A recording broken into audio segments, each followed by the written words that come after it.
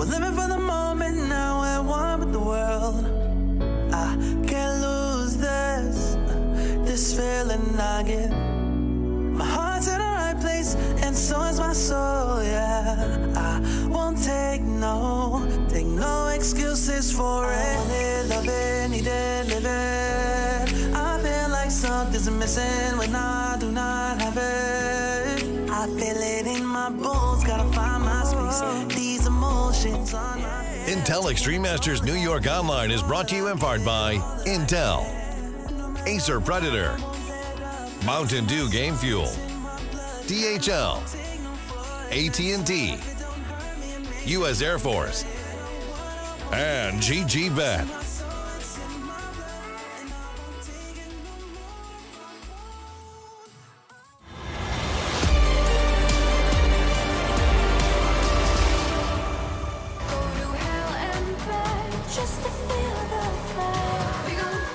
Time for our second series of the day. Team Spirit versus Nemiga. And this is a domestic matchup for the ages. 9 wins each. 2 overtimes, head-to-head. They keep trading series. It's been best of 3s. Let's not forget that we play Clutch Island head-to-head. I couldn't keep a straight face. Clutch Island?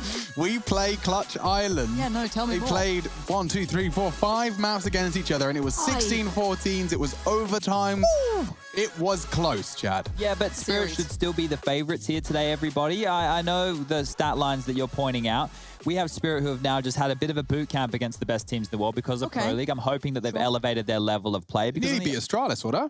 Yeah, it was a close. You said close game when I asked about it. It was a good game. Oh, it wasn't fantastic. Wasn't like a 16-14. Yeah, I mean, Spirit have what? Who was it? They bested Gambit, I think it was. Yes, they beat. Well, within the realms of RMR, they've already beat Gambit, so that's a good sign. It was a 3-map affair, and then on the other side of things, Nemiga took down Hellraisers. So Hellraisers are a team that they're not the ones you remember. They've even changed their logo a little bit now. It's just like who they are, though. Two angry eyes. Flarich is in there, Lauren. Okay. JR.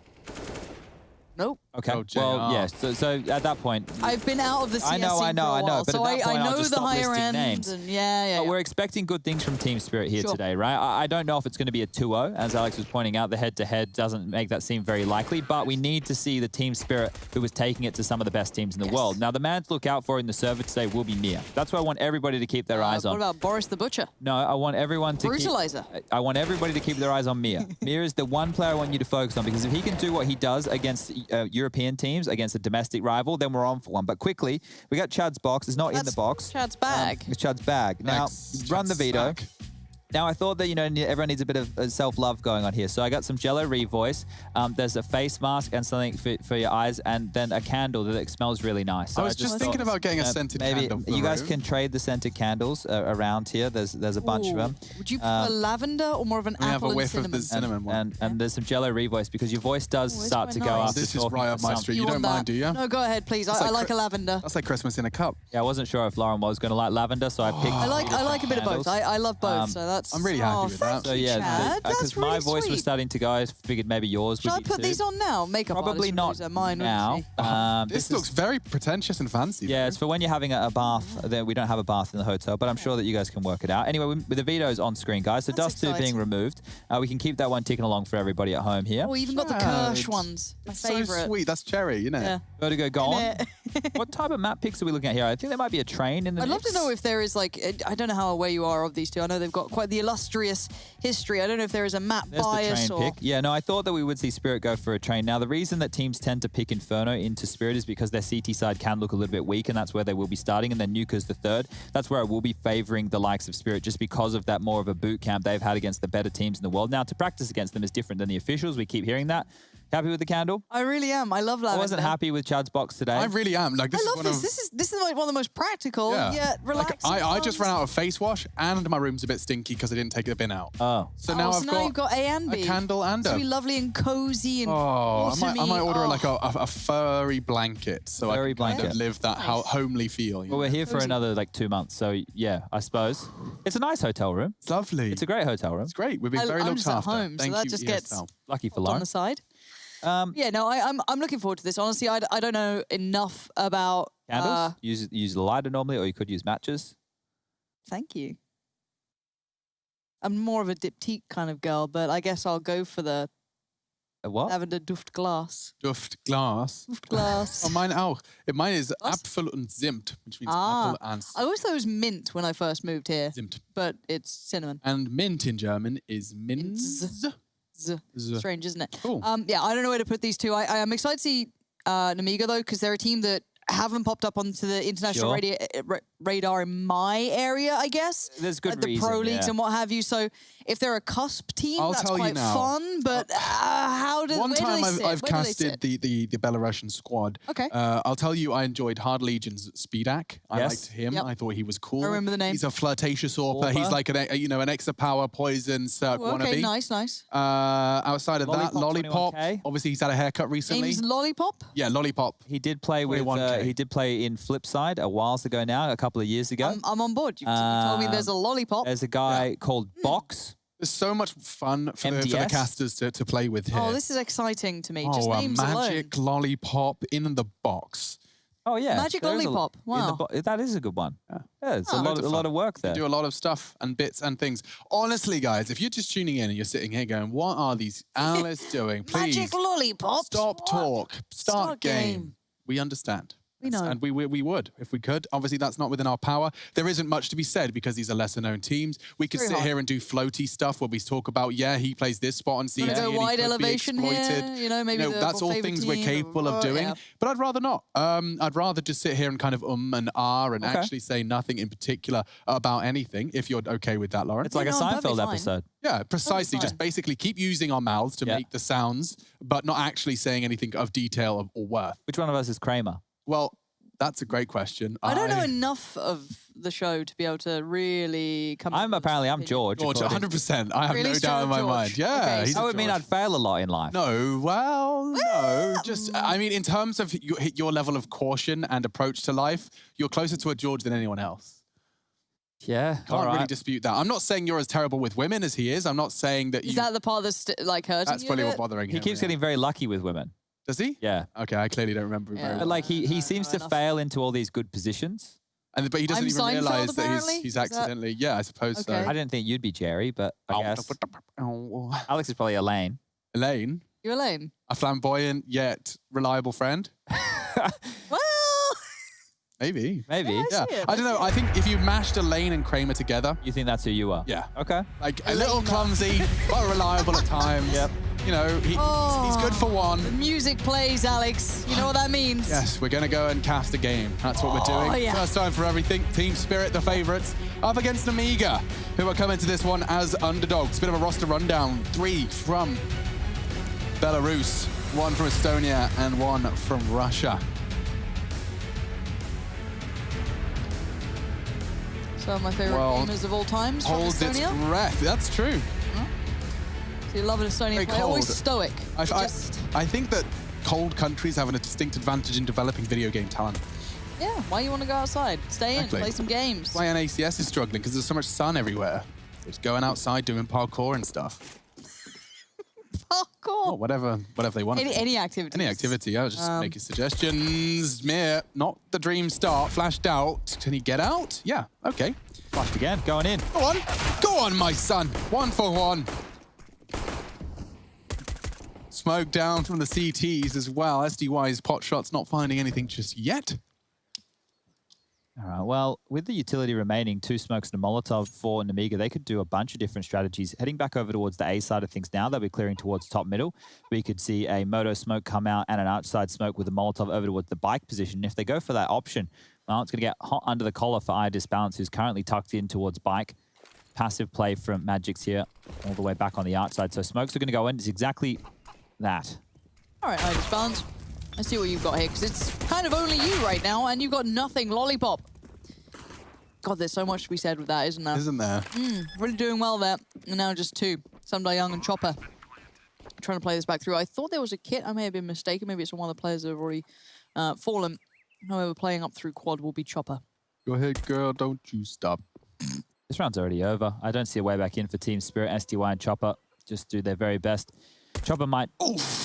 I was going to say go for some kills, and SDY might hold onto his armor, but now it's just Chopper. So any damage that he can do, any frags that he can find is an extra $300 in that bank balance, but the round is definitely in the favor of Nemiga, who will kick things off on the T side of Inferno. Their map choice, 1-0. Let's go, Nemiga. Looking You can have a chant for Nemiga? forge a path. I didn't check my vetoes or bans, whatever they're called. You probably did. You probably did. Probably did. Why did you like that so much? She's lost it. Oh, no. Right, dear. it's 5.7s, Desert Eagles, Mag 7s. Those are all weapons that you can buy in the game that is Counter-Strike Global Offensive. Speedak with the AK-47. Oh, I bet Magic's going to get boosted up again towards this porch side position. He's got a couple from here You ever before. seen this before? We have seen. Ah. So these are a couple of things that will start flooding back to us as we do recall the games we saw with Team Spirit. It's hard to pull them out without the game in front of you. Yeah, it happens very quickly, though, as soon as we're back in the server. And Chopper normally gets left over towards this B side of things. So he's going to drop down a smoke at a minute 20. That's going to buy them to roughly 1 minute. And he might need to get a rotator over to help him out. Mir is the closest man. SDY not too far away either. And, well, Chopper's very lucky he wasn't a few seconds earlier because he was making his way over towards that Coffin's position. So that nade would have taken him out of the round. Smoke towards Coffins now. Still posturing in Banana are two players from Nemiga. They've Smoke, poop, smoke. It's not ideal. And it's actually just to hold them at bay as Mir rotates back towards the A side of things. Too much sugar for the kids today. She said way too much. Out of all the words you commit to in a most serious tone, poop smoke. That's It was a poop smoke. right there. It was poopy. Magix has got a chance with his Mag 7, though, looking to send that AK-47 to the Shadow Realm. It's an Mag 10, 1-for-1. The Eagles are there. Trades, J.O. Gets a frag, and, well, SDY's only got a 5-7, so I don't expect much from him. Oh, okay, that's J.O. gone. They've done a lot of damage here. The bomb will go down. It is Chopper retaking, going to be coming up middle. You got a lighter, Lauren. I want to light my candle. We're not doing that in the studio. We're not? No, you can't look after a sandwich, let alone a candle. It's a small flame. Rush, help me here. I'm asking for like a little pocket stove or camping gas-powered stove. Just rustling up some beans in the middle of the studio broadcast. It's not my style, Lauren. Stop it, I'm crying. Oh, gosh. So Chopper's going to get this Mag 10. He's going to hold on to it the best he can. As Thanks, Speedak, Chad. one of the newer additions to this Nemiga roster. Ooh. You get to see more from him. That's, goodness. oh, no. Human turtle. Oh, no. Look at how his face is God, tucked it's like one of those horror. It's like the human centipede, the third one, the human tortoise, just pulling his neck into his body. Lauren's got the giggles. He's got the chuckles. I'm sorry, you're highlighting that of him saying the human centipede. I didn't say the human centipede necessarily. The third The third one. Okay. Now, we will just be having Team Spirit down to the pistols once more. Chopper's held on to the Mac 10 with the head armor. And you can see that the Deagle has been dropped across to SDY. P250s for Magix and Mir. I disbalance wants the AWP, so he'll just be holding onto the USP. And it's a fast play up middle here. So Molotov, smoke, it's not perfect, but the space will be taken. MDS leading the charge. Lollipop ready there to trade. And wow, look how much of room they've gotten with 1:35 left on the clock. They've been spotted, but they can go through mid to B. They can apply all this pressure. Yep, there it is. Chopper's gone down, and now that B player. Oh, Magix is not feeling so happy about things. However, it's down to the T to say this where they want to. Wherever they go, they should be able to keep them at a good old rifle distance. This could be a fun fight. If Speedak was quite unawares, he's not. And he seems very aware of the possibility, and let's see the timing on it. Yeah, there's a little gremlin in the underpass. Gonna deal with him quickly. A little bit of damage done, but there's still 5 standing, and I disbalance and Magic's the last 2 alive, and they're very isolated on the site. It's not really duoed up. Can't get too much easily, but there are tags, so there could be the occasional frag here and there. Harris Bounce is about to go down if he pokes his head out. There we go. Bum exposed. Lollipop will take that kill, and now it will just be Magic's HE in a flash with the P250, and over towards the B side of things he is. 30 seconds left. Have I ever told you how glad I am I'm not a Twitch streamer? Yeah, it'd be tiresome, I think. God, I just can't think of... it's the worst in terms of, like, incentives and success. Like, it's the metric for it's so scary. I just couldn't do it, man. Like, I see people tweeting out, you know, stream schedules. You have to be doing it good shot. You have to do it every day, and then you feel like this kind of sense. Oh, I learned. Can't go on holidays. I learned a great word recently, which I previously had wanted to add to my vocabulary. It's a new type of relationship. Parasocial. Parasocial relationships is something that's spawned in the modern era. And it's basically, let me get the dictionary definition. Hang on. Okay. Parasocial define relationship. Here we are. Parasocial interaction refers to a kind of psychological relationship experienced by an audience in their mediated encounters with performers in the mass media. You know, like fans of people. But yeah, Interesting. very interesting. Good term to help start conversations for a type of relationship we haven't really discussed before. One that often is related to Twitch streamers. Box is sent down to the grave for the third time. It's Miz nade right in his box. His chopper goes down. Gio. 4 on 4. What are we calling him, Chad? There's a good question, Alex. Is it like Joe? Or is it like J-Yo? Or is it Gio? Go with whatever feels right. Gio? Could be I don't Gio. even know. Let's go with Gio. Geo. Gio sounds good. Does. Like geographical. Yeah. Geopolitical. They even took a second here, so Joe's doing a fantastic job, or Gio. Gio is gone. Magic's finding himself all three as he unloads his magazine upon them. Lollipop takes us to the candy shop. 1v3, looking like a sweet treat on the cards tonight. This balance actually has a pathway through that Molotov, you cheeky beaver. Tagged up and spanked up. 4.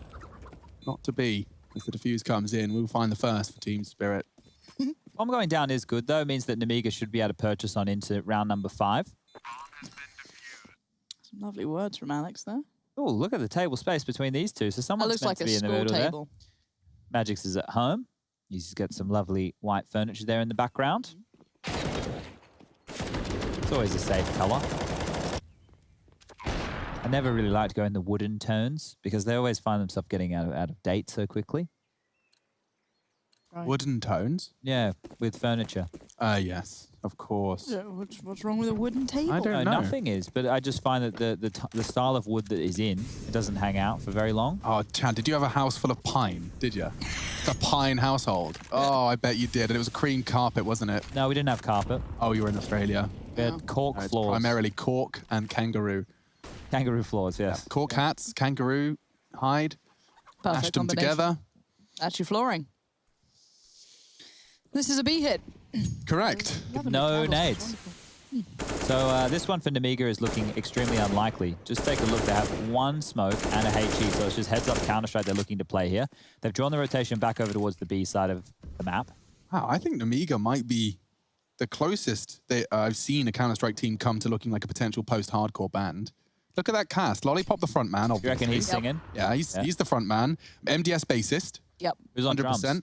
Box, have you seen him? You reckon he's on That's drums? a drummer. That's a drummer. Look how stern he is. And Speedax, obviously, you know, carrying the cases and stuff. So you're forgetting one man. Yeah, well, we haven't talked about Gio. Gio yet. But that's because he's sitting there getting his fresh fades and his eyebrows and everything done. He's the pretty boy of the troop. Of course, you need one.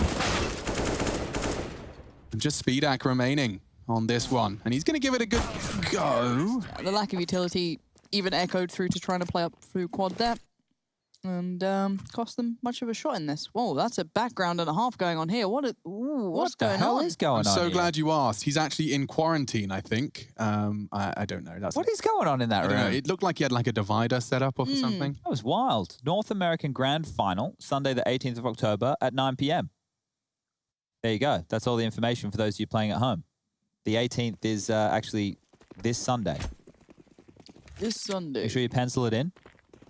We'll get Lauren to do her best presenter voice. I'll do my best work for you.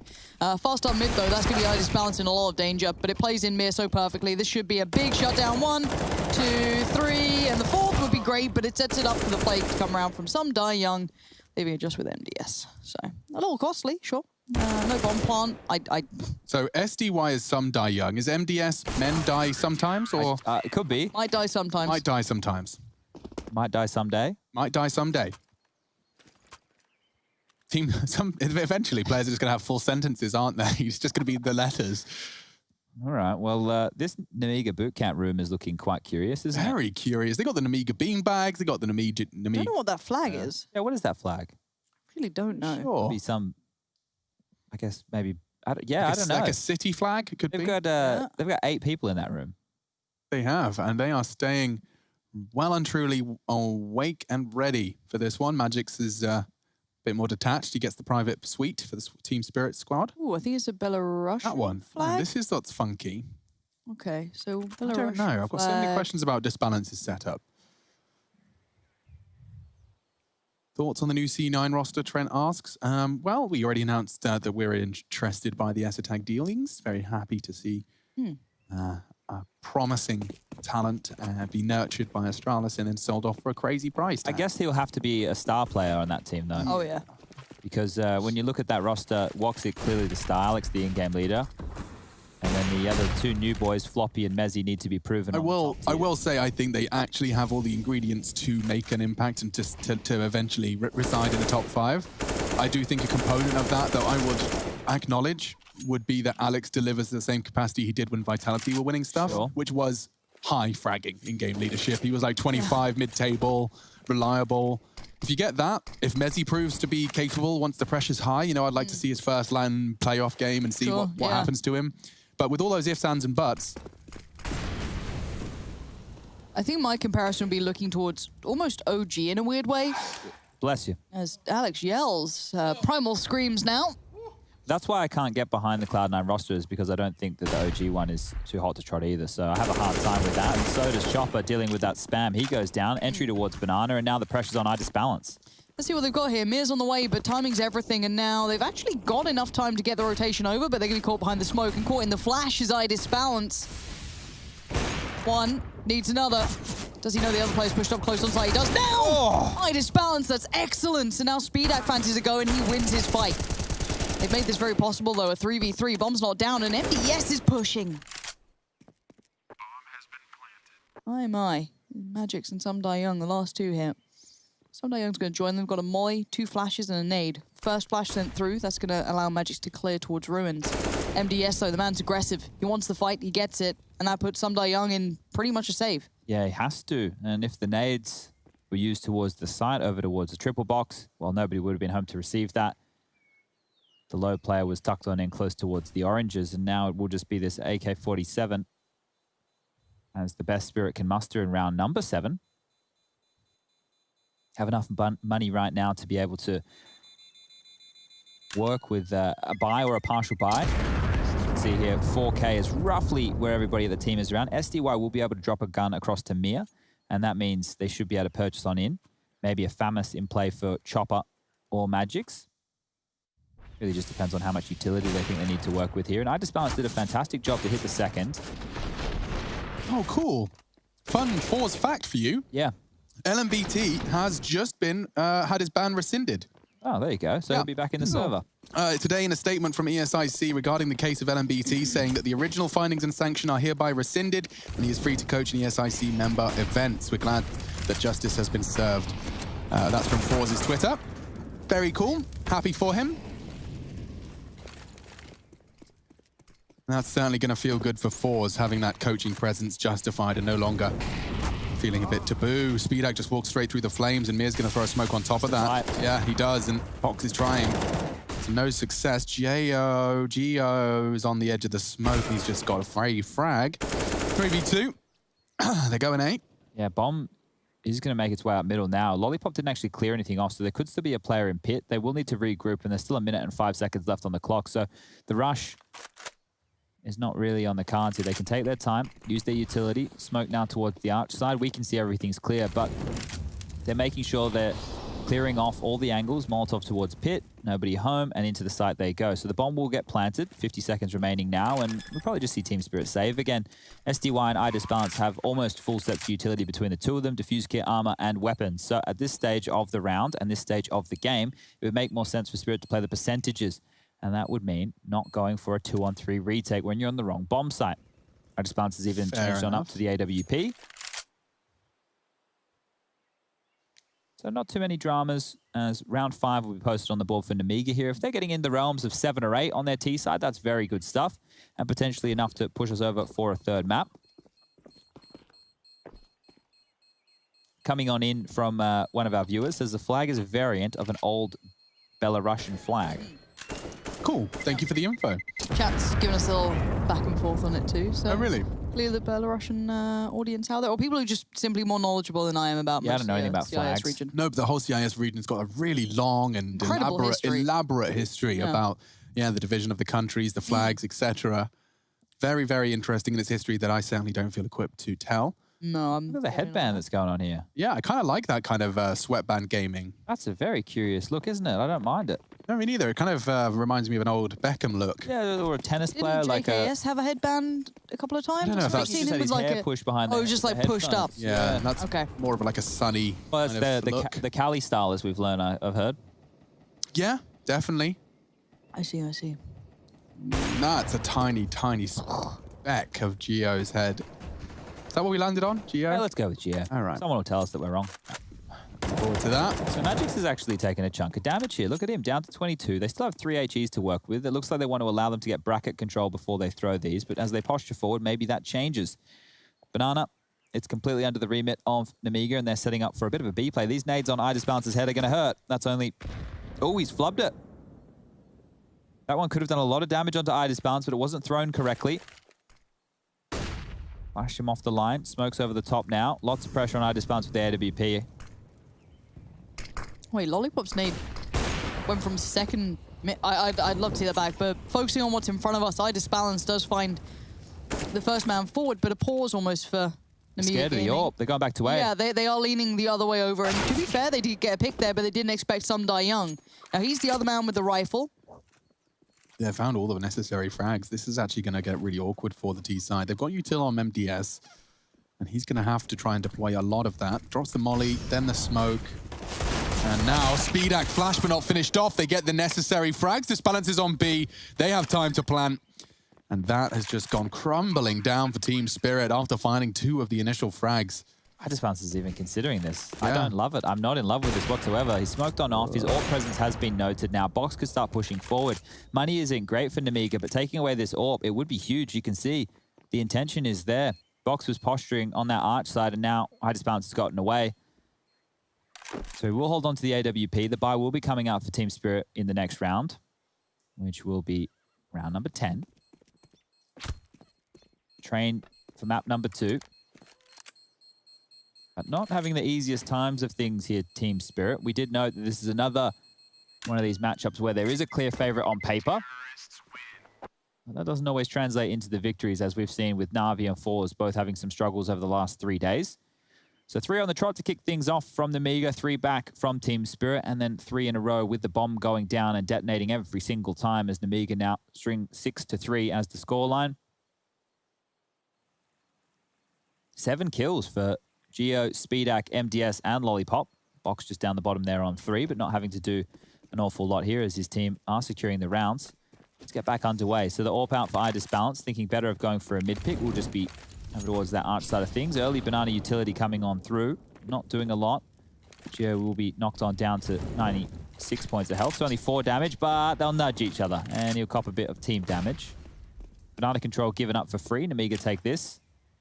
And they can execute A or B right now. Nemiga are getting a free side of it. No dramas whatsoever.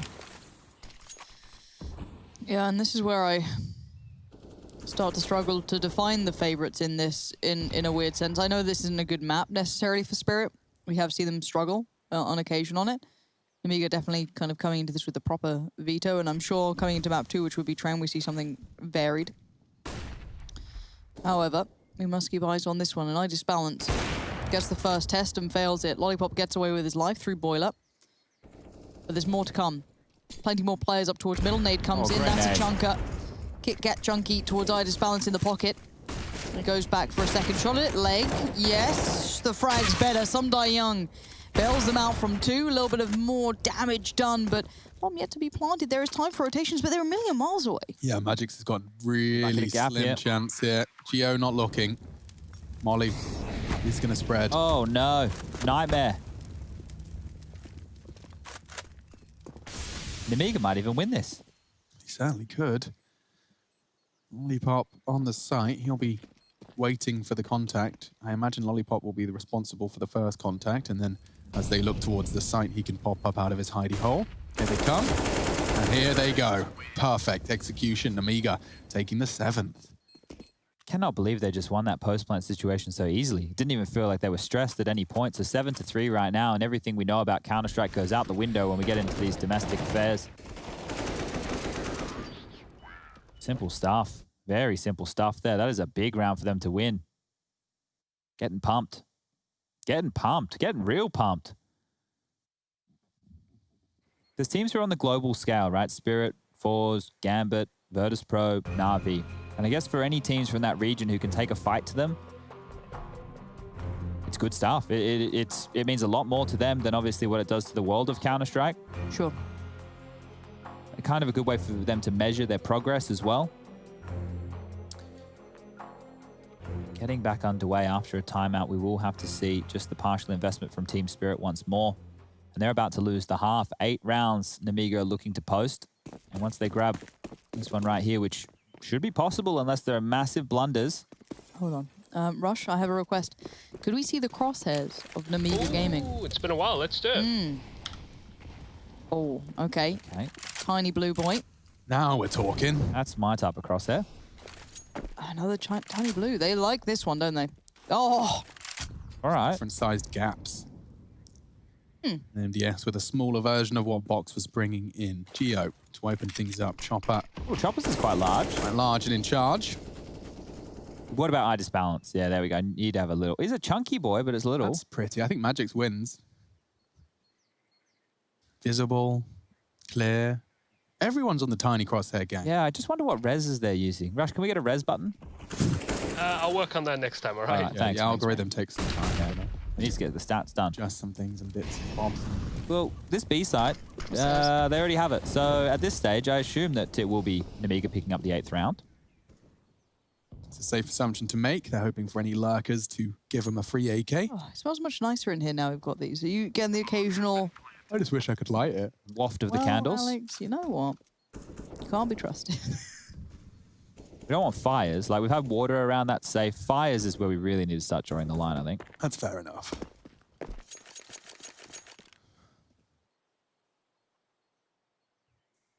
Just waiting for this one to peter on out. They are maneuvering through the T-apps, and we'll be seeing maybe a little potential contact, but I don't think Nemiga have any interest or motivation to leave Banana. So it would be a question of whether or not Magix wants to go to them. He seems rather happy to keep hold of his Kevlar vest. 69 ADR. Do you guys ever play Hungry Hungry Hippos? Yeah. Yeah. Just mash the button. Yeah. As fast as you could. There was one I was scared of where you had to like push the teeth in of like a shark Crocodile? or something. Crocodile, that's it. And it would close on your finger. I was terrified. I literally thought my finger would come off. I did too. I think maybe the advert might have lied to me a bit. There was like quite a lot, but I was actually terrified. Yeah, I don't think we got that game. I think we just had real crocodiles. Oh yeah, crikey. Maybe they should have told you about that game. You know, get them some real fear going. Crocodile teeth game. All right, well, Spirit, you kind of need to come alive now, guys. So you've got your guns out, you got everything you wanted. You've gone to the store, you've bought your orbs, you've bought your nades, and now you have to receive because they're coming 3 through the apps. Banana, control, you have it, but Chopper will have to dip back. STY trying to play around the smoke here, and that smoke has completely cancelled the approach in Nemiga. You could see they were happy to walk on up and take contact, but that being thrown out early has completely foiled their plans. Now mid-control is on the menu, and they'll get that almost for free. I just balance flashed on back, Molotov to clear out trash. Smoke towards the quad side, simple as you like. Now they need to take back Banana, so Speedak with this flash over the top comes on through. They're able to take a duel, cleaning out close Banana. That sound cue will be heard from Spirit, so they understand that Nemiga think they have to get back Banana control, even though they know it's completely under their remit already. So with the smokes now being deployed, 45 seconds. Back towards A. They've been able to keep Mia, the danger man, on site with Chopper. Is a bit of a gap. It won't be the end of the world because they're too scared to pick it right now, and it's actually drawn the rotation of eye disbalance as well, so they picked wrong. Another round on the board for Nemiga here. Unless SDY and Magic's change the script. Flip it, if you will. 2 into the pit. Magic's got the perfect line for the first and maybe the second. No, Lollipop's in the pit. SDY unchecked. Finds the spray control so low. He's going to get pre-fired. He knows it. So tucking in, buying time. Oh, 15 Box found seconds. Disbalance. And Disbalance gone too. Looking good for Nemiga here. Bomb to be planted. Box to fight middle. And he is just tucked in time. Bye, Chopper. Look at this. He's not even going to be ready for it. Perfect catch. And another round for Nemiga Gaming. Winning their map pick would be quite the achievement and could certainly extend the series here, as they are making quite a statement into the opening stages of Inferno. If they get double digits, we're talking 10+ rounds, Team Spirit are really going to have a rough time with it. I did speak about the fact that teams like to exploit Team Spirit and their CT side on this map. It is quite weak. Their approach doesn't really come with too much control. It feels like they're playing a little bit scared now as well. Like they're playing not to lose instead of playing to win. And that's one of the worst mentalities you want when you go into a best of 3 or any series or anything in life for that matter. As simple as you like, able to trade out efficiently onto the A side of things. Box dealing with any of those rotators coming through middle, and Nemiga, they've even got some individuals in the fan cams here today. Some fan shirts coming out. This is great stuff. Okay, I like that. I feel like this game, you know... It hasn't been brawly at all. It hasn't. There's been nothing going on. They've been walking wherever they want. I look at... Magic's tabbed out now. Nemiga, looking at the way they're playing, it clearly means a lot more to them than it does to Spirit right now. Yeah, Spirit need to get fired up. They need to get in this because they're currently being handily dealt with across the map on all fronts. Utility's good, but Box is ahead of it. Yeah, that last smoke he put down was just slightly out of place for that molly. I'm really surprised that molly actually was able to land with the smoke that was placed, but that's how it goes. Oof. Chopper did very well to avoid that nade just there coming up Banana. Went for sprint, just a long jumper, you know, leaps on over. But see, they're getting harassed in Banana. They don't have control of that at the moment, and they had to expend a lot of utility to get the little control that they had. Now, Nemiga have Banana control completely once more, so just set up and execute. If you go right now, you find yourself in a 2v5 on the B side of things. Chopper and Mir both over towards the CT side. They've baited out the last smoke on B, and that means it can only come through with stop utility from Disbalance and SDY, and Magic's on rotation. But they're just going to go through this. It's a bit more of a contact play. They're about to explode through this smoke as it fades. Get ready. Yeah, Chopper and Mir. Well, Mir's anti-flash, so it's Chopper for now. There's the first to come through. Box is going to lead the way. Does get taken down. Chopper's blind enough, at least to note it in the kill feed, whether or not he saw something, the timing, the sound, the steps, something. But that's a bomb plant. And it's 4 players to hold it with 2 smokes in the post plant with a couple of flashes. That's not bad at all. They're all coming through CT, though. 3 through ruins right now as well. Decent nades for this. They can smoke off Banana. They can get the Molotovs in towards the back of sight. Disbalance can flash and they can go. So smoke comes out, Molotov to follow. Comes the flash. They're burning. Oh, he couldn't get out of that one, but this is going to be big. That's a second. He needs a third. Couldn't quite get the big multi he needs, but now the 2v2. Some die young, the only one to still stand, and the time's ticking. Speedak, the timing on this. He's won it. He's absolutely done him.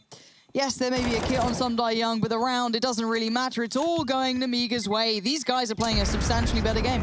Wow, that is the frustration shake there from SDY. It's like, what are you meant to do? You can't sit the bomb because you know as soon as you do, you'll push the smoke. Yorpa didn't give away anything in Speedak. Well, he's able to secure them round number 10. So the double digits are on the board, and they were able to close this one down. Boot camp paying off for Box here. Hey, there we go. It's a sponge jersey. Pandering will actually work wonders, by the way. Of course it will. Just so you know. Gets you a long way in life. As the timeout will be called. Now, Rush, server conditions. Talk to us. Absolutely perfect. It's looking a bit shaky down there, though, mate. I can see some tremors. I was looking at the displacements on the ground, kind of how the lines are like lining up and stuff, making sure no weapons can drop through the floor. That's been completely neutralized here. Fantastic work. You've been sweeping up out there? Yeah, we have. I want to ask you a question, Chad. Do I get a candle? Yeah, I've got it in the bag for you. Oh, really? Here. Yeah. I love candles. No troll. I love candles. What's your favorite sort of scent? What do you go for? That's a brilliant question. A lot of the scents I can't even describe. They have silly names like something breeze or something where they don't Like really a tell you tropical what's breeze. in Are there. you like? Would you like a sweet? Do you like a? I definitely like some rich? Yeah, How more does like an fruity. iced berry sound? That sounds delicious. Well, that's what you've got. I'm not Okay, gonna I'll give eat it but- a waft here, and I'll let you know how it smells. Here we go. Wait. Hold on.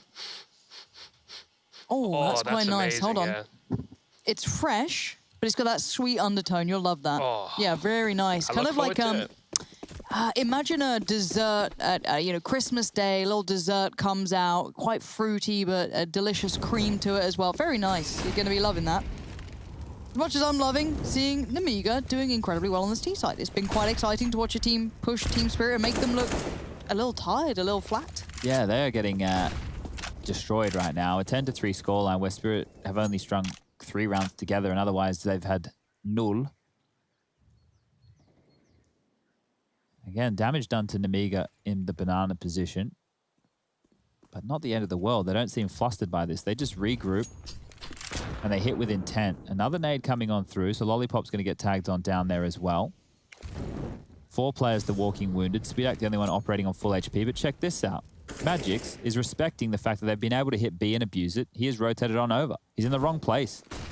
This is a peculiar set of circumstances for Disbalance and SDY. They're about to be potentially hit upon. Of course, with 50 seconds, Mir's floating between the two of them now.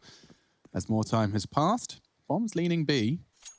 Smokes A. It's going to be a fake. They're faking A, so in limbo right now. You're going to find Mir not knowing where to stand. Still have plenty of time for this. Nemiga having great management of the clock Yeah, here. they have been pacing themselves very well. I think that's a good observation to make. If he finds Mir, that's only going to sell the fake more. He sees nothing. Speedak is floating around middle of step. Heard. Getting a move on, 15 Yes. seconds. Yeah, he's coming behind them on A.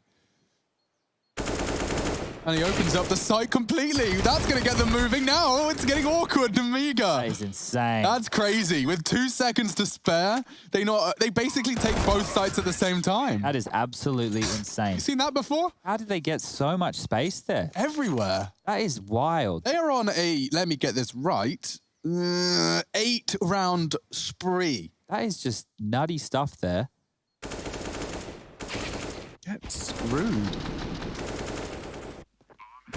Mir didn't know where to stand for that entire The round. entire round, he was kind of in flux. I'm just checking this back on Skybox. So as soon as MDS walks through the smoke, he gets a kill. Chopper immediately starts moving right into their line of sight, and Magix goes down as well, both having to peek and get ready to fight the top of Banana. So that's some wild scenes as we are checking out the frags, and apparently Magix has 115 points of ATR, even though he only has 8 kills. That could be possible because they are doing a lot of damage with utility. But it's just absurd that they're getting beat down 11-3. We do have another technical timeout coming through. Any news this time, Rush? Just checking on those ADR values, just making sure that, yeah, they do look a little squiff just for here, so just ignore those values for now. All right, I can do that. I'm good at ignoring things. As the final round of play will come out, Magix has opted to buy on in... Well, he had a Zeus. He threw it away. He didn't want it. He gave it to iDisbalance, but he's got himself a smoke and a flash. Smoke, flash, and a nade for iDisbalance. Smoke, flash, and a nade for that of SDY as well. They all have Famises. Mir will be on the Org and an M4 for Chopper. No defuse kit in play. Whereas Nemiga, they have everything they could possibly dream of. AKs or full set of nades. As soon as Team Spirit expend these smokes and flashes and the lethals of the HEs being used, that's the round done. This is looking woeful right now as Chopper's trying to fix things. He gets 2 kills, licked by the flames down to 16. But Nemiga, even with 3, they just trundle up Banana and Lollipop deals with middle. Yeah, it's... Oh, he's going to get behind them. Look how easy this is. Look at this. It is baffling to see a team who's, as I said, held their own against one of the best in Europe during Pro League, getting run over like they're not even putting up a defense here. This is probably the first round that we've seen that they actually have player advantage late round. Yeah, and Speedak actually giving it a good go here.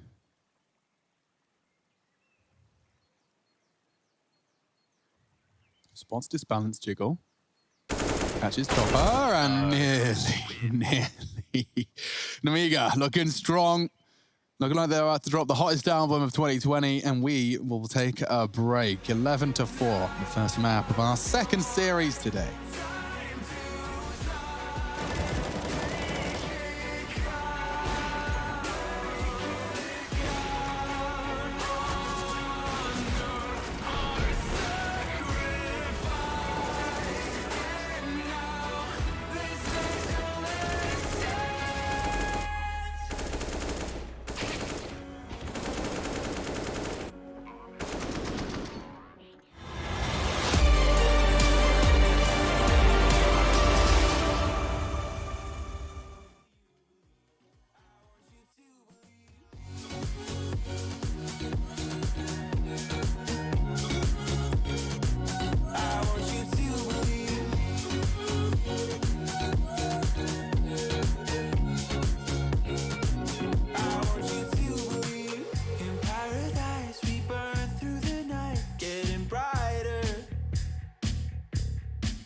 And the sun never goes, and the sun never goes, and the sun never goes, and the sun. This could be the end of the world as we know it. Oh, this could be the end of the world as we know it. We never thought we'd get this far. I'm gonna stay true. These songs I wrote for you, oh, they make me blue. They make me blue. What did you say to me? You wanted to be free. Do you believe? I want you to believe.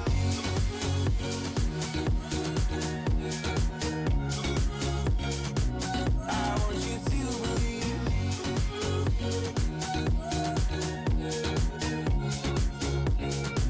I want you to believe. I'm gonna stay true.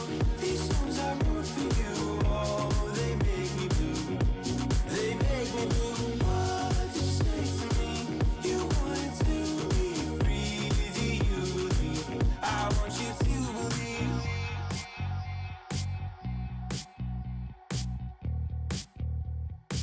I want you to believe.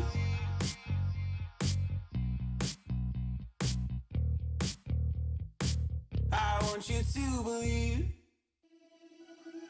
Seeing the stars reminds me of you. Oh, oh, oh. You left me with scars, but I know that one day you'll see it through. You give me air to breathe, you give me light to see. Oh, when things are out of reach, you bring them back to me, back to me. You see it through.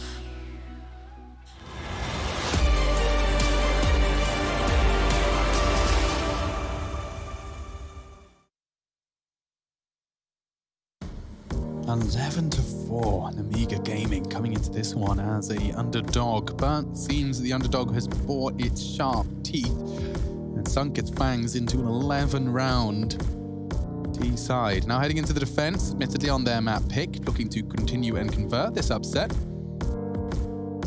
Up against Team Spirit, team that have been making a splash internationally. Here we go. Okay, those odds are getting They a have little matching tighter. skins. I like Nemiga. They're doing the matching agents. Very nice, very nice. That means it's... Keep it consistent. Well, I'll explain that logic after the pistol round's over, but... Can you not tell which one's which? yeah, Too much but I was going to make it a longer story, so we had something to talk about. Okay, well, you can explain that in great detail, which I love. Oh, I will. Oh, It's depth. Geo and his friend. Box. Lollipop does take down the chopper. By Geo. Getting awkward now if Box doesn't find one, and he isn't. Oh, that USPS can be cruel He's going to get sometimes. overrun here. Yeah, looks like it. Given chances as well. A couple, but none came through. The USPS just a little bit too tricky to bring into the forefront there. Just not finding those clean shots. The P250 going to keep up. And now just Speedak and MDS. Now, MDS and CT spawn as we speak. That's not bad, but Speedak needs a lot more if you want this to go the way of Nemiga. Yeah, I think MDS right now would probably just be wanting to hold on to his Kevlar, but he was too up close and personal. And Mir finding impact on the pistol round. I feel like I've said that once or twice before. Gets 3 for the round. And on the board, Spirit. Be quite the climb for them to have a T side to rival that of Nemiga's, but it's definitely not impossible. This team, they've been playing a lot of Counter-Strike in recent times, so for them to bounce on back, for them to wake on up, they are still the favorites regardless of what you saw go down within that first half. But the next test is this 4-spy. We have 4 Deagles and a Scout, and Spit actually wants to pick. He's going wide with this. He spotted one jumping away. Not sure if he was seen by Chopper or not, but it doesn't matter because over towards Banana is where Mir's taken down Box. 2 more reside over towards the B side of things, and that smoke is going to quell this Banana progression. And there it is. So now they know the Scout is in place. Speedax made his shot. Through the smoke goes Lollipop, trying to take a few liberties. Can't get it done. MDS getting his head dinked on through as well. And now, as we do have a 5-on-3 situation, just regrouping should be the name of the game for Spirit as they do, and Mir pushes through the smoke. He's feeling bold. Speedak feeling quick. But he's going to have to do a little bit more than that. A 1v4. Oh, Speedak, your little toes. They might be seen soon if you move any more forward. The old tootsies. Oh. And there he is dealt with. So great round from Mir again. Another 3 in that one. Up to 13 kills now, leading the way for his team. Idisbalance coming in at 12, 10 apiece for Magix and SDY. And then down the bottom on 8 frags will be Chopper. But as Mir kick things off towards the top of Banana onto Boxy Boy. And the freebie onto Lollipop through the smoke, just spamming to make sure no free space could be taken.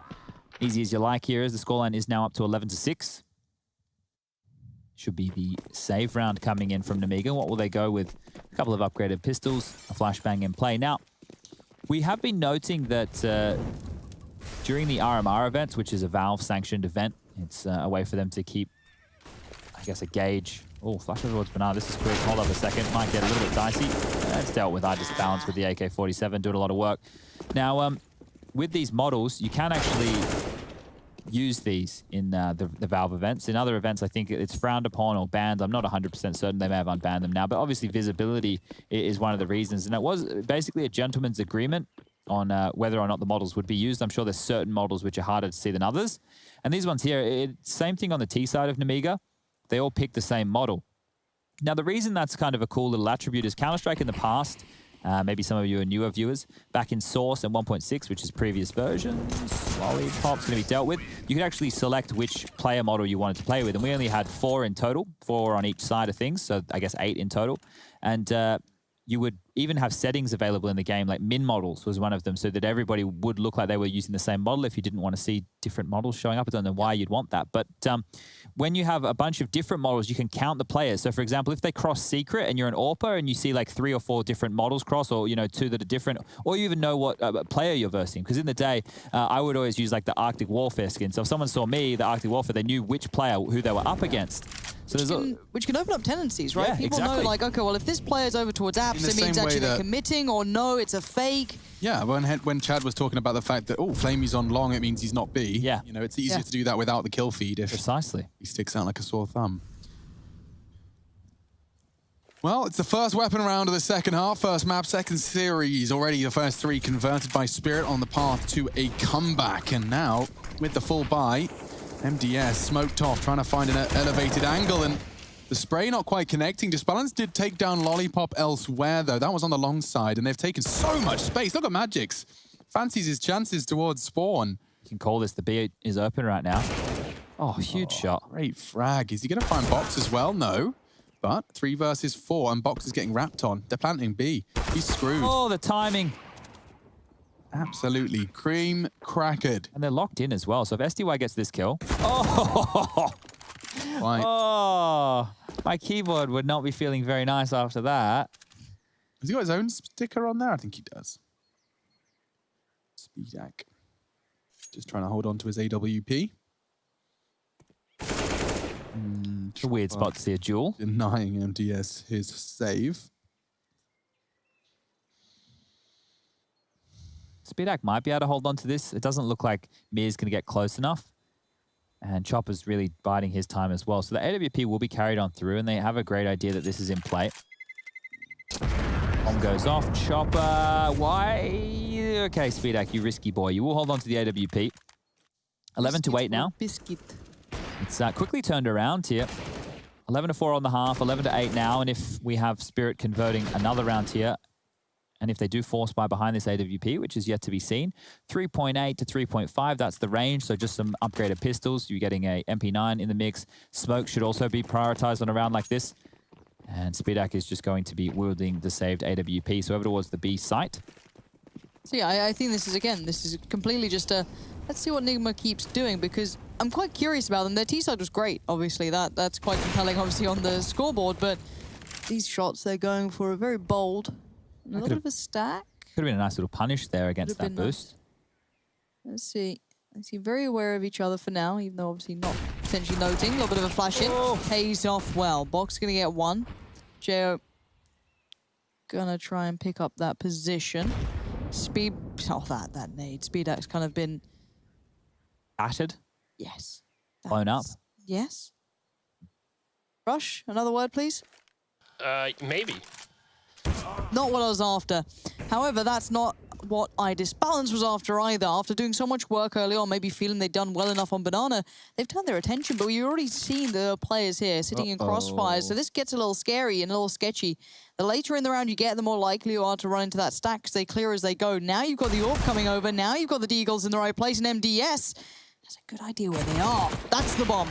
Oh no, this round is a calamity for Spirit. How have they lost this one? It was just some upgraded pistols and an MP9 with that AWP, and Magix goes down to Lollipop's Deagle. So fantastic stuff here from Nemiga as they finally post their first round on the board on this CT half. And the double AWPs are out for Nemiga. Couldn't go any better. They got an upgrade. That could be punished from Spirit, but that's if they're cognizant that it was salvaged. They'll have enough money to buy. They'll have enough money to bounce back. It isn't the end of the world. It's just the start of the end of the world. Start of the end. It's the end of the world as we know it. I started watching The Walking Dead again. Oh, yeah? Thought I'd give it a go from the first season. It's slow, isn't it? I don't mind it. I quite like it. There's some nice features. Makes me think about, again, just living through the apocalypse. Just wish that Rick would have killed Carl, like, real early. Like, imagine how much better the story would have been if Carl wasn't. It was so annoying. Because he's a nuisance, you want Carl to die. Yeah. I think Yet you deal with Rush so well.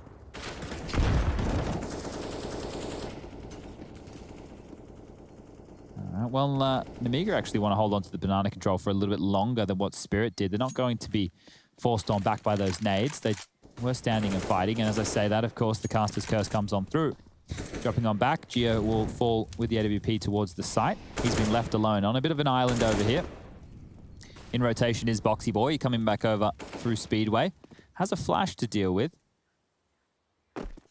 And he's not going to throw it. But it looks like it could just be a B execute from Spirit. They have smokes for this. Molotov in play as well. Flashes. 5 individuals set up for it. So away we go. Quick rotate as well for the CTs, though, as they are on CT side. There's the first box finds Chopper. Flash comes in. Now they've got Gio alive, so that's at least something. Fast rotations through Speedway. They're going to be over nice and quick. Actually, speed back through the smoke. That's a freebie and a half. You will take that every day of the week. The 3 now. Touch on the site. Oh, Someday Young is lucky to be alive. Oh boy, this one's gonna get tough. Strap in. Magic's got a lot on his plate. There's 4 of them coming in from construction. You don't see this every day. They really can't throw this flash, one. team flash. Team flashing. Unfortunately, Lollipop just decides he wants to win the round on his own. SDY last, but by no means least. Does get one, but that will be the only reported casualty for Nemiga as they put the 13th on the board. Looking to complete the underdog upset here, on least on the first. Could very well extend the series here if Spirit wipe the sleep from their eyes for their map pick. And that was the nice kill. Speedak find. Lollipop walks into the site and just immediately finds the 2 necessary frags. They were hanging out in limbo, hoping to find a couple, then disappear into their hidey holes. So, as energy wanes throughout the studio. It's a team effort on Nemiga, at least. It is. It really is. I mean, it's good to see that there's only 3 kills separating top from bottom. You can't say the same over on the Team Spirit side of things. Certainly would like to see a little bit more action out of them, a little bit more life. Considering how they've slowly been clawing up the world rankings, finding more and more results up against the top of the Counter-Strike spectrum. Your tier 1, if you will. I guess they did drop a map yesterday when they played against Gambit, so there is the realms of possibility that Spirit do drop another map here today. Train a nuke to finish off the series if we need it, and the buy will come back out, so IEM balance has gone down to the Deagle, cannot afford the big green. He's got full utility, however. Look at Box, he's aggressive. He got info there. Nice moves. Oh, yeah, and Mir wants to fight. The nades come for him and dunked on by Gio. Just throwing down some wall bangs. Okay, double up on the CT side. Nemiga in hot pursuit of the 14th there, as now, in order to overcome this disadvantage, they're going to have to group up. They completely leave Banana. They let them have it, and it works enough, you know, the early casualty. They tuck into a more passive sign and set up. And now we'll wait about 30 seconds as they slowly take control of the apartments area, eventually popping with all of that util. Magix is in a position to smoke library, likely going to want to see them come out of apps with his smoke blooming. Looks like that is exactly what they're up to. This is very passive. It is. And MDS likely not going to be flashed. That's a perfectly timed smoke. Speedak Not going to be deterred, though, as they do find one. Speedak onto another. Lollipop elsewhere on the feed. 2 on 3 now as the CTs wrap into the site. It's Gio that has to find that frag, and he's opted for the safe apartments push. It should enable his teammates to get a bit more of a choke hold on this one, and the smoke will fade as well. Chopper's low, tucking in, doesn't want to be vulnerable, wants to still support that library peak. Just balance, responsible for apartments and short. I like the crossfire, Chad. Looks good. Attention's been drawn towards middle as well, so this is on a bit of a timer here. Head towards the quad side. Molotov comes in, and Chopper needs a kill.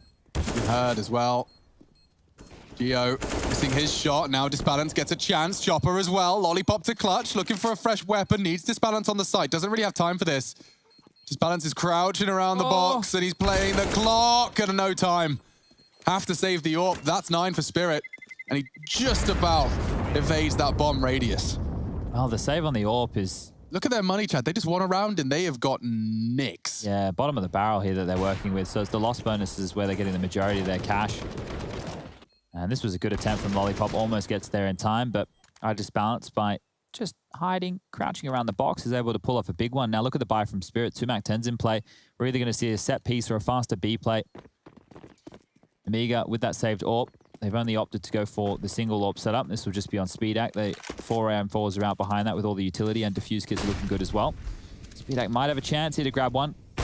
And there it is, quick as you like. Disbalance goes down. Huge opening. That's exactly what the doctor ordered. I can't believe he's got one nade on his face, but he still gets SDY before Magix could trade. So we remain level. Bomb loose, 2 on 2 for each of those sites.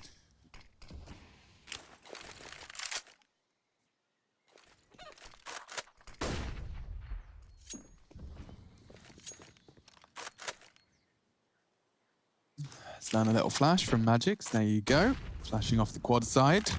Forces Speedak to fire off a shot. Okay, I'm waiting to see intention, and with that CT arch slip from Chopper, I feel like the intention's going to be B. If Magic Smoke spawn here, it will draw box around to coffins. And then Chopper would have a nice walk up. But where's Gio looking, Rash? He looking CT? He's aware of the gap. See how long he's able to commit to this, because now Box is cut off, so his job becomes CT, and the switch comes through. So Chopper's won that fight. Box having to turn on a dime, and Jo, I don't know what he can do out of this one. Unless they give him an opportunity to find an individual fight, and then maybe get some isolated moments. Well, that's the start. Oh, gosh. And no, he was overdone in the end by Magix. They get the bomb plant, but the cavalry's arrived. Oh, my God. Chopper was willing to take that fight. They'll smoke him off. And a flash into the site, hoping to catch Magix. Not working out for them first. And Speedak hits the first necessary shot. Chopper wants to get the timing right. And MTS just sprays him through the smoke. And Nemiga, hot in pursuit of an Inferno victory here. That's 14 now to 9. That's well handled. Very well handled. And now breaking Team Spirit's finances. This spells trouble and 16. They didn't panic at all. So smoking coffins and CT was fantastic work right there. And it knew that it left Magix isolated. The fact that he had to take the fight, had to take the duel. Here's the opening from Speedak. Speedak was in banana like a second or two quicker. He would have also been able to lob a flash over the skylights to be helping out Gio there. And wow, it means a lot for the Nemiga boys there. We get to see everything in the little boot camp space going on. Now it's just down to pistols for Spirit. Looks like 15 should be coming onto the board here for Nemiga. Flashed out towards top mid. Lollipop's going to pick off of this. Sees nobody's home. That gives him a good indication that could be a lot of players over towards alt middle. And that's exactly right. So jumping on up, Deagles and P250s are in the mix. Spirit really need to pull a rabbit out of the hat, or a round would work too. 4-man A-lean from Nemiga. They have a good feeling about this. Warning shot does nothing. Speedak stands his ground, and that's an opening again from Speedak. 19 kills for him. He's having a great game, and I was honestly a bit worried that this wouldn't translate to a CT side. I was kind of a little bit curious if it was just going to be kind of a, a good T side. Once they can control the pace, they do okay. Maybe just catching a sleepy Spirit, but no, they've done very nicely on the CT side too. Young clearly not happy. We've got the mouse shakes rush. What does that indicate? I'm glad you pointed out, because that's exactly why I switched to him. Yeah, he doesn't look happy from those frustration. Wiggles. Yeah, I would say I know that feeling very, very well. Are you a mouse shaker? A bit of it, yeah. I do get very fired up sometimes. Oh, through the smoke. Furious. Yeah, so sounds nice. definitely a little bit of salt. Rush, do you know what sodium is on the table of elements, periodic table? He's Googling it right now. Are you talking to me? Yeah. I believe it's Na. Cl. Is it? I thought it's chlorine. Sodium chloride, NaCl. So and that what? And that Na. makes salt. Yeah, that makes salt. Table So there's salt. there's chlorine in salt. Yeah, a little Table bit. salt. Yeah, but when you put stuff together, it gets kind of weird, you know? Okay. Lollipop's doing It's things. I kinda think he's talking weird. about chemical reactions. Chopper's looking for something, and Gio is going to be that something. He gets the frag. That's awkward. You might even get magics here. Why not? Let's end it. Let's end it. Gio gives him a left-right good night. And indeed, tucked into bed tonight, it is Team Spirit. At least here on the first map. Dinner should be here soon. Did I ever tell you about the mere 1-on-4? I've not heard that tale. Talk to me. Well, there was a man named Mia Right. who got orped by Geo, and it's going to happen in the next map. The next map's going to be Train. Hang around. We got a post-game segment to come. Nemiga, they blow Spirit out the water on map number 1.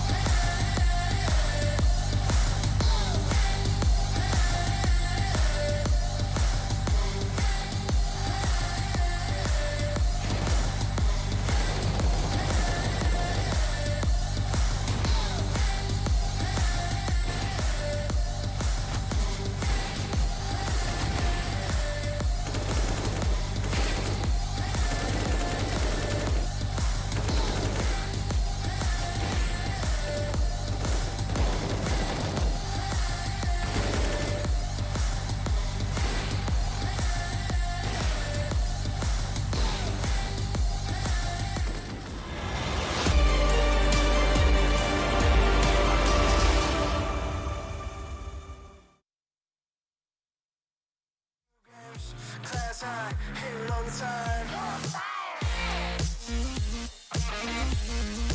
You can tell me nothing. Come back when you got something to say. Just put the fire above me. I'ma go get 'em. No time looking back every day, gotta do better. I'ma go get 'em. Blow the roof off or I really want to see now. Go tell 'em. About to touch the sky, no helmet. Preparing myself on top, no weapons. On my own, I stop caring. Cause they keep telling me. You can tell me nothing. Come back when you got something to say. Just put the fire above me. Take a seat in the back, yeah. You can tell me nothing. Come back when you got something to say. Just put the fire above me. Take a seat in the back, yeah.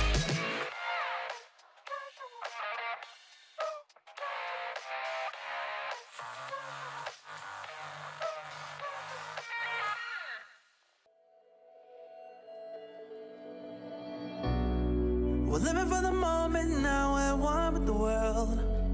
I can't lose this feeling I get. My heart's in the right place, and so is my soul, yeah.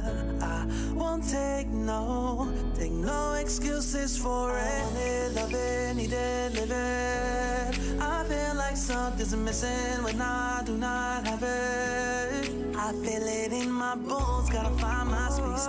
These emotions on my face, taking a toll, I gotta pay it forward. I'll give it all that I can. No matter what, I won't let up.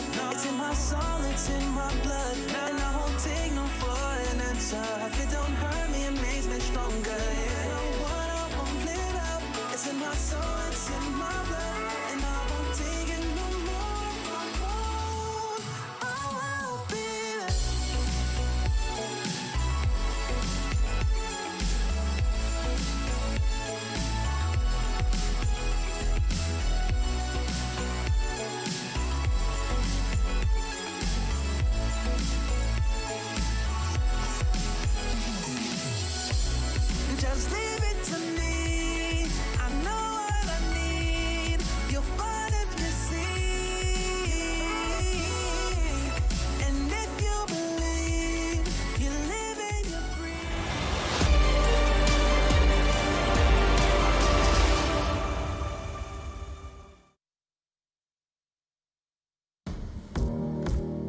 hype very much at a high point as they celebrate in their boot camp. A big win for Nemiga. The underdogs have come prepared and already executing Team Spirit. This is, of course, the CIS side of things. The Commonwealth of Independent States does tend to dictate a change in the play, and we're seeing it once again, aren't we, Chad? We're seeing a classic deviation from the norm. Yeah, I want to explain to people why you might see this happening a lot more often than you would expect. Now, obviously, there's the regional matchups. We talk about the fact that these players know each other quite well, but there's also another side of this, right? If you are a Force, you're a Spirit, you're a Virtus Pro, you're on the cusp of becoming a Tier 1 international team, your gaze, your eyes, they're not necessarily looking below you, right? You're taking a look, you're having a bit of a look out there, and you're thinking, well, who are our biggest threats? And normally it's not domestically. Normally you're handedly dealing with those teams, and they're not even a worry for you, right? You're playing in your Mountain Dew leagues, you're playing in your pro leagues, you're playing in all these other events where you're coming past more international squads. Now, what's happening in an RMR event, which is a regional major ranking event, where all the teams from your region are just sitting there looking at you up on the pedestal of on that cusp of Tier 1 that I'm talking about, or Tier 2 for some of these names.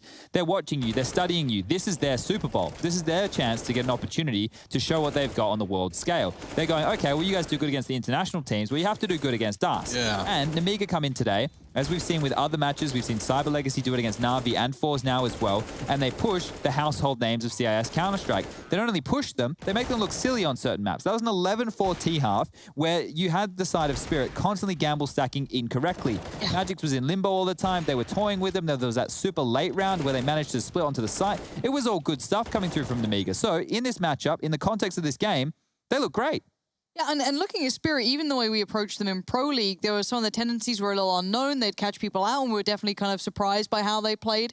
However, now, those tendencies probably aren't that surprising. They probably know them quite well, and you kind of boil it back down to a more regional affair. So I'm really liking what Nemiga's doing. Speedak and I think it was Lollipop both had fantastic series as well so far. Lollipop's always been one on the radar. I'm not sure because of the spaces in his ears or just because I remember him back when he was on Flipside with Blade. And he was one of the first Belarusian flags that I'd ever seen. And I went, where the hell is that one from, right? They don't teach us geography in Australia, guys, so sorry about that. But back then, when I remember that name, it kind of stuck with me because Lollipop 21K is a pretty unique name. But now seeing him with more of his countrymen, Box and MDS, they've been playing together with Lollipop for some time now, throwing Speedak in the mix on the AWP. Things are looking relatively decent. Lauren, how many, do you know like much about gold? No. Like 21 carats. Like, You reckon? Would that be like an absurd amount of carats for gold? I think it's a 21 good amount, isn't it? Surely, Matt, do you know? He's old. He's a wise man. He's a father. Carats. I thought it was How many carats? carats? Like, it's 21 carats of gold. Like if I said he's got a 21 carat gold lollipop, Yeah. is that valuable? I think it would be. Normal? I'm pretty sure it's like the We'll level do of purity, right? So 21K refers to the gold's level of purity and means that your item is 21 carats out of the maximum 24. That's pretty good. So yes. So yes. Yeah. And it depends how heavy it is, apparently, according to our well-read producer. Okay, well, at least we've learned something here I today. read that off the internet. It might Did we be do wrong. the DHL thing yet? Hang on. I'm just going to ask with a voice inside my head. Beep, boop, boop, boop, boop, boop, beep. Do we do the DHL thing today? We're doing it now. I thought so. There you go. Look at you. Wow, Bloody, got it right. I Nailed told you. Who was the MVP of ESL 1 Cologne 2016? Rolling it back now. That was 4 years ago. Simple, Fallen, Elige, or Cold Sarah. I'll tell you one of those for free. It's not one of them. Yeah, that's one of the other ones. Only one of them. You guys can nail this. You guys cast your vote in the chat. Use exclamation mark DHL drop followed by ABC or D. We'll take a break and you guys can cast your votes.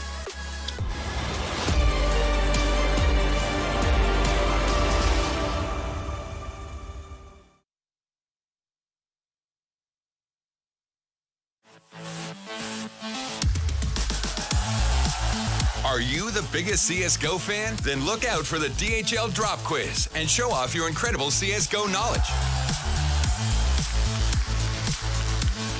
Reply with the right answer in Twitch chat and track your position on our live leaderboard.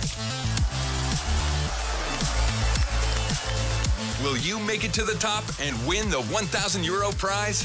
Hashtag Gamers Unite.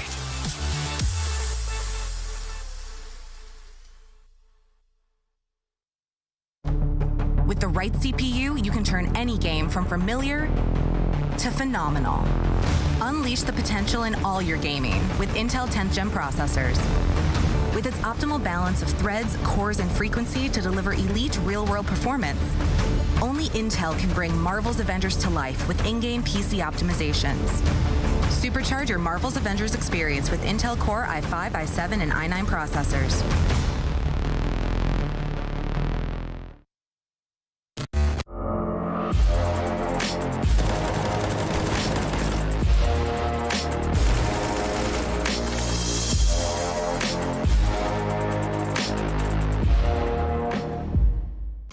Ring ring! The IEM New York Experience Box is here. Hot, fresh, and delivered straight to your door. Tasty ingredients make this box a must-have. Claim yours quick at the ESL shop before they sell out.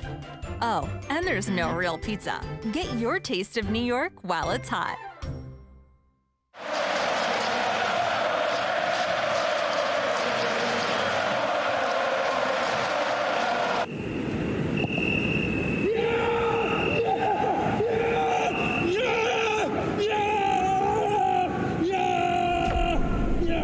Start your esports career now at play.eslgaming.com.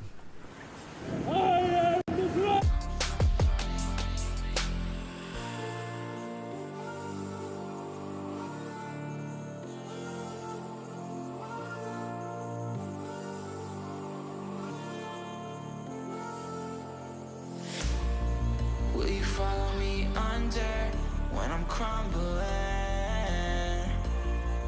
Every night I wonder, will it ever end? Sometimes I can barely breathe, dear. Sometimes I don't wanna be here. Sometimes I don't wanna be here. Will you follow me under? Sometimes I don't wanna be here. Sometimes I don't wanna be here.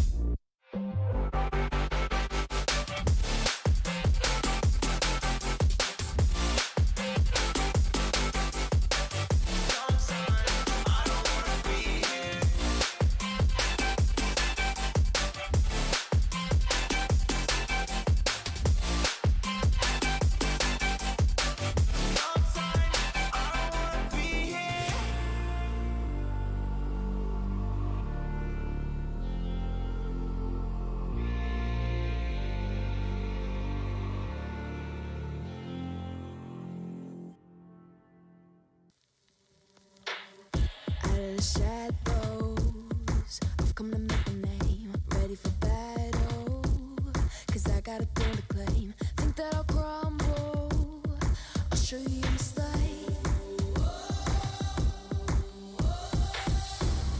Where you see me coming, better run for cover, 'cause I'm not slowing down, I'm never going under. I survived the pain, I know it made me stronger. So meet the monster I came to conquer.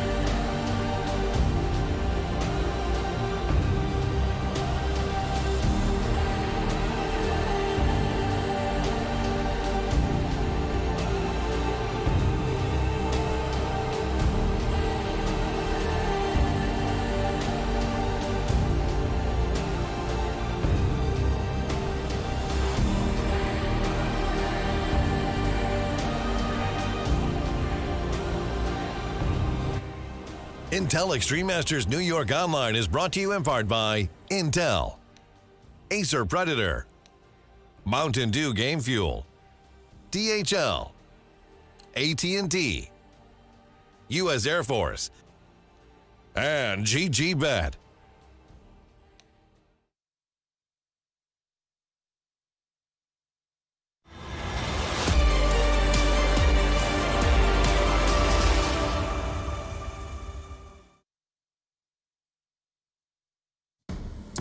Before the break, I asked you a DHL question. You guys, using an exclamation mark DHL drop in the chat, cast your vote. And I asked you, who was the MVP of ESL 1 Cologne 2016 Major? The answer was coldzera. Yes, back in the day, up there as the #1 in the wild, certainly in the conversation. Yeah. Chad Burchill, a sitting Lauren Yeah, I was Pansy. wondering if you could He's actually hiding. see me. We're messing with the levels. They say that actually, you know, when making a performance or a composition, it's good to have people of interest at different levels. So we'll keep Lauren down there. And I want to tell people at home what's on the Counter-Strike menu for this evening, because coming up after our game, there is a big matchup. It's going to be Jason Moses O'Toole taking on FURIA. And since he's been the coach, they haven't beaten FURIA. So little Momo's got to get into the office, get some work done. And speaking of the office, well, we're not watching that show tonight. We're watching Nemiga taking on none other than Team Spirit. Map 2, Train. Can Spirit bounce back? That's the question, Chad. Can they? I'm interested to find out. Will they? Just choked on my own saliva there. We're back. We were excited. I was on board. I was ready. Turn the lights off. Please. Let's just say it out there. Let's just turn those off. I normally press the button. I say, "Can we have the lights off?" I know, please? but I just didn't bother. It's time. Let's get into it. Now, of course, the bar has been set pretty high by Nemiga, right? We've got our attention now drawn. They have set the bar. And, hey, we're competitors. And let's see if they can keep that up. A bit of a split. A lot of early pressure from Spirit. These guys are going out. That's what I wanted to see. That's what I wanted to see. Speedak is charged into this balance and lost his life. Does he have Kirby aim? Speedak? Is he doing a bit of a jiggle? A little with bit the of a mouse? jiggler wiggler. 3v3, Magix goes down to Geo, and the bomb does get planted. Mia's even headed back into Brownhall's odd disbalance. Needs a clean one onto Lollipop, and it doesn't get cleaner than that. That's quite the introduction. He needs another, and he does find it. Great Glock work here, and he's even on the final. Only one bullet to spare, puts it in the brain of Geo. And so let's remind everyone as well, Nemiga did pick up their pick of Inferno. You can see the 16-9 there in the top right-hand side of your screen. This is Team Spirit's pick, so expectations are high. And a forced buy for the CTs. Geo probably still calculating and making sure the abacus adds up. It is the MP9. Okay, so a powerful weapon from the first kill conversion. He's an extra 300 to spend. And we're into the second. Looks like an inner hit, but could be a fast one as well. Chopper's trying to fake it with a bit of a commitment. Fakes the spray, etc.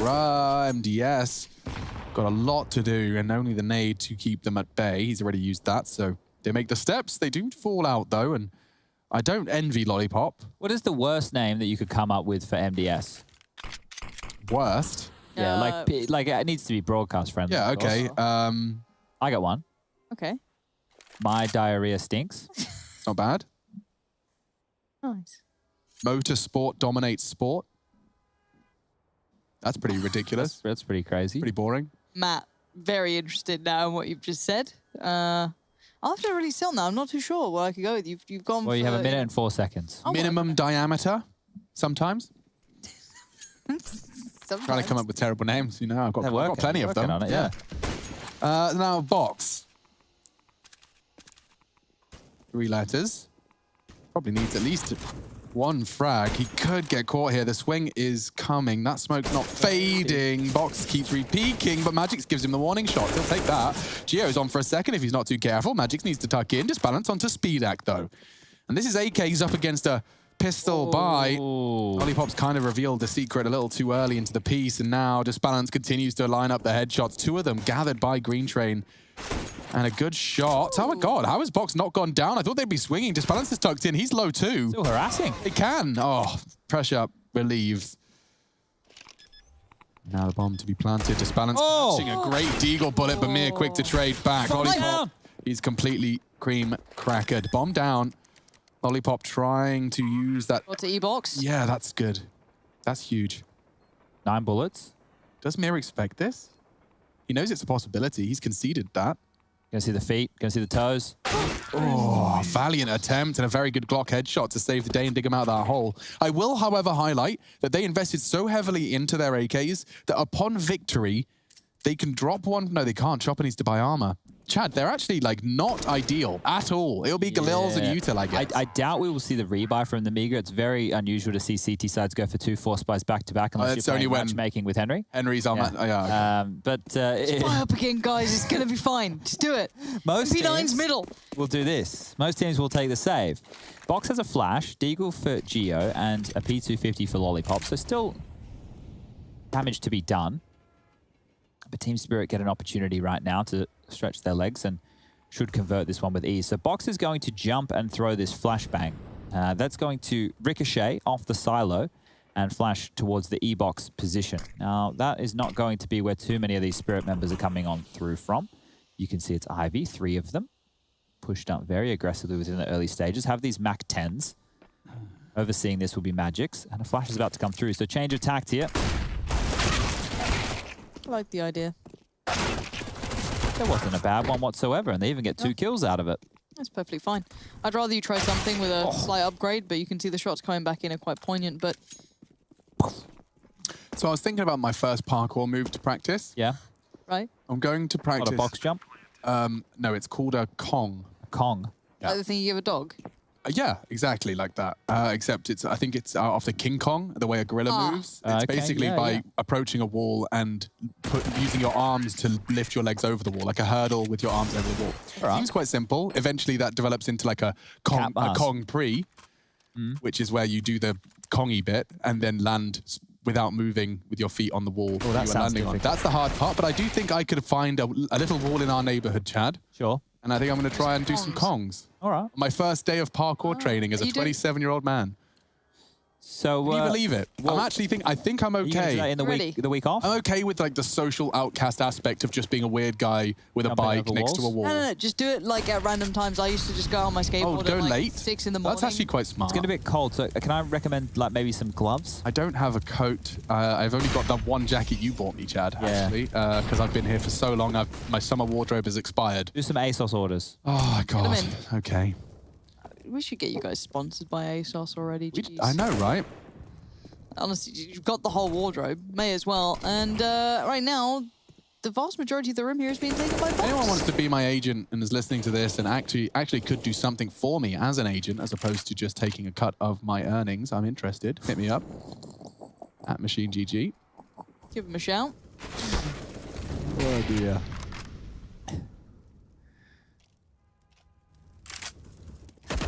There's the first for Speedak. That could be Nemiga's first as well.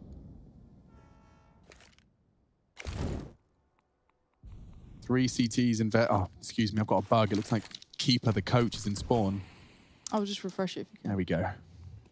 2 CTs invested towards B. Geo, yeah, not a fight he's willing to take without some help. No, Box was there to help. Geo's gonna have to do it alone though, and he has. Speedak from the backtrack.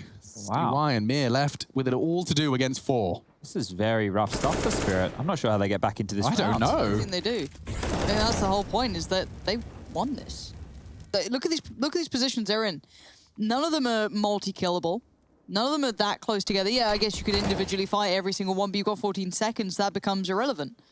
If they just play smart, play the time, they're in filthy positions. Well, that's nice shot. 1 kill. There's the time to plant. Young. There it is, done. I've got to say it. Nemiga are quite an interesting team to watch. Yeah, well, if they're able to post anything like their T-half on Inferno here on Train, then they could be on for the 2-0. But we need to see them if we are going to back the underdogs, which is what we tend to do. I quite like watching an underdog. Most of us have British blood, as we do see Speed out there dealing with eye disbalance on the leak through the Ivy position. If they can post, they're going to need, I'm going to set them a very high bar here, Lauren. They're going to need 10. 10? Nemiga need 10 CT-sided rounds to convert in 2-0 fashion. Okay. If they don't get 10, we will be heading to that third, which will be Nuke, I do believe. Yeah. But there's also that FURIA game on tonight, also in the sister tournament, the DreamHack Open Fall. That's where the European RMR event is going down. Astralis vs Heroic kicking off in 40 minutes. That is an bloody stops though, absolute does banger. it? Well, no, of course not. This is the Counter-Strike Network, Lauren. Don't be silly. Why would we stop? Imagine just like taking a break. No, our game doesn't do that. We don't stop. We never stop. Have you ever heard of momentum? We don't want to lose it. Speed, power, momentum. Yeah. Violence, speed, and In the momentum. arena now. In the arena. The arena's wide open, Alex. That's right. The crowd now. Obviously watching from home. Smoke now, perfectly timed. And the utility now for Team Spirit, looking rough. Okay, but look, yeah, the T-side's utility is depleted. And you know a perspective you guys didn't consider. Oh. Lollipop's typically sweet, I admit, but have you not... Don't forget, there's chicken pops, meaty pops exist as well. I've never loved the phrase meaty pops. I know, but I just don't forget that, you know, meat on a stick exists and lollipop isn't necessarily as sweet as you may be. Would it not be at that point? I've seen chicken lollipops on the menu before. Yeah, me too. At like one of those Asian restaurants. Yeah, like kind of a Vietnamese kind of establishment. Speedak dead. MDS dead. Round over. And round over. That's the end of my commentary. Thank you. Will be a save. That was roughly 1 minute and 30 seconds of posturing, and then 3 seconds of kills. It's why we mostly talked about the potential Lollipops. of meat pops. Yeah. Yeah. Meat pop. I don't like the way those words sound together either. You know when certain words sound nice or Like nice moist to say? cake. Don't like that. I miss being able to bake brownie here. I was doing a lot of that at home. I haven't cooked You don't anything. have an oven? In my room? Yeah. No, there's no oven. no, Do you know what? I'm such a twat. I bought a frozen pizza. It's just... You can put it in the microwave. I can't microwave a frozen pizza. You can. It's a terrible idea. Don't do that. Microwavable pizza. Horrible. Harry would Barrel judge me. spotting. Are they going to shoot him? There's Alex with his microwavable pizza. Yeah, this bloody idiot. You can microwave Where's the oven? pizza. Is there an oven in there? No oven. No oven in there. I just balance is showing where he was hiding, guys. Yeah, see? There's Alex. Got a freezer, no oven. Yeah, we have a fridge, and it has a little freezer You compartment. have like a little top, like a stove top? Yeah, just a stove top. Could I No. fry it? You could just put it in the microwave. With a lid on or You something? can microwave the pizza. I can't. Yes, you can. You It's going to taste like Garbo. You could... Gombo. It's going to be. It's not. I know gonna it be sounds like an crisp. Amiga It's not- player, it's but not- it is. Here's what you need to do. You need to let it. You need to let it defrost first completely, Oh, and then don't microwave do it. this. I hate it. It's just this soggy mess. Just leaving a pizza to defrost at room temp. Nasty. Geo is in a position to do damage because MDS goes 1 for 1, and that was only with a P250. He's the hero of this round. If he gets an AK, if he takes Chopper down, he's only on half health as well. Speedak could distract. He's climbing the ladder as we speak, so that's the chance I was hoping for. That's huge. Nemiga, 2 kills, confirming there's another brown halls as well. They have to play the rest of this round perfectly, though, Chad. There's no doubt about it that there is a world where they could catch him, but Mir's threading around the world. Speedak's in an off angle. Shoulder's not been spotted. He will make a sound cue. Speedak can profit. That's the bomb, and that's the round over, unfortunately. Oh, there was a chance. There was. I like that. I like the... Still is if Speedak somehow gets Mir, but that's not happening, so... Oh, what, Pop? You saw him. You saw his little noggin. Oh, Magix. Ooh. Oh. He's making steps. So loud. So loud. I don't think they knew it was there. No, I think they thought it was maybe their additional balance, maybe. But dealt with. 5-1. So pizza. You can definitely microwave pizza. Yeah, it's not the idea that you can or you can't. It's the fact of what would result. would be I think vile. Dr. Oatker would be rolling in his grave if he saw me throwing his pizza in the bloody I'm microwave. going to Google it. Yeah, but you want to use it, right? What are you going to do? Gift it? You're going to give Rush the pizza? Could do. Rush. You want the pizza? I'll take a slice. It's a pepperoni meat feast. You got it here right now? Oh, it's in the freezer at home. Is there an oven He's in just the not office listening somewhere? to anything. There's no oven in the office. You can reheat. Oh, yeah. You can reheat it. But obviously not cook it. Well, you can. Chad, you are not a culinary expert, and I am not taking your advice on this one. Okay, can you microwave frozen pizza? What happens if you want to... Do you keep an eye on the round? Yeah, I got it. Yep. Geo. Get into the potential for an Ivy aggression. They changed their minds and dropped the smoke deep. That's actually perfectly timed. Just buys them all of that time. They can actually use a little bit of a boost here if they want to post Idis Bounce up and over that smoke, but clearly not on... Well, maybe. They're flirting with the idea. It's another slow round here. A minute. Yep. So 5 seconds over left. towards the... Ooh. Oh, that was the low ramp pick. So Okay. we just saw them dismount from that. Yeah, microwaving is not usually the ideal way to cook a frozen pizza. When you microwave a frozen pizza, the crust might become soft and soggy, dry and hard, or rubbery and chewy. The cheese might not melt evenly. It might even become gooey. I would hate a soggy bottom. Absolutely hate a soggy bottom in my mouth, to be honest, from that pizza. Box is going to give it a good go.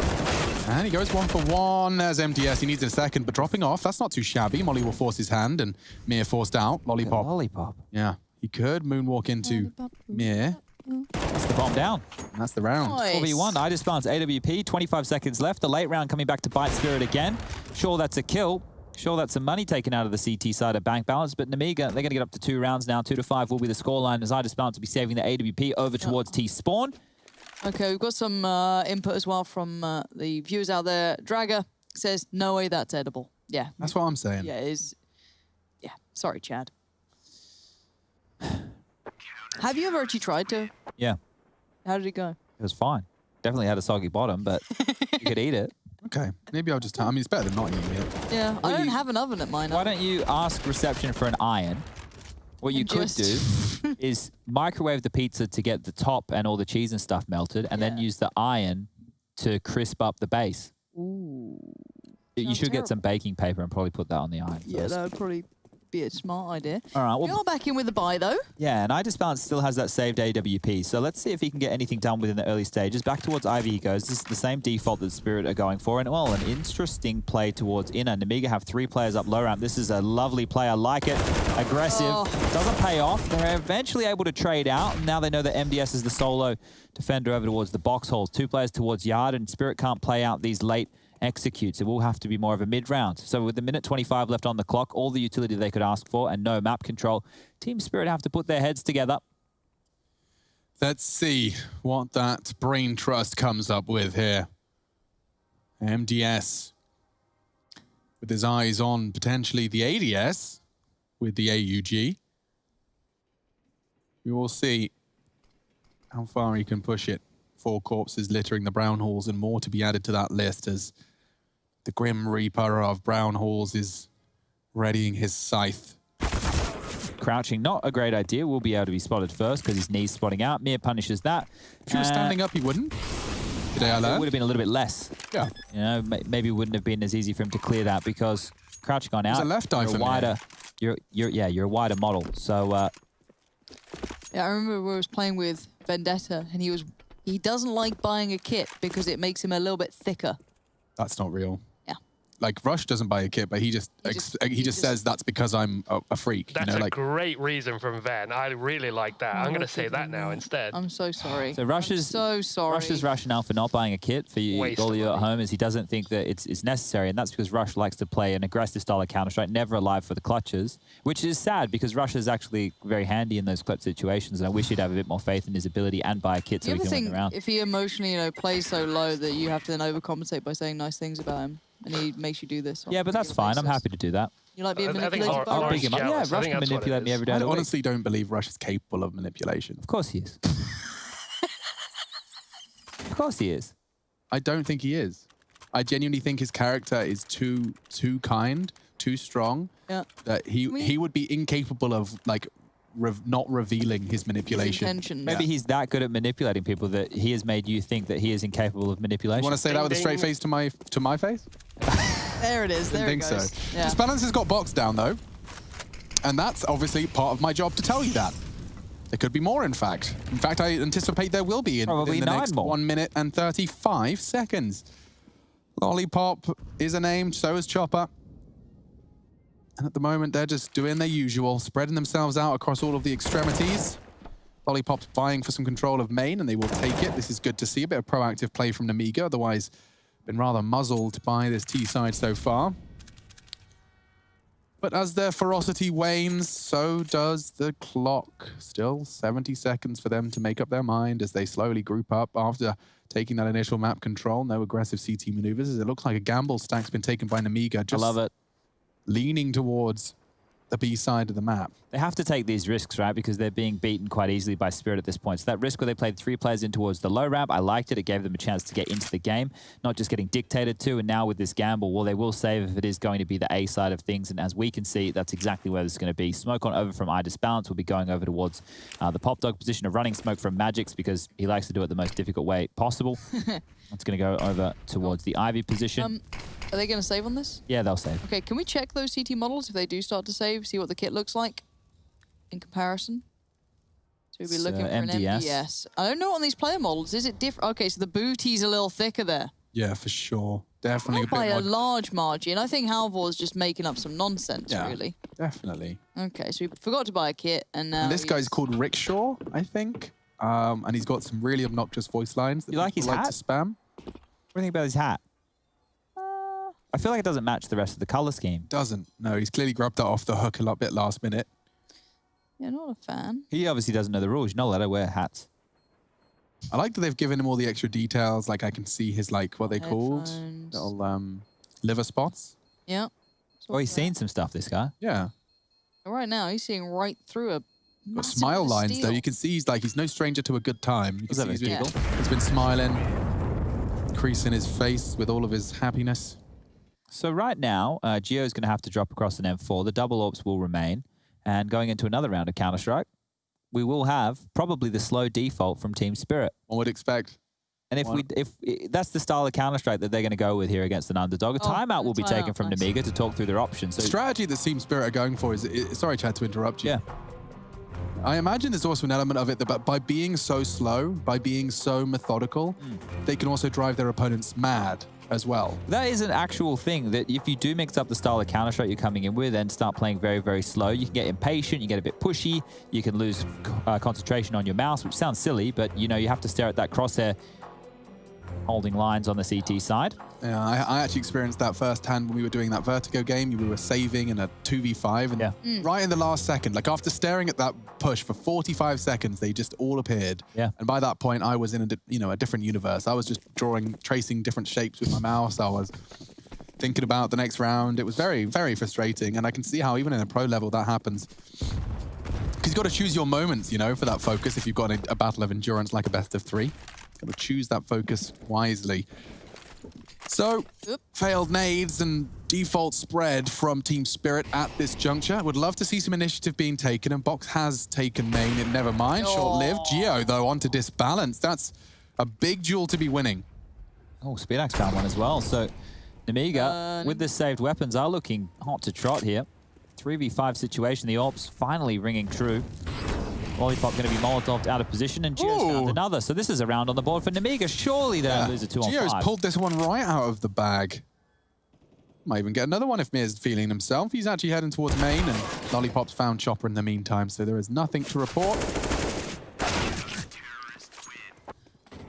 All right, what are we looking at that's likely here? Like I said, I wanted Nemiga to get 10. They can't get 10 anymore. The best they can do is 8. And if these double AWPs continue to find opening picks, they might be able to get on the board. But now that Spirit know exactly what they're up against, I would see a couple of options for their attack.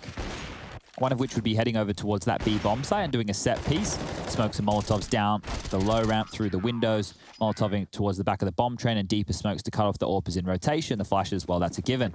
Or you can go for set smokes towards the bomb train, get 3 along the front of the bomb train, and force your way down Pop Dog and out main, get a plant, hold the AWPs at bay, and then play some smart post plants. It looks like they will just be opting for the default spread once more. Passively over towards Ivy. We can see I disbalance for the AWP. Playing in transition is Magix. He's actually tucked on this little position where he can jump just to his right there, elevate himself, and then see over towards Ivy and help out I disbalance in case he gets pushed. So a nice little spot there from Magix. But it looks like they will be picking up the bomb. Smoke towards Pop Dog. Will hold Miz Molotov at bay, and now retooling Team Spirit will be opting for one of those set pieces towards inner. But guess who we saw do this not long ago? It was Astralis against Na'Vi, and they made it work much better than that. SDY and Mir take out MDS and Box respectively, and the inner bomb site is open for business. Speedak will drop a smoke to hopefully hold them at bay for a little bit longer, but now with 55 seconds on the clock and a 2-man advantage, Spirit could do whatever the bloody hell they like. Yes. Jason Moses O'Toole just let me know he's watching the game. He's really enjoying it. Maybe getting his head in the right space just before obviously heading into their big game tonight. Enjoying a little bit of counter on the way. Sure they're prepped for this one. Obviously, Liquid, a bit of a tougher task than I'm sure they imagined. However, Lollipop gonna find Chopper. Never gonna be sad saying that name. Lollipop. Say it 3 times fast. Lollipop, Lollipop, Lollipop. There we go. Now you're excited. That's how it works. Well, they're going to save their guns again and hold on to this double AWP setup, as Lollipop will get out of the way, so Gio can push on through and towards team Chad, main. wrong answers only. Best CSGO pro player ever. Sponge. Oh. Anders tried to banter me with that the other day. Why is Anders? I know, I just wrecked him. I was like, Sponge 4 majors, Anders none. I was like, what are you to wait? Why? Why would you even try? What's the point? Yeah, it's not a great idea. Oh. Like, has Anders ever actually played at even a LAN? I don't know, like, probably. even just like a fun LAN. You reckon? Yeah, I'd say I can't so. imagine Anders car on his PC. Yeah, Anders is like 40, so he's definitely played at a LAN back in the day. Well, I don't know. He didn't have it as his profile picture, so I don't know if I can believe him. Is that the classic. photos were that old that, you know, he was going to have to scan it onto the PC. To Oh, actually you're sort right, of you're as right. Maybe you display didn't have a pictures. scanner. Yeah, well, who's rolling around with a scanner these days? I don't even have a printer. I don't either, actually. And sometimes I do. You need to print something. I do Yeah. sometimes sit there and go, right. Wish I had where a printer. Can I go? And printers are pretty cheap. The problem is the Yeah. ink. That's where they get you. It's expensive and they're massive as I well. just They're make so my own chunky. ink. Oh, yeah? Yeah. How'd you do that? Got a couple of squids in the aquarium, milk them. Oh, yeah? Oh, you milk them? What do you do for the coloured ink? Well, I mean, I just feed them various fruits. Obviously, purple ink from beetroots. Yeah. Primary beetroot-driven diet. For the red, I don't want to really talk about that So one. you have to do this quite a bit in advance. Yeah, I mean, I have to How many pre-plan squids do you what I'm own? printing. I own 3. 3 squids. Yeah. Honestly, Epson hate me. They're taking me to court. Is this in Malta or is Yeah, this... no, Henry's feeding them right now. Oh, he's looking Oh, after he them, hit the that's wall good. bang. That's the end of my commentary. So 8-3 for those of you listening on the radio, and we know there's a lot of you out there. Apparently. The score Drive safe. is looking very good for Spirit as they are bouncing back on their map pick. It wasn't great for them on Inferno. They did try to get a little bit of a comeback on their T side, but Nemiga put an end to that very quickly. Molotov down pop. Box will be holding this one through, and well, again, we have a nice slow round. Jason did inquire about Lollipop. How do you feel his performance has been in this map? Obviously, he saw Inferno, but It's been pretty sweet. we're liking it still? Yeah. Well, obviously on Train, they are struggling. Of But course. Inferno was great. Lollipop was one of the factors over there. As the late round take will come on through. 30 seconds left is when Spirit decide to attack. They've already lost the opening, and they might just save. Lollipop. 20 seconds left in the round. Box gets another, and they're limping out one at a time. Oh, they got 2 kills, though. Make it 3, but they're on 15 seconds. And there's one of them, Midas Balance, dead.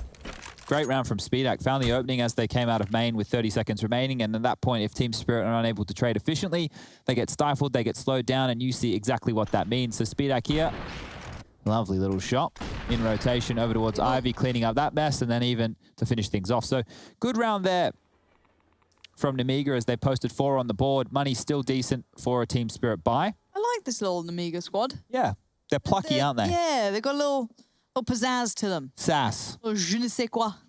I feel like if they can manage 7, that'll be the last 3 rounds here of the half. That would They probably won't win, but they'll make it much more competitive. Alex, what is your favorite French food? Wrong answers only. This is the second map. Yes, this is. The third map will be Nuke. Nuke is the third map of the series here this evening, and if we want it to be a 2-0, Nemiga, they'll need to come alive right now. The double orb's still in play. Team Spirit, they need these RMR points. They really do, Chad. They gotta get them. They need them. So SDY, he's just going to be on the Deagle. Look at the Chopper's opted for the Tech 9. AWP for eye disbalance and 2 AK-47s in play. So still threatening here. Team Spirit have had some success over towards the inner side against some of these aggressive pushes from Nemiga. But again, it will just be faking the default spread. This is going to be a quicker round from Spirit. And how can I tell? Well, they've already left Ivy. They've already left main. Oh, I've always compared CIS Counter-Strike to Swedish Counter-Strike coaching. There's always a threat. And at the moment, pushing down that lower ramp, How long are you holding on to that for? literally 5 seconds. Just How do you? Thanks. Speedak has an AWP. That's my analysis of the situation. It's a crossfire you often see as well. This is one that's often rewarded. MDS mows them down. Is my map lagging? No, they're all just standing still. And here they go. That's the trigger. MDS pulls his onto SDY. If he finds Chopper, we are cooking with gas. Speedak. Always in trouble. Lots of it. And Chopper's just beating MDS as well. This is good stuff from Spirit as they look to secure the third. Bombs down, looking like a 90 round, but the numbers favoring the CTs. Disbalance trying to change things. He spots Box. Oh, Magic's screwed. He's low. Yeah, he's going to get hunted down here. He's trying to remain dynamic. nice. And no, Disbalance levels the odds and takes them both down. Oh, dear. Nemiga, disaster strikes. Box to clutch. No That's the smoke. problem. Does have a kit. And he's actually done the movement. It's not planted for eye disbalance. It's impressive movement. All the same, and a missed shot does mean that Box has recovered onto the bomb. He got off it. Oh, Boxy boy. Well, that'll be another round on the board. 9 for Spirit now as eye disbalance goes down with the ship. And if we take a look here at the money, eye disbalance shouldn't be able to afford an AWP. So it will just be the AKs coming on out. What is MDF? Is that a type MDS? of like... No, MDF. It sounds like a type of plasterboard. I think it is. It's a fiberboard. Yeah, okay, fair enough. I was trying to think of why I knew MDS, and it's because I was thinking it was MDF. Well, when we used to work in construction back in the day, Lauren, you know, we were well and truly on top of this stuff. So get your PVC and your AS 3500 and... I don't know if we'll be needing any PVC, Hitch. I don't know what sort of construction sites you work on. The ones with the plumbing. Exactly. Trying to get up close and personal. This is going to be a close-range fight. Turn that rather long-range gun to a shotgun. Doesn't quite make it happen. T-side going to get the advantage early as Sundyne Young can clear through. Pop, comfortable. On the back, say hello. Wow. Box flies off the ladder. I just bounce, leaps back in. It's brutality. And then it's just the sweet little lollipop. All that's left. Lollipop, More meaty. lollipop, Lolly, lolly, lolly, lollipop. Boom, boom, boom, boom. Come on, baby, lollipop. Tell you why you're as sweet as a cherry pie. Ba-dum, ba-dum. And all that jazz. Start the car.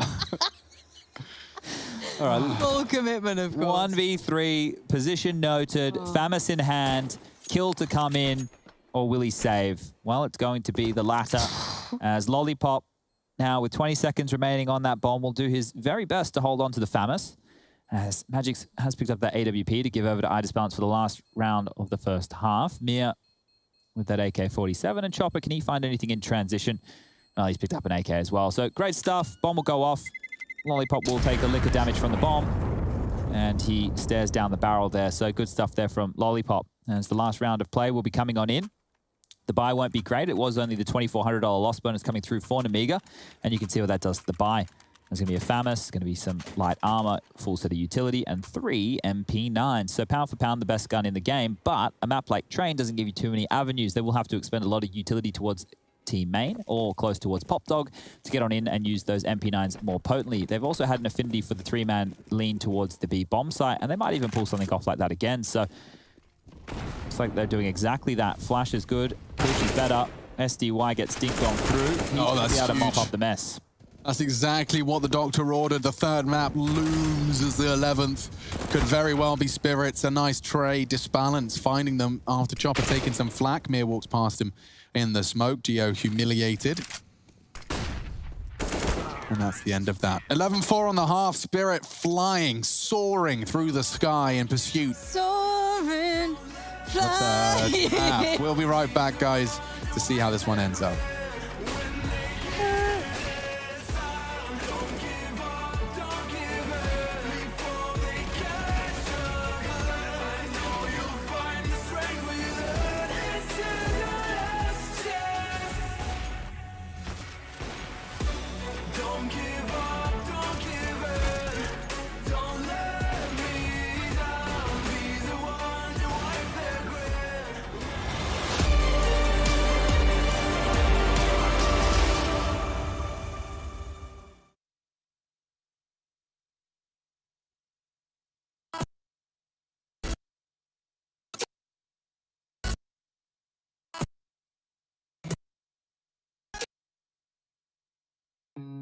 Look into your eyes, I see the colors of your soul, and I recognize every single line, every single roadblock. We are two hearts that beat in time. In the towers, looking down all night, blocking out the sun that we need.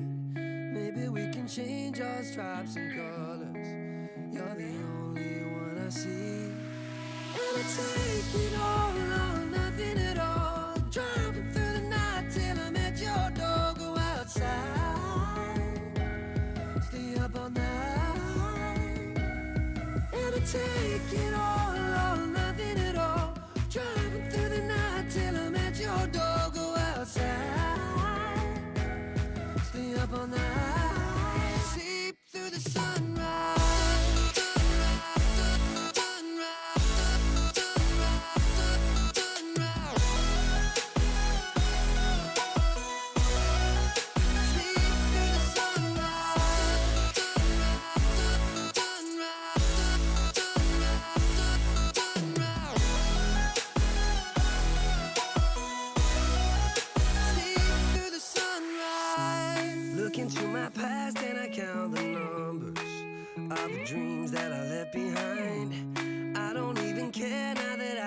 discovered a new kind of peace of mind. Up above us, looking down on us.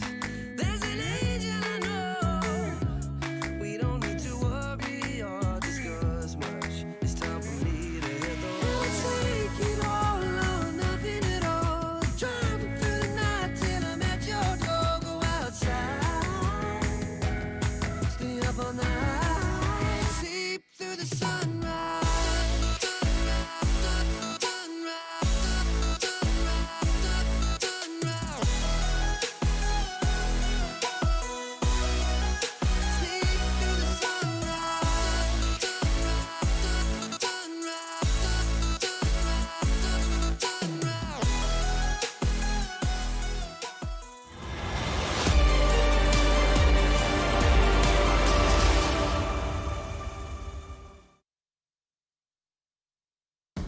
Ladies and gentlemen, boys and girls, welcome back to IEM New York 2020. Today we have Nemiga, the underdogs, taking on Team Spirit. Map number 2 is Train, and Spirit, well, they've bounced back with a vengeance. 11-4 on the half T side of their map choice. Very similar scenes to what we saw on Inferno, where Nemiga upset the likes of Spirit. And we get back underway here. The buys have come on in. And we take a little look at this. On the CT side, it's going to be Magix with the utility, smoke and a kit. On the T side, well, they're going to be rocking some smokes towards the yard position, and away they go. Barreling out middle here. Chopper will have to deal with that. On Speedak, he's been dinked on through. 13 HP, has to hide. Magic's taking damage as well here. Bomb site's been overrun. Nemiga are looking good for this as Magix finds one. Chopper going up the ladder, and all the kills have fallen for Team Spirit. It's just Box. Poor old Box gets put down. It's a quick ending, it looks like. Spirit want to get this one wrapped up. They want to get to map 3 there. You could argue even ashamed a little of that first map. Maybe want to shake that off, get on to the final. Well, this one should be over quickly now because Team Spirit, they will be buying straight in. Mir's got that silenced M4. There's 2 Famouses in play, a Scout for Itis Balance and an MP9 for SDY. And it looks like Nemiga are actually going to be playing this one quite safe. They're not opting to buy on in here. None of their individuals have double digits, and that's not ideal when you did start on the CT side of a map like Train. You can see here as well that it will just be one upgraded P250 and a B rush. So you maybe have experienced a strat like this before, but it's out high ramp they go. So Magix is going to be tested here. The waterfall, it's looking good. Got support, Mir's in support there. You can see the combination doing well. Yeah, very nice stuff from Spirit. This is what we expected though, or at least what I expected looking at a team who comes in from the Pro League, from the best in the West. Kind of. Yeah. We'll say it for now. It 13-4 though, and yeah, we're going to have the buy coming in, but they do get the bonus round. I feel as though they're going to stick on that. Rifles out. Itis Balance upgraded away from the Scout straight into the AWP as well, so not messing around here.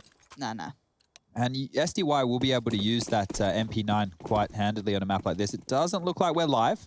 Okay. Rush, what have you done? Rush, what have you done? I'm gonna look. What have you pressed? People saying live and stop, so I genuinely don't know if this is live. Lots of talking. Live, stop live. Well, let me double check again. No damage has been done, so I'd say it's probably not live. The game will restart in 1 second. Oh, thank you. That was perfect, Rush. You've nailed it. Thank you. That's what we're looking for when we want to get your insight. Roger we're not that. asking for the weather conditions, because if there were weather conditions in Counter-Strike, I probably wouldn't play this game.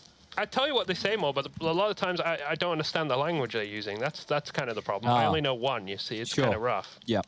I feel as though live and not live, though, is quite easy to translate, right? They said it in English, thank God. Rush, I'll teach you some. some Russian. Oh, okay. Das Vidanya. Da. Okay. Well, that means goodbye. But we're about to get underway. AKs are out. Itis Balance still has that AWP. So the buy is exactly how we prefaced it earlier. 13-4 is the scoreline. Magic's pushing up close and personal. We'll have to deal with Lollipop. Sees the toes, but also sees the flames. Okay, but they burned through a lot of that util quite early on. The T's are left down with very limited as to what they started with, however. MDS just on the smoke. Everything else is flashes, and there's not much of that. So keep that in mind as we go forward. The later this round draws out, the less and less they have to build with. Magic's lingering, lurking at the bottom here. Lollipop's Punch the gap. What a danger. He's a madman. Oh. Put that in your box and smoke it. Yeah, Magix is happy with this. He probably obviously unconfirmed damage, but now look at it. 2 players, 50 HP because of his work. There's already 2 players over towards the B site, so you can take a look at the inner hold right now. Chopper in tandem with none other than IDisbalance over towards high ramp. It's this smoke and flashes. That's all they have to work with. So as long as they don't get sprayed down, Nemiga could get site access and plant that bomb. But Chopper wanting to harass, lobs out a low ramp flash, doesn't get a reaction of footsteps. Still has the molly. That comes out now. And IDisbalance, he's fluffed his lines. Yeah, way caught off. Tricky position, maybe just incorrect positioning, maybe looking the wrong way. Whatever it may be, it's cost him a chance in this. And the 4v3 now begins. The bomb gets planted and the T's get to at least put up a defense here. And I really feel like they should go for it because IDisbalance heavily invested into the AWP, which has been recovered from Speedak. And as I say that, of course, they will save. Magix is now all the way over in the Ivy position. And this will be the round on the board for Nemiga. So they're fifth, they're first on that T half. And for them to bring this back, it is very unlikely. This would be a gargantuan comeback. And it's not because of the scoreline, it's because of the disparity between these two teams, or the one that should exist. They're clearing together, they're playing together. We did talk about the fact that this is basically the Super Bowl for Nemiga. Obviously, there's more teams in that mix, like your Cyber Legacies that we've seen. There's Windstrike, there's Ethereal. We've got a bunch of names. Hellraisers, of course, retooling, rebuilding. So within the CIS region, we always talk about a lot of talent, but we don't have the quality of team, you know, across the board as what you would do if you were to look over towards Europe. Still rocking that headband. The fizz bumps will come out, and we'll get that next round underway. Round number 19. 13-5 is now the scoreline. The buy will come back out for Spirit. IDisbalance to be on the AUG, no AWP. Could not afford one.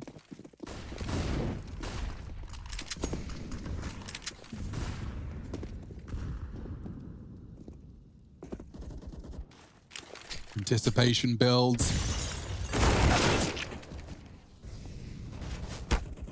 It's a good find from Lollipop. SDY down in the Pop Dog room. Emir filling the gap. Magix with a nutmeg ahead of him. Just as it fades, realizing it's not favorable for him to stand and watch it fade, it would be an advantage for Gio, who's continuing to forge a path forwards. A nice find. Disbalance does go down. Looks like Nemiga are not going to go down without a fight here. Going to draw it out, get nice and close, then take us to a third. Double digits, that's what we're looking for. Yeah, exactly. Be competitive. Just to keep it competitive, keep that scoreline. It'd be good for their confidence going into the third map as well. Got to get the mojo flowing. And at the moment, you know, it's easy to kind of just be focused on the extremity of your loss as opposed to what you're capable of. So any rounds they find here on the T side are going to be really good just to build as a building block of confidence for that third map. Rush, you like playing with blocks? Sure. You been talking about Minecraft? Yeah, how's Minecraft going? You want to talk us through some Minecraft? Because we're about to get an eco here. I do like Minecraft. I played a bit with Jay and Lauren. How would you describe Lauren's like architectural approach? Very artsy, very artsy. Yeah, very. Does she like focus on like the details as opposed Quite to an interior designer. Right. Okay. So the interiors are really well elaborated. Yeah, I like to try and utilize, you know, different objects to try and, you know, make some, you know, very curious, you know, maybe desks, a lovely bookshelf, unusual decor. Yeah, I'm very much into that. Haven't had the time yet, really. I'm usually the one making like just a big minecart ramp. Just straight into the underground abyss. I love that creativity. Yeah. I was thinking on Rush's little realm there. Obviously, it's an eco. Don't worry. I know you guys have noticed that already, so don't mind that we're really talking about other things because it doesn't matter. On Rush's realm, I was considering either going for like a big redstone build, like something that will maybe break the server. I haven't done that yet. Like a full-on like analog 24-hour clock, yeah. Digital clock, obviously, it would make more sense. How deep can you dig holes in Minecraft? Rush actually has the full block calculated. I believe it's around 64 blocks, maybe. I don't actually know. I can't remember. You can go like 256 high. The elevation doesn't matter. It's just like the bottom when you open the coordination where the bedrock is. Maybe, yeah. And the bedrock lasts about 5 blocks. Why is your Minecraft nerd American?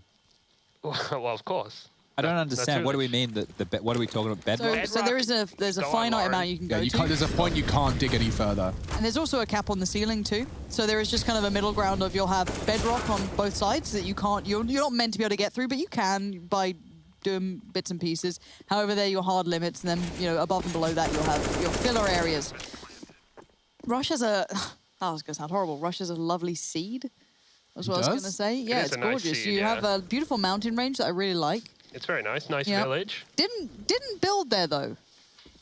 Yeah, well, I don't build in Minecraft, to be honest. I destroy the dragon. He had no idea what's coming haven't to even him. made it there yet. Right. No, true, I need more pearls, man. The hoglins are giving me bad trades. They were giving me some bad items. I've got a lot of crying obsidian, a lot of looks nonsense. Cool. Crying obsidian. Yeah, it's New similar items. to obsidian, but you can't make a nether portal out of it. Nether portal. But it looks you can make a respawn beacon. But I do mostly like my PvP Minecraft. I play on a lot of Anarchy servers. I like them. They're good fun. I've seen some very cool, like, I think that must be what you're referring to. I've seen some content where dudes are like, it's like kind of a battle royale in Minecraft kind of thing or something like that. There's a few of those. Golden apples, they're like eating the golden gapples. apples and shooting people with Yeah, bows. it's the economy's just screwed. They have this bucket strat where like you try and trap people in, like if you put build blocks around them with bedrock, you can just lock them in and stuff. Yeah, that's very Anarchy-esque. Maybe a little 2v2t moment there. That's the one. Yeah, I like that server. Played on it once in a while. There's one server that's completely unruled. Is that what I just 2B2T? There's one with no rules, Chad. No rules. No rules, and anyone can join. And so you look at it. Clients, it's a lot. It's completely blown up. And apparently there was this one last incursion bastion of hope and twilight where there was this beautifully built house and it was preserved in 2B2T as like a point of history, and some disrespectful noobs who showed up and destroyed it. People have learned how to water cube things now, so you can lock things in massive amounts of water, which is very hard to grief. However, we do have guns out, so I can start looking at Counter-Strike again and maybe consider Minecraft later as my filthy little dirty secret, but that is no secret at all. Magic's going to lose life instantly. Speed boost, run boost for Speedak. I've always wondered if he named himself Speedak because it sounds like Speed Hack. I think so too. Wow. Yeah. I reckon that's what he's done there. And I like it. Now they are just going to try and finish towards the B site, as we can see the bomb and two other members now over towards the box halls. They're pushing 3 main. Like that's a risky maneuver, isn't it? Risky maneuver considering Speedak's currently holding it. So I think they're thinking better of moving too much further. Flash on disbalance. Is he just going to kind of left eye this? Oh, Speedak. He might get lucky. Could. If he goes for a wall bang, could be a tag on the cards here, but he would need to have some kind of a hint or at least a bit of intuition. And now as they come down Pop Dog, he might get a little bit of the first. Lollipop and Mira heading for a duel. I'd love it if he'd have flashed after his smoke. Let's see if he does. Flash into main possibility. Is he going Ivy? Yeah, he's flashed above. Main. And that's the frag Disbalance was waiting for. And Lollipop, they're heading one, confirms Disbalance is still in there, and Chopper's gone down as well. Looks like Nemiga could very well find an 8th here. SDY makes a bit of a meal out of it. This could be Disbalance's frag though, and it is. Great shot, 2-on-2, made 2v1. 1-on-1, MDS only got 10% HP though, and with 9 seconds left, he's really got nothing other than, death. Unlucky. That was a nice attempt 2v4. there. Yeah, it was a good attempt, but I think SDY, after that first kill onto Geo there, was just able to play passive towards the back of the bomb train. The clock was an issue. Not the same for Team Spirit in their first half. They were always able to handle those late round plays. This was the opening from MDS, and unfortunately he was the last man to go down. Did take all that damage early to Magix. You can see here just being mopped on up by SDY. So that's going to be 14 on the board for Team Spirit now. And this one's running away from them. This was looking like a third map, definitely. And that will be Nuke as the decider. But out yard MDS goes. He wants to take this one with a fight, and that's more than what Magix is going to offer up. MP9 takes down MDS, and we slow down again. So no trade potential, no room being taken. Nemiga are just going to be stalled out across the map. That's a great nade. Yeah, Magic's getting a little bit back to him. Okay, well, Mir's gone down, so there is a chance here. Locked in towards Pop is Magix, and he's low, so there's a second kill. And Geo's made that happen. So now they just have to deal with SDY. He was the thorn in the side. Persistent factor last round, and the bomb's down, so this is trouble.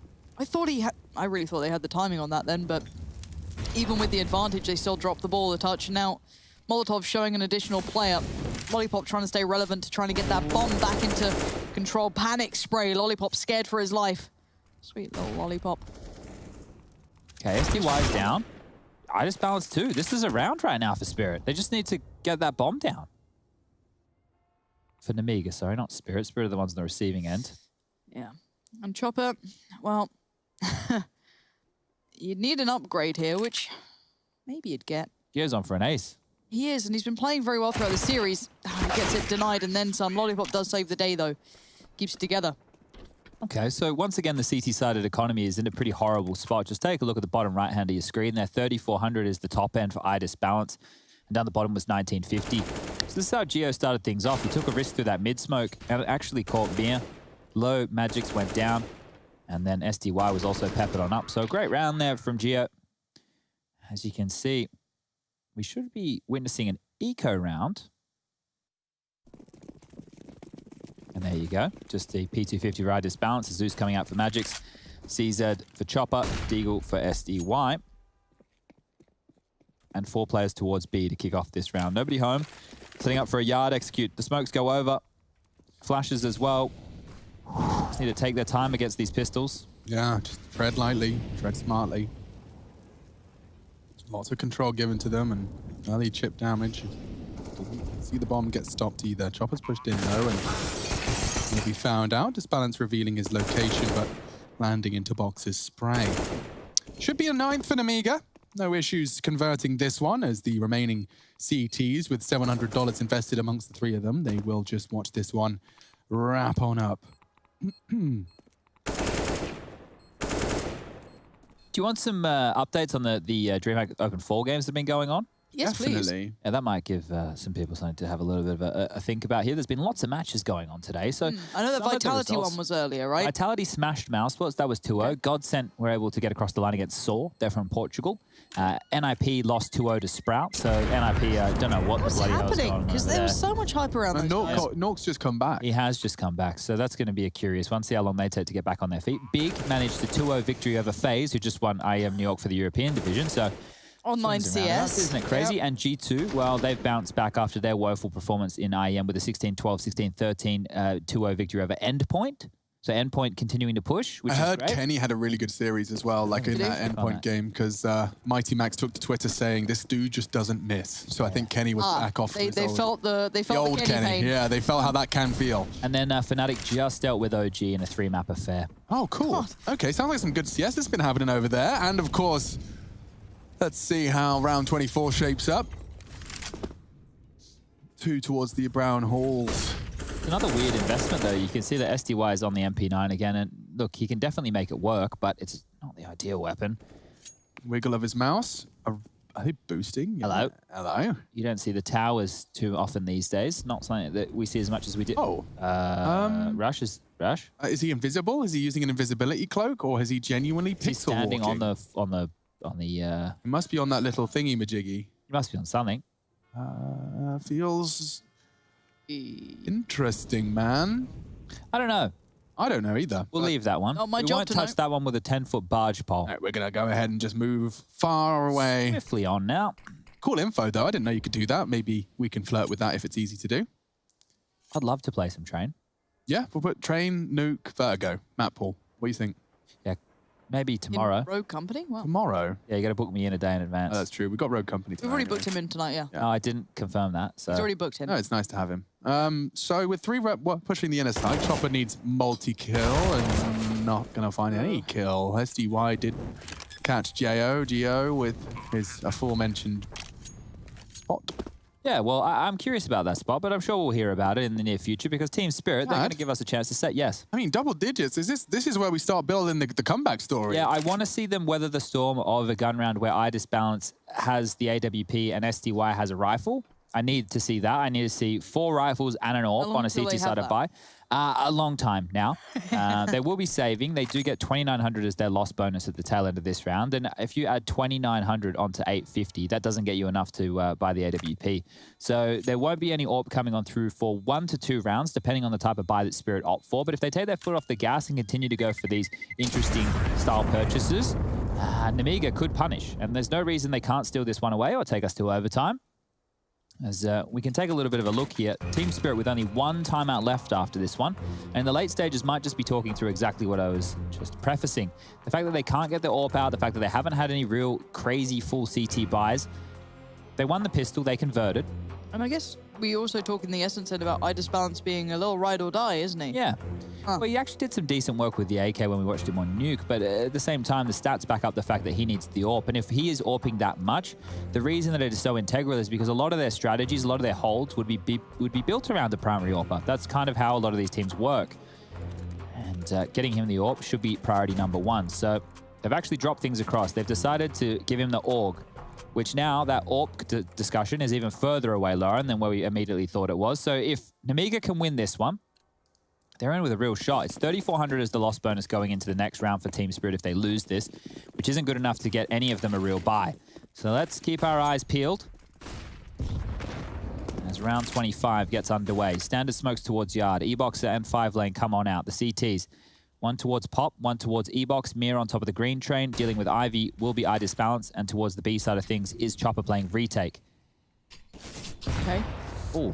That was a double nade, if I'm not mistaken, but Disbalance takes a touch of damage. This will be the first test. This is quite a big test too, keep in mind. It may not be the full purchase, it may not be the, the AWP, but it is a scoped weapon. We'll see how well it does. Beyond that, though, the T's running down their utility quite early on. Now, I see 2 smokes, a couple of flashes, and Molly, but it really isn't a great deal. And it does feel to me like they are going back towards the B side of things. We can see Lollipop and Geo walking all the way back from Ivy, holding that shift key. Don't want to give up any sound cues in case there is aggression. But Chopper, he might get some early info. Only 10 kills to his name, but if he sees a lot of players over towards the box holes here, they can call this rotation. Disbalance is actually falling further back. There's a massive gap towards Ivy right now. Main has now been smoked off. They're going through this. Ooh, Sumda Young! Whoa. Problems for Mir. Flash is great. Yeah, perfect. Speedak catching Mir. But Disbalance laying down the law. MDS catching another, though. Puts it all onto Chopper. Bomb needs to be scooped up. That's way back. Chopper's going to be sneaking behind him. I'm not sure they're ready for this. There is a smoke. Look how He's far gonna away that is. And that's a free 1v1. Now Speedak knows where Chopper is, and with only 15 seconds. He has to start running. Yep. Chopper hears this. Oh, he's got to keep going. You don't get to stop. Burning and pushing. Oh, God, good plan. Does he chase this? It's the AWP. Oh, this is dangerous. He's got the P250 out. Chopper's up on the ladder. Swings out and Speedak. I can't believe he did that. Let's go. Speedak. He had a lot of calculated risks in a short space of time there. Yeah, there were First so many test. problems. There were so many problems. The fact he got that molly down, it wasn't perfect, the molly, but it was enough to tickle him up to make him low enough for that P250 Yeah, to finish exactly. him off. But you thought that hold, and when I say you, I meant me, and I meant probably all of you at home, were watching that. The setup they had was perfect. They were close Pop, they were close main, they used their smokes, and you can see what that round means. Oh, I love it. They shouldn't be winning a round like that. Like, they should have been covered off every day of the week. Yeah, it's good to see the energy in the Nemiga camp. It's definitely keeping me going.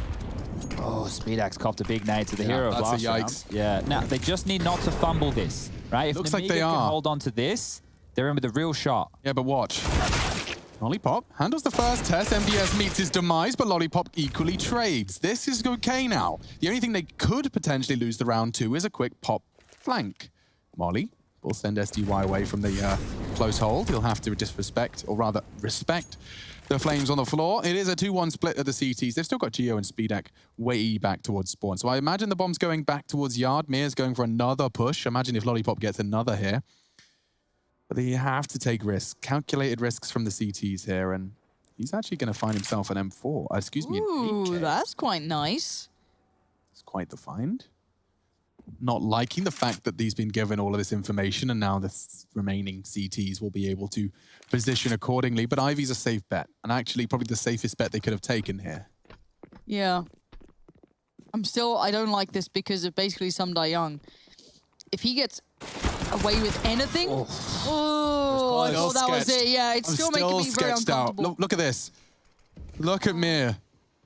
Geo's mollied it. Perfect timing, and he doesn't get the info. Speedak's vulnerable now. Oh, the miss. Missing his shot. Still gets the first, Geo the second, and now problems start to arise. Box and Lollipop have to be the heroes of this one. A scavenged AK could lead to their demise. Time, so much plentiful time for them. Magix and Mir. I think he's got a good idea as to Lollipop's location. Yeah, the jiggle confirms it, and oh, he's getting so many chances. They're both up on green train, pushing in, one-on-one, Box. Faked out, Mir trying to find it, and he confirms it's not on the bomb. It looks like Box has done enough, but only by the skin of his teeth. No kit, good spray. Hell. Look at the Get money. away.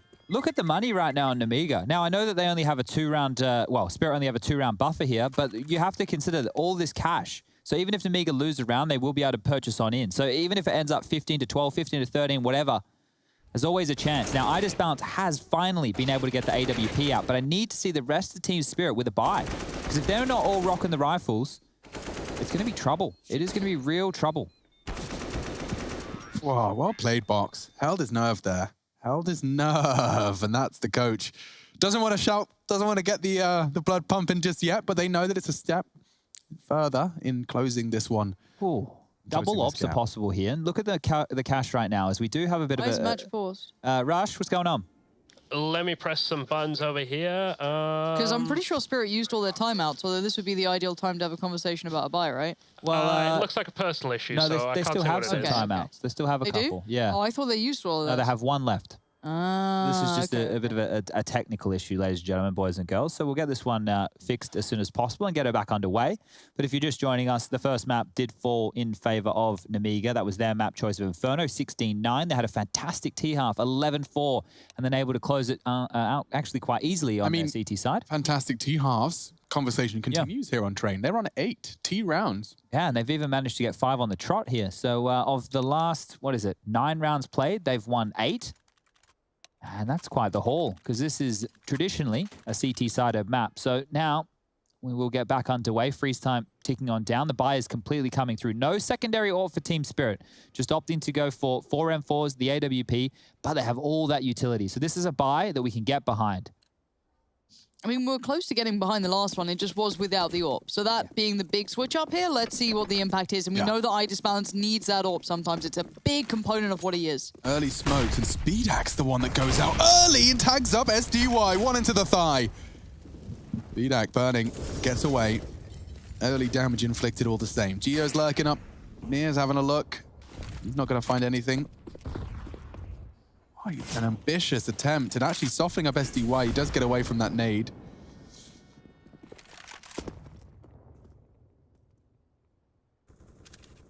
If they were to fall back and go for a B execute right now, we can see that it's just Magic solo on the site, and he's actually quite committed. MBS is taking a risk, and it hasn't paid off. Yeah, and now one fumble from Magic, so this opens up a door. And look at the rotations, instantaneous. They're pouring over here. If this was just a flirtation with the idea, but no, it's the commitment. Lollipop's there with the bombs. That should be planted. It's gone. This is going to be a shutdown, surely. They're looking a little bit limp in this one after even the missed utility. Magic's back up on top. Box maybe unawares. Oh, he's getting out. Oh, my God. Can't believe they got away with that. Look at the rotation. There's 4 players on B. Yeah, if Gio was to do anything here, if he finds that one lingering CT, he'd have a real shot. Balance is already scoped up on Pop, which is where they plan to descend, and Magix and Mia are the ones pushing behind them. This will not be easy. This will not be fun. Gio potentially... Oh, that good smoke. Just a bit of a gap. Just a bit of a gap. Speedax scoping and completely caught on the flank. Multiple targets and great shots from Magix. Gio catching the first in 18 seconds to make the rest the reality, and great reactions. He anticipates SDY. 3, nearly the 4th. God, not too shabby. Good damage. Yeah, very good. They got cash to splash to try and take us into OT.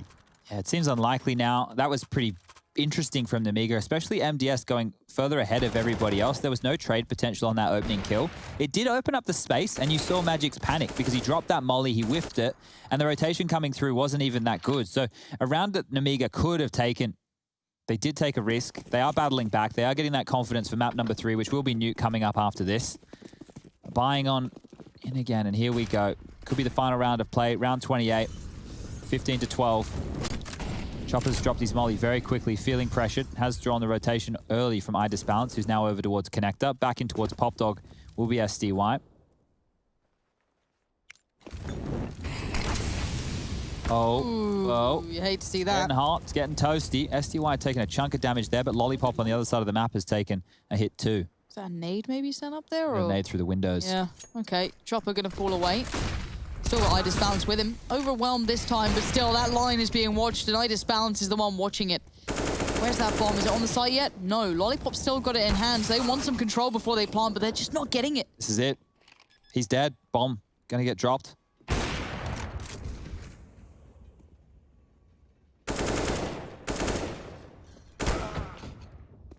Speedak 1-on-3 situation here would be a phenomenal clutch as he... Yeah, this SDY flank's just too much for him. And that's the end of that. We're going to 3, does 2. Required to separate these two behemoths of the CIS region.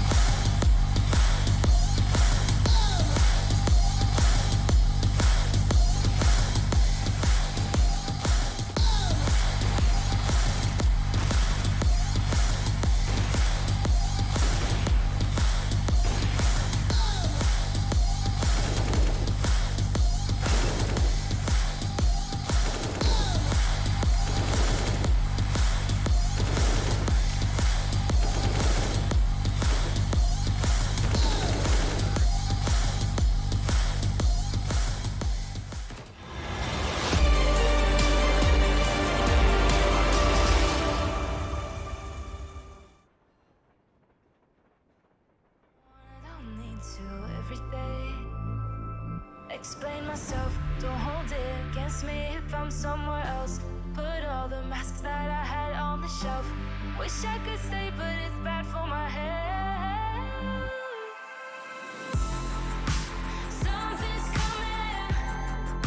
I wanna be everything I thought that I can never be. Build me up, piece by piece. Figured out by all the parts that made me. Used to feel like I belonged to a certain place or a town. Feeling safe, feeling sound when I'm still around. But there's something in the distance.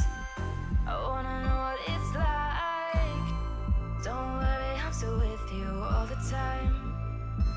Explain myself, don't hold it against me if I'm somewhere else. Put all the masks that I had on the shelf.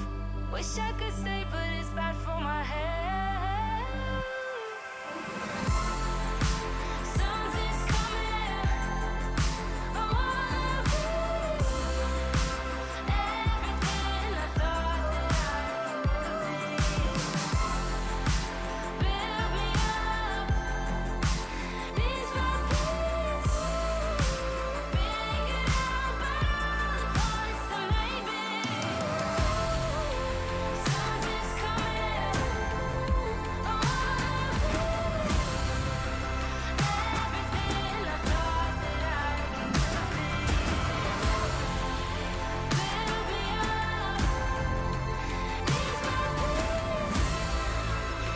Figured out by all the parts that made me. Something's coming. I wanna be.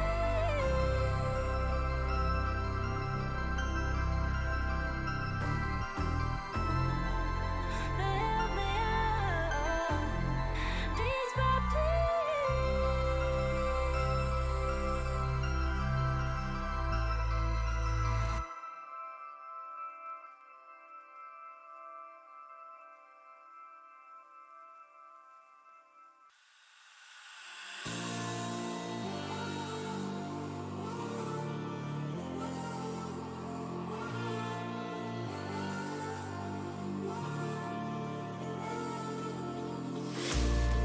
Will you follow me under when I'm crumbling?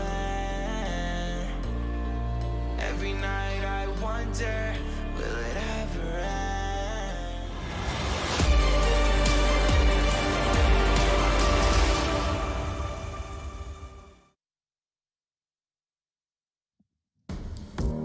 All 3 maps for this one. We're back in action. Hello, greetings. I'm Machine. I've got Lauren Pansy, Scott, and Chad Sponge Birchall here, and we are enthralled by a full 3 mapper between Nemiga and Team Spirit. Team Spirit, come no stranger to the Tier 1 realms. However, as always, when domestic affairs do occur, it's a little less predictable, a little less easy, and they fell in their first map, so we're sitting here talking about the second. Yes, and we might use some motivational quotes going into the third. I need one.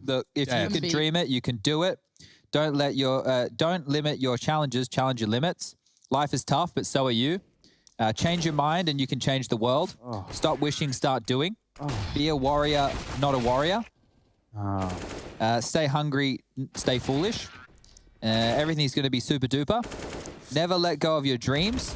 You got this, and never give up. It's so terrible. But like, yeah, but imagine if you were making a product, like you at least just Google top 50 motivational quotes. Maybe and they use did. them. Well, look, the They can't. postcard set. The postcard set is called "For You with Love" by Individual Nomad. Like, you know when someone writes like 50 notes for their significant other because they're getting deployed or going on holiday or something? Oh, no, yeah. like that thing, like Okay. 50 notes of like love messages. That's the kind of messages they've been written, but it means something when it's written by something that's nice. Yeah. But like, you're super duper from a printed out typeface. Yeah, I'm sure on the back of the postcard when it gets sent, it might Add be a saying little that, yeah. maybe. And also, this here, what does it say? Only the best quality is our standard. Well, they're lying. Well. That's why we print and package in Germany. Okay, so obviously that's where we've fallen off there. Found the issue. That's where we've fallen off. Now, something I really want to talk about is IDIS Balance's sniper purchases. Yeah. 14. How was it 14? 14 He's sniper bought a lot. purchases. So that would include the scout rifle as well. Oh, does that count as a sniper? I would assume so. I assumed it was an all. Sorry, I'm stretching. I'm feeling very. I think that the It's scout. because this Counter-Strike was really boring. Okay, Can we talk about guys, it? the T half we have from Spirit was very slow. Like, right? so slow. They were defaulting every single round. They were milking out utility and they were waiting for aggressive pushes. And occasionally, I think maybe about 3 or 4 times they were met with some aggression, but otherwise it was just group up, take space, find a kill, and execute. And that's why it did feel like we were trying to get a bit of blood out of a stone within that first half there. But Nemiga did make that comeback interesting, right? On that second half, they were able to post 8 rounds. So I think it was a truckload of rounds in a row, and they were quicker. Their style was quicker. It was more interesting, that's for sure. Yes. It was. I wasn't laughing at you. What are you It's laughing just- at? Alex's stance. Sometimes when you sassy check hand? out, your brain just like checks out. Your stance is there. Like, I'm ready to work, but your face has left the building. Okay, I can't lie to the viewers at home. No, you're very emotive. No, but you like give it away. so the problem I had with this game, and I'll explain it now, is as articulately as I can, is the exciting part for play-by-play is when the unexpected happens. Yes. And everything in this game since the first round of play has pretty much been as expected. Yeah, there wasn't anything crazy, was No, there? I mean like a default spread into them pushing the site they grouped up on and successfully planting and watching 3 CTs save that weren't on the site they 'cause took. they weren't retaking. And doing that 25 rounds in a row, I actually could not have had any less fun. Well, Nuke won't be any different. So don't go anywhere, guys. That's our 3rd map of the series.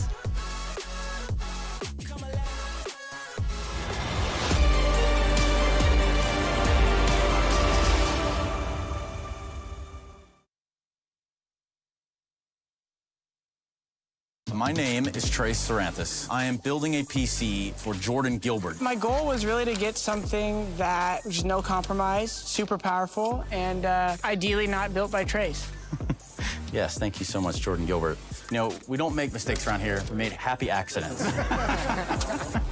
I get a booster seat here. Enter now for a chance to win one of 3 PCs built by me, Jason, or Trace.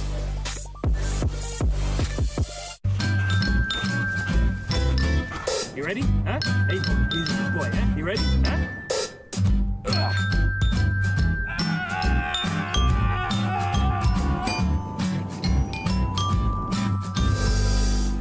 Start your esports career now at play.eslgaming.com.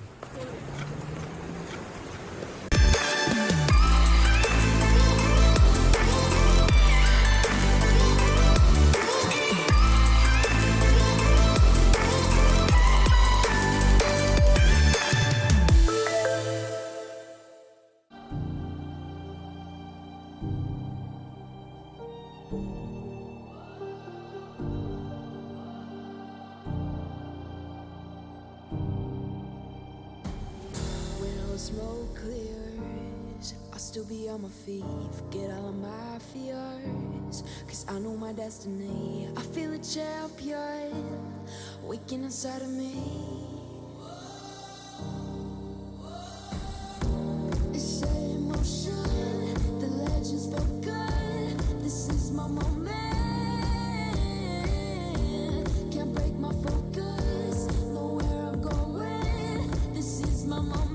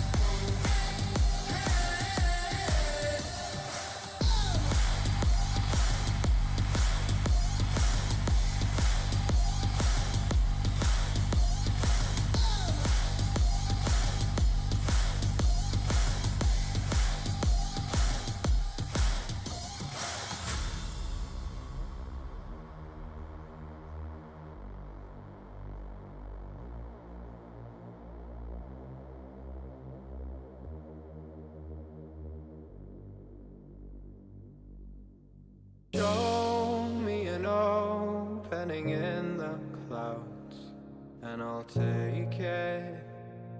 Yeah, reminding myself to just let go. Don't wonder how far I can fall. Don't look down, never fade out. And I just wanna be someone and never fall behind again. Just keep on moving on. Never look down, never fade out. Never fade out.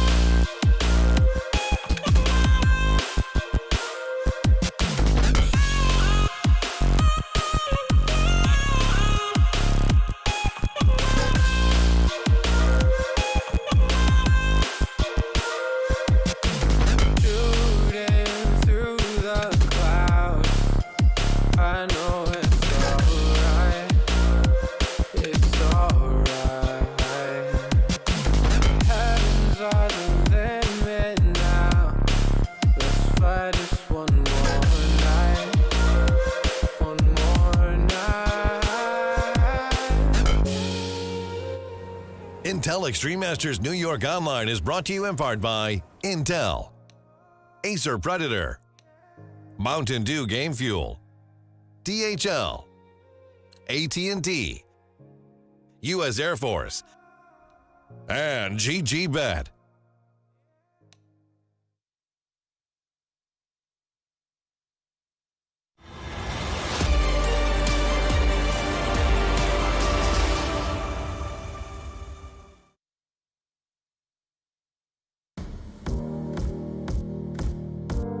New York, a beautiful concrete jungle stretching across the east coast of Northern America.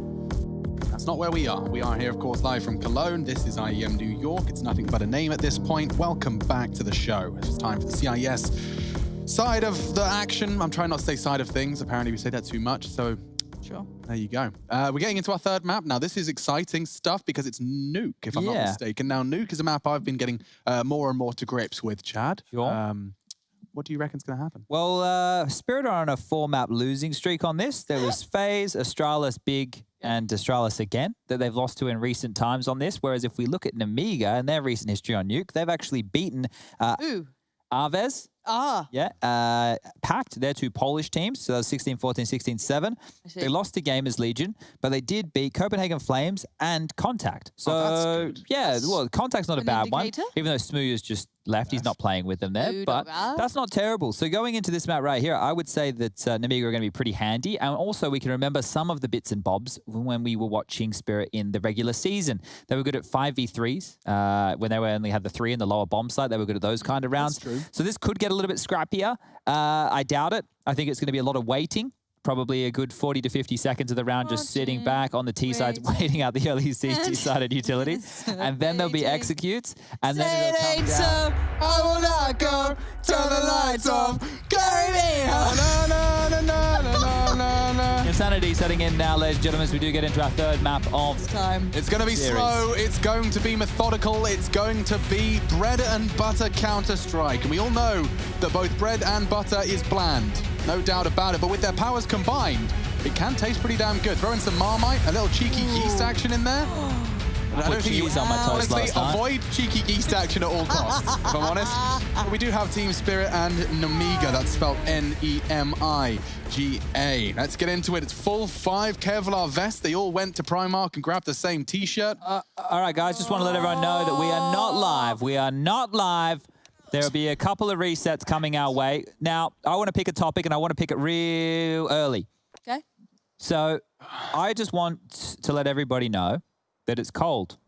Oh, at the moment. The weather, Chad. That's an original. I was thinking of going as bland as possible, and I was going to talk about the local sporting teams, but I don't know who's in them. Right. Is there a Cologne volleyball team? Cologne volleyball team? If there was, I'm sure Rush should be playing for them. You know, I actually did some Googling about all this because after I watched Haikyuu, I bought a subscription to like some volleyball TV and stuff. Yeah, Germany does have, Cologne does have one, and I think they're okay. Not as good as Brazil. I tell you that Bruno on the Brazilian team, he's pretty damn good. Bruno from the Brazilian team. Oh, yes. Bruno, He's love him. One of the best setters I've ever seen, I swear. Oh, yeah? Oh, my lord. Better than Kageyama. Really? Yeah. Well, I'm going to have to look into Bruno, see what Bruno's all about. Lauren, you into any sports?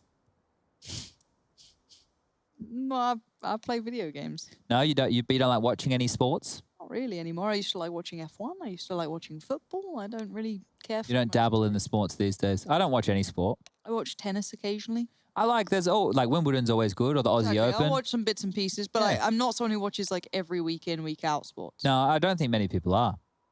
What else have I dabbled in? I used to watch a bit of cricket, but more in the 2020s as opposed to the test matches. They were over a bit quicker. Okay. Aussie rules football occasionally I tune on into. No, Alex, how about you? Any sort of traditional sports that you enjoy? Yeah, probably for me, I was most interested in ice hockey. Ice hockey? Yeah. Really? Huge ice hockey head. And you've never seen Mighty Ducks? That strikes me as the... You watch the real stuff. Gretzky, yeah, the real stuff. Gretzky? Yeah, what a lad. Really? Wayne, good old Wayne Gretzky on the sticks. On the sticks? On the ice. Yeah. Okay. What a guy. Was Anything else? Or? Yeah, I mean, I've been following mostly the international circuit. So obviously Sweden, Russia. Of ice hockey? Ice hockey. You've been watching the local leagues? Well, no, more of the kind of international Is this where competitions. you like the Cologne, Olympics, the if you will. Sharks, right? Olympics, okay. Yeah, the Lanxess. I support the Sharks, obviously, the Kulna Sharks. Yeah. Never noticed how round the terrorist heads are, have you? Very rare. Can we go back again? Can We have a have little that under the chin angle. They were quite volleyball-esque. These guys are proper... Don't stop. Do it. Under trying. the chin, under the chin. Working on it. Come on. Look how When fans spherical ask he you is. for Look a at his selfie. lips, though. That is exactly He definitely how... is using... Oh, they're very blue eyes, aren't they? Wow. Wow, quite striking. Yeah, I think his balaclava really makes them pop. Oh. What a disconcerting It camera looks like... angle. Yeah, it does look like he is holding the... Like a selfie cam. He's like laying down on Oh, the this couch. is You know, where you're holding... unpleasant. That's too much. Stop it.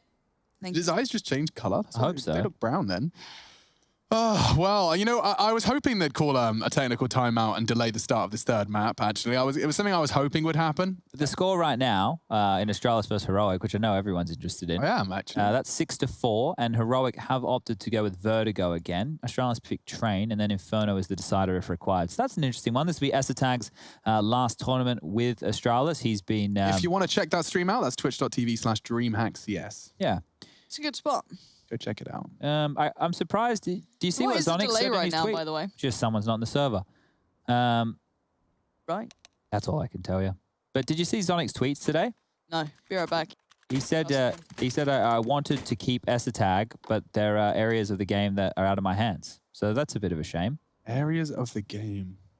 I guess he obviously valued him as a player, just Yeah. was above his pay grade. Yeah, I guess well, we're back underway. Lauren left at the perfect Yeah, time. she did. Lauren left and the game went live. Maybe this is the... Maybe that's the secret, Chad. It's just me and you now, baby. All right, here we go.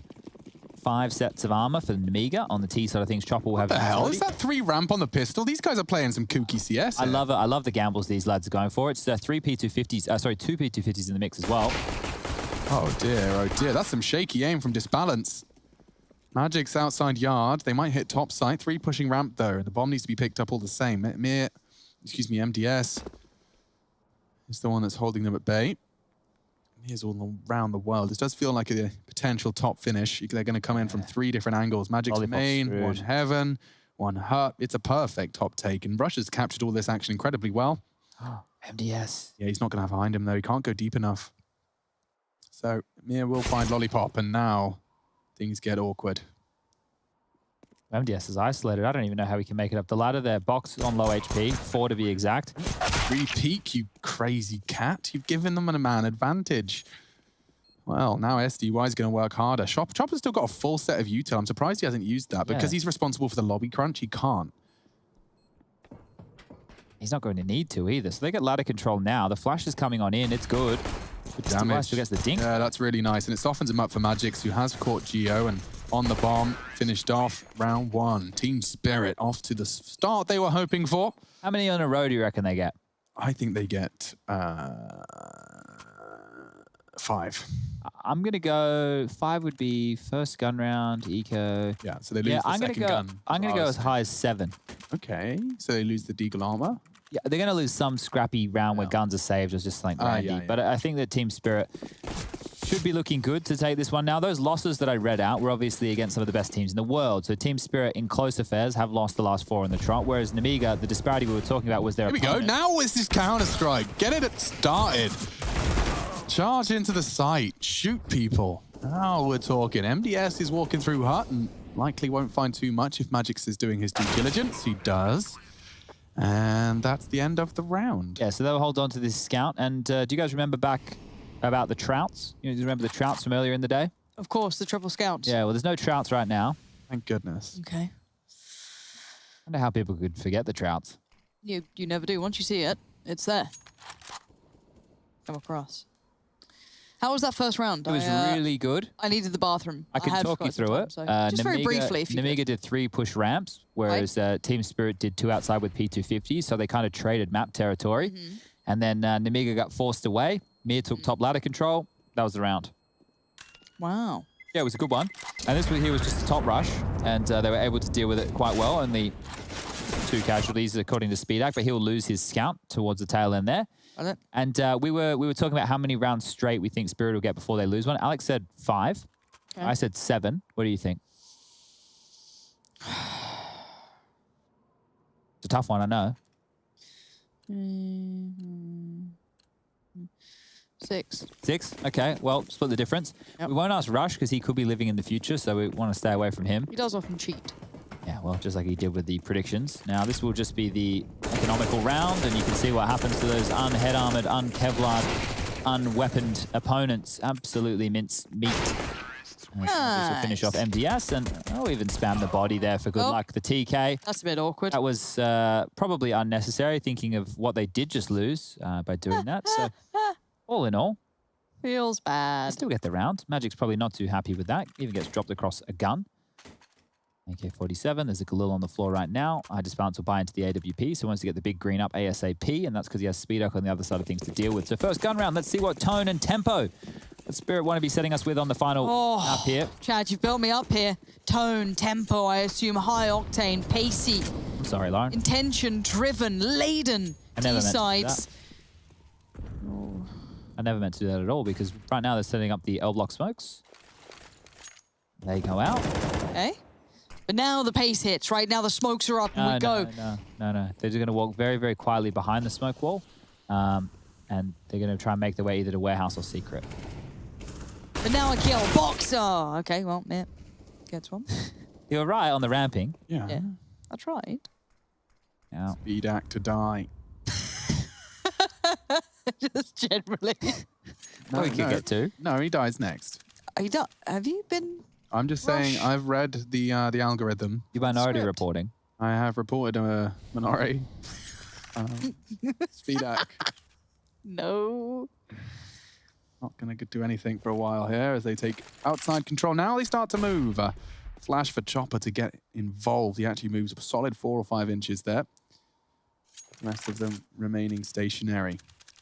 40 seconds as they decide to start retooling. The classic call of, don't worry, guys, there's not actually a bomb site in garage. No, they just have to cross, and that's what that smoke's for. Look at it, it's so good. Couldn't be better apart from that whole gap thing. Oh, there's a bit of jump on pass. Made it. Geo now has a nice frag, and maybe even another into the side. The fragging is good, and Nemiga looking set for this one with only 14 seconds left. There's nothing for Disbalance to do. So Spirit, they go for the go outside and hit top with a single flash strat. Doesn't work. How odd. Yeah, it didn't even really draw any rotations. So they did find the opening and did nothing with it. And the scoreline now will be 3-1.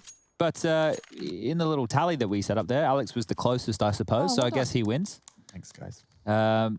As now, the buy looks like it'll come back out. But I'm sure Magix could have done with not being TK'd 2 rounds ago. Probably. Would have made his buy coming on through a little bit shooting better. the body and, you know... You think that was karma? Yeah, a little bit. Okay. All right. A little bit. STY has a HE. Let's see if he blows open the door. The rest of them are just rocking flashes. And STY is going over towards the lobby position, so it is likely he does nade open Squeaky. Yes, who would have thunk it? Smokes out towards Yard again, and this time it looks like a quicker cross over towards Secret. Disbalance leading the charge. Mir on top. He's going to actually spot the arm. Mir, you spotted the arm. Mir, you can still see the arm. What can he see? The arm.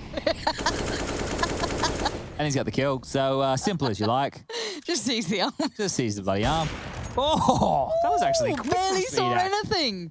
He saw the leg. See the leg. See the leg. See the legs. Oh, I feel unwell. Yeah, Lauren's actually going to be dead by the end of this map. Possibly. Slowly descending. I imagine this is the last game I'd ever cast. That would be the... On your tombstone, Lauren. Just put the final score. The final score. Amiga Gaming Team Spirit. All the rounds. All the rounds. Full stop. Oh, Lord. Oh, dear. Cool. We'll put a timeout, one of the timeout icons as well on your gravestone. Thank you. Not sure why I'm Leave dying. leave one of your arms sticking out. You can see the arm. Okay, we'll do them go down the van. Proper Chad giggle. You don't hear that very often. Cute. I like it. Yeah. Jumper's going to have a good chance there, I reckon. You think? Yeah, man. Probably a save already, Alex. It is, isn't it? No. Are they pretending? No, they're not pretending, Lauren. This is a full commitment. No. They're going to throw all their bodies here. They're going to stand here and then push when they've got no time left. But they have a flash of smoke, so that might help. Okay. Here we go. Here we go. Now then, they push. And Geo with the only frag to boast. That's all of their weapons and goodies gone. Oh, he's got it. I don't reckon he saves this. What do you think? Oh, he's got it. Oh, the nose go. Give me another. Bang! Hey, one more. SDY. He's going to be hunting him down, but he's safe behind the box. I reckon SDY gets this. Yeah, watch this. Oh, dear. Don't do it again, Geo. Just stay. Just stay, boy. Stay. Oh, he actually got tagged a little bit there. Okay, so I'm glad that that one has ended. We saw the arm. You did see the arm there. Whoever does like sees the no head. context, Chad, can you just please have a whole segment or just one clip of sees the arm? Lauren, have you ever made a... Can I try again? Yeah, you can try again. How did it go? Lauren, Yeah. you ever had a Twitter account made of you, a parody Twitter account? I don't recall. I don't know many people that do. So basically what I'm trying to say is Chad's the most famous out of all of us. Oh, we don't know that. Yeah. Speedak kills someone. That's SDY. That was a saved AWP as well. That was the saved AWP. Wow. I want to point that out for everyone at home. Box with only a P250. This could be a surprise. It's not. Oh, Chopper, he's seen the head. Double kill in the feed for the aforementioned Chopper. And he may very well find some more as time passes. Well, this is just the pistol upgrade, isn't it? So, Rush, you want to finish off the round? It's already done, mate. I know, but I'd love if you could finish it off for us. Chopper. Come on now. With the AK. Not gonna quite spot him. Yeah, he's peeking into the line. Oh, he picks up an AK. 2v2 Rush. It's yeah, get this is ramp, actually, start This ramping. is completely winnable. The AWP was down as well, somewhere towards main, and MDS, he's on silo or yellow Where's or the bomb, Twinkie Rush? or something like that. Ooh, weird Bomb, champ. It's on the back of the player I'm on right now. But Hollipop's gonna hear all this, so he might think it's B here. If he does, that's gonna be pretty dangerous. But MDS scooping up the gun. He thinks it's B as well. He definitely. I'd say, buddy. Oh my God, the flash is going off behind him. Oh, Rush. The nades are still going off behind him, and he's completely... Why does he have his... What? One side. Yeah, he's on the boost. Oh, this is really silly. That's really sad. That's very sad. I feel bad now, actually. Okay, well now they know the bomb site's clear. Or do they? Well, Do they? Well, Could they be one should Windows, do could be one because Windows. they can't see the red flashing bomb on the ground. Get control. They do Tap it, look a tap little the bit bomb. silly. What was funnier, C's turn up leaving and the out. pistol at spawn, or these Ooh. guys picking the wrong bomb site? I love the way they went through kind of like main and into vent. MDS had his back turned. Yeah, to the exactly, nades and I being love thrown in that. top Like side. that was my favorite part, probably. I'd say that was better. Yeah, you're right. So I don't know how MDS didn't see the nades. Honestly, I have no idea because he just turned his back when he was going down the vent. Like, makes no bloody sense. was Why didn't he just wild, look wasn't top it? sight? It It's was- just, they look like plums. It was a bit I'm not wild. talking Yeah. sweet. But they have held on to 2 AK-47, so that's pretty sweet. Tis. Dude, what does mine say? Dude. What? Does mine say? Sweet. Dude. What does mine say? Oh. It's all right, you got there. We're showing our age here. Yeah. Oh, well, the guns are back out. No AWP. It will be the AUG for Mr. Speedak. Let's see what he can get done with that as MDS. He's going to be boosted on up towards the ramp position. No, make that Speedak, so we won't be in transition with that. Probably not the weapon for the job. Would prefer the AK-47 up there, but the AK-47 apparently finds kills through smoke, so I didn't realize that was a feature they'd added. It's the DLC pack, actually. If you get the season pass, you get a little UAV, start of every round. Really? Yeah. But Nuke's inside. Oh, look at this. Doesn't matter. Look at this, Lauren. Okay, I'm looking. Look at this. Oh. Look at this. Oh? Oh, he didn't see the arm. Oh. Yeah, Mir is... Okay, you see this one. Yeah, but now it doesn't even matter. Like, look at all the room Mir's got. He It's wouldn't just even worry about that. question mark. Don't worry about Speedak. Go kill the other guys. But here's the funny thing, is that Okay. there's a universe where Mir shoots MDS And dies in the back. and then gets immediately... Never mind, looks like the round's won already. Chopper's found the way. Oh, here's a kill. And there's a freebie. Oh, I hate this. Oh. Sweet shot from Speedak. Only the Org Scope enabling him to find that. That's his double kill. Now bomb loose. Chopper to clutch. Spray's not there. And Lollipop lines him up and gets the second on the board. Even managed to get the AWP, so that's going to go very nicely in the hands of Speedak here. Oh, that's a lovely complimentary purchase. Treat himself to some utility. Fox even got dropped a gun, so their buy is phenomenal. Moving into round number 8. Look at this. Look at that. Don't you just love to see it? All right. Getting into round 8. It's just the Desert Eagle for 3 of them. What eagles do they have? Can you take us through the skins quickly, Rush? Little look. Oh, we've got the default for Mir. Oh. We've got the Blaze. No, it's Budget Blaze. What's It is called? Budget Blaze. Photon Blast, Light Rail. Something. Light Rail. I think I'm close with that, Yeah, actually. actually, doesn't hear... Oh, I like the... That's the hypnotic. hypnotic. Yeah, it is the hypnotic. And it's a stat track. Oh, pretty, Right. pretty. Lexin, the Candy Apple. It's a classic look. Classic look. Crosshairs as well. We already did them. Lots of small Yeah. little Ghiblies, so nothing. Rush. Oh, I've seen that before. I think Chad's got one of those. Yeah, that's the Tooth Fairy. Is that like a, I imagine it's a cheap one, right? Probably now. Yeah? Yeah, probably now. Like a blue skin or something? I don't know. Purple, pink? Like, what's the rarity? I don't know. 'Cause it's just Good that they question. seem quite dull. You know, the colors, I mean. Like, it looks like They they're don't- capillary. They need to have like digital vibrance on about 10 times. Oh, that's true. then it really Actually pops. glowing, just... Oh, Magics. Good Ooh. catch. Safe hands. I used to love that in cricket when I was playing. Safe hands. Safe hands. It's a, Reach your it's a chest. what is a pink one? Classified rifle. Oh. Okay, yeah, no, that's not bad, yeah. What M4 are you using these days? The Royal Paladin. What is that, actually? I haven't seen too much of that. I quite like metallic bronze with some kind of pinky bits. It's nice. Let me try again. Whitey bits. Yeah. I just like seeing ones that aren't super common. I think they're the nicest ones. Absolutely. You just want to stand out from the crowd. Yeah, just a little bit, because I'm not like the other girls. Yeah. Oh, you're not into the pumpkin spice lattes? No. No. That's not. Lauren left her Ugg boots at home. I actually got a pair of them as like slippers don't maybe blame last you. year. They're very comfortable. I was thinking about honestly. getting a pair of mugs. Male Uggs. Of course. Is that what they Must call be them? gendered. They have to be. Why? It's a unisex shoe, Chad. You have to make sure you gender it. Ah, my bad. Because how would you get the blue or the pink ones? It's just funny because I want to say mugs Yeah. as opposed to anything else. But yeah. But now we have the first pick for the CT side. That's going to be Speedak doing quite well. Actually, going to double up on that. That's very well done. Catching Chopper as he worked towards Garage. And the rest of the Ts are kind of all in one spot. Geo needs multi and doesn't get it. So Lollipop will have to do some heavy lifting. Speedak's missing his Hit him. shots. And there's Lollipop in the feed. Looks good for Nemiga. Box baits them around the ladder for a double. Oh, Boxy boy, what have you done, mate? You've taken a Galil. You didn't prefer the M4. Yeah, he you loves made a Galil. You made a bit of a mistake there. Actually, I did some research ahead of this game, and, Oh, and talk to Box me. does prioritize the Galil Galil? statistically. Okay. Oh, wow. Rifle of Well, that's a choice. good little stat. That's Yeah. very cool. I saw also that while I was looking at Galil stats, I looked at your top 5 best players with the Galil. Yeah. Tarek at the top. Okay. And who else was there? Glaive was down the bottom. Glaive was one of the least Favorable. favorable Yeah. Galil players. And yeah, Cool. that's the end of my story. Well, a timeout will be taken at the start of round number 10 as the scoreline for those of you listening on the radio or audio only options, potentially as if this was some form of a radio cast. Rush, tell me something about you I don't know and I can't guess. I was actually, a lot of people don't know this, but I was actually in the Royal Air Force Cadets? Yeah, I actually flew planes a few times, heard this actually. one The many Grub Tutor. It was a very nice 2-seater plane, very enjoyable to fly. Can you imagine actually. being in it? Wait, Rush actually, he's not lying. Oh, he's serious? No, but can I've you flown imagine planes. Rush being... You can fly a plane. pilot? Yeah, sure, why not? Flying a plane's easy peasy, man. Are you kidding me? Well, the buttons. Easy, man. I never press the buttons. The buttons are the Easy, hard please, man. part. Please, man. Please, man. Please, queen, please. Rush, it's going to be bedtime after this game. Gosh darn right. Yeah, you guys got to go head straight home. Me and Lawrence should probably walk.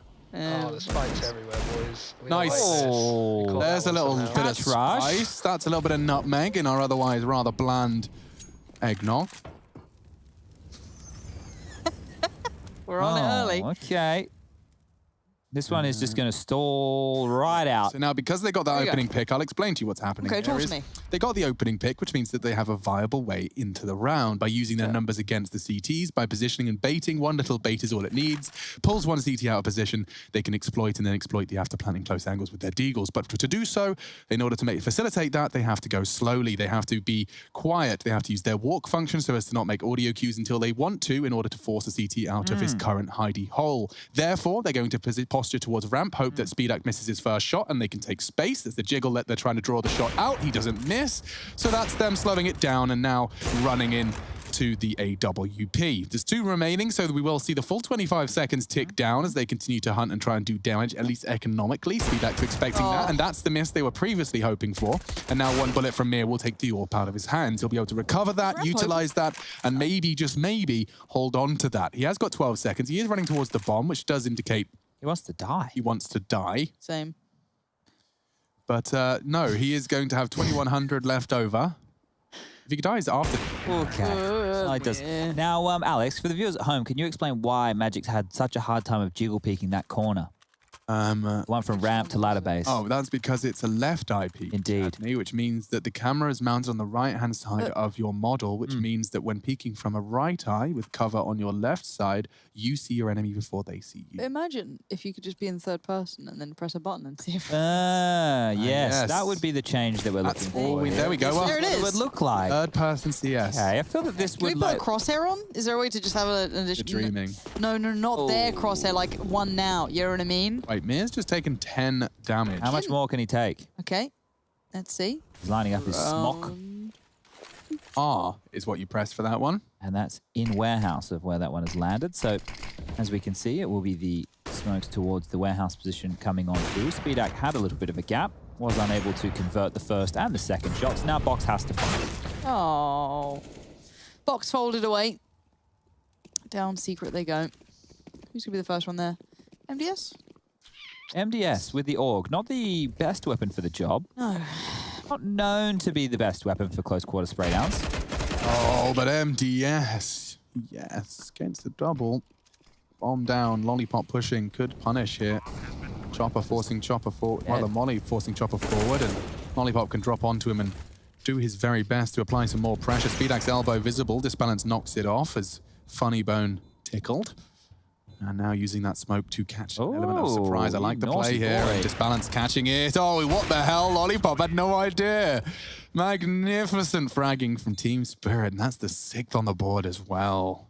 That was wild right there. What a play to make. You wouldn't be expecting that every day of the week. And that's why Lollipop didn't know where to look. Now, the AUG doing some damage, but the third would have been perfect. And that's the third from our Disbalance. So good stuff there from Team Spirit, up to 6. There's the money situation. Henry tuning in now. He sends his love. Oh, that's wonderful. Yeah. That is he wonderful. was definitely watching the other stream for a while, but, you know. So that's all right. There's lots of games of Counter-Strike to watch. We don't play favorites.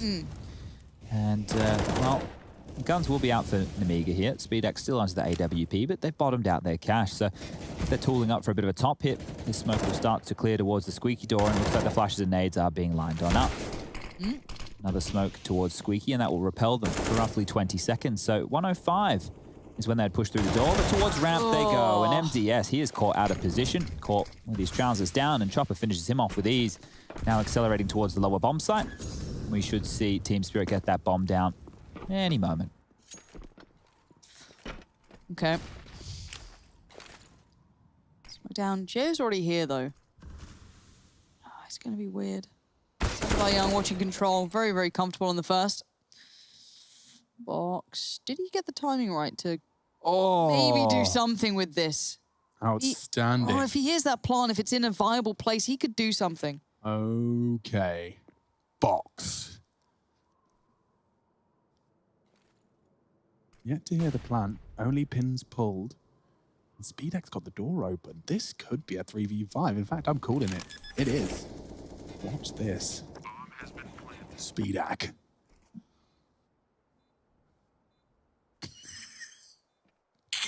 gets the first. Oh, there it is. Oh, God, that took a while. And now things continue to be rather stationary. It doesn't seem particularly promising. Molly's good. Ah.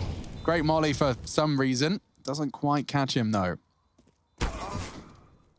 Now it's just Lollipop 21K. Last alive. M4 in hand. I'd like to take a moment to welcome the Liquid and FURIA fans who are now joining us, of course, prepared for their game. Watching their favorite teams. However, that's not for a while yet. Well, your Counter-Strike will be fast. Yeah, you've got the exciting, the explosive, sexy Brazilian-style Counter-Strike against, I guess, Moses' lot. And we currently have CIS, very grindy, very slow, methodical. So it's using every tool within their arsenal. Everything they could potentially do. It's every single tool. Finest details. Precisely. So, yeah, just take your time here, guys. Chill out, really enjoy get a this. coffee, Enjoy this while you have can. a beer. Kick back. I know everyone was excited, but North just beat Ents 16-8, and X7 is standing in for Yampi from Havu, because Yampi can't play in the RMR events, and X7 only got 3 kills. So, yeah, not ideal. No, and Magic's being baited in here now. I like that. Lollipop on the other side. How sweet it'll be. So far, they're being teased and toyed with. Oh, he's dead.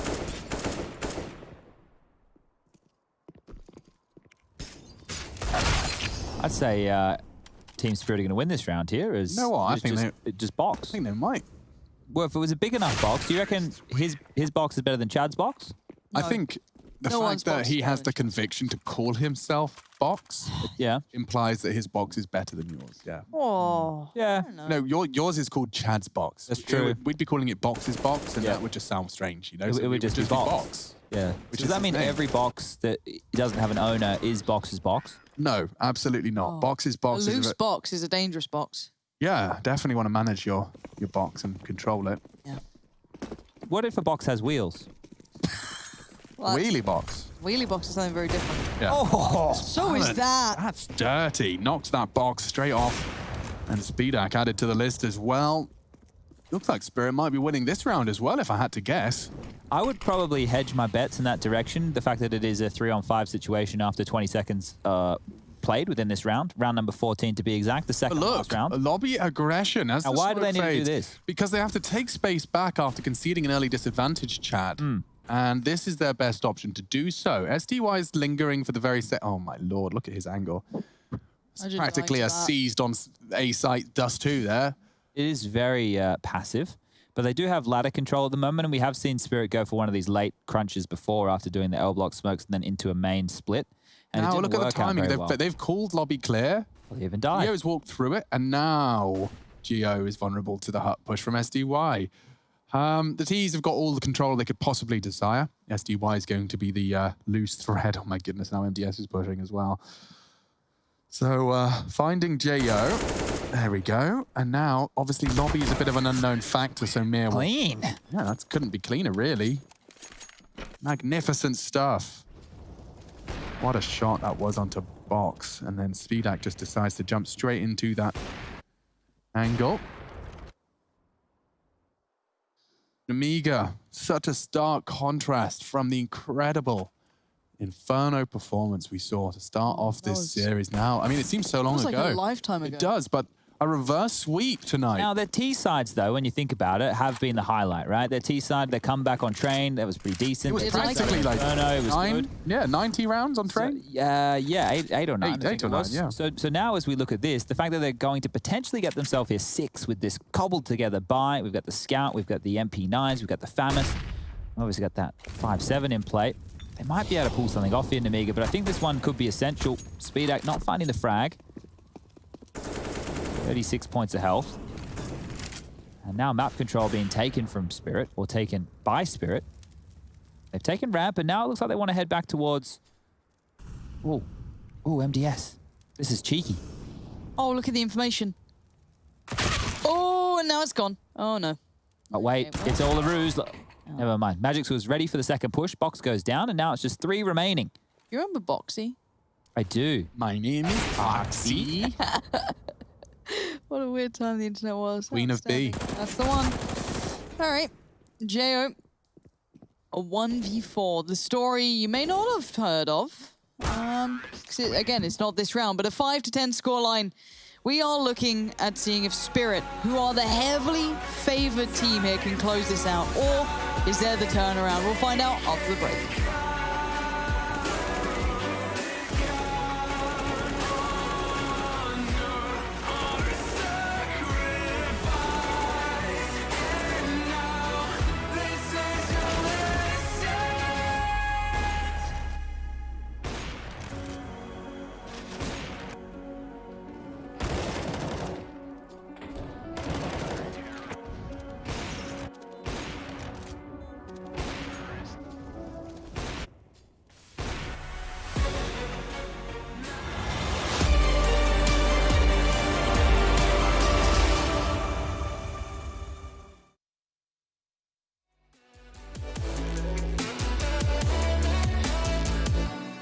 Tell me everything's alright. Life is just a bunch of faces, and if it's not, we'll still be fine. I know we're going places. I don't care too much. I don't care too much. As long as I can keep you by my side. I don't care too much. We got time, no rush. In your eyes, I always see there is something meant for me. In your eyes, I always feel different.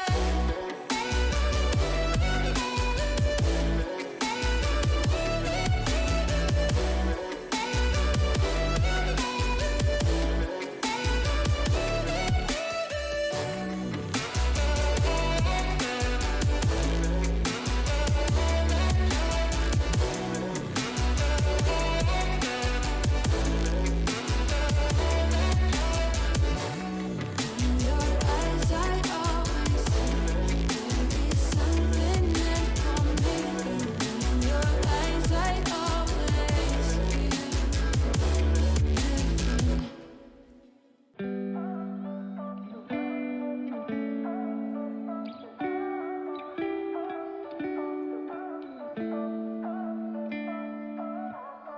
You and I, we've been friends for a long time now. Always have a good time whenever we go out. But you've been calling me up all the time and sending me signs and giving me them eyes. And you've been saying that you found the one, texting me junk and you wanna talk, but you can't say why.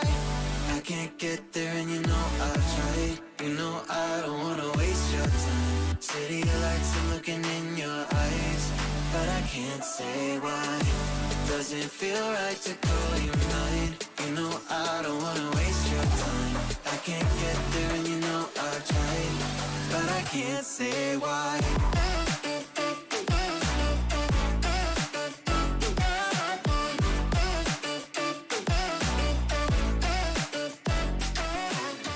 Feeling lost like I just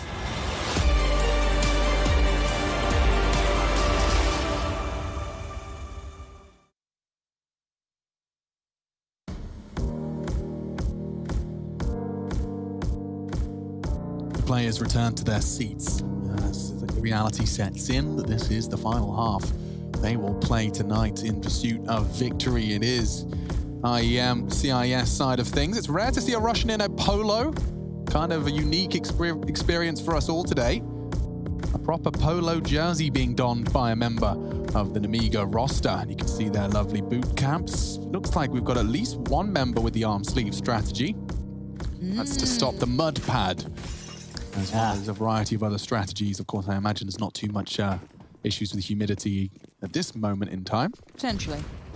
Speedak living up to the name as he wiggles his way out hut and dies.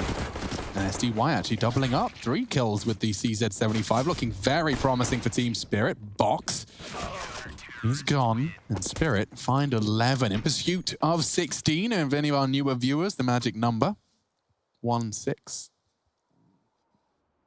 So 3 is the magic number. I thought it was 7. Oh. Really? Nah. Oh. But we won't see the force spy coming through from Nemiga here. They will just be opting for a single flashbang. Not even any P250s being... Oh, I say that. Geo does it, of course, while leaving spawn. You're lying. Now, it's going to be the Skylight flash coming through from Boxy Boy. Molotov's out towards Squeaky, spam on through. Geo's going to take, well, I was going to say some damage. He's dead. Balance also finds Speedak, and all the kills fall in favor of Team Spirit here, just going up against these unarmored opponents. Easy as you like, as Boxy Boy doesn't even need to throw out his flashbang. He just will drop it at his feet. Oh, wow. It's a clean sweep right here as SDY makes quick work of Lollipop. So just briefly for those obviously tuning in for the FURIA Liquid game, quick prediction. What are you guys calling it? I think I'm back in Team Liquid on this one. You reckon? Oh, yeah. I don't think Jason could coach his way out of a wet paper bag, so I'm going to... sorry, Jason. That's the only reason I was going hard. What the hell? I just thought I'd go hard, knowing that he was in there, probably listening, giving him a hard time. As soon as he hears you talk, he's out. Oh, okay. Well, that's fair enough. All I'm saying is I think Jason would beat you in a physical fight. That's Yeah, all he'd I'm absolutely saying. have you. I think FURIA will win that series, though. Okay. Like, imagine you two duking it out. Like, you'd have an advantage, obviously, in some respects. Yeah, but he can pull your hair. Yeah, he could He could pull your hair, that's true. Well, this is a quick round. Mia's finding 2. Chopper's taking out Lollipop. And this attack from Yard, it's been stopped in its tracks. The bomb's in the open. Magic's now seeing if he can deal with this as the flash. Well, it is good for a split second, but not enough to bam! Space. And that's it. The Famouses, the MP9s, they're all that good gear. It's going to work. And that's going to be round 13 on the board for Team Spirit here. 3 away from Loving closing out map number 3. Athletic, 6'9". Big old vertical leap, I've heard. 6'9"? Yeah. Spirit are 6'9". I've heard it. All their players. I've heard it. Vertical leap, Is this- unprecedented. Is this the Space Jam? Back-to-back, blockbuster. With Michael Jordan and the aliens? Yeah. The Space Jam. That one. Wow, I didn't realize we had a Counter-Strike Come version of on the and Space Jam. slam, and welcome to the jam. Is that how it goes? I don't know. I've ever It was a movie. That's true. Yeah, I do vaguely recall that. So once again, early kill in the favor of Balance. Speedak's down. going to find a bit of a Let's go traitor Speedak. Rooney. And we've got Chopper now. Fancies a go. That's one. Or second. Give him another. It's only a Glock. Jo's... he's not feeding. He doesn't like to feed. He's taking this super serious. As you would. RMR points on the line here. Yeah, 5 to 13, of course. Got to keep that high chance here, but prove me wrong, Well, the please. Deagles are nice. I They do are like quite the way a nice. Deagle fires. Look at it. It poses a bit of a threat, more It's than a a Glock. scary looking pistol, isn't it? Yeah, it's a bit chunky. Imagine carrying one of those around. Rush, what rounds do they shoot? I believe that's 50 caliber. Is it E or something like that? It's some weird, Yeah, it means weird electronic. round. It's an electronic round. The digital bullet, 'cause it's a video game. Nice. 50 like that. cal E. Oh! Lollipop. Any more? Any more? Full of lead. Disbalance puts him down dead. Terrible lolly. Yeah, that's definitely not lollipop worthy. That's Victorian lollipop. Of course. How they used to make it back in the Classic. day. Just a nice lick of red paint. Lead paint. Lead paint. Red lead paint. Red lead paint. Okay. For the lollipop. All right. Because they used to make pipes out of lead and then wonder why everyone was sick. Oh. You know that? Well, they used to have lead in pencils too. Yeah, but that was less, unless you're stabbing your friend with a pencil, that used to be a problem. But people used to just drink out of lead containers and be like, why are we dying? This is cool, I guess. Why are we dying? Well, you live and you learn, or you don't. That's a P90. That is a P90. MDS. P90. Let's go. Here we are. You wanted Furia. Well, you got MDS. Oh. Here, You wanted art? Nah. You get nice. some Die Young destroying him from the hut. Boxy Boy, 1 on 5 situation. A minute 25 on the clock here. No utility to work with, but he has that AK-47 in hand, and he can really put some damage down range with this one. What else did she say? That's about it. And no one really looking like they want to push onto lobby right now from Team Spirit. They're just patrolling and controlling over towards that yard position. 2 in main. Chopper tugs in. Mia baiting for him. STY getting up close and personal towards the hut. Balance in rotation now, dropping into the top side. And this minute left on the clock is what Box has to posture and really decide how he wants to tackle this 1 on 5. So far, so good. Move to muscle. Moves a few more. He's doing the 1-2 step, the back and forth, and even checking his flank. Wants to be safe about this one, Box. He's got to really weigh up his options here.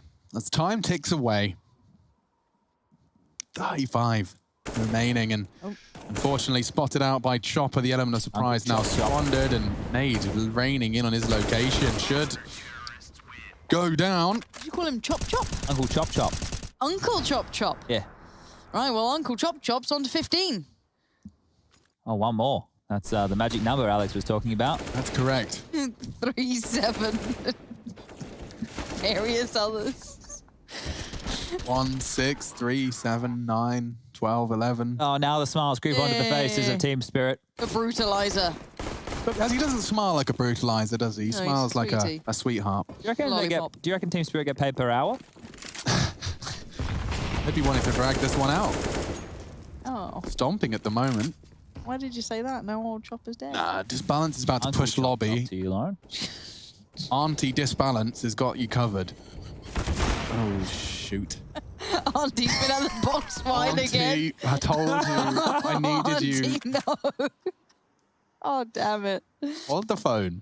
Because Cousin Magic's in me. What about Grandpa SDY? Oh, you mean Granddad? Yeah, Granddad's pretty reliable for at least one usually, but sometimes, yeah, he gets shot in the side of the head. So, Magic's does only get one. It's a 1v3 for Mir. He can win this, though. Yeah. Look at this, ring I around the believe rosy. Mir can. Oh, he's not going to shoot box, so that's going to come back to haunt him as Gio's going to put a bullet in the side of his dome. And that's going to be the Go again. The 6th round on the board here for Nemiga. When do they break the money, Chad? We don't. Next round. Nice. So keep your eyes peeled for that one. They get 1,900 as the loss bonus in the next round, so they won't be able to fully invest Team Spirit. Is this the second map? Third map. Okay. This is the third map. The first map was 16-9. That was the pick of Nemiga. Yep. The second map went in favor of Team Spirit. That was Train. And that's why we found ourselves here on Nuke the third. Good outside smokes there. That's lovely. They doubled. Diagonal. I think. Double. Diagonal. Yeah. Not the burnt elbow. Or the belbow. Two have managed to sneak their way down secret, but at what cost? Yeah, responsible for it with early smoke. A grenade as well. Gio. This is going to be good. Oh, dear. When's the timing on this? Oh! Boom! Headshot. That's picked the timing and he's absolutely nailed it. Outrageous. Fox, what can you do? 4 on 3. I can't tell if this is meant to be Corey Dunn or just like a Just sounds like a terrible wedding DJ who's kind of hitting on the bride, which is a little bit uncomfortable. But what this could be is 16 for Spirit. They do it 4 players alive, and I loved it. Alex, the boom headshot on a nade, perfect. MDS. She's just gone. I love it when she sounds like a kettle. Sounds like my tea's ready. MDS in a 1-on-4 situation here. Mir, he's behind him, but does he know? Up towards the windows is MDS. There, no sound cue needed, but Mir, he's chasing. Mir, the miracle man. Can he finish this now? Can he do it? He spotted him, and Mir, he's going to take him down. Team Spirit, 16-6. They've wrapped up the series. They've got the win, and they survive for yet another day.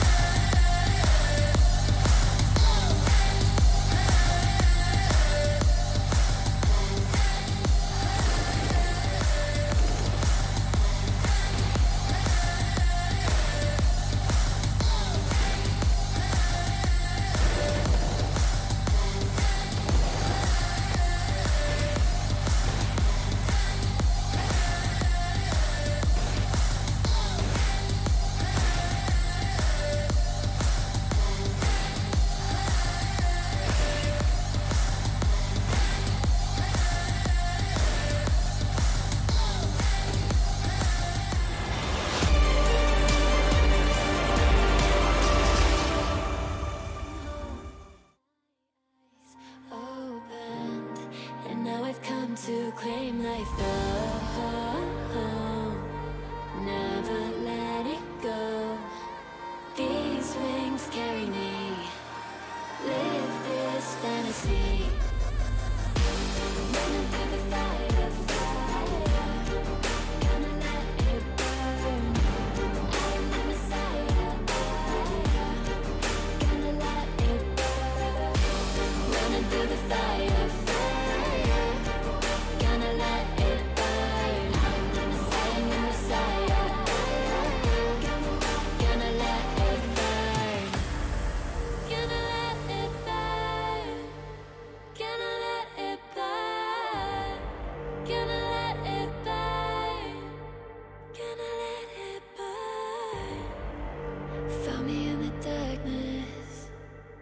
Now they see me shining, calling me a goddess. Thunder and the lightning.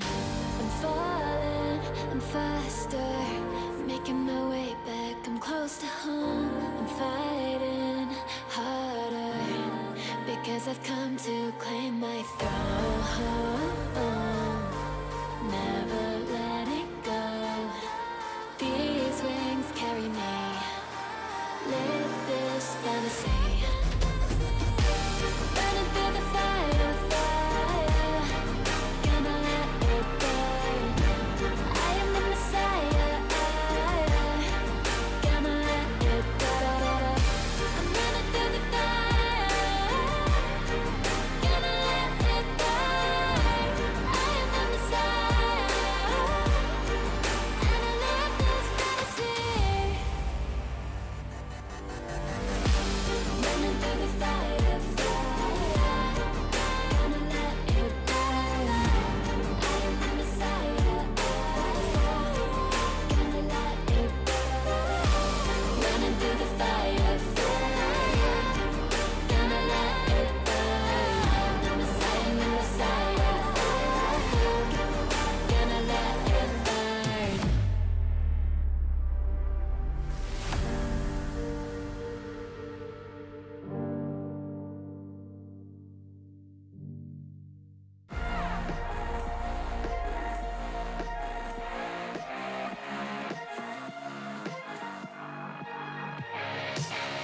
Glasses on, my hoodie's right.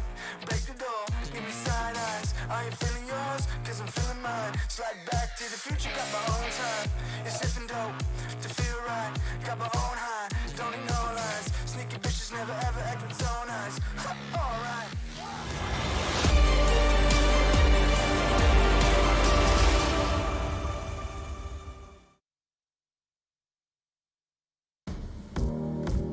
Unfortunately, we don't have too much time to break this one down. Of course, a full 3-map affair between Team Spirit and Nemiga. We're here in the studio, albeit briefly, just to quickly put some finishing touches on that masterpiece. Sponge, anything you want to just make sure you didn't get to say during the broadcast during this final map as well? Especially, it seemed like Spirit back to their winning ways. Yeah, it's just these teams who we come in and we pip them as the clear favorites to be winning 2-0, and they get pushed, they get tested, and I think that's the theme. That's the theme of the New York CIS region so far. We've seen it with Na'Vi, we've seen it with Force, and now we have seen it with Team Spirit. So if this continues going, it means that we will be getting across the line with the teams that we expect. Yes. Just they're going to be pushed on their weaker maps, or if they haven't prepared properly with watching the demos correctly, they can be tested. So all in all, a decent day for Team Spirit, and once again, another one we can say, yeah, they'll be happy with the W. Yeah, no, 100%. And Lauren? Yeah, and on the flip side of that, for Nemiga, for me, are another team who can maybe do some dangerous plays. A couple of maps here and there could definitely make it trickier. Are you okay, Alex? Lollipop was my favorite, I would say. Lollipop was probably my standout player of the day. Yeah. Or Geo. I think Geo had some good moments on train. It's a toss-up. Yeah, Lollipop, Geo, SDY, Box, Speedak. If I had to... it was tough. Yeah, honestly, all of them really had their moments. And of course, as we bring up their names here, you'll be able to pick and choose amongst the lot of them. Geo, though, you're right, Chad, did definitely statistically hang with the big boys. As I mentioned, Speedak. You can see him up against Disbalance, another interesting comparison to be drawn there, but that's pretty much where the comparisons end, and so does this part of the show. Coming up after us, though, we do have, of course, FURIA Liquid. Yes, we do. And Jason. There's another one. Whalers are playing someone. Whalers are playing Team 1, I think, from my eyesight. Is that their logo? That is Team 1. Oh my goodness. Look Guys at me are go. getting good. Aren't they? Call me Legolas. Don't. That would be weird. That's our segment done. Trace, Harry, Hugo are waiting in the wings to bring you 2 more best of 3s full of high-octane action.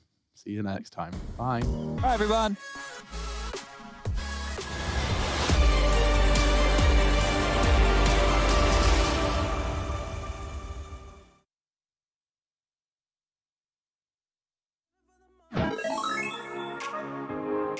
This is a Gamer's Outreach Cart, or Go-Kart for short. It's a portable video game kiosk built specifically for hospitals. Created and assembled by Gamers Outreach, each unit helps provide recreation to kids and young adults unable to leave their bedsides. The carts can be disinfected easily and have 360 degrees of movement, making them ideal for transport in hospitals. Go-karts can accommodate a variety of gaming consoles. They also come with wired controllers, a gaming monitor, and are equipped with a lift mechanism that allows the height to be adjusted. Go-karts provide a safe, flexible, and efficient way to ensure patients have access to entertainment during long-term hospitalization. To learn more about Project Go-Kart, visit gamersoutreach.org. On Intel Extreme Master Certified PCs, you'll find a gold badge. It means you'll find brilliance inside, that you'll get high-grade components like Intel Core i7 and i9 processors that'll deliver the uncompromised performance you need to game like a pro. Not to mention, every purchase supports the prize pool of Intel Extreme Masters. Intel, unleash your brilliance. If you want to know what you're good at and, well, also what you suck at, check out csgohub.com. Coming!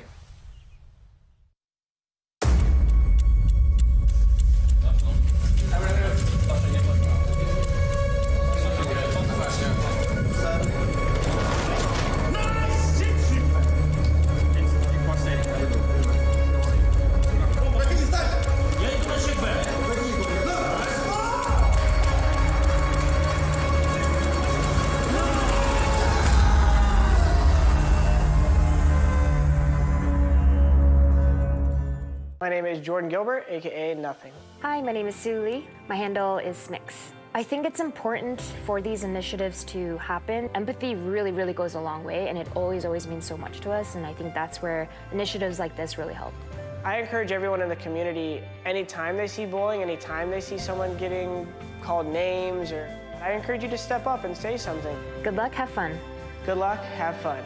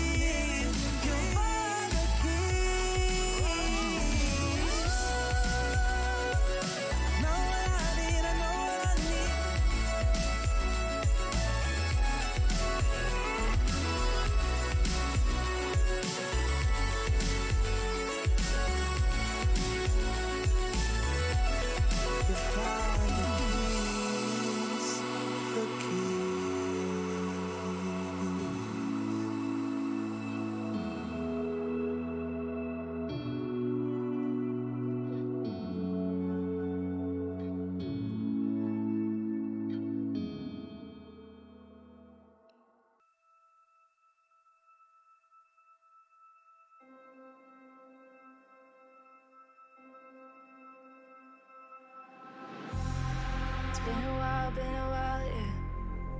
Safe to say over a year. Still it feels like I saw you every day. Tired of hanging around the ones that always need an explanation.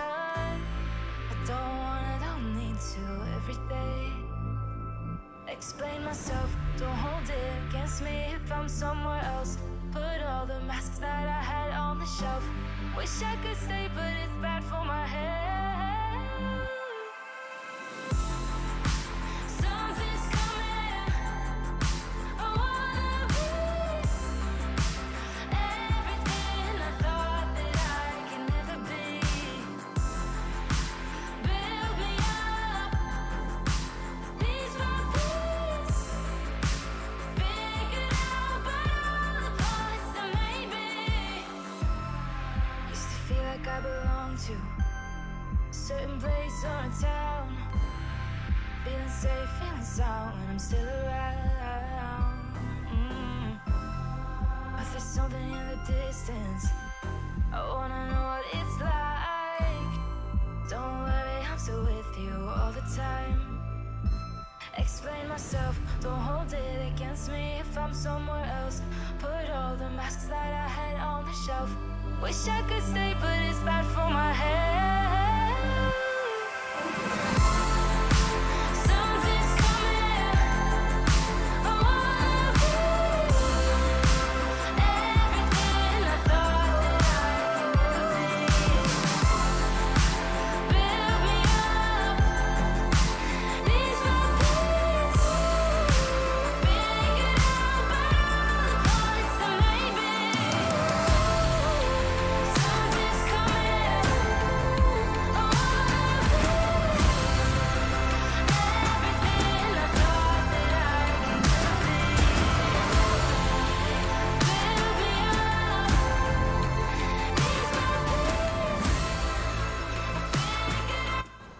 Intel Extreme Masters New York Online is brought to you in part by Intel, Acer Predator, Mountain Dew Game Fuel, DHL, AT&T, U.S. Air Force, and GG Bet.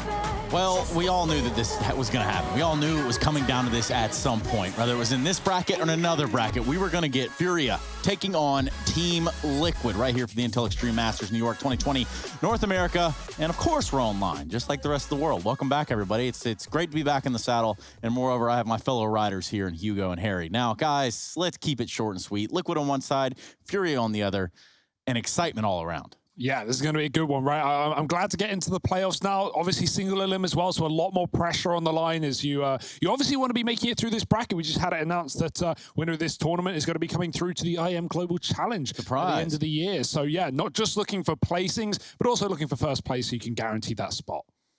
Yeah, man, no, that's sick, right? And then, there's actually, like, because of how these brackets have worked out, there's, like, a really good chance that a team like the New England Whalers, who have looked really, really good, could try and extend this run throughout the playoffs, right? That second series that we've got coming up, if we take a look at the brackets here, the second series this evening going to be Team 1 taking on the New England Whalers, and the winner of that goes on to face the 100 Thieves. So, kind of no matter what, we're going to end up with a pretty interesting grand final. It's the other bracket where things get really interesting, right? This is where all the top dogs of NA are. Well, don't worry. We're going to be looking at that bracket real soon, but not before we bring in one of my fellow friends, and his name is Moses. And boy, am I excited to bring him on for a desk segment. You thought you could get away from the desk, Jason. Yeah, I did my best, changed careers and everything, and here we are. And here we are, right back where you left off. Imagine that. Now, Jason, I've got a special treat for you today, and I don't know if you're quite ready for it. And since I know that you do miss the desk so much, we're going to ask you to participate in our little reindeer games. What do you think? Oh, that sounds like a nightmare, but let's do it. Let's rock and roll. What have you got, Trace? What is this gift?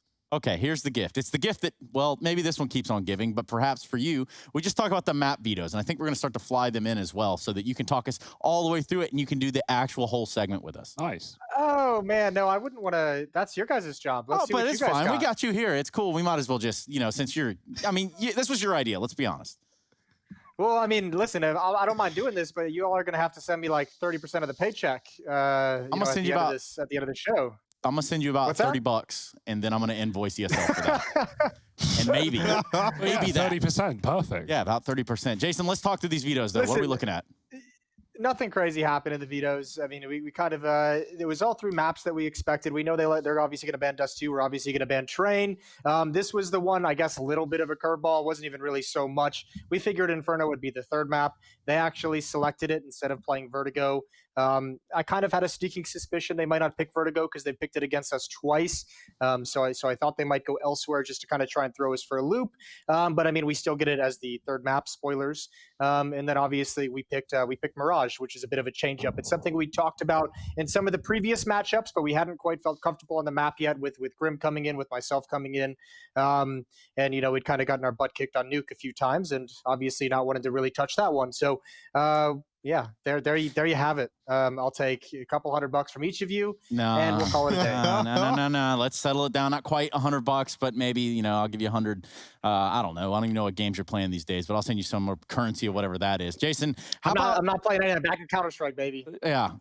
Yeah. Well, I believe that. You seem like the sus one in Among Us at all times. Like you're always the imposter. I don't know how you've done it. I'm always winning, is what it is. That's the problem. Yeah. Now the records, they might reflect that. And today you're obviously going to want to pick up a victory over FURIA, but I want to talk about this T-sided start for Liquid and some of the woes of Team Liquid starting slow. Do you think that's going to factor in today, and why not? I hope not. It's been an issue for a while, as we've kind of talked on these post-game shows for the most part. And we've kind of, I don't know, we've just done some work and practice on it. Did a little bit of work today already, and got the guys on a little bit earlier to start getting into the swing of things. So yeah, I mean, I don't know what to tell you. I don't think it's going to be a problem today. But there's they like to throw me for a loop once in a while. Yeah, and speaking of the loops, I think they end right here. I was just going to let you, do you want to say something to your nephews here? Because obviously, as you know, you're their uncle. We don't have much time left, so for goodbyes is appropriate in this moment. You didn't even let him talk, Trace. You took I control of the can't, whole man. situation the whole I thought time. we were taking a long segment here. Jesus Christ. I was going to let them talk, but now we've got to play the game. Jason, you know how this goes. Strict schedules, always. Down to the second.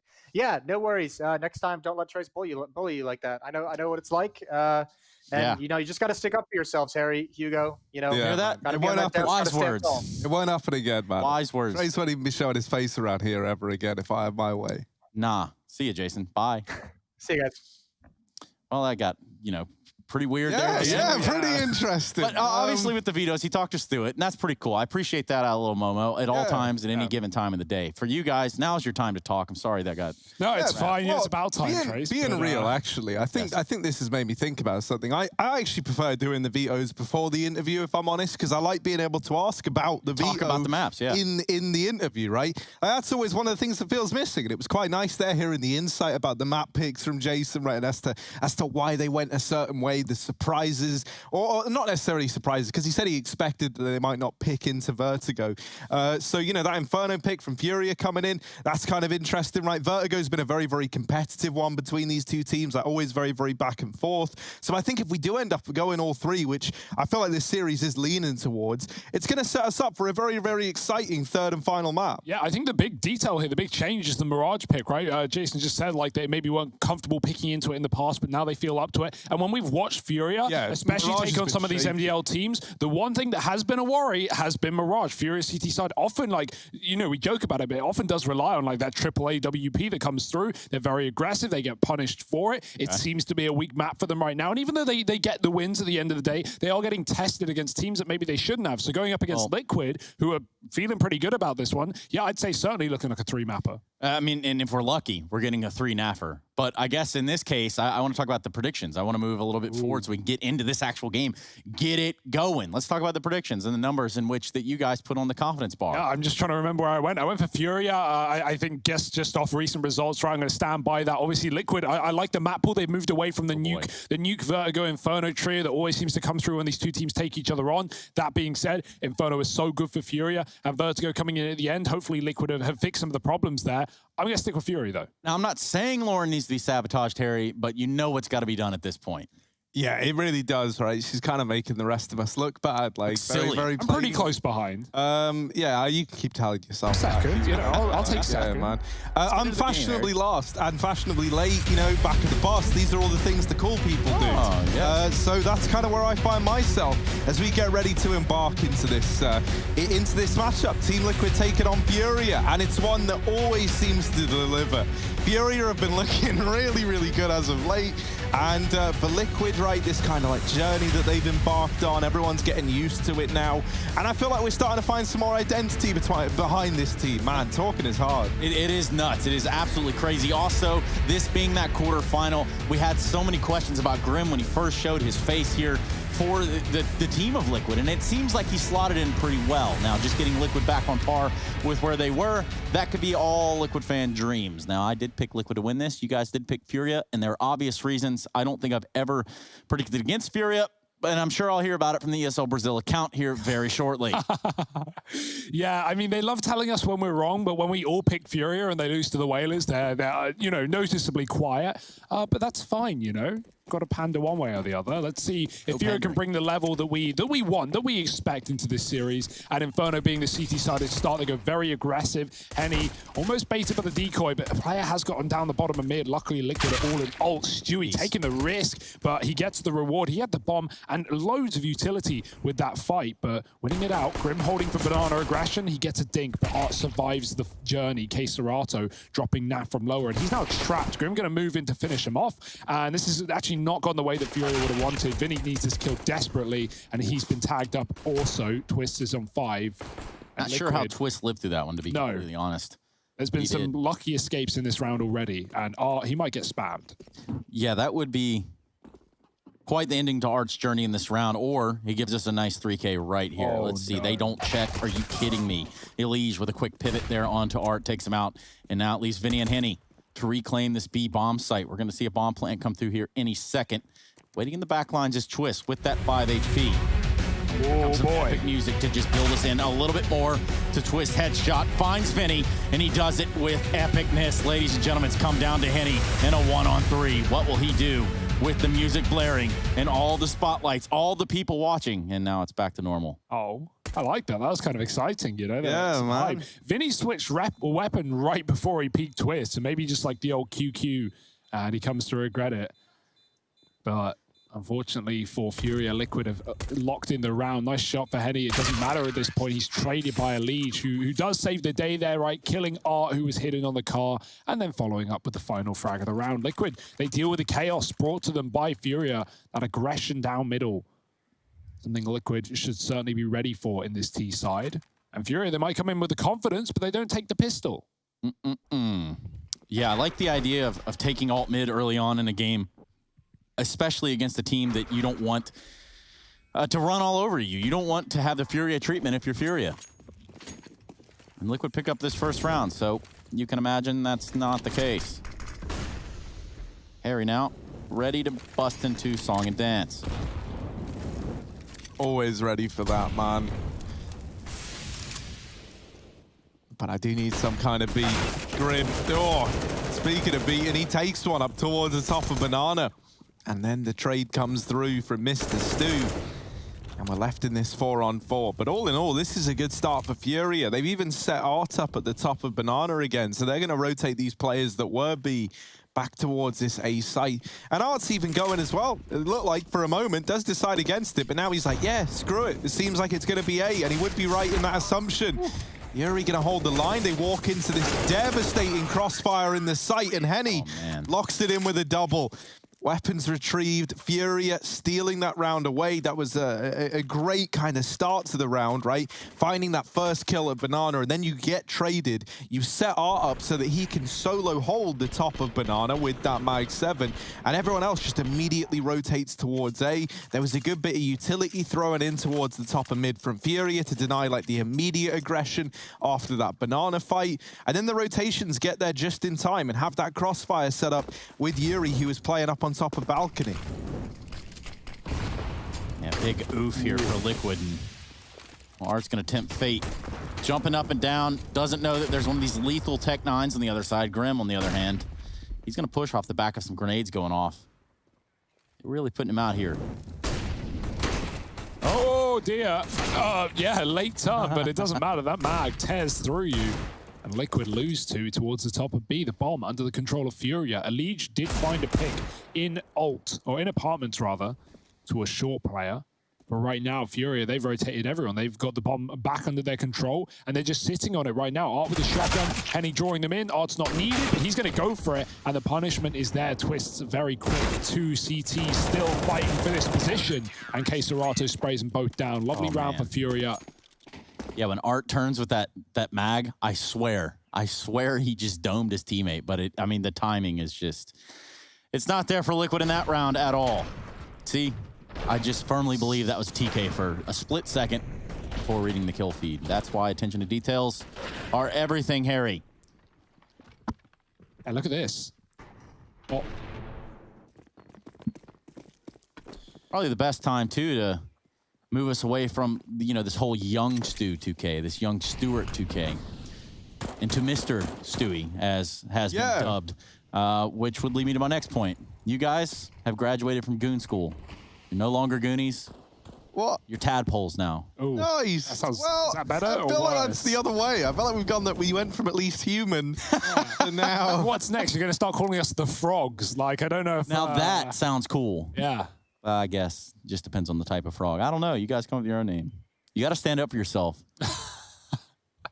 Look, sometimes, Trace, we just like to let you steer the ship. And yeah, and look at the map vetoes. And look how that went down. Even Jason said you guys got to stand up for yourself. And that's when you know. Even Jason. Even Jason. Even Jason. And if even Jason's saying it, right, then what does that mean? Notice how I'm very prepared to laugh about it when he's not here, but when he is... I won't say a damn word. Silent, not a word. Gonna drop this Molotov at Banana. And that's pretty much it. He does find one with the Famus. And that's a nice little tap from Grim through the wall with the Glock. finishes him off when he tries to run away. Normal. Now Grim's very, very happy with himself. He's got a FAMAS here. And Art is alone with the Tech 9 inside of the B site. Like, actually, the guys that are attacking him are just as well armed as Art is. So what's going to happen here? It's all gotten a bit weird. There's a shot from CT. They're hoping that makes them discount Art still being in the site. And this is why we say the Tech 9 is bad, right? Notice how many shots he fired there and how he only got 1 kill. Oof. Elige and Naf left in a 2-on-3. That bomb ticking against them, but they're fully armed. And Team Liquid, their best gun is a P250. So that's not great odds here for Elige. And he does get dealt with. Regardless, a bomb plant there and 2 kills in a Glock round where the best thing you had was a couple of upgraded P2s. You'll take that if you're Team Liquid. You do a bit of damage, you get an extra $800, and now this first investment is going to have everything you could possibly need as a result.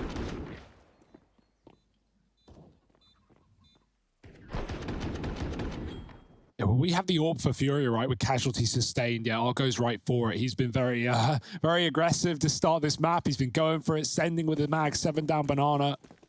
Going for those relentless jump shots. Where will he take the AWP? It's going to be a mid play for Art. 3 on B early. Furia throwing that util. Art did see someone cross towards B, so that's information. And it's going to make Henny doubt his decision to rotate. He actually stays on the B bomb site for some more. Naf holding for aggression. Nothing getting given, though, with 2 on the A site for Furia.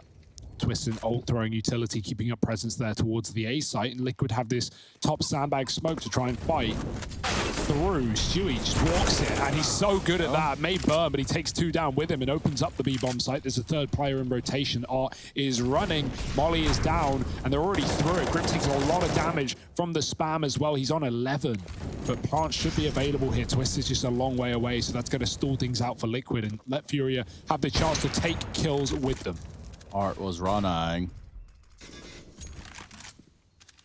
Now he doesn't have to run no mo. Got a pretty tight angle right there with an AWP. But he's certainly got some friends inside of the site. Big nade lands on the Twist, but he does get the bomb planted first, and he remains alive in a 3-on-3. Harry, this gets pretty dicey right about here. Yeah, it gets a little bit awkward, right? But Art drops this smoke to try and give them a line to look through banana. And now with the smoke falling and the Molotov alongside it, they will get all the kills regardless. It looked kind of bad there for Furia for a moment, but they're able to run through the side of Team Liquid. They put 4 on the board. Get an op. The nades deal with the man at the back of the site. Like, that was key because they couldn't move out. Like, that's why they dropped that smoke there in the first place, to try and give them an avenue to fight at banana and to fight the pool player. Because I think it was Elige over towards the back of the site, had them like pinned in, or Grim rather, sorry. And then they throw that nade that just deletes him in the back of the site. And then that allows them suddenly all this extra degree of movement to actually move in and deal with this retake appropriately. Yeah, some great util. Even the molly that kills Stewie, right? He may get the double opener and actually give Liquid the B bomb site, but it doesn't matter when Furia come in with a retake like that. Liquid back to a buy, Stewie back to the smoke. It worked last time around. And of course, going to avoid those Molotovs. Not the nades, though. Eats one, down to 20 health. Orp is here, looking for the kill, and Stewie is looking great today. Another B entry kill for the likes of Liquid. Vinny calling for Henny's help, hiding behind the car as a smoke fades, and he takes another. Stewie trades. There's still Henny here, and Liquid, you can see the hesitancy, right? They know they've got 2 picks, but they're also ready for a 3rd man, as it's such a typical Furia decision to put 3 towards B early. Yeah, Stu on real low HP. That much we know. Caserado has pushed the extremity of the map. Well, it's all hard today, aren't they, guys? You know, I feel like I used most of them yesterday and the day prior. Yeah, basically the same day at this point. It's true. And now on a new day and a new problem, a new match. A new B execute. Yes, well, yes, in a way. Here is that B execute that Hugo promised you all. Yeah, Molotovs land first and back sight. We're going to see Stewie leading the way. Ooh, it all kind of falls apart very, very quickly. And, you know, I wanted to put the word that didn't mean to come out to good use, in that there wasn't a lot of like pussyfooting around there for Liquid. They just run straight in. They deal with that B play very, very quickly. They dedicate a lot of utility to the push, and so they can't wait around. They run through the smoke that Furia had down, and they just overrun the players back inside of B. And pussyfooting is like the original cat jam. you know? Yeah, in a way, Yeah, sure. kind of, yeah. But, you know, like, yeah, actually, Opposite, that's... but yeah. No, maybe. I mean, just try it. Cat Jam one time, you know? You just got to try it one time. That was a nice exec though from Liquid, right? They have mollies down on both oranges and second as well. That means even if there's no one there, you could argue like, oh, it doesn't matter, it didn't do anything. Well, that means Liquid can clear the site, and they only have to worry about, firstly, the CT smoke that someone ran through. Coffins is smoked, so backside and new box. Those are the only positions FURIA can play, unless they're smack bang in the open. So Liquid, yeah, nice to execute. They clear positions. They take the entries. Stewie again finds another one. And now Liquid up to 2 building into this game. FURIA still with a bit of money left. And let's see what they can do with it. Smack dab in the Oakenfold. Smack bang in the Oakland. Yeah. I do miss IEM Oakland, man. Those days. They were great events for NIP as well. Like the only ones that team was able to win for a hot minute. Oddly enough, weird. yeah. Art boosted up on the head of Vinny, taking a peek down through Banana. And with that deep smoke down to complement this, hell, man, they could even rotate Vinny away. He's just an extra piece of the puzzle here. And, you know, a piece that already exists. So he can move away whenever he wants. And that can be used to bolster this A site. He will stick around for now, though. Maybe rightly so, as Grim is coming back to check the Banana.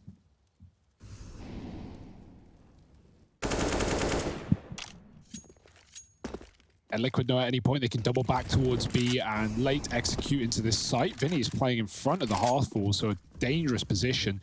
Anti-flash as well. He's just going to turn when Liquid pop him, but right now looking for A themselves. 5 up in the middle. Where's Grim lining up here? Something sweaty. Nothing, after all. The Liquid want to commit here. They've been given no inclination from FURIA, and they might be scared of exactly what you talk about, Harry, even though it's not come through, right? The solo B AWP and 4 on A. Nice leg for Art. He does eat a nade again, but yeah, FURIA, 3 on this A site, tucked in very tight. Liquid don't know how many players are here, and so they've got to be vigilant with the entries. 20 seconds as they come through. Long is theirs, but that bomb has to wrap all the way around, and Stewie's been dropped on the Banana flank. The info's there. Now they know there's 3. The 15 on the clock, and the entries just aren't coming in. Oh, but then with the wrap, it's a Legion twist to suddenly secure the site, and now it falls to these 2 B players in rotation. Art is already out from the library. Elige finds him, and it's left on to Vinny. We call him capable, Vinny, because he's very, very capable in these situations. That's why we do it. Elige, however, cuts him down with 10 HP and puts a 3rd on the board for Liquid. There, you know, the presence of those Banana players flanking just makes Team Liquid go, right, we have to go, and we've got to get in now, and it's got to be clean. And in amongst all that chaos, in amongst all that madness, Elige and Twists are able to lock in the site. Yeah, sick round for Elige. And even though Liquid had the AWP in the previous one, they actually decided against picking it up after Elige gets 4 in the round. He doesn't grab it. Nice kills from him, 10 health as well. And that's broken the FURIA money, right? They were on, you know, a 4, so they're over the AWP rifles and a couple of pistols, 2. So what's the eco plan? What's the strat here for FURIA? Heavy in apps, nice pop. Immediately everybody blind. Yeah. And now Elige. 13 bullets and a quick switch that he did not mean to do. And you gotta feel bad. Queserado 2 taps him down. They're gonna recover an AK out of that. So shocked that 2 players were like in his face that he switches to a nade. Definitely not intentional. And that's a free gun given. What will they do with it? You see FURIA instantly running B as they know Liquid might try and avoid this AK. Art needs to be quick on his feet. And this is a great round to throw 5 at the B site if you're FURIA. Stack it up. Liquid have gone quiet on A. You've peeked down middle. And yeah, they've made the right call, but are they going to be here in time? Molly's already coming through again. There's strong executes for Liquid. Boost up could be available for FURIA. Let's see what they decide. Art's gone above, and he's going to be able to drop the bomb. Nice stuff. Not backing up, though. Could be his demise. Twist trades him out. Still a man down. Vinny's spamming. He can't hit his shot. The fountain, the water, it blocks his vision. And Twist finally finds out where that player is. Thinking, like, where is he shooting me from? I think it's because Vinny's missing so much. Stewie, he's thinking he's like spamming the smoke. Twist was so confused by that, was so confused, and finally realizes that Vinny was in the site the whole time. His inaccuracy kept him alive longer, but also it's not like it killed anyone on the Team Liquid side, so that's a bit of a weird situation now as this falls into a 2-on-2. Queserato, we got the big Queserato removed by Twists. with the flick, and it's left onto a 10 HP Yuri. I think we're going to get a full 10-second Ninja Defuse today. Not today, but well, he does have an AK, no HP to run with, and Stu has other plans regardless. So 4-on-4. Even kilter game. Yeah, look at this. This is Elige quick switching in apartments. Oh, God. Fires one bullet. Oh, wait. Wait. Yeah, the whiffs. Right, Obviously, so- the fountain gets in the way a little bit visually. He hit him once, and that's when Twist realized. He drops off, he swings round, and he gets it done. Twist died on the exit, right? So that's him. But yeah, got traded. Not a worry. Liquid, very close considering it was against full USPs, but a round is a round. Nonetheless, buy in for Furia. Sui back up top, B with a pop, pushing the 3 players of Furia back, and they're going to keep them here as well. Look, Liquid might be going for one of these early B executes. Bomb's been grabbed, but Art is covering the middle. He's going to smoke it off as he knows they could be up ult, and Twist has been patrolling there. Boost. Yep. There it is. But again, back to B for Liquid. 5 players here, full commitment, and it's going to be fast as well. Oh, Stewie waiting for flashes. Don't leave anyone blind. They do deal with K-Serato, but Vinny here at the coffin's gone as well. Now, Henny was here from the get-go, firing from CT, and he's already got Art here to help him out. But is that going to be enough? Art just runs in. That's kind of wild. Does back out of there after not being able to find anything with the AWP. And I think the reason he just runs it like that is because they were hoping to get a kill to put them in a 3-on-3. And without it, they're just saving. They're backing away. Team Liquid taking the lead now. Yeah, what's crucial about that strat from Liquid where Stewie's looking at the wall and running really fast is he's trying to get into CT, and he's got a hail of flashes behind him that do actually work to the Coffins player, but the reason he dies there and doesn't get into spawn is because K-Serato is boosted on top of Newbox. The top of his head and his vision is covered by the roof, and so the flashes don't affect him at all. That's actually perfect for Furia, who shut it down on the first kill, but still Liquid get every other frag on B, push out the AWP, and force a save for Furia. So despite that man going down first, Liquid respond pretty well. And look at this, that close wall smoke, they just run right through it. Vinny gets overwhelmed too. And good entries for Grim. Whoa, whoa, whoa. Oh, okay, he missed. Don't worry. Not the best work we've ever seen from man, Art. Art physically cannot bring himself to do it. Okay. Like, even though he's trying, he just can't. Art looking down mid with the AWP now. And while he can't kill a chicken, he's got no problem gunning down a fellow man here with this AWP. That Molotov has kept Liquid out of mid for the time being. And Naf is holding for an AWP peak.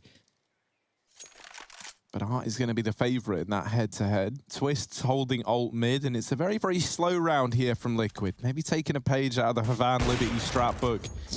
You know, waiting around at T-ramp, seeing what kind of aggression they get.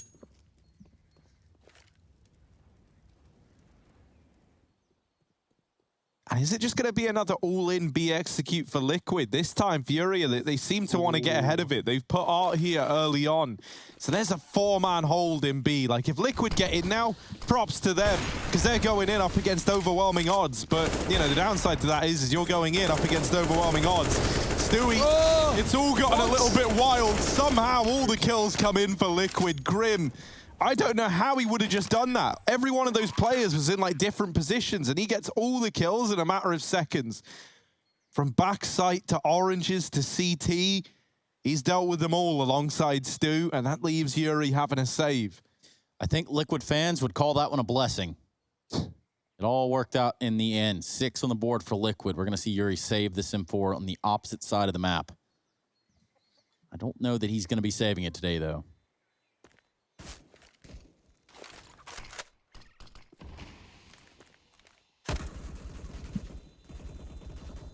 Yeah, it was a bit of a mess for Furia, right? Everyone fighting through the CT smokes. Liquid seem very ready to deal with these swings. Every time Furia have run through CT smoke on B, Liquid have won that kill through and through. And this time it's 2 from Grim into that position, a 3rd on the site.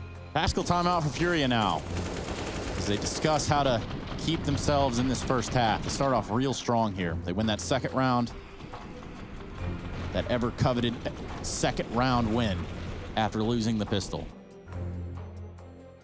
Yeah, and FURIA getting mollied out again from those close positions on B. So these executes onto the B-bomb site are proving to be a bit of a problem for FURIA. Don't really see them struggling so much on the CT side of this map, and it is their pick in the series. So worrying start, but that's great for Liquid fans right now, who, again, are leaning away from this AWP on the T side. They got an AUG in Naf's hands and AKs across the board. So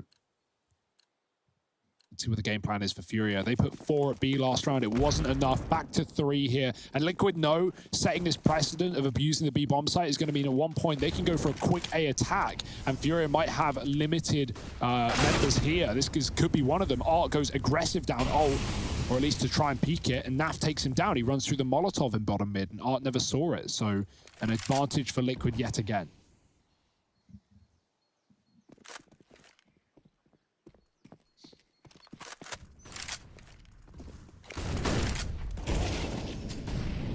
Ooh, Yuri. Good for one, and he's going to put up a real stellar hold here down in the pit. 4 in the round, looking for the ace. Probably not going to get it. If I had to guess, someone in the site might steal it away.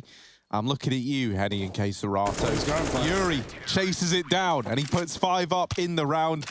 That's really sick, man. Yuri's had to save in so many of these B execute rounds. I've started to feel bad for him. And then, like, finally an A play comes in and you get to see why he is such a brilliant A site anchor from down in the pit. He just locks in the round single-handedly. That's all he had to do. Yeah. And that's great, man. Like, you know, he hasn't really got to play in the last 3 rounds. Just hasn't really got to do anything. And so finally is given his chance. And my oh my, does he step up and rise to the occasion. Can't imagine we're going to see Liquid fall back into that A play anytime soon.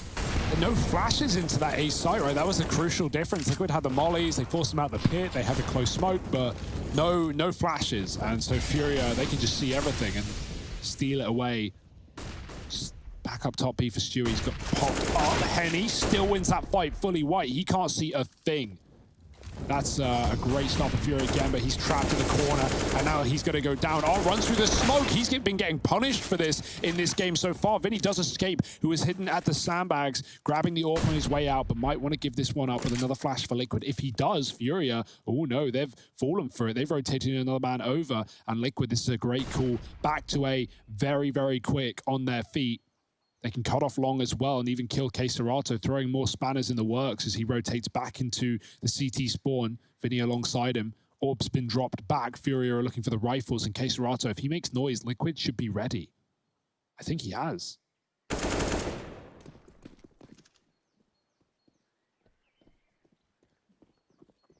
Oh, Yuri, can he do it again? First man falls going into the pit, and Yuri looking for even more, but Twist just runs up on him. Actively was looking for that fight.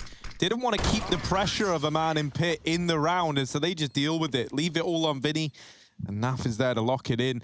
One thing I will say, right, is if I'm Team Liquid here, and really if I'm any of the top teams in NA that have been struggling with FURIA, I look at how well a lot of these MDL teams did against the FURIA squad and what they did. And you know, you think about it, like, yeah, FURIA, they did beat every team they had to beat, right? But one thing was kind of in common in a lot of those series, and that is that they felt a lot closer than they should have, right? When you think about the kind of caliber that we view FURIA at.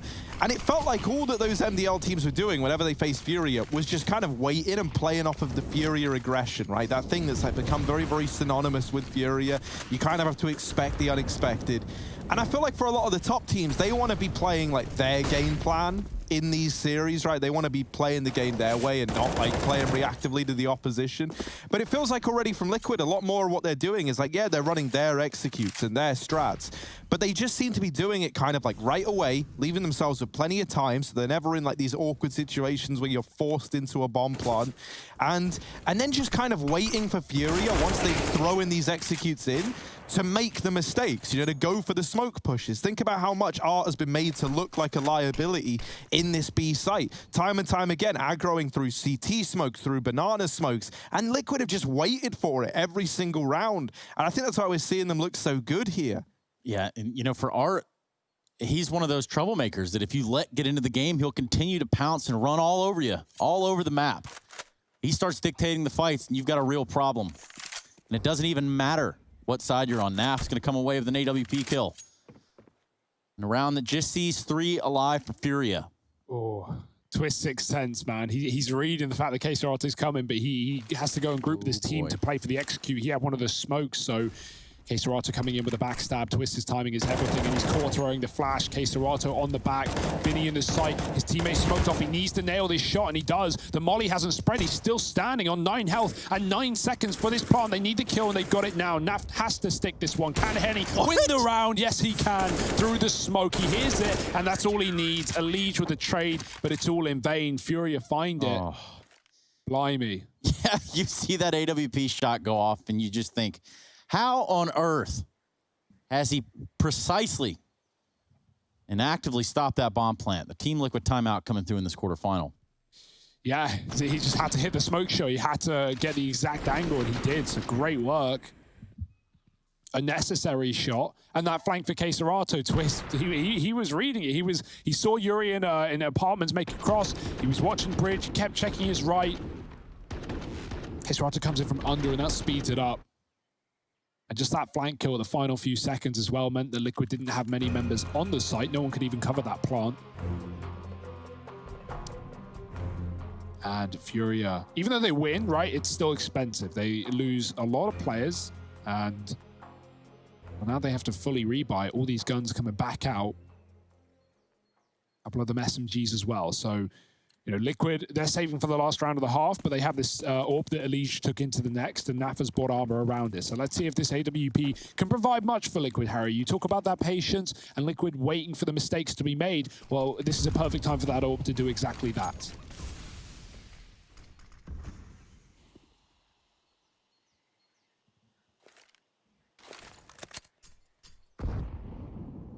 Oh, Naf, there's the opener. And with that, now a weapon can be retrieved over here towards short. Grim's holding on to Banana while they're trying to bait Art in. This is a cool idea, right? Like Stewie jiggling the angle in the hope that Art goes knocking and looking for him, and that's where... Oh, the timing on that! Wow. Elige has been waiting all round, like, no, I don't want to get it. I'll die as soon as I get the gun. And finally, he's like, okay, it's been 30 seconds. As he goes to pick it up, the nade lands, designed to blow the gun away. Does a bit of damage onto him, and then he gets peeked because he's looking at the ground where the gun is. That's hilarious. Elige, man, that's gotta hurt. And we're all sorry, collectively. I think even Furia fans feel for you there, just as fans of the game would, you know? Oh, the timing on that one. Some would say those are the same people. Yeah. And, you know, now we got this little B play coming in, Trace. But what do you make of this one? This little setup at the sandbags. This is a great setup. As far as Vinny's concerned, all he's got to do is come out here and pick up the pieces. Now, for Liquid, I'm going to try to edge Naf in there with maybe get something started, but that's not looking to happen anytime soon. Grim, first to fall. They're not going to expect 2 players there, even after they take out this first, and look at the bloodbath. Vinny. We talk about coming alive in the nighttime. Well, he's done just that. A crazy jumping shot, and we see ourselves in an even kilter last round. Oh my, he jumps on the sandbags, and that's trying to clear him, and he just goes above and double dinks him immediately. Yeah, and that's a great round to do a setup like that, because while we've seen Vinny on the sandbags a few of these rounds tucked in the corner, they know that Liquid are broke there, so they don't have the Molotovs to clear out that double setup. Art backs up for a good amount of time, able to get a lot of value, and then Vinny wins the round. Orb secured for Furia for this final round of the half, and Naf is back on a deagle after he bought armor in that previous round. Liquid back to B. It's been a very good sight for them in this game. And oh, he's so blind. He's going to try and escape, but the smoke spam is there. Shui is so close, and he's low on ammo. Art could attack right here and right now. There's the kill, but nothing more. Still comes at a 2-for-1 with Henny finding another, and Vinny's here as well. That triple setup for Furia. Finally netting kills, but yeah, they're really trying to full send it here, Trace, and it's come back with a vengeance. Liquid, maybe low, but they're still looking at B. Full send, man. Relentlessly. Oh, boy. Oh! Run. That's a killer shot from Naf. Literally, I guess. And now this bomb plant going to come through as well. That leaves Furia in this retake. The AWP on Henny as well. They do at least have kits on both of these players. And one flash on Yuri that can be used to try and enable a peak of some kind. You know, going to have to be from Henny. With this AWP, first going to try and clear out short side, but holding from the pit is Elige, and he's playing the left side of pit. Crouched down, and Yuri never even saw him. Likely won't be ready for it. Still hasn't seen him. Still hasn't seen Elige. No idea that he's there. However, Yuri gets up into the site. Elige has missed his timing, and oh dear, it is going to fall onto Elige. Yuri with the lock-in. Gets all three, doesn't even need Henny, just uses him as bait to put 8 on the board for the side of FURIA. This is already a very, very close series though, right? This quarterfinal is set to deliver, and you don't want to miss it. And so if you don't want to miss it, you better be here when we come back from the break in just a moment.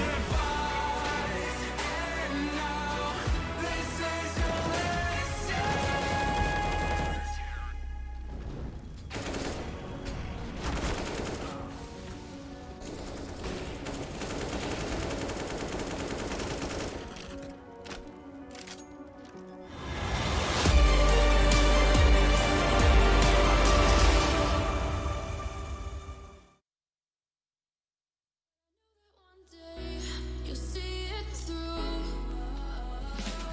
You give me air to breathe. You give me light to see. Oh. When things are out of reach, you bring them back to me. Back to me. You see it through. You see it through. Eh. You see it through.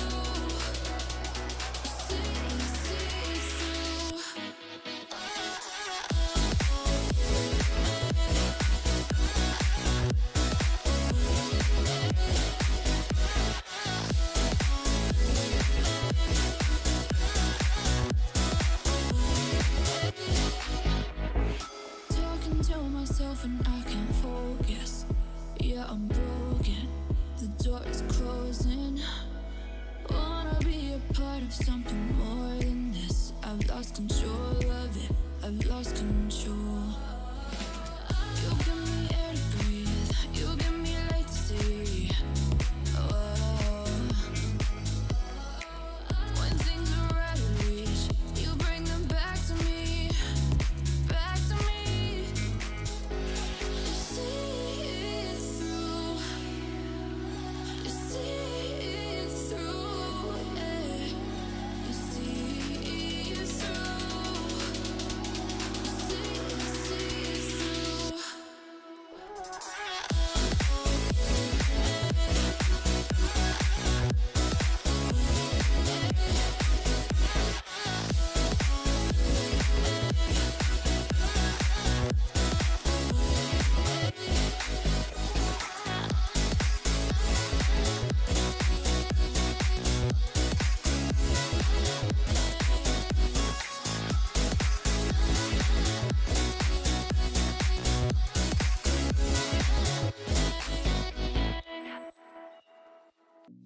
I've been working part-time jobs, chasing all my dreams now lately.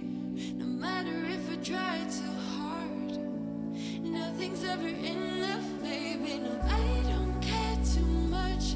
I don't care.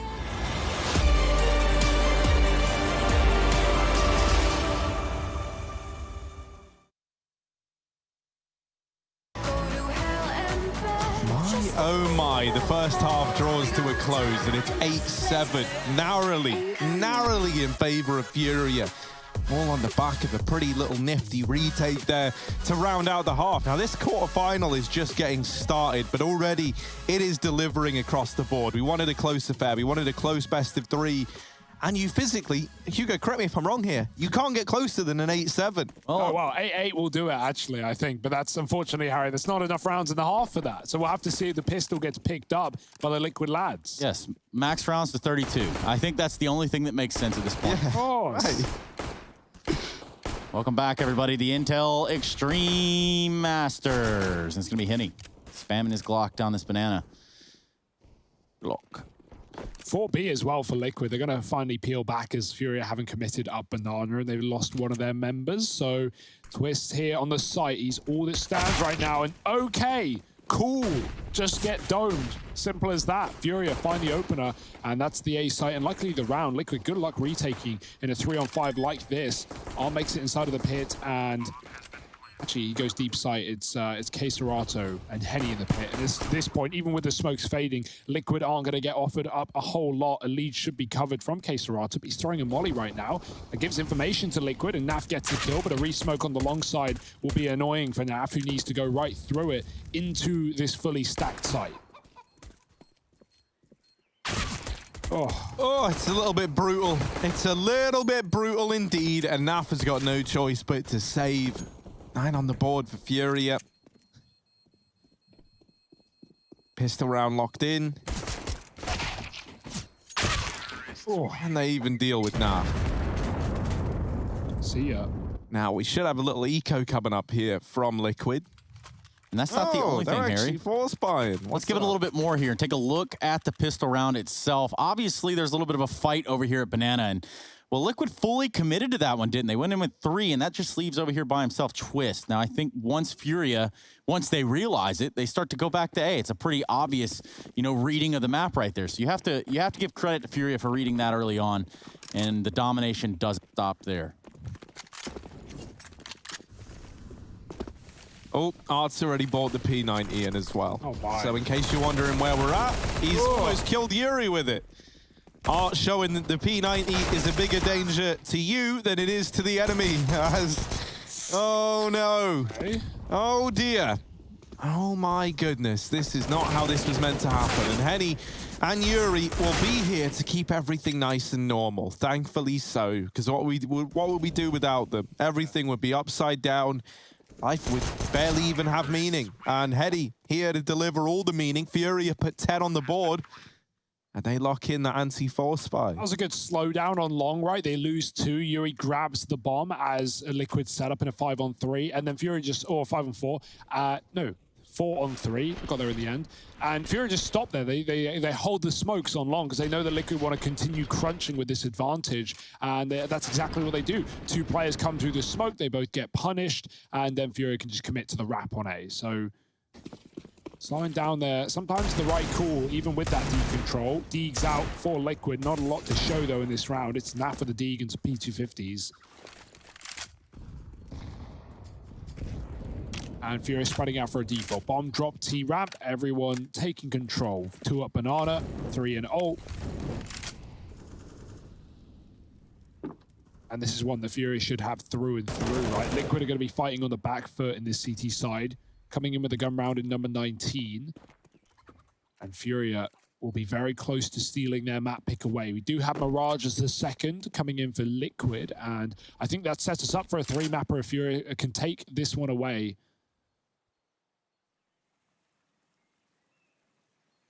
But that's implying that FURIA are beatable, and many teams have struggled with that in the past.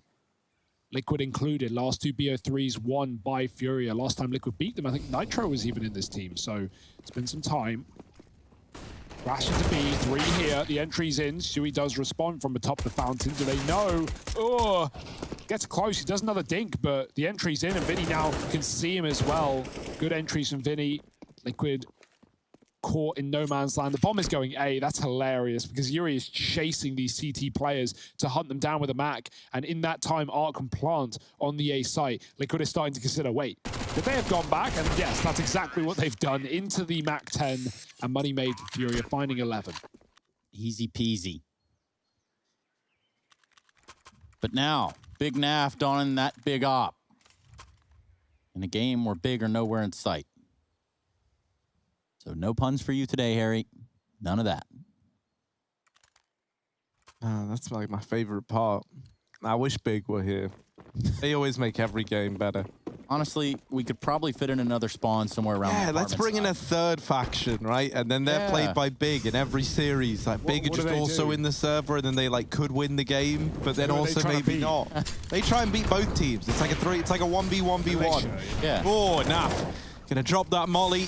And they do look to come through. Now, that's a mistake that Naf is looking to punish them for. Oh, you want to try and test old Naf boy back in the site? Well, you might come to regret it. He's dropped the bomb with that 2nd kill. And now the rest of FURIA grinding to a halt at short side. Keserato goes on a mad dash. And Elise didn't know where he was getting shot from.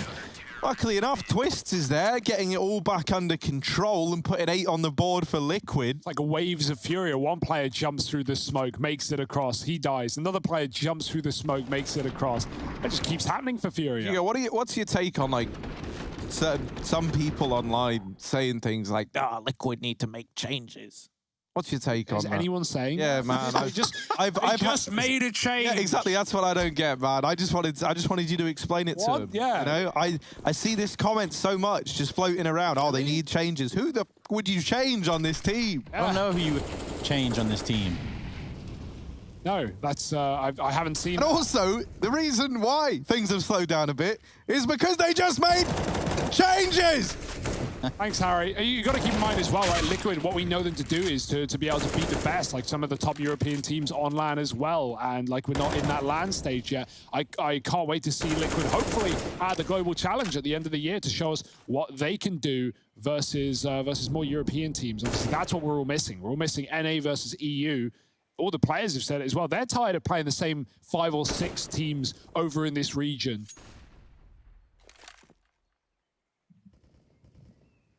Right now, Furia, they're having fun with it. They're winning. So why stop? All in control right now. The NA Pro League finals consisted of the Aussies versus the Brazilians. Yeah, my favorite two North Americans places from North America. Oh, Naf with a killer shot, man. He's been pretty lights out with this AWP so far. I like that we're seeing Naf get to don the AWP more and more, and it does just seem to be more feeling-based between him and Stu. But when Naf is feeling it, this Liquid team starts to look a whole lot more complete as a result. And Naf, 2 and a third. Man, only headshots. You may as well buy him a scout at this point. Can he mop up the 4th? I believe. Get these Nafers believing.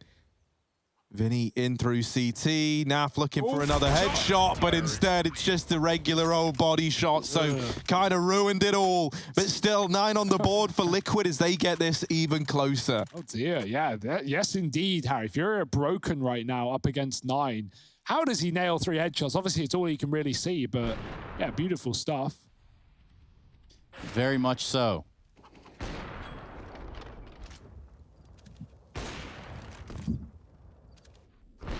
Just above that smoke.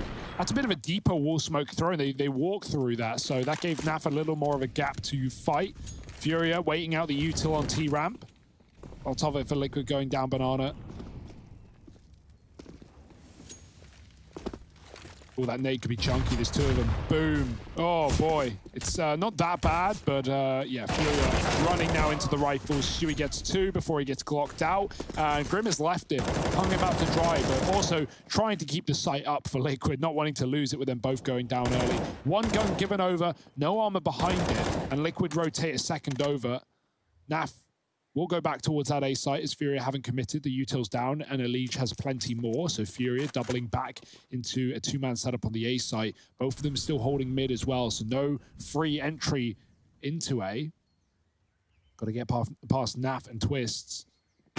There's the jump. Oh, they're running at Naf. Twist with some missed shots, but he does get 2 pistols out and Naf cleans it up. Liquid take a nice easy anti-eco there. 10 rounds on this CT side. Yeah, we're going to talk a little bit about that round. It was, you know, the version of jumping through smokes for the side of Furia because they're just about everywhere. Plus, I get to play with the walls a little bit, and everybody in CS likes to play with the walls on. Now, we look at this round and we think, okay, how on earth did they come through just so powerfully, so dominantly? And it would have to be on the back of just some smokes being put out in the open here. It's all in the pudding right there, Hugo. Yes, indeed, Trace. It's been some mad rounds in this map. And many more to follow.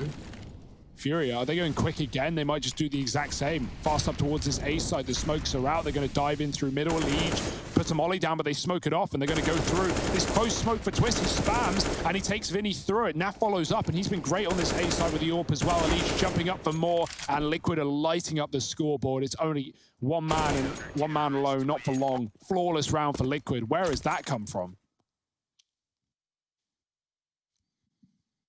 It is good to see them, though, like, keeping this so competitive and tying us up now, right? Like, this is making this this whole idea of this quarterfinal that much more exciting for me, at least.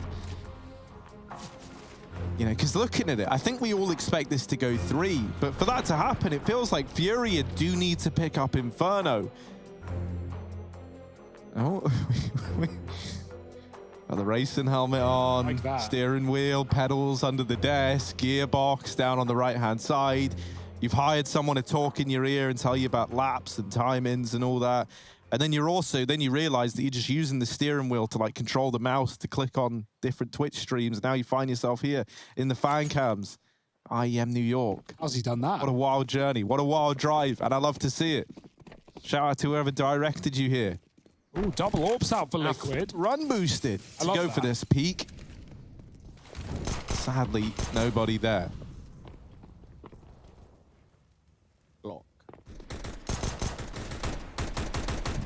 Smoked off, but Odd's gone through it with the AK, obviously, because, you know, smokes aren't walls. Nart knows that better than anyone. He can't see, though.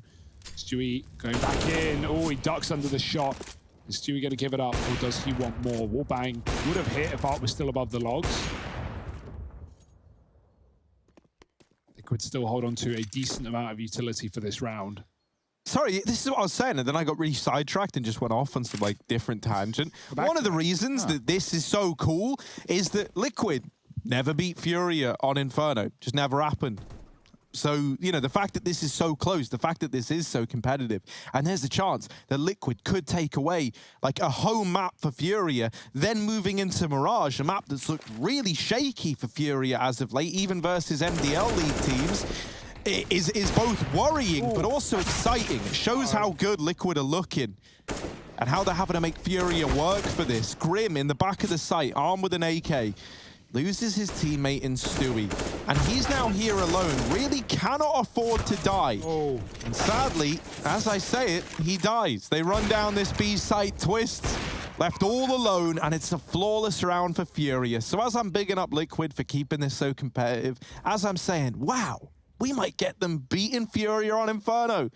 Of course, with pistols, they put 12 on the board and they keep 5 alive. That was weird. Liquid throw a flash from CT to let Grim peek. It's a good call. Grim peeks with the flash, and then because FURIA are blind in the pool, they actually just look down and they avoid the headshots, right? Like, obviously the other side is if they didn't flash, they might have killed Grim, but yeah, it makes them miss the shots, and then he gets overwhelmed from above.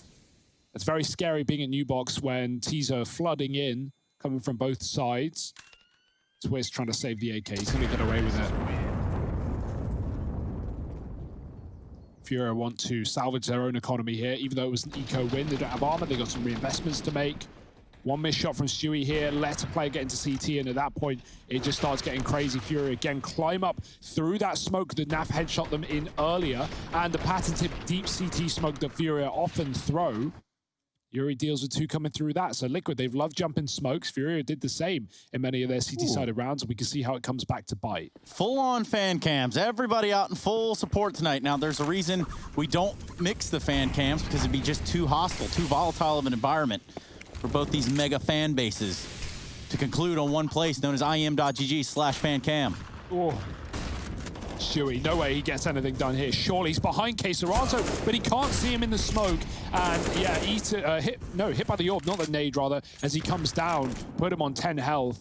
That was unlucky. Naf going back in with the orb. Oh, very close. Can't give it another go though. This is wild. Double orb T-side for FURIA. Boost up in the site for Grim. And now FURIA should be ready for 2 inside of B. So they turn around and they go back towards the middle area. Liquid trapped in the site and the pit.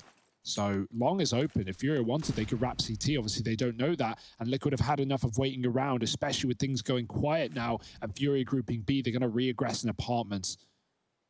This could be good for them. They could find a free kill onto Vinny, lining up fake smokes into this A site. And at least confirm that no one's going out middle. Vinny's going to do it on his own. Elite just gone into second mid, though. And so no one stopped Vinny here. The B play's coming through, and Liquid are trapped. Grim with 1. Elite does kill the lug. The orb not needed, as Grim is getting all the kills from above. FURIA, 2 players left up with no grenades, and 25 seconds. Are they going to save here? Because what else can they really do? Well, Yuri's going to push the envelope a little bit. But will it be returned to Cinder? Trying to slide himself out with a jiggle there. Finds 2 of the kills on the guys in the site. It's just not good enough. Twist will recover an AWP, and that'll go into the Naf's hands who's sitting 21-16. Yeah, and it's Grim in that round. He has a great hold. He finds 3 kills from new box as well. A B execute that doesn't go the way of FURIA. Positions that netted them CT rounds are used against them, like Grim on top of the boxes. Everyone loves to stand in a molly these days. Sometimes you don't really get a choice, man. The molly just gets put where you're standing. So you're telling me it consumes you? Yes, exactly that. Fair enough. Right now, who's being consumed in this game? It's certainly not clear. Money on the edge, with Eco wins with flawless rounds coming out of nowhere and no clear victor in sight. This money, well, it could come to a close for the likes of FURIA if they lose this round. So that could give Liquid the upset of their dreams. Of course there's a Liquid in sight, Hugo.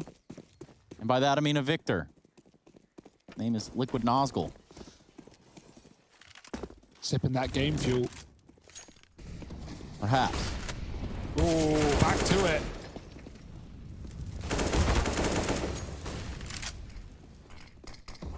Good trading, at least, by Art to keep this one in a 4-on-4 right out of the gate. And now they might just set up for a fast A play. Every single time that Liquid have tried challenging 2 Banana, they've normally had 3 players here. So this is Art trying to make a read, trying to get ahead of what Team Liquid have called into this round. Now, Naf this time finds himself A-ward bound, and he's been really, really good with this AWP. So dealing with Yuri, dinked in the process, now is to fall back and play in the site. Stewie is waiting for the wrap and gets the better of Art. Twist is going to get Molotoved out of the pit. Now, he's really the only guy with much HP inside of this A-bomb site, so does need to keep his wits about him. Stewie's holding for a potential CT wrap that could definitely look to come through, especially with Vinny still holding on to Banana. It's not going to, however, and that's largely due to the... actually, I was going to say the lack of utility, but they do have util. They just want to hit this A site. They know that they've dinked Naf already. They know that Stewie was holding for CT, and so they don't want to give away these kills. Instead, going to keep it simple. They boost Vinny up onto the balconies. This is going to allow them to both be peaking similar angles, but from different altitudes, and trade off of one another.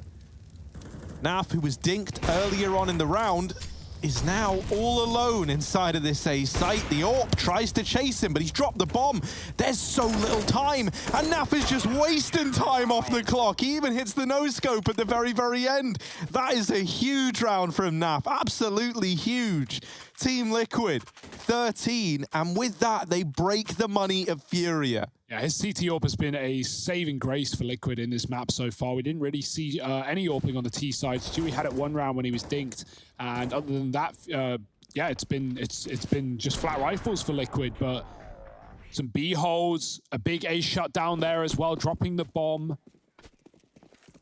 and breaking FURIA's money as predicted.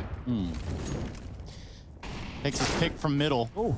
And where did that come from? What? Was that a team? Yeah, was that a Liege like spamming? Just happened there. I think it was team damage. Not the end of the world though, but it might be a fast play again for FURIA. Right out long. Naf, he's going to get close peeked. Surely only getting away with one. That's an AWP given to Yuri. Elite running through the smoke. Oh my, this is just getting bonkers. Grim's going to find another. Does trade that kill and drop the guns in the long position. Twist trying to hold on at the back of the site. He's low on ammo. CZ comes in and Twist goes above and beyond. Liquid, they're like, yeah, they're trying to beat FURIA their own game. I've never seen a Liege. He's usually a very calculated player. He just jumps through the smoke there on long to chase down Yuri, who grabs the AWP. It works for one, and then Grim comes in for the backstab in mid as well. So Liquid, hey, it's working, but it's kind of crazy. It's a change of identity, and it's a potential upset in the pick of FURIA, who are being forced to call pauses up against 14. It's not ideal.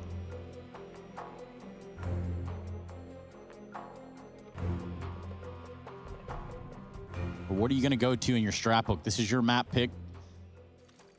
Probably do have an answer somewhere deep in there, but what is it?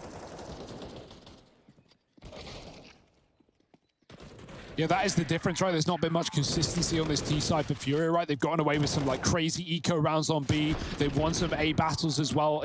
Most T rounds in this game have been won on B, but Liquid had consistency towards B. Their executors were great. FURIA were respecting them at the top of Banana after the early fight. And that, again, that's another consistent factor for Liquid. Naf's Orb finding these picks are dead in the water. Nothing he could have done as the smoke shot comes through. And that is not a good start for FURIA in the most important round of this game so far, right? Money on the line, 15 round the corner. Your pick in the series when you know Mirage has been a weakness. Yeah, Naf gets that pick, and they're still playing 3 deep over here. It looks like there was some communication as to, hey, this is how we want to approach it. We want to get a player up boosted, do a little bit of a crossfire here with Naf on that AWP at Coffins, and now they're going to try to sprint into the site. This is a big round for FURIA. They need to grab this one. Naf with other plans. Stu and Grim in the pool. Vinny doubling them up, and now a 2-on-2.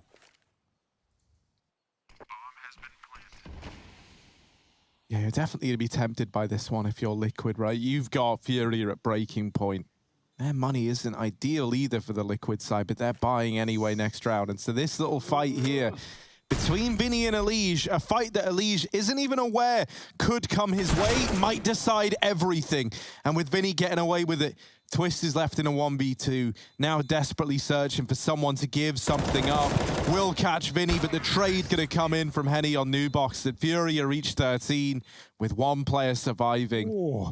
That was so weird. FURIA thought he was in the ruins. They were both looking at Coffin side and CT. Comes up late from B, still gets a free kill, but traded by the AWP, and Vinny saves them, right? 2 kills on the entry out of nowhere, kills Elige waiting in the smoke, and FURIA needed that round. That's the map right there, but now it continues, now it goes on, and Liquid take a breather, playing for full 30. Mag 7 on Stewie. He's going fast towards Banana. This is about to be a bout. Elige, hello? How's he done this? This could be huge as well. Like, that's the thing for Liquid. Anything they can do to cheese around, like if there ever was a time to use a little gimmick to sneak around by, it's right now. There's the kill to Vinny. And even though it's traded right away, you'll take that all day long if you're Elige. Yeah, it sucks that you couldn't get more out of it, but still a 1-for-1 when all you have is a Deagle, taking away a fully bought player on the other side. That's brilliant. And now with more aggression coming through for Liquid, it should be a pretty safe bet at this point in time that it's going to be the B play. And so we see Twists get his running shoes on and start to head towards B. Grim has just got to buy time. I say that like it's easy though. And with 3 players about to come his way, it kind of is anything but, especially with this Molotov on K Serato that could flush him out from Dark. Gonna try and clear him fast, and they get the entry very clean as well. No damage done by Grim. Fury with the bomb plant. Naf on the quick flank, no one's covering it. He gets a chance, but the Mac-10 lets him down, and Henny follows up as the CT smoke fades. FURIA do deal with the eco in hand, but Stewie with a jumping mag, Elige with a flank shot as well. Just unfortunately timed that Yuri was coming through T-ramp, or that would have been a chance to get a kill, grab a gun, slow it down, trap FURIA and Banana, but instead they get that kill. And that leaves only 1 player in B. 14 all, final pause for FURIA, and final 2 rounds of regulation. The closest that Liquid have ever got to beating FURIA on Inferno was 13 rounds. Ooh. So already going above that. But you don't just want to beat your personal best, especially when, in doing so, it leaves you that close to having beaten FURIA on Inferno, but still not getting over the line. And so now all tied up at 14-14. This is looking like one of those games that's definitely got the potential to go to overtime right away. And honestly, I think that would be pretty fitting for this matchup. We got massive performances out of Naf and Yuri. On either side, right, it's like 1 player above and beyond the rest. And now we are starting to have that extra hero emerging on the side of FURIA, I would say in the form of Henny, right? He's really risen up through the rankings in these last few rounds to find himself second on the board. That AWP starting to come alive on the T side whenever they've bought it in. Naf still keeping up great performances. The CT AWP for Liquid, it's been there whenever it's needed to be. And so now we look kind of down this list. Well, Twists, I'd say he's been holding his own over towards this A site. I'd like to see a little bit more from Grim in the B hole, man. We've seen what this guy can do in this B site when he's got a bunch of guys coming his way. We got a little replay of just the chicken hanging out, having a good time on the treadmill. Yeah, and you know, interestingly enough, I think now might be a time to point out what you were pointing out there, Hugo, about the money situation, or at least what's transpired in this matchup leading to the current event that we have on our hands, a 14-14. Hugo, I think you were pointing out over here around this area. Well, the entire second half. Yes, pretty much. You were pointing out this right here. No, I'm kidding. But I'm talking about breaking the money somewhere in there. Well, what's crucial, Harry mentions, that ties into this, that, this could be an OT game. We're in a position, due to all the damage done and all the streaking of rounds lost. Well, now, whoever wins this round breaks their opponent's money. So it's likely, not guaranteed, of course, likely, whoever finds 15 is going to close the map, at least if you look at the money alone. But we know these teams can do it with less, so cannot count someone out. Right now, FURIA are the only ones who change in their pockets. Liquid spamming smokes. Top B with 3 for Liquid. The AWP here as well. FURIA do have their own AWP on Henny. Giving up the top of Banana. Are Liquid going to gamble? They're already rotating Naf. Looked like more players wanted to join him. Boost up instead. Grim on the top. Stewie. Him being here, when they come in with a B play, he can make noise, then wrap coffins, and the assumption there is that they don't think there's someone on the boost. They think they've seen the CT player rotate, or they've killed him.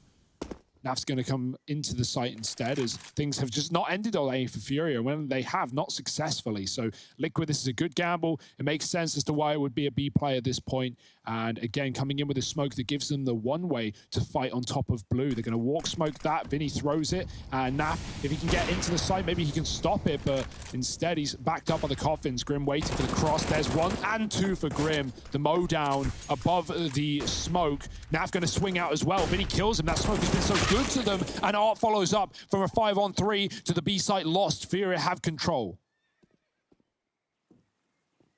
Yeah, Stu's the only one with a wedge in right now.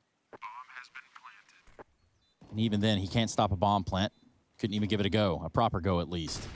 Looking on from spawn, it's Elige. Now that positioning by Stewie becomes pivotal. He maintains a lot of ground there. He's actually going to take down Vinny in the process. Henny still up with an AWP and a blind shot. Takes down Elige. Now a 2-on-2. Make it a 2-on-1. Stewie, the last one to fall. We see 15 go to FURIA first. Wow. And Liquid are going to be on 14. Yeah, that was a 5-on-3 for Liquid, but they still try and, send the message. They still try and push back in. Naf dies to the blue player that is Vinny on top of the boxes. And, other than that one round where Naf gets all the AWP headshots, that position has been so good for FURIA. I love that. They've clearly done some prep work with it, because it keeps giving them one-ways to get these B entries, and Liquid don't even know where they're dying from at this point. Oh, my. That's going to be a kicker for Liquid, as now they force up with MP9s up against the FURIA buy. One more for a map 1 for FURIA. One more for overtime for Liquid. Double apps push. Vinny's spamming, but he doesn't hit a shot. They've already crossed past him, and they're going to push into ult. Try and take these T apartments. Vinny's here to deal with it. And Elige and co, they doubt themselves. They second guess. Maybe a good thing, as this is being watched by FURIA. The nades in mid. Naf backs out as well. Util's already dwindling for Liquid. They have 4 smokes left up, and that's really it. 1 Molotov on Grim on that B bomb site. FURIA throwing Util towards B, but set up with 3 in mid, still defaulting as they try and bleed Liquid of all utility in this round, and likely will just group up and go for this late B. It's been so good to them, why not?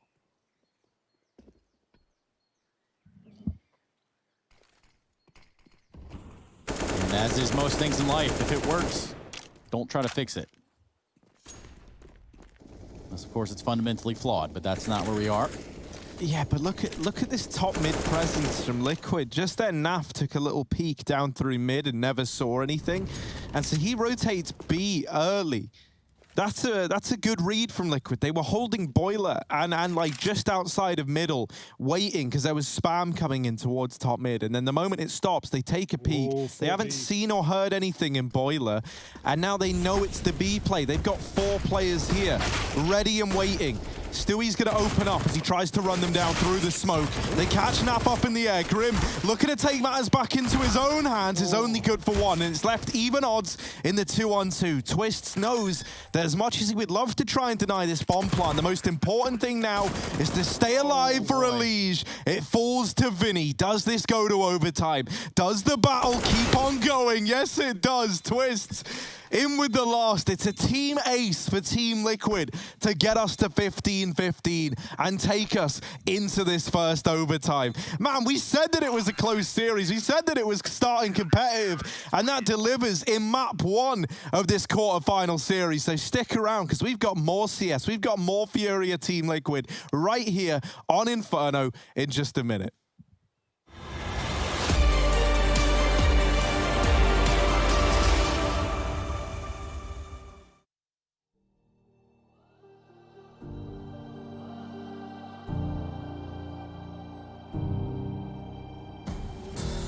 Smoke clears, I'll still be on my feet, forget all of my fears, cause I know my destiny, I feel a champion, waking inside of me. It's emotion, the legends spoken, this is my moment, can't break my focus, know where I'm going, this is my moment.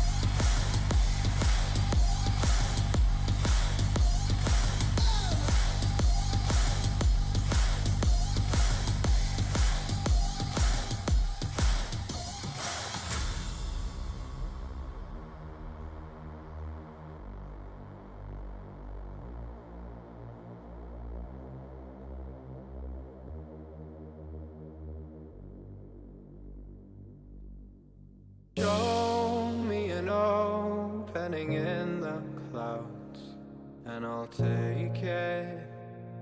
Yeah, reminding myself to just let go. Don't wonder how far I can fall. Don't look down, never fade out. And I just wanna be someone and never fall behind again. Just keep on moving on. Never look down, never fade out. Never fade out. Oh,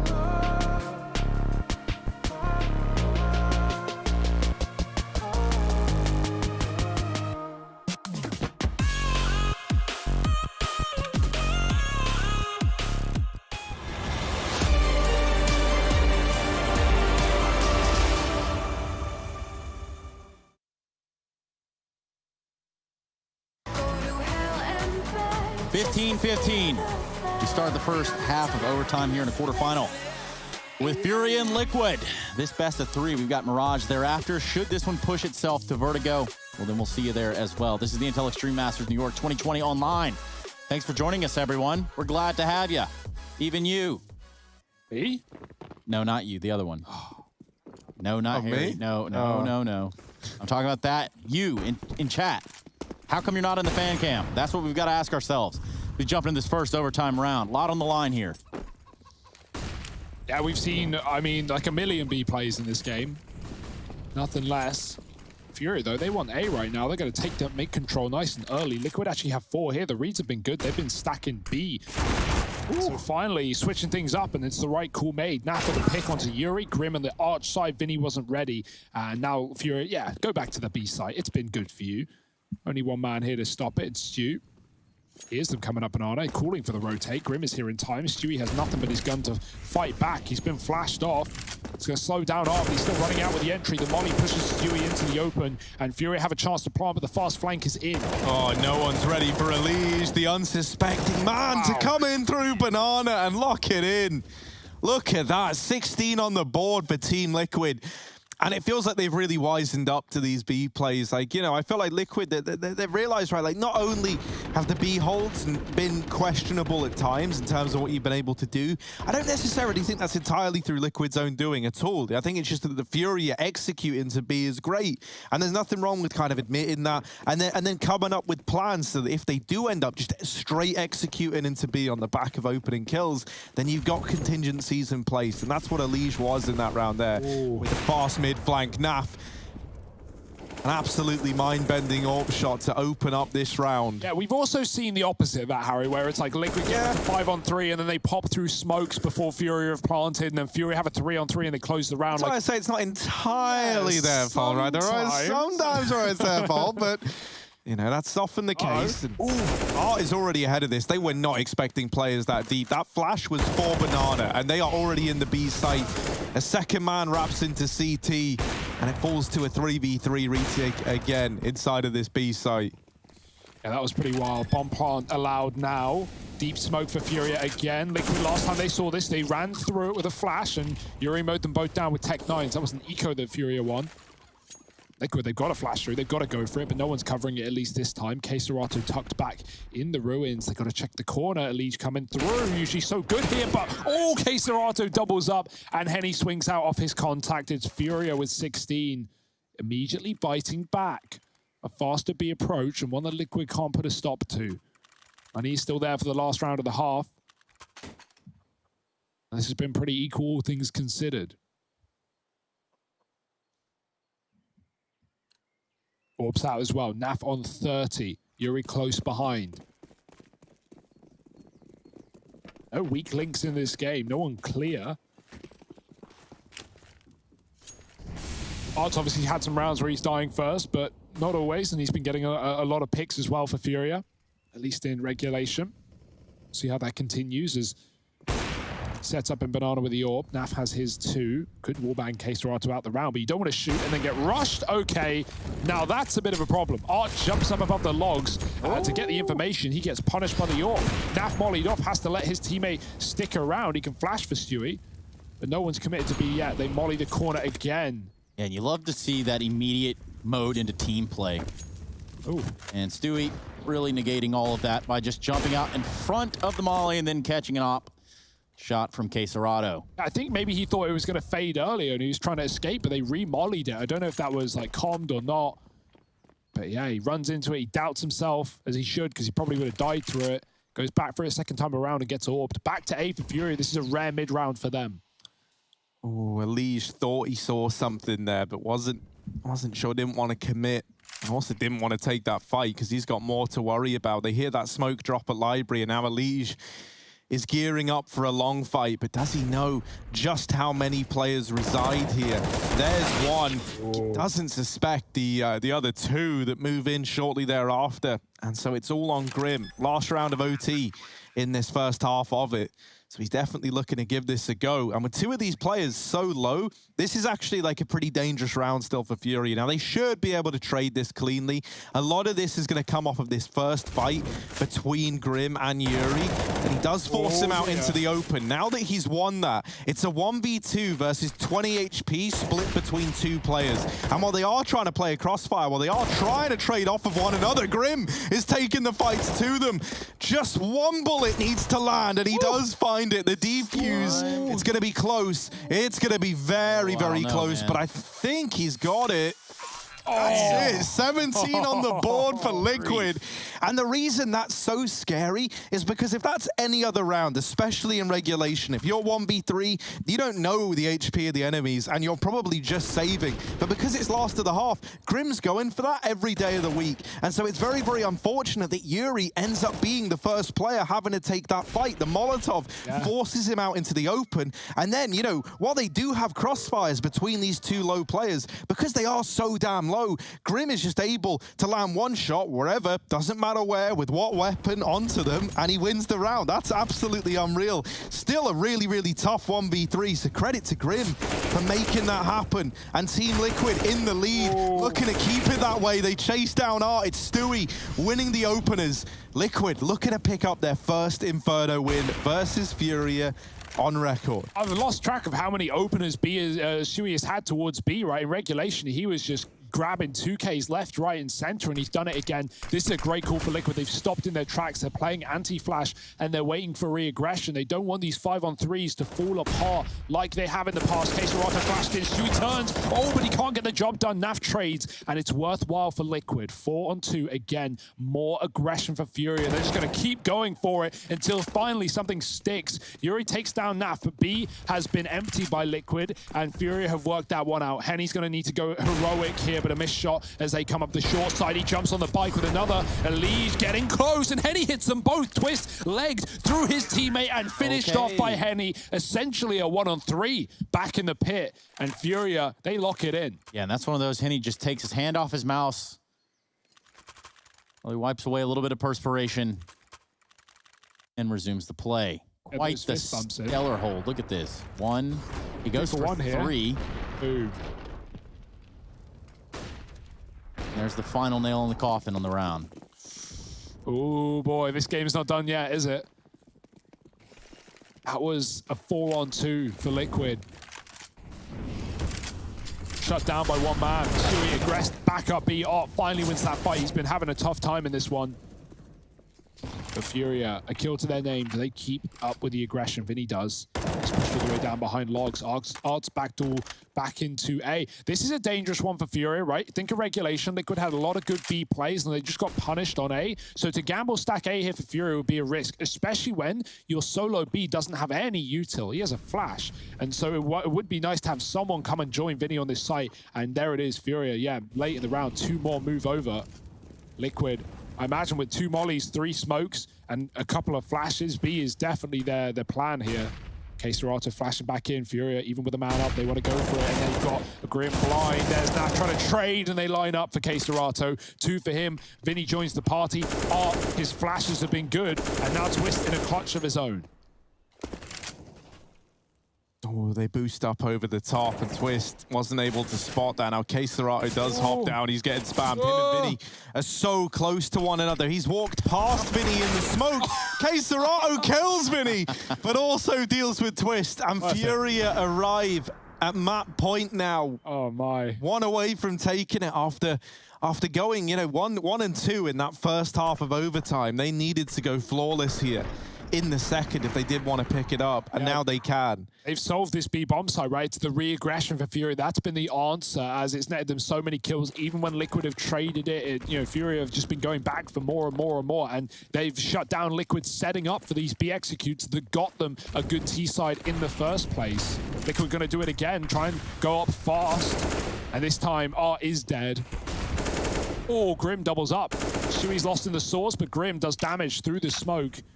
And you see Liquid trying to tuck here. They're trying to wait. They're like, FURIA, they're going to keep peeking us. They're going to keep fighting. And so we shouldn't give this away for free. They've lost these favorable positions before. FURIA, are they going to gamble? Oh, boy. Lose this round, you lose the map. Definitely not wanting that if you're Team Liquid. They don't have the banana control they desire. In fact, that smoke's going to keep them out for just a little bit. And only Caserata on the other side of that to hold it down. FURIA have had to opt for pretty much a 1-1-1. Yeah, FURIA just trying to decide where to stack. It is A. Caserato's coming with the goods. Liquid still waiting in B, still waiting for anything. And this is the slowest round we've seen, I feel like, all game. Liquid finally realized, okay, we need to stop. We need to use this round time, but FURIA might crunch on middle as these players back out. Oh dear, there's Henny. And now that's going to force Liquid into a B play. It's a race to the site. FURIA running into spawn, a marathon as they watch Liquid walk back down mid. All the info is there. Liquid don't know it's clear yet, and so they delay these smokes, but they will eventually come through as FURIA set up.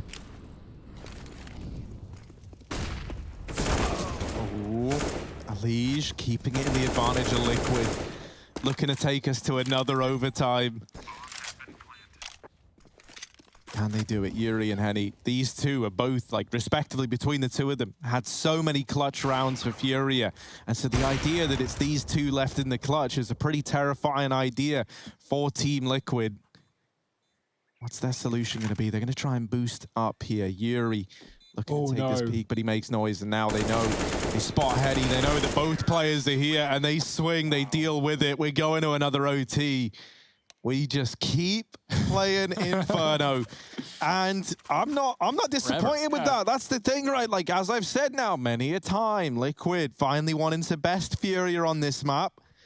This is the closest they've ever came to that. It's hilarious watching Liege entry be there. He's running into B, but he's just like looking and then looking at the wall, looking at the wall, because he knows FURIA are going to pop through that smoke, and they do. He avoids the flash and he takes down. I think it was K-Serata coming in through coffins. Back to a triple B for FURIA. Rinse and repeat the rounds. Stewie eats the nades. Even the spam that has been coming through, wave after wave, and FURIA, they push right down.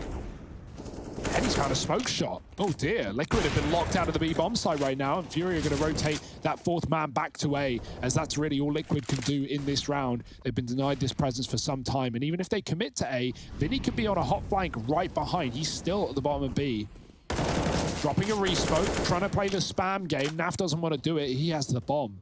And Long getting taken, but look at Henny.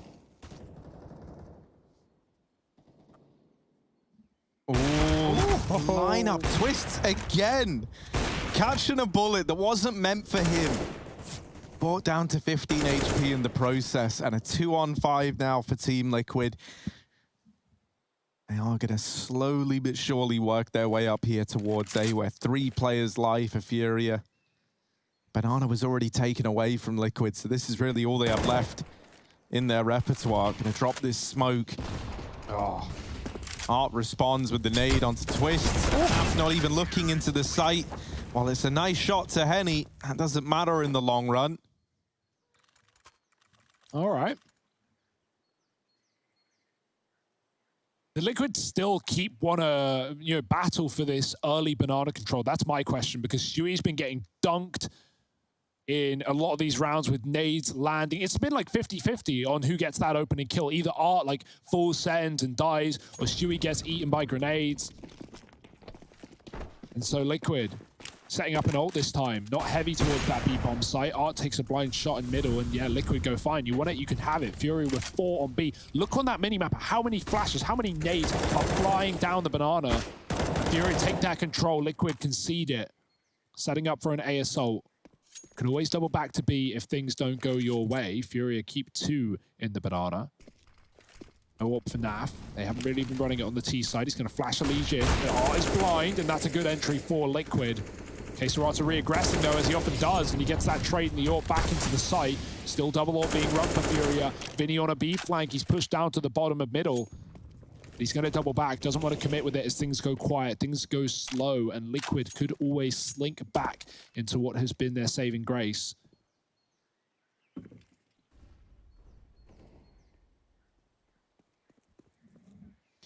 Here comes that slow peek. Naf getting the shot off first. While he does get legged, he does just enough damage. One-man deficit here for FURIA, and it looks like the A bomb site where Liquid want to lay their head.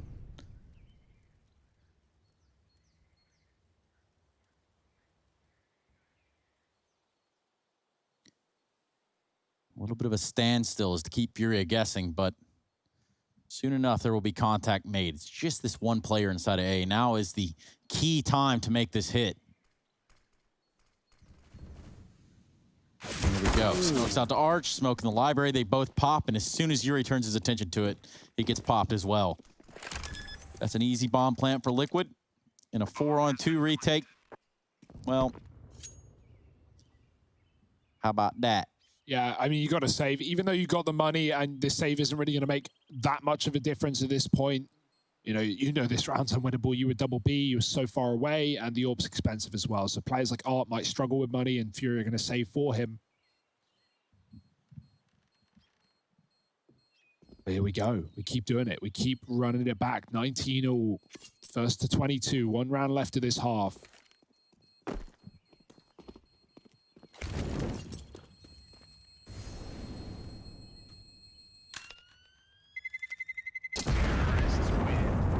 Naf now the strongest man in A.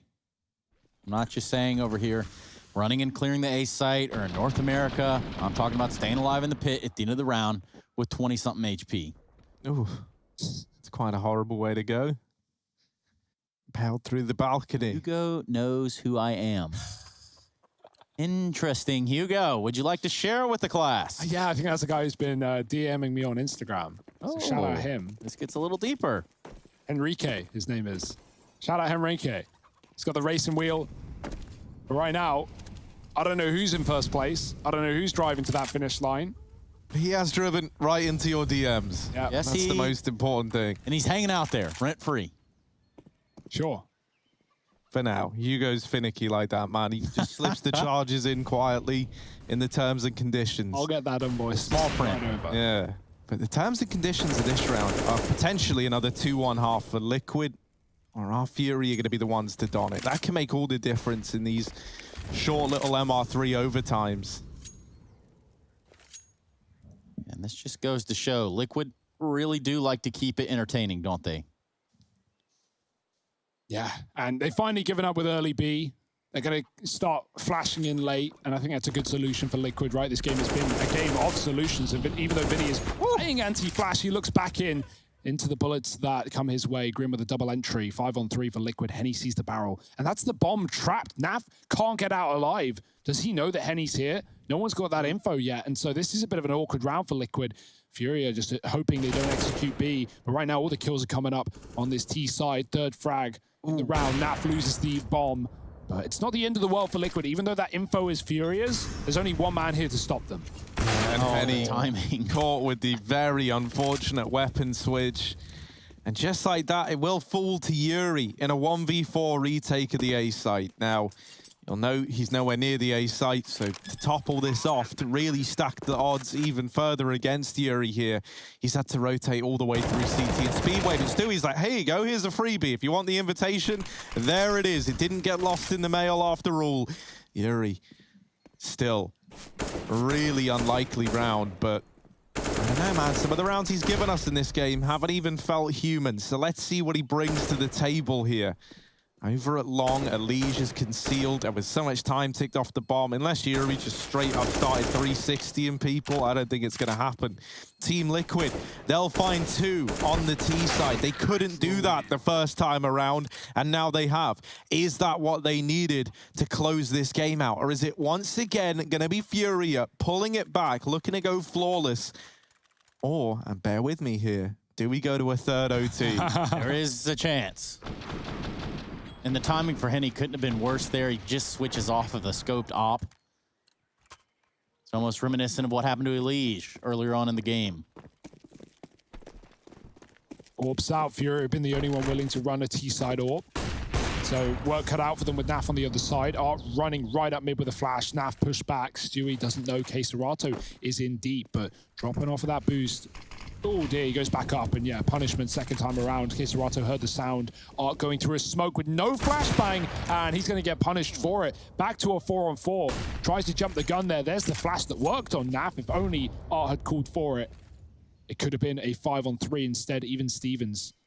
Liquid rotate Naf off and then back on. He's not going to commit as this bomb isn't clear on where it's going. Naf wanting to get that info on mid. Oh, as Vinny turns around, that's unfortunate. He sees the molly, he thinks it's clear, but Naf takes a step right into the fire and then sets up towards B. The re-aggression from Elige, punished by Yuri, and now Liquid can't even rotate twist. They don't know for sure it's an execute into this B bomb site.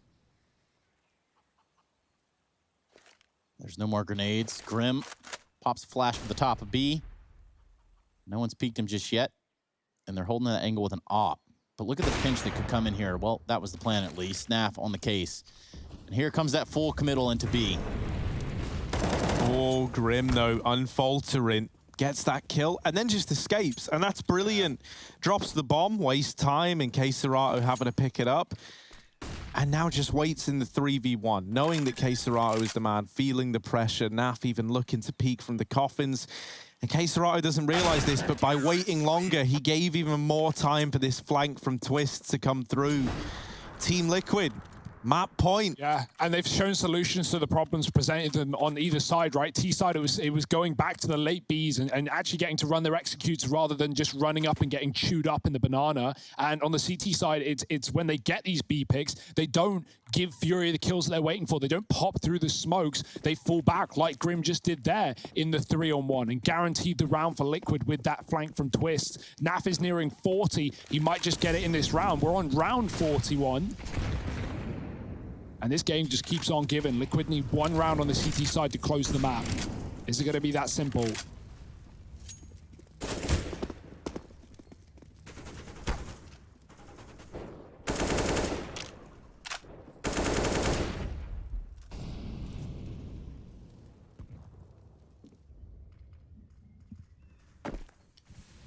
Liquid double up in the back of B. Pretty much say, you know what? If they come here, we're going to fight them.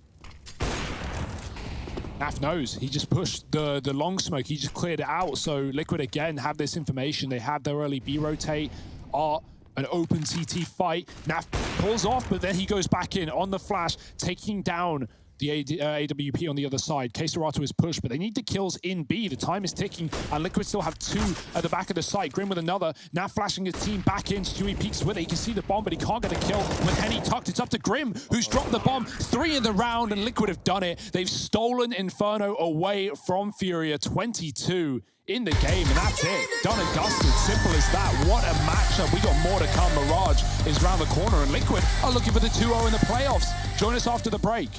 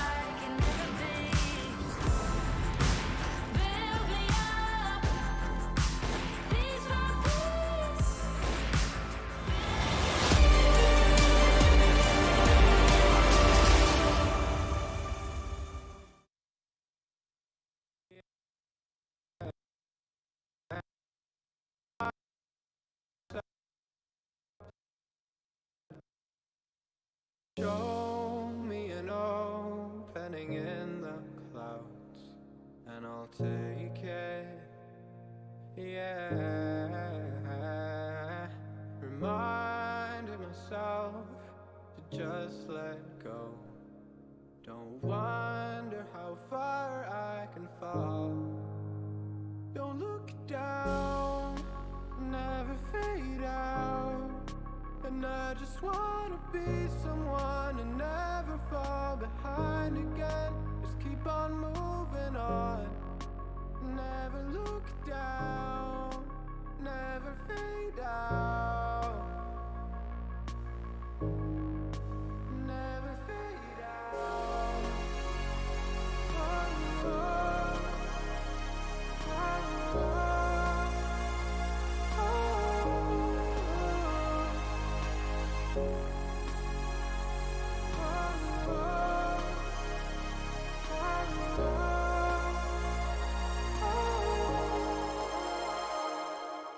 Shooting through the clouds, I know it's alright, it's alright.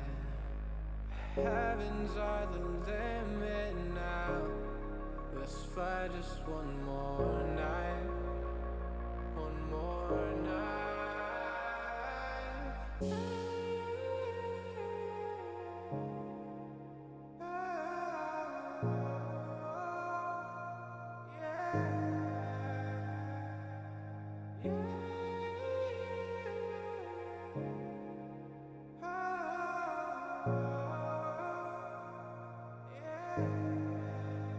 Don't look down, never fade out. And I just wanna be someone and never fall behind again. Just keep on moving on. Never look down, never fade out. Never fade out.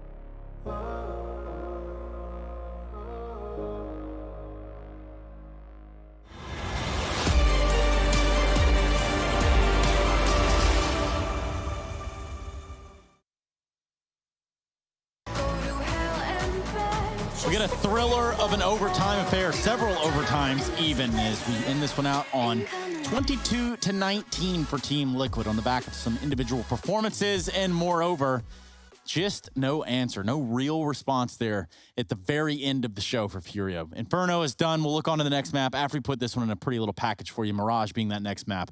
Now I kind of want to just discuss Naf and his impact in this game and what he had brought to the table, not only with the AWP, but overall. He goes 9-0 in opening duels, and if that doesn't say enough, then I don't know what will. You know what else will? 41 kills, Trace. That will. That's a lot of kills. I know it was a long game. It did go into double OT, but Naf, man, this is what you love to see from this dude. We talk about the AWP moving over, or moving around, rather, inside of Liquid, and we see on maps like Mirage and Dust, I guess we'll get the litmus test of that in a minute. Stewie sometimes will take it, but Naf here showing why he is that primary AWP player for Liquid, lighting up the server in a big way. Yeah, man, he was looking so good, right? And that always helps, especially, right, for someone like Stewie, who we've seen sometimes get flustered with his new responsibilities and how much he has to keep track of. You feel like it must have been that much easier knowing that wherever you had Naf, you had someone very, very dependable who wasn't, like, in the business of throwing any of these rounds away. Like, he was so often left in, like, these key swing positions on the map, and he wouldn't overextend. He wouldn't be, like, just straight up wilding. He'd play it very, very smart. Like, this round is a great example of that. Everyone else in the site dies trying to take their fights, and Naf, being the smart, gentleman, sloth creature that he is, looks at the timer and goes, oh, well, there's 9 seconds, so they need to come to me. He hides at the back of the site, he waits the clock down, takes the peaks when he can to, like, disrupt the entire flow of the round, and he had so many rounds like that. You know, this wasn't a performance comparable to someone like Art on the other side, whose numbers are there, and frankly, they're far worse than Naf's anyway, so I don't think you would do that comparison. Right. But even if you look at someone like Henny, who did have his fair share of, like, anchoring rounds, he was a lot more, like, mobile with the AWP. Naf, the only kind of chances he would take would maybe be, like, early opening duels. And then on the CT side, the contrast is very apparent. Naf was constantly, like, after going for, like, an initial fight to open the round, would just fall back, play a passive position, and hold a bomb site. And he was great at that. Yeah, and, you know, interestingly enough, you compare and contrast this to when they played in the DreamHack Open Summer 2020 over in North America. That was the last time these two teams dueled it out on Inferno. That one went a little bit more fluidly over on the CT side for FURIA. Now, you looked at this game, you thought, well, there were a lot of pushes. There were a lot of times where it was just FURIA caught out in the open on their CT side, and I feel like that's the case. Yeah, it was a game of solutions, right? You talk about the CT side. Well, what Liquid's idea was coming into this T side was just heavy B executes. They had very methodical executes, nice utility, where they would just pop in. FURIA obviously started to get a hang of it, especially in OT, and their solution is to start flashing through smokes, playing aggressive, you know, not letting Liquid get comfortable inside of the site. And Liquid eventually figured that one out and do streak together some rounds on that T side right at the end of overtime. But I want to talk about, like, comparisons with that banana control, because Art, we know he can. I hate the word liability, because it's like sometimes he's 50-50, man. Sometimes he's going in, he's getting those opening kills, he's looking great. This is one of those games where he was a bit of a problem. He was 3-10 in opening duels, and if you compare that to someone like Stewie, who was doing a very similar thing in that T side, running up banana, often being being the brunt or hitting the brunt of the nades that would come down, even he would have more success. He was 8 and 11, so, like, similar stats in terms of deaths, but getting a lot more of those opening duels his way. And so Art having a bit of a trouble wasn't a good sign for FURIA. coolest thing here, like I said multiple times in the cast, is every single time these guys have met on Inferno, FURIA have won. And I think you really have to give Liquid credit here for picking up that victory. It goes to so many OTs because, as Hugo said, it was a game about coming up with solutions, and that's something Liquid have struggled with in the past. But we're starting to see this Liquid squad evolve into the Liquid they were like destined to become, and that's very, very cool. Like the proof is there. It's in the numbers. In the numbers. Yeah. Thank God it's not in the pudding for a change. My goodness, I'm so sick of eating pudding. Now, for FURIA, for Art, I look back to this New England Whalers game where Art wasn't necessarily there either, and then not in the capacity that we know him to be. Yeah, and that was a crazy game through and through. I think it was Mirage and Nuke with the maps there, so it's not like Inferno. And now we're a little bit worried with how this series is going for FURIA, who've come in, who have beaten almost everyone inside of North America, and now we head to a map that has been shaky in recent times for them. Speaking of maps we're heading into, that's Mirage. We're going to go to a quick break, and we're going to come back and put ourselves back into the server alongside of you. Thanks for joining us here at the Intel Extreme Masters New York 2020 Online. It's Liquid taking on FURIA in a quarterfinal.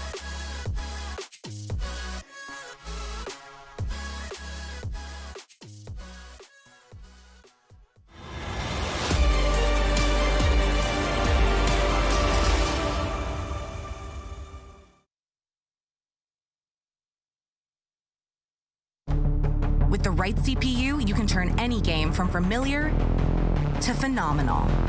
Unleash the potential in all your gaming with Intel 10th Gen processors. With its optimal balance of threads, cores, and frequency to deliver elite real-world performance, only Intel can bring Marvel's Avengers to life with in-game PC optimizations. Supercharge your Marvel's Avengers experience with Intel Core i5, i7, and i9 processors.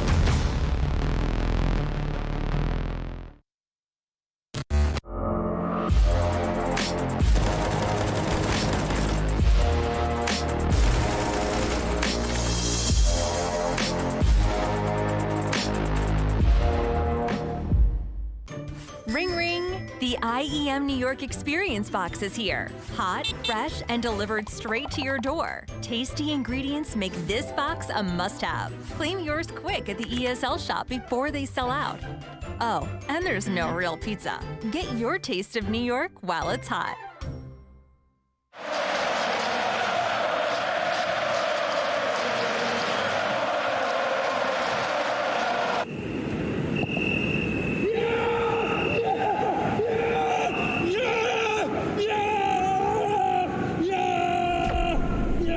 Start your esports career now at play.eslgaming.com.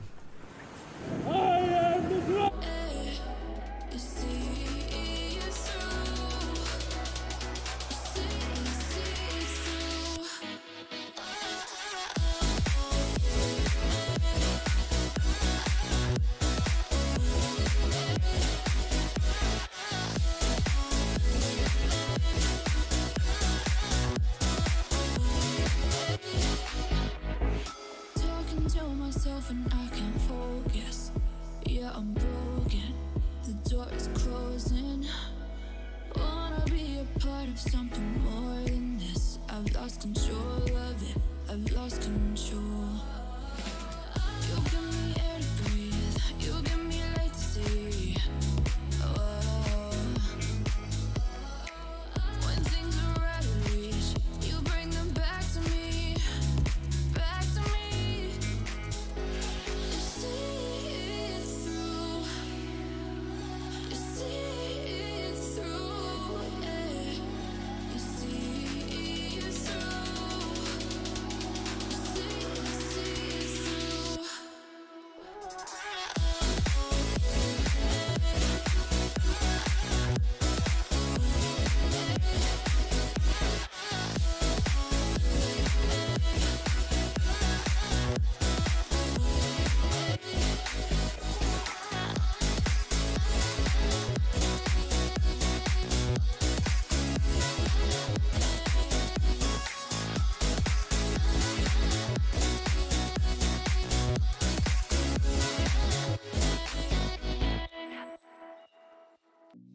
I've been working part-time jobs, chasing all my dreams now lately. No matter if I try too hard, nothing's ever enough, baby. No, I don't care too much. I don't care too much. As long as I can keep you by my side. I don't care too much. We got time, no rush. In your eyes, I always see there is something meant for me. In your eyes, I always feel different.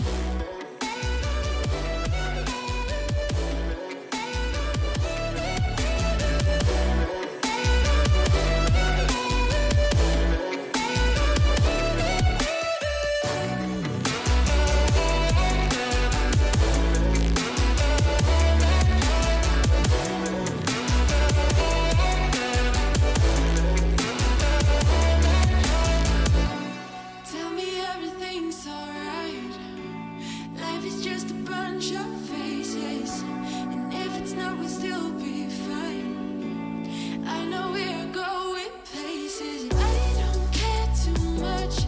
I don't care too much. As long as I can keep you by my side. I don't care too much. We got time, no rush. In your eyes, I always see there is something meant for me. In your eyes, I always. Intel Extreme Masters New York Online is brought to you in part by Intel, Acer Predator, Mountain Dew Game Fuel, DHL, AT&T, U.S. Air Force, and GG Bet.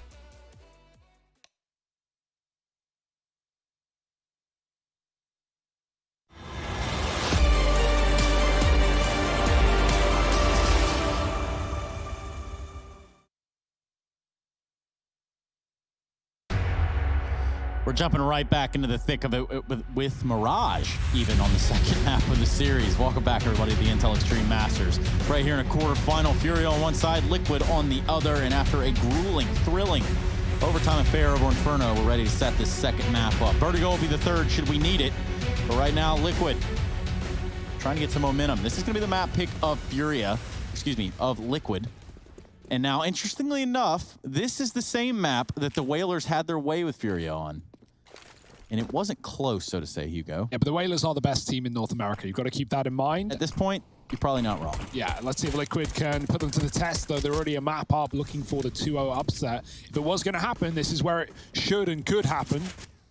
Smoke shot for Henny. Can he stop the bomb, though? No. Reverse default plant. Liquid have it open for every position. Except Palace, but you can swing off the Balk. Art's on a bit of a flank inside of that position, but he doubles back as he hears Twists in the T-spawn. Oh, yeah, he had to nail that first time around. Yuri's deep as well, waiting for aggression. This has gone well for FURIA. Liquid walking into their crosshairs. Naf trying to stay alive at the Palace. As said, Plant not really for him. He's going to have to commit to do it. Stewie trying to stay alive, and they're running at him. Everyone in the site, and they've got Naf trapped by the Molotov as well. Already on the defuse. 10 seconds stick, not a problem. Naf can't get the kills, and there's triple peaks from FURIA to find the first. Pistol is theirs. Nice start. Yeah, they'll take it. Probably a little fired up, too, after losing an OT. 22-19, you missed a thriller. You might have mitched it up, too. You can't mix this up. Mirage now. And a pistol round for FURIA. I don't think they can ask for much more. Henny coming out with a big M4 as well as Yuri.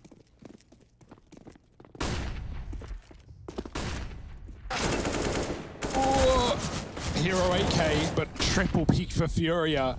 They put Stewie to rest very early. That was the one gun, and now they can't get even close to it. FURIA pushed the top of mid, Naf getting naded. Damn. Good shot for Twist. Come out from lower, it'd be a problem, but Vinny's above. Naf has gone too, and yeah, Liquid, they were relying on that AK for Stewie, but it doesn't get anything done. Not with that heavy mid setup for FURIA, and already a strong start to this map. Liquid coming in with the buy.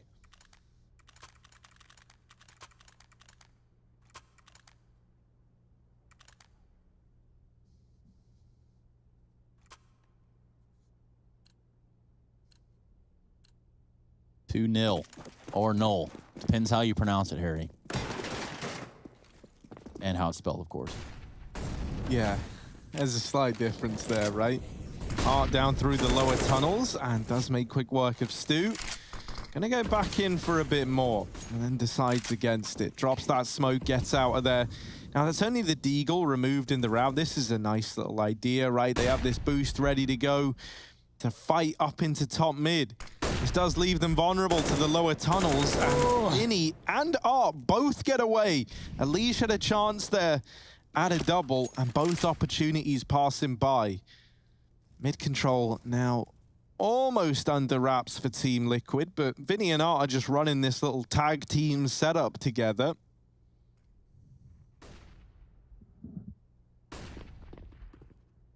Oh, Elige, here's the footsteps, and Art wasn't ready for him under the window. So we are throwing into a 4-on-4 right away, and that there is thanks to Elige getting that late trade onto Art. Very, very late. Barely even a trade. Ooh. Oh, they're going to try and gamble here, a FURIA. And this might leave them in a bit of a bad spot come that retake time.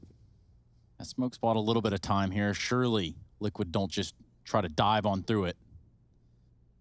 Grim will be at the forefront. Here they go, full send now. Flash over the top, and I'm pretty sure FURIA knows what's going on. The rotation's got to come in, but this site's already taken. A full-on rifle round. Yeah, because Liquid came out under, they assumed, I guess it was going to be an A split with a connector player and like Smoke's coming through, but instead it's Liquid hitting B hard. And Keisarato's been spotted on the flank as well. FURIA grouping up on the catwalk. Grim's dealt with one ahead of the smoke. Henny coming in with another try, and this time's a little bit better. 3-on-3, but they've been tagged up and the time is already ticked away with limited util. FURIA going to save. Give Liquid that respect, give them that round. It comes off the back of a missed rotation from FURIA, so not really much they can do or say about it. Liquid get out with guns, and they get on the board.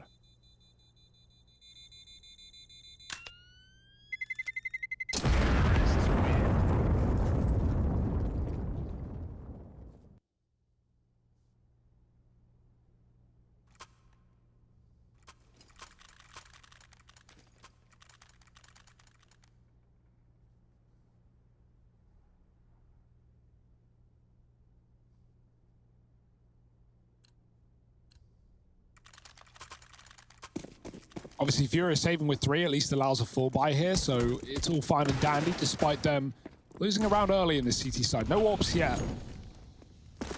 Double under again. Not pushing this time, waiting for Liquid to come their way. Then he drops a smoke, which lets him fight mid with a bit of a one-way. FURIA have had a few one-ways in this series. Two cheeky little smokes on Inferno. Nice deep flash for Grim to spot Apps. Keisarato is jumping. Stewie coming out lower. Here's Art. Waiting in the corner. Will Stewie see him in time? There's the swing, and Stewie does get that kill. Vinny there to trade. That's so well timed for FURIA. It's luck, but the smoke fades as Stewie gets a kill, and so that trade is imminent. And now Twist trying to stop Vinny escaping. He doesn't know if he's still under, and so Grim comes back from B to try and trap this player in. Twist knows he could have escaped with that smoke, but if he wants to cross, he will cross into the com player as well. So double push under. Vinny is there, and yeah, Liquid get rid of him, as they should. Henny going to try and give it a peek in mid. Did Elige see him there as he pushes through the connector? Twist is certainly ready, but he doesn't see the footsteps. Henny's got past Twist waiting for more, and he almost doubles down. Yuri keeping things alive for FURIA, but only one player on B. Yeah, Keisarato has got to do something absolutely remarkable here, and he's pretty damn close, right? Pretty much on the mark. It's left to Grim. Yuri's already out through the window smoke at Market, and Grim has got no idea. Now, it gets a bit up in the air here. Grim almost with the spot, but instead it's Yuri keeping FURIA in the lead, putting that third on the board, and a 3-on-2 ends in favor of FURIA. And, you know, in the long run, it's all thanks to Keisarato holding down that site, putting up 2.5 kills, bringing Grim to 10 HP in that spray. Yeah, for Stu, doesn't really pan out how he wanted it to. Got there the second time around. Pretty good fist pump. I rated about an 8 of 8. Great, mate. FURIA fans in full force right now as they look to pull this comeback. Art misses the jump. He's got to fight lower. No util. He's here to fight. He's here to maybe even die, but can he take anyone with him? Grim walking right into the spray. Art knows there's another there, and Stewie's gone too. That's a great hold for Art. They've loved this lower tunnel, and it's netted them a lot. Henny dropping a lead coming down mid from the A site. And this round has fallen apart for Liquid very quick indeed. FURIA know with their backs up against the wall with a qualification to the Global Challenge at the end of the year on the line. They don't want to lose a series here and now, and so they're fighting for everything. 3-1, looking for a fourth. Might not be far away. Well, Henny keeps planting them against the wall. In case Serrato is going to finish them all. Ooh. Done deal. 4-1 for FURIA. Could have thrown him a gun there, but round time expired. Yeah, Liquid already need to lock this one down. It's very difficult with different ways that FURIA are approaching under, right? We've seen boosts for middle. We've seen Art tucked in the corner and Vinny trying to trade. We've seen him aggress and take this fight on the stairs. So Liquid got to be ready for everything right now. Deegs out for Liquid. Nothing else. Yeah, they like this underpass area. Art's going to meet him there. Takes about half damage and decides, you know what? Maybe I'm going to slide on out of here. Okay. Right. Naf just over the top. Walks out of Palace, costing his life. And that's going to be the somber story around here. Twist. Oh. Does grab one for Team Liquid, but a grenade will do the trick. And Henny is lighting him up right now. 11-1, and he's doing it from the A site. Despite there being 3A there for FURIA, Naf dies to Vinny in the window. there were 3 other players in between him and Vinny, but yeah, sure. Kill's a kill at the end of the day. And yeah, Henny on the AWP has been a real problem so far. Stewie's going to buy his own up. Kill is kill. You are correct. Kill is kill, yeah. Let's see if Stewie can respond. Stewie can stop this CTA WP that is causing so many problems. Back up to the Palace, double push for FURIA, setting the AWP up here. Naf holding. Did he see the cross? He certainly saw something. Yuri's inside the Palace though, and Naf going to give it up back up a bit further. Yuri coming to clear. Right eye peek, and he's already deep. Naf, ooh, takes a bit of a beating, and Yuri's now trapped. Double fight for Liquid, and they finally win it. An early advantage. What do they do with it? Yeah, they don't have to super worried now, Harry. Yeah, they don't have to commit with how they're laid out. Ooh. Right, you're still holding on to mid control, you're still holding on to apps control, the bomb is dropped in T-spawn, and you are in a 5-on-4. And it's probably a good idea that they haven't committed into A. Everyone for FURIA finds themselves on this side of the map. And now it's just like a coin toss for Team Liquid. It's not like they've had any hints that there's 4 players here. It's not like they've heard anyone leaving B. And so they do just go back into this A site. But because they leave that little, 30 seconds of just not showing their hand here, it has led to Vinny going back to that B site just as a precaution. Art close at ramp. They want to try and chase this AWP down. But putting up a hold in case Serrato on the MP9 doubles up. Gets out of there with the AWP as well. As quick as he arrives, he's gone. And it leaves it all on Naf. He was the brightest star in the game last game for Liquid. But now yet to frag. And this 1v3 would be a hell of a timing to start to pick it up. He knows that Henny is over towards the stairs. Flashes ramp to give the illusion he's going for a fight there and brings Henny down low. Does get tagged in through triple. And Henny's going to finish him off the second time around. So FURIA get it back under control. They put 6 to their name. And this is a very different FURIA to the one that we've seen on Mirage as of late. Yeah, 6-1, man. Yeah, the CT side has never really been a worry. It's, oh no, sorry, yeah, no, that has been where they've actually had problems. I'll take that back. Often relying on the AAA WP. But not over-aggressing, right? We're seeing just, FURIA with a lot of gambles. Some of them good, some of them not, right? That one time they left B is the one round Liquid have. And other than that, the stacks have been good on A. The aggression under has not been punished, although there's finally a start as Liquid get the opening kill down lower. Deeked out by Twist and a gun given over to armored players. That could come back to hurt FURIA. Serrato tags Twist. And this guy lives through every AWP shot, it feels like. The AUG, a whole different kettle of fish. Elige dying at the top of middle, gives the gun over to Naf. You might, I say he wants to swap it, but only Stewie has armor and health. Naf has health, but no armor. And his 2 teammates, armor, but no health.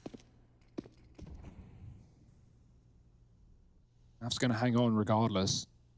These pistols moving up the catwalk. Grim in the apartments. Orb is here to stop it. Twist is gone, and Stewie jumps the shot. That's an entry from Stewie, and Naf's followed up with another as well into Henny, but K-Serato locks down B with a double, and the bomb is his. Naf is going to isolate this one kill on the A side while he's got it, and missed shot will cost him. Yuri takes him out of the round, and FURIA, this is one hell of a CT side right now. 7-1, shutting it down, and Liquid coming back in with guns.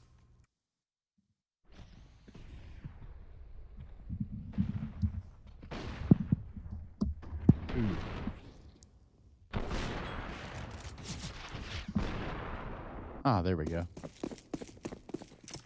Sitting comfortably? Yes, very much so. Sort of like FURIA at this point. Stu with the boost over there towards A ramp, has the AWP, but no one's crossing.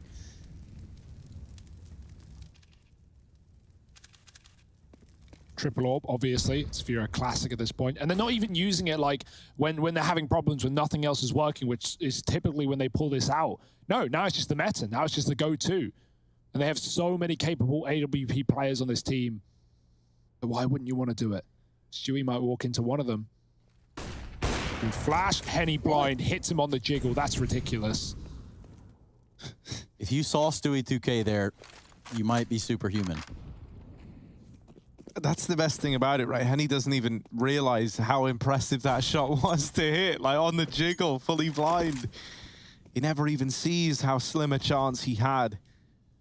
Team Liquid, man, last-ditch attempt to try and get into this B site. Arse holding lower, and now they're thinking, all right, there's another AWP there. Well, we know where the two AWPs are at least, but surprise, surprise, K-Serato mowing them down with his inside of the B site. And we know this guy don't stop at one. There's another. And Henny arriving at short. The AWPs get every single kill in the round. And that's the thing, right? Like when FURIA, you know, we're always like pulling this triple AWP by through. It felt like it would like maybe get them around here and there, but it was nothing more than a gimmick. And I feel like the more you see it, the more you realize that, especially on a map like Mirage, it's very, very viable. Yeah, they're making it work.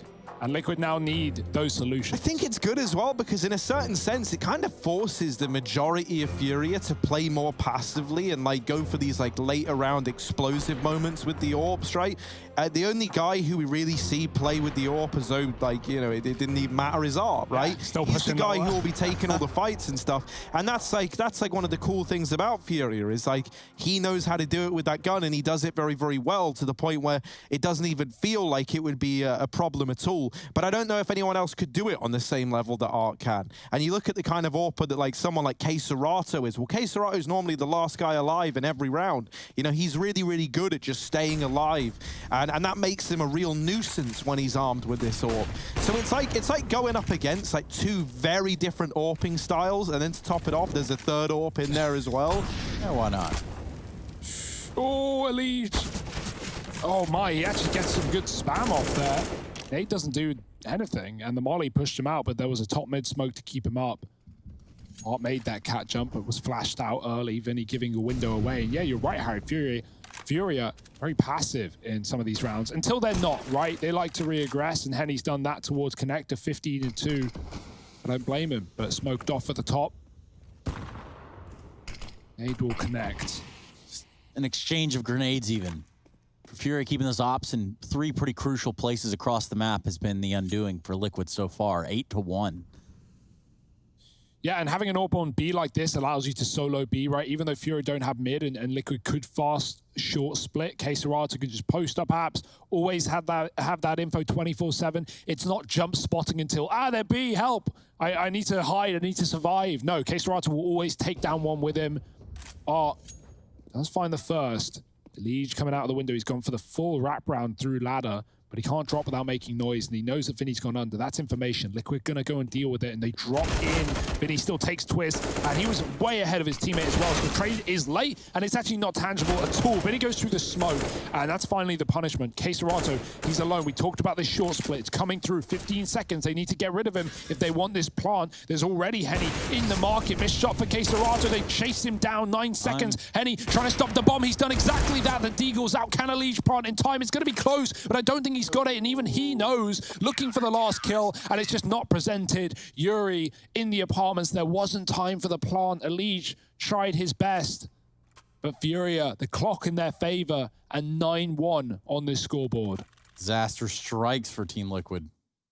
Yeah, that drop under for Twist, man. He knows Vinny's there. He's trying to be a surprise. He's trying to catch a good timing, but he goes ahead of his teammate who was coming down the stairs, and that means Vinny gets a 1v1. He gets to stop. He gets to back up and then take another. It's not like an immediate trade. If Twist drops a second or two later, that might be Liquid's round. Well, yeah, and even on the back of that, you say a 1v1, and it is truly that.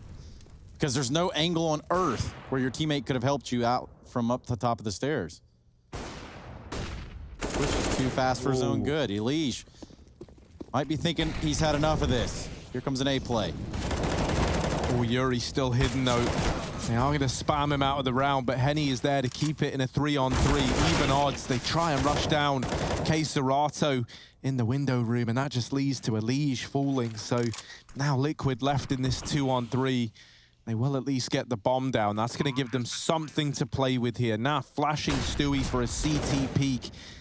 Arriving just a second too late, and so Henny is given an escape route, given a way out.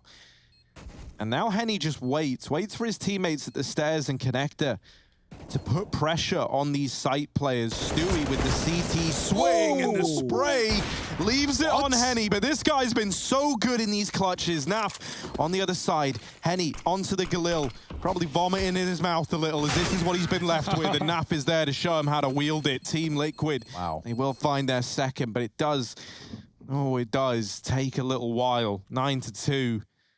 Yeah, credit to Stu in that round too. They needed it right then, and they needed it right there, and they got it.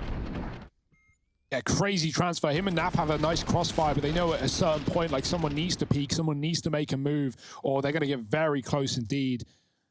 That's B-Dog in the top left, one of the most upcoming UK scene players in the world. Almost qualified for MDL this season. Maybe he'll get it next time, and we'll get to see him in one of these events, but right now... Yeah, almost. He's like open, isn't he? It's close, you know. On his way, right? First step on the ladder, and no one just goes first step and then they're at the top, right? Gotta climb up through the smoke. Vinny, he's like, nah, some of us were born at the top, my friend, and he was one of them. Taps them through that smoke. Stewie, he's got a suspicion. And there's the P. Serato removed, but there's so many bodies inside of this A site for FURIA. The whole team is here. And Elige is about to discover this, right?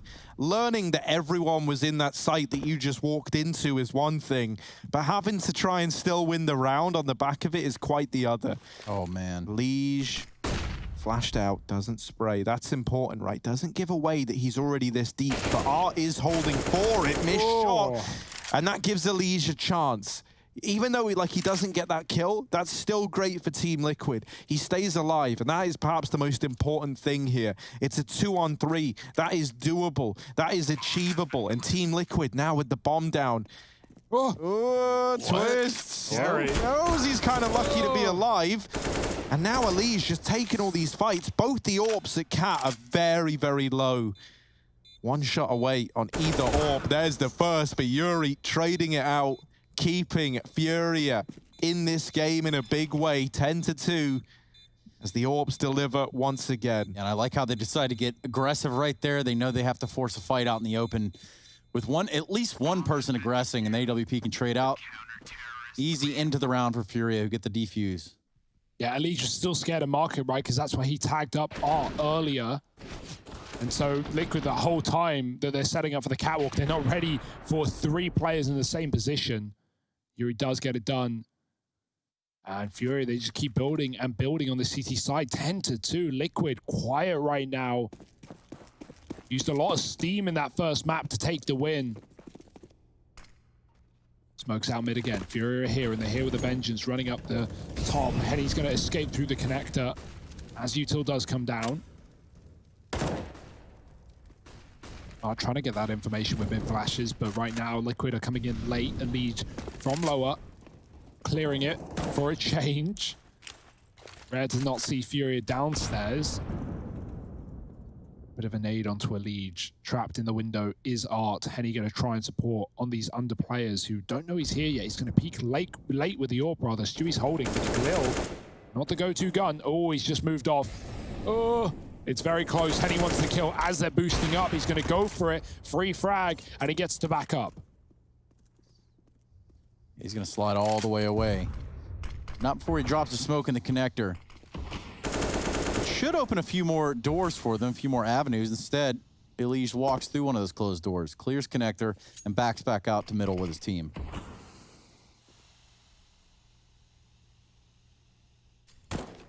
Ooh. Oh, looking like they want to try and get into B.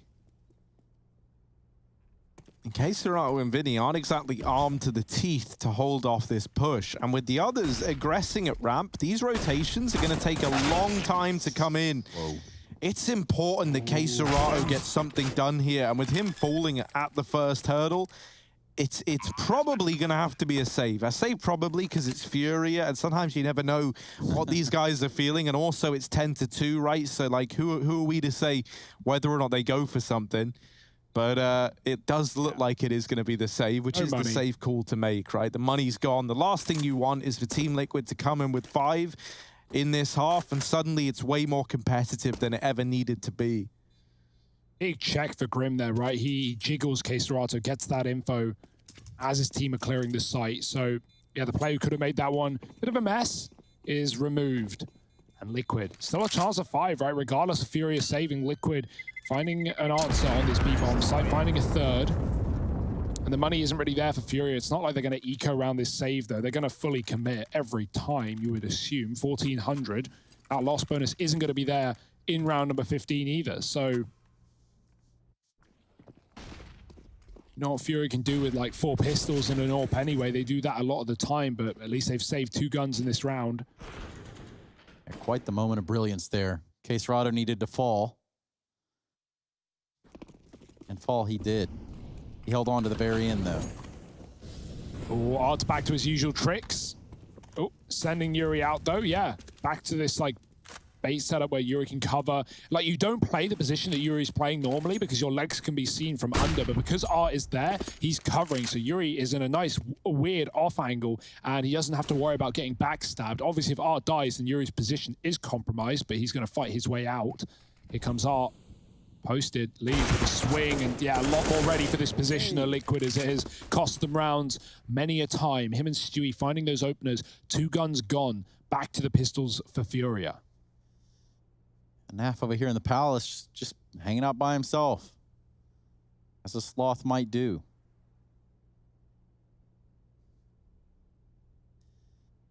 Might be the A play after all. Liquid putting it in reverse, going back through T-spawn. Oh, what? No, that's not fair. Wrecked. Furia, not only ready for an A play as Vinny is cleared lower and grabbed a gun, but Henny's now got a weapon too. This could still be an upset round for Furia. Vinny calling it it's A, get ready, and here come Liquid. Oh dear, they're walking into the lion's den. Twists, doesn't check underneath, and now it falls to Grim. And while he does get the trade, K Serato remained hidden this entire round back in the site with the Deagle. Up the stairs goes Stewie. And it's left onto Vinny in this 1v2 through the connector. He's nice and fast on the rotate, so he's given himself plenty of time here. Both players on default, and Elige just wide swings for it. Team Liquid. They lock in a 4th. There's no money for Furia in round 15. And so that 5-10 scoreline that we spoke about, the one that you didn't want to appear if you were Furia, now looking likely. Still, not a overwhelmingly good reception here for Team Liquid, right, on their map pick. 5 rounds in the T-half is a little on the lower end of what you were hoping for, but it sure does beat this, like, what, 10-1 scoreline we were sat at for so long. There was a chance that this could have been a 14-1 half, for crying out loud. Yeah, really could have been, especially with some of the plays that were being made here from Liquid. The one-on-one dueling. Now Elige says he's had enough of that, and he'll prove you all wrong. Big flash from Stu, though, to get him there. Liquid at least getting answers, right? Like, you know, back to the underplay for Furia. It worked so well to get them up to double digits, but in these last few rounds, Liquid have had their number every single time. They're even ready for the aggression as well. The molly is going to trap K Serato. Obviously, he just wins the fight because, you know, it's K Serato. what did you expect? But yeah, Liquid, they know what they're up against. They know what FURIA are doing.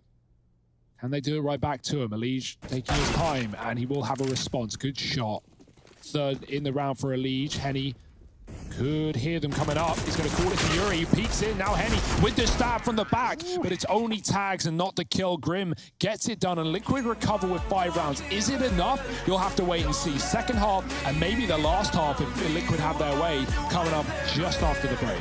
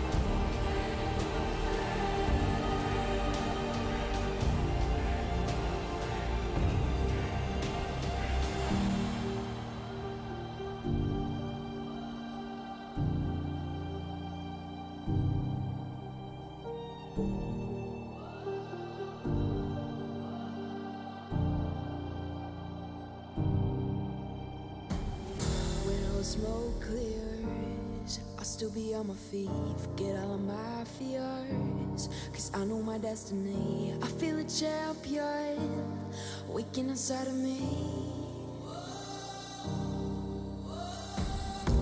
It's set in motion, the legend's spoken. This is my moment. Can't break my focus, know where I'm going. This is my moment.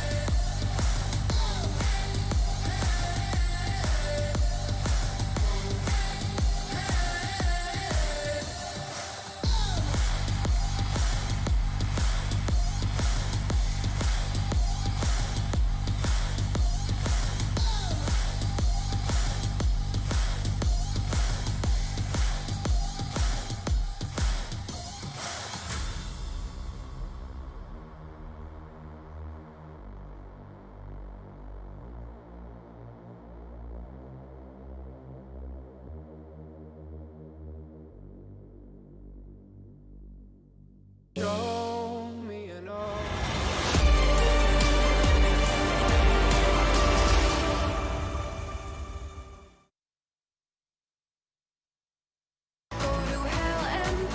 It's New York 2020 Online. Intel Extreme Masters is in the Big Apple.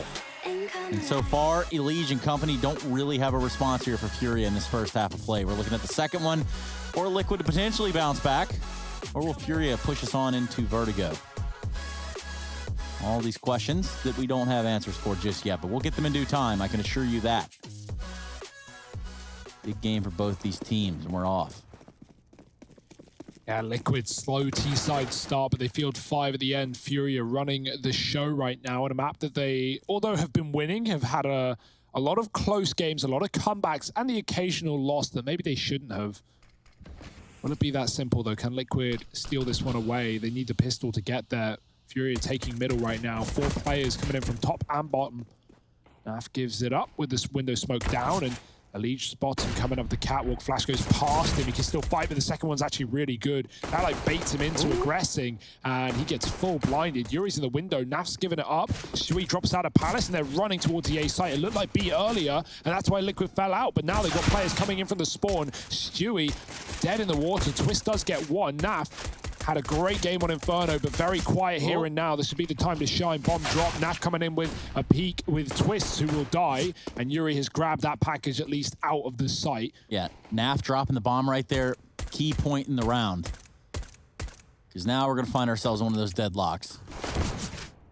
Yeah, they could even leave. They've grabbed the bomb and taken it towards ramp. And even this hesitation, they go slow, they go quiet. That makes Liquid doubt. You can see them already looking at their back, checking behind. FURIA haven't shown these two ramp players in about 20 seconds, and so Liquid have to start considering that it could be a B play. Oh dear, they're going to rotate 3 CT though. They stick to their guns, and that's a great call for Liquid. FURIA going to be leaving the ramp late in the round, 20 seconds. The bomb spotted again. Liquid taking all the fights, but they don't need to. The time is in their favor, and lots of damage being done by these blocks. Finally, bomb plant allowed, and they're just getting chipped away at Liquid. This is going to be a very difficult round. They need quick taps. The lead just got one of them, doubling up. Naf finding another, and now just Henny in the clutch. He finds the first. They're closing the distance. They've got the kit, and they've got the shot. Grim with a double, and Liquid only just steal that round right back. Barely, just barely. Smart on FURIA to wait it out and hope that Liquid do rotate off, but at the end of the day, it is Liquid that pull it out. And Elige, a main component in that too. Yeah, just like look at the damage done. Look at how low Liquid was. So many long-range shots, so many tags through the boxes. That looked like a FURIA round, honestly, but Liquid do group up together and they play that trade game. Now a chance at the second half. Full Famus is out in the second round. It's a bit gross, but... not as gross as a 26-8 for Henny. Yeah. He's looked pretty damn good as well. We haven't even got that orb yet on this T side. They've got triple AK on the second buy. Oh boy, this is this is a bread and butter round for FURIA. They're going to be very happy with what they got. But what can they do with it? Oh. A little bit awkward there. Elige mollied out, and that exposes him to Yuri down at ramp. And now they just steamroll. They pick up the pace into A. Naf reclaiming all these kills, doing an absolutely great job. No one's looking at the stairs. And it might have been an uphill battle for Naf. But he's stood his ground. And then some, a fourth. And it's all left onto Henny, who's dead in the water. Naf, the savior, stepping up when they needed him to. That round could have gotten out of hand. And really, if FURIA picked that up, they are well on their way to closing out Mirage. So that is a huge, huge performance from Naf at the stairs. Yeah. 41 kills on Inferno, 4 kills in the first half of Mirage. And so, yeah, combined with that and the pistol, he's had a hell of a recovery now. Liquid still looking inquisitive. FURIA with a hero AK, dropped by Yuri. Art's running around middle, running a riot. I don't know he's crossed either. Henny's drawing them in with the P250 shots, but peeking under is Elige. Vinny gets that trade. It could have been Art, but he didn't want to peek out too early, and Stewie does deal with him off of his own AK. Gonna finally give it up with a nade and try and blow that AK out of the hands of Henny, who has already grabbed it, to be fair. I like the play from Stewie, but it doesn't matter. He just kills him instead. That'll do. 8 rounds for Liquid. And now the buy for FURIA. But, you know, if they do buy here, it's going to be weak, right? Well, not weak. They're going to have 4 out of 5 AKs. And Art actually throws it back to Yuri. He's the one to take the hit. He says, thank you for buying me on the eco. Here's your reward. I'll play Mac. So FURIA, first full gun round this half. What do they got for us? And I tell you what, right, like you look at 10-8 and you know, like you kind of, whenever I've been thinking about it, I'm like, yeah, FURIA, they really are like in control here. But then you look at it through the lens of like the fact that this was 10-2 at one point in time, and suddenly you realize like, no, Liquid are well and truly back in the swing of things. And yeah, they've had a bit of an easy break of it in terms of, you know, being up against the little weak 4 spy and then pistols. But now this is where things get serious. This is where it all gets very, very real. If Liquid are able to pick this up, they are well and truly on their way back into this game. That bomb plant denied by Naf down in the connector. Again, Naf dropping the bomb. Did it in the pistol, caused a riot for FURIA. Liquid, they took the top of mid at the start of this round to get the info on any lurkers, any players coming on the back line. That wasn't the case. It's FURIA brute forcing the A site. Twist is boosted on the car and spawn, hoping for aggression. Vinny is there, but Stewie's on this big flank. Serato just turned around. Stewie still hits a shot, but it's Henny in a sandwich, and Stewie's trying to Chewy him, and he does. Grim helps out. There was a joke in there somewhere. Either way, it's Liquid. Not making any jokes of this round. Man, give us your best Chewy voice. Yeah, what the... I'd like to confirm that was not me. That was nice one, Hugo. Trace Stunner Surrounders. Oh, no, that was real, real throaty, if you will. Yeah, you got a lot of that, Trace. Well, that's what Chewy's brother Stewie does sound like. And man, we even have Momo. This is how I imagine his view is. Like, you know, well, actually, not actually. Yeah, let's hope not. And he'd be up for the chopping block, right? No, I'm not saying that. But, you know, like, he's like God Moses, suspended above them. So he's a coach that can oversee it all. Well, you know, we've had a few of them in the day and not ended well. Yeah, you know, it's a nice recovery that we could have on our hands. No, stop, Trace, stop. Oh, my God. Why does it sound like a pigeon? I don't really know. It is kind of like a little... I mean, that's a hard one to do. Ooh. I invite you to send us all. Yeah, man, significantly better than my attempts. That's sadly for sure. Oh. Good grief. Send us a video. Hashtag IEM with your best Chewbacca voice. You don't even need to be in the video. We just might even put it on stream. What is this? What are they doing? Insanity. Elige pushing all the way through. Twist to be there to back him up, and he even gets hit too. I mean, Twist doesn't back him up. Twist blocks him. That's what Twist does, but the nade is very good. Unfortunately, the damage is already done. Liquid already low, and Art's actually up to the connector. Naf has the cover. That's crucial as it's left Furia, you know, obviously outside of A. Liquid have no question about it, and so Furia are actually going to double back. They're going to go and leave the site. Only Serato in the Palace, and Furia looking elsewhere. And once again, this was 10-2 at one point in time. Now, could be about to get equaled up at 10-10 from Liquid. I will say, though, Henny giving us a great game so far. And then Elige on the other side. Henny versus Elige. And a 5v5.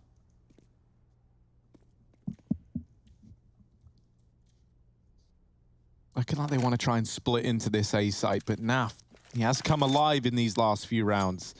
4 at the end of the half, now sitting on 11. And as they get through the connector, Naf is the guy who's got to send them back. Serato also down at the hands of Naf, and that means they don't even know about these players that are still in the site. Well, they know about one, but it's Elige who's the X factor, because Twist, they know he's here. And the Molotov misses, and he gets that kill. That couldn't be worse for Furia. There's just not any time. Yuri trying to save, but even then, Stewie might find him after the round. Now he knows he's here. Oh, Stewie, he does manage to escape. Yuri holds on, but Team Liquid tie us up at 10-10. Yeah, and plenty of money there for Stu, so it's not like, you know, he's got to be really frugal in his save. Doesn't like to go for the kill, but it's Naf that's the staple in this round. Any Chewbacca voices come through yet, Harry? And I don't just mean the ones in your head. I'll have a look. I'll get back to you on that one, Trace. And that's Harry Russell reporting live from the Twitter sidelines. Furia running out mid. Lee's just ready and con. He's got one. Naf with a gap in the smoke. I think he threw a molly on it to disrupt, and he does take that kill in response, keeping Liquid up a man. Only pistols remaining for Furia, but plenty of bodies and guns in middle. They grab 2. Stewie up in the ladder. Can see below the window for a boost, but Furia aren't that deep just yet. One man in apps. Grim keeping his eyes on it. See many a clip from Grim in this position. Vinny gonna check Stu. There's the flash for the window. Furia being loud and proud in middle. That's the bomb flying into the ladder room. Liquid have a 4-on-2. Very difficult to lose a round like this. Serato with his back turned to Grim, looking deep into B. Now he has the info, a chance at a 1D. We know this gun will be deadly in the right hands, and Serato does get it done, but at what cost? He's lost his teammate, he's lost the bomb. He's got a gun and a chance at a 1-on-3. Only Cesarato sticks with the Deeg. Oh, well, guess this guy is an imposter then. We figured it out, Hugo. I'm calling the emergency meeting right now. And FURIA might need to call one of their own, because now Liquid are in the lead. Yeah, it didn't start off this way now, did it? In fact, the first half, you said it yourself, Harry, it could have been a 14-1, all things considered. Yeah, this is what, the last 9 rounds in a row coming up in favor of Team Liquid. Little bit worrisome. And that's with Henny, 29 and 13. Henny's looking down the line of his teammates thinking, what more can I do? We've all been there. Liege, maybe even having similar thoughts, but at least the results are there for Team Liquid. 126 ADR on a Liege, who was 21 kills, and 113 on Henny, who was 29.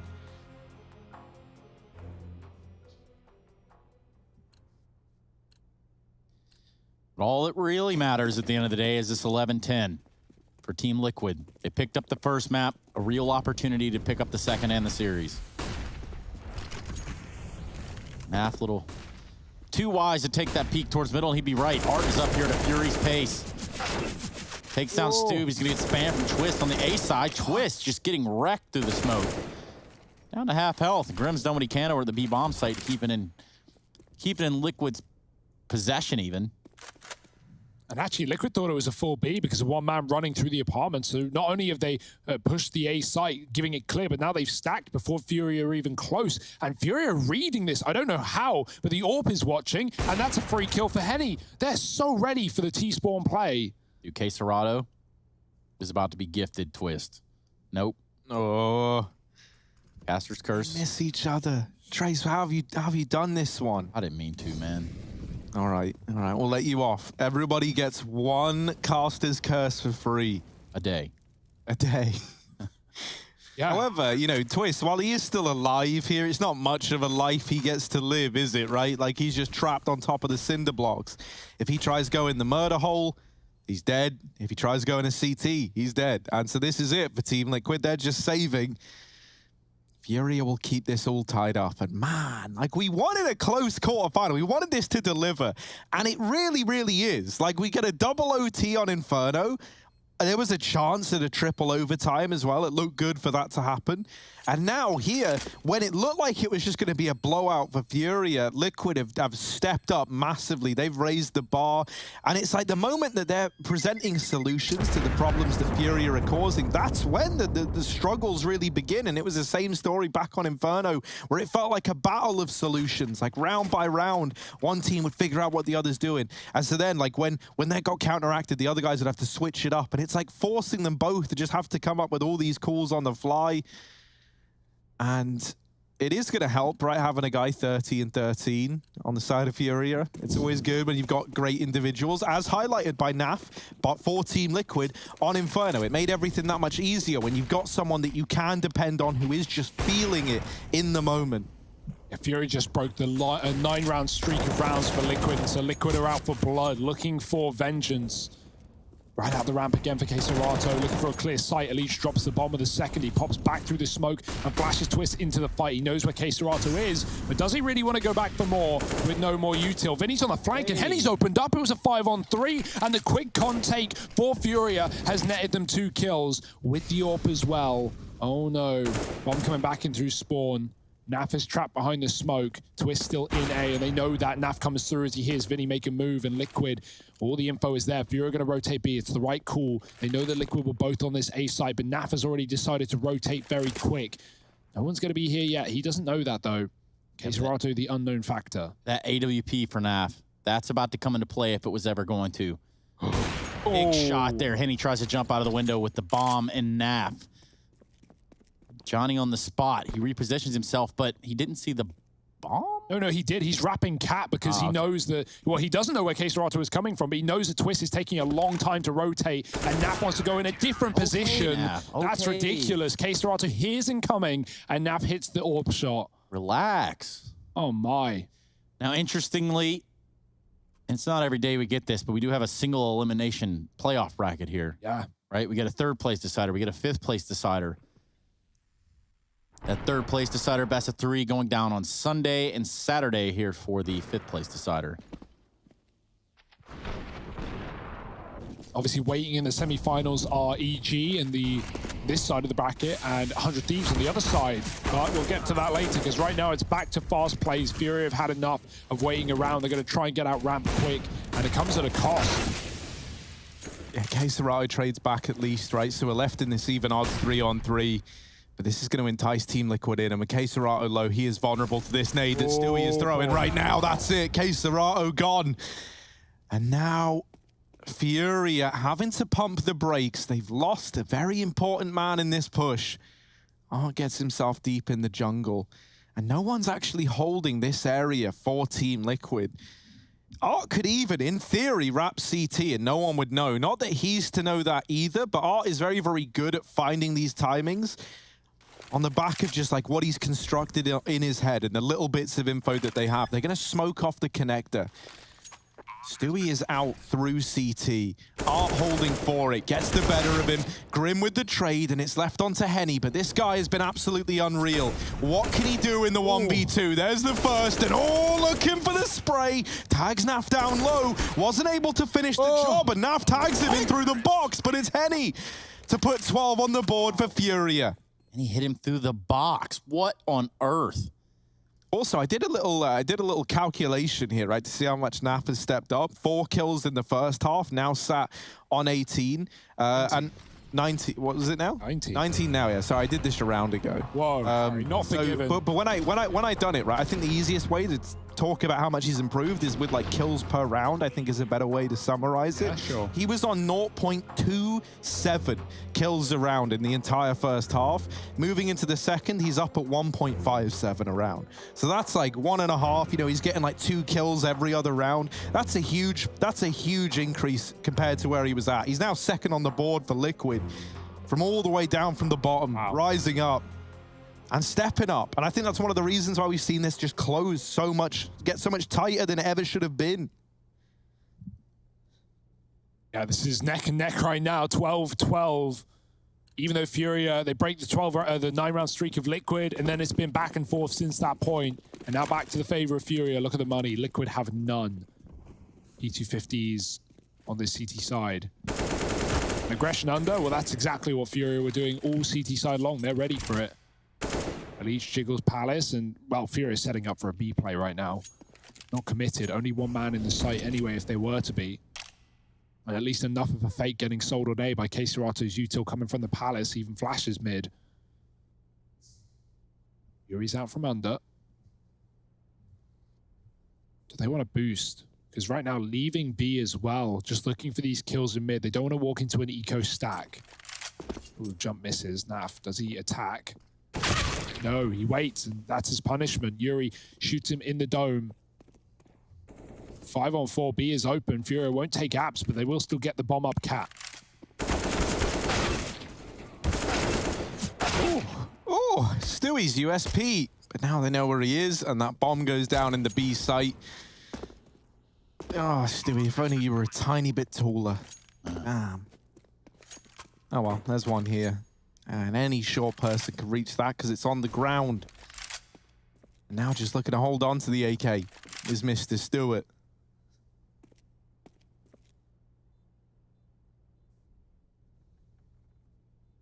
Will he get away with it, though?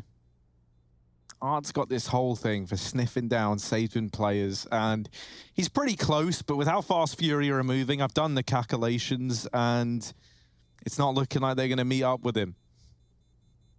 So Stewie will get away with this save. Still, FURIA taking the lead once again.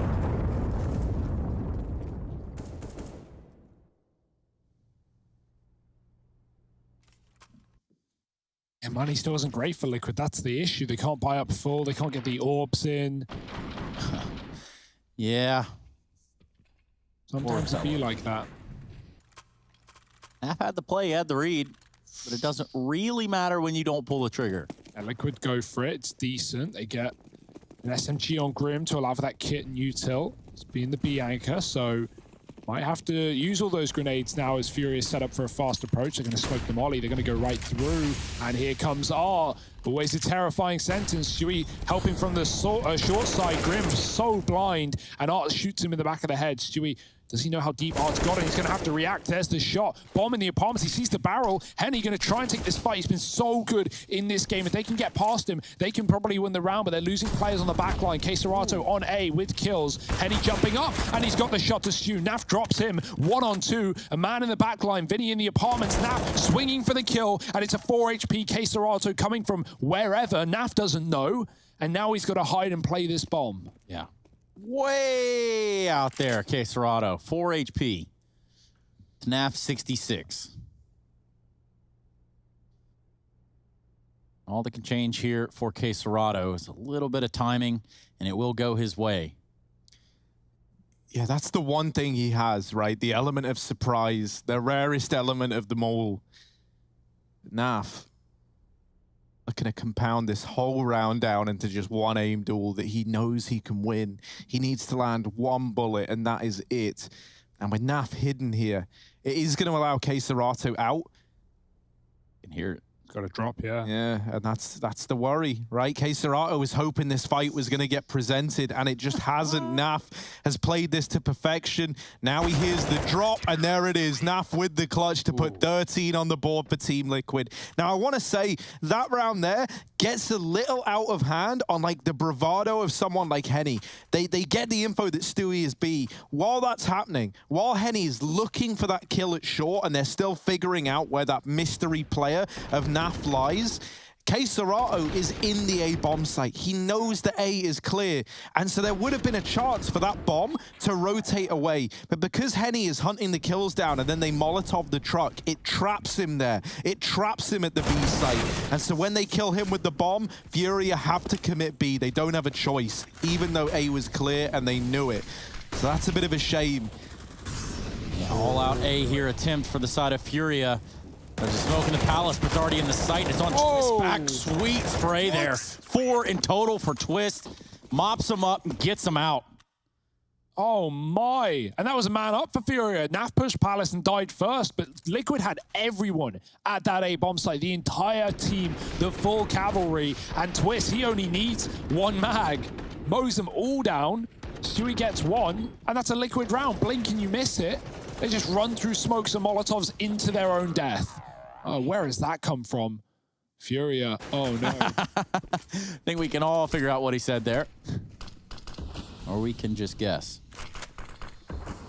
Leash going for something he's done before on the CT side. Peeking middle from the connector. FURIA broke. They're playing for OT. They've got no other choice. Yuri's giving Art the gun again. It's like the second round of the half all over again. Also, feel compelled to say 10-2 to FURIA at one point in time. Yeah. Just to put the proper context on it, right? That this wasn't a neck-and-neck game the whole time. FURIA had a huge head start over Liquid. Makes this recovery all the more impressive. The rifle is gone, but Vinny's found one of his own running through the smoke. Stewie trying to put a stop to it from short. Twist does get one from the back of CT, and he jumps up. They've smoked him off, though. All 3 around the middle area for FURIA, backing up. A little bit of spray on that smoke, and it's pushed the idea for FURIA to go through the connector out the window. Going to regroup towards B halls, and that means a B hit could be on the cards. Still a little bit of time to work with, and they're going to do it quietly. Now, Grim. He's shown us promise. He's shown us that he can hold and hang, and now this would be the time to keep that up. No armor. I mean, if you can't hang, there's the door, right? Grim trying to hold on to the site. And he will do exactly that. Buys time for Stewie to rotate in between the two of them. They find 15 for Liquid. And as you said, Hugo, last round, FURIA, they were playing for overtime. They didn't fully invest there. They had 1 hero rifle, and that was it. And that was to all culminate in this buy up against 15. To try and salvage Mirage, to try and take us to another overtime as they did on Inferno. All with the goal, not even to win the series for FURIA, just to keep it alive, just to lock in a Vertigo as that third map. Team Liquid are on the finish line. They are at the point where they could move forward to face EG in the semi-finals, and all they need is 5 kills or 1 bomb defuse in the next 2 rounds.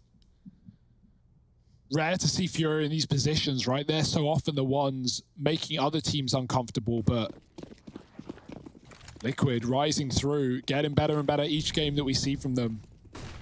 Here's the result of it. FURIA forcing up. AKs with limited util. No AWP for Henny, who's been the hero of this game. And Elise just pushed the catwalk. Yuri falls off. He's trapped with the spam for Vinny. Saves his teammate's life. Shui going to try and chase him down. The crunch in middle for Liquid. And it's trades galore. Keserato has been a king at getting these A picks, but Twist won't offer them up. He backs out of the spawn. Now for the AWP in the window, trying to stop the cat cross. Henny moving up with the smoke. Keserato making noise. Now Liquid know that A is compromised, but it's not that they need to worry about. It's the connector where FURIA are filtering through. Molly to the window, lets this bomb cross. Liquid, do they want to set up CT, or are they going to just wait this util out? Naf coming from lower mid. Vinny running in, and a missed shot for Naf. It's a rare thing to see. It's given FURIA a way back into this round. Oh, that nade does good damage as well. Twist going to be the first man in, and the first man offered up to Henny, but he wants even more. FURIA on 14. 1 away. Do we get that overtime? Do we get it again in the second map of this quarterfinal series? Smells like a yes, but Liquid just trying to grab some deodorizer. Grim's dropped that AWP to Naf straight away as well. A necessity in many of these rounds. Elise just topping the charts, 27 kills to himself.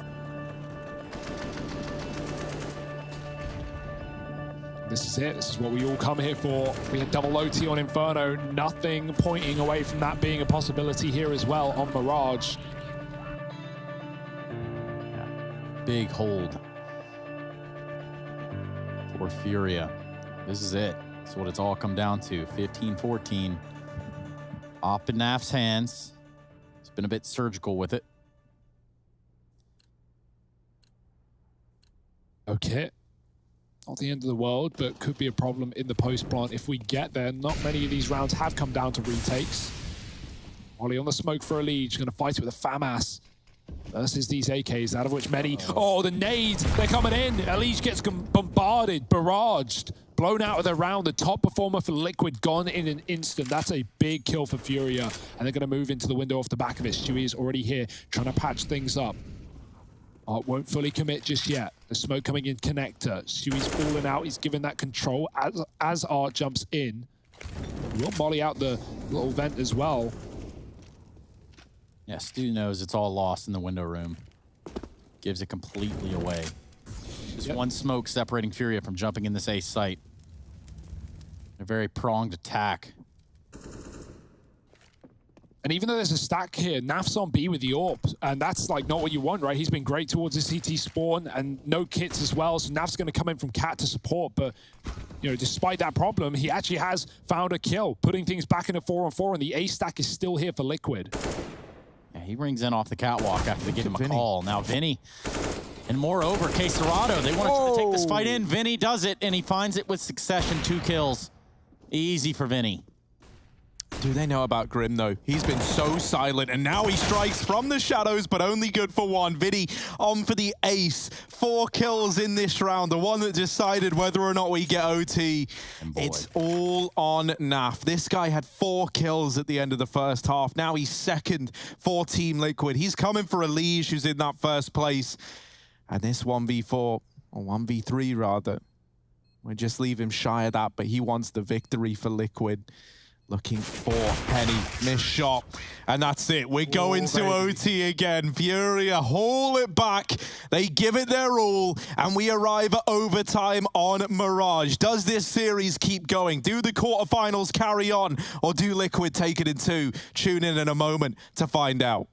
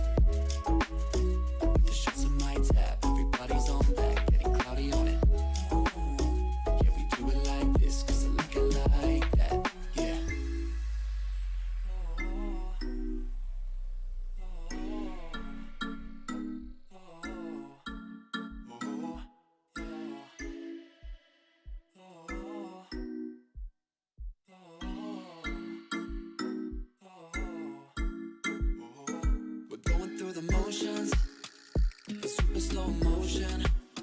It's time to lose your inhibition, developing a blind ambition. Fire it up, ignite it. I don't wanna fight it no more. I wanna see where this can go. I'm done with playing around, not knowing. Yeah, we've nothing to lose. We're lost to the night. We're feeling alright. My eyes are on you, and yours are on mine. We're feeling just fine. Just let it go. Gonna do it like this, gonna do it like that. Everybody's on that, gonna do it like this. Yeah, we never know. Got the bodies on tap, get it cloudy on it, get it cloudy on it. Got me on the right track, yeah, you got me on it. Gonna do it like this, cause that's the way we want it. Gonna do it like this, gonna do it like that. Gonna do it like this, yeah, we never know. The shots in my tap, everybody's on that, getting cloudy on it. Yeah, we do it like this, cause I like the right there, with the blind ambition.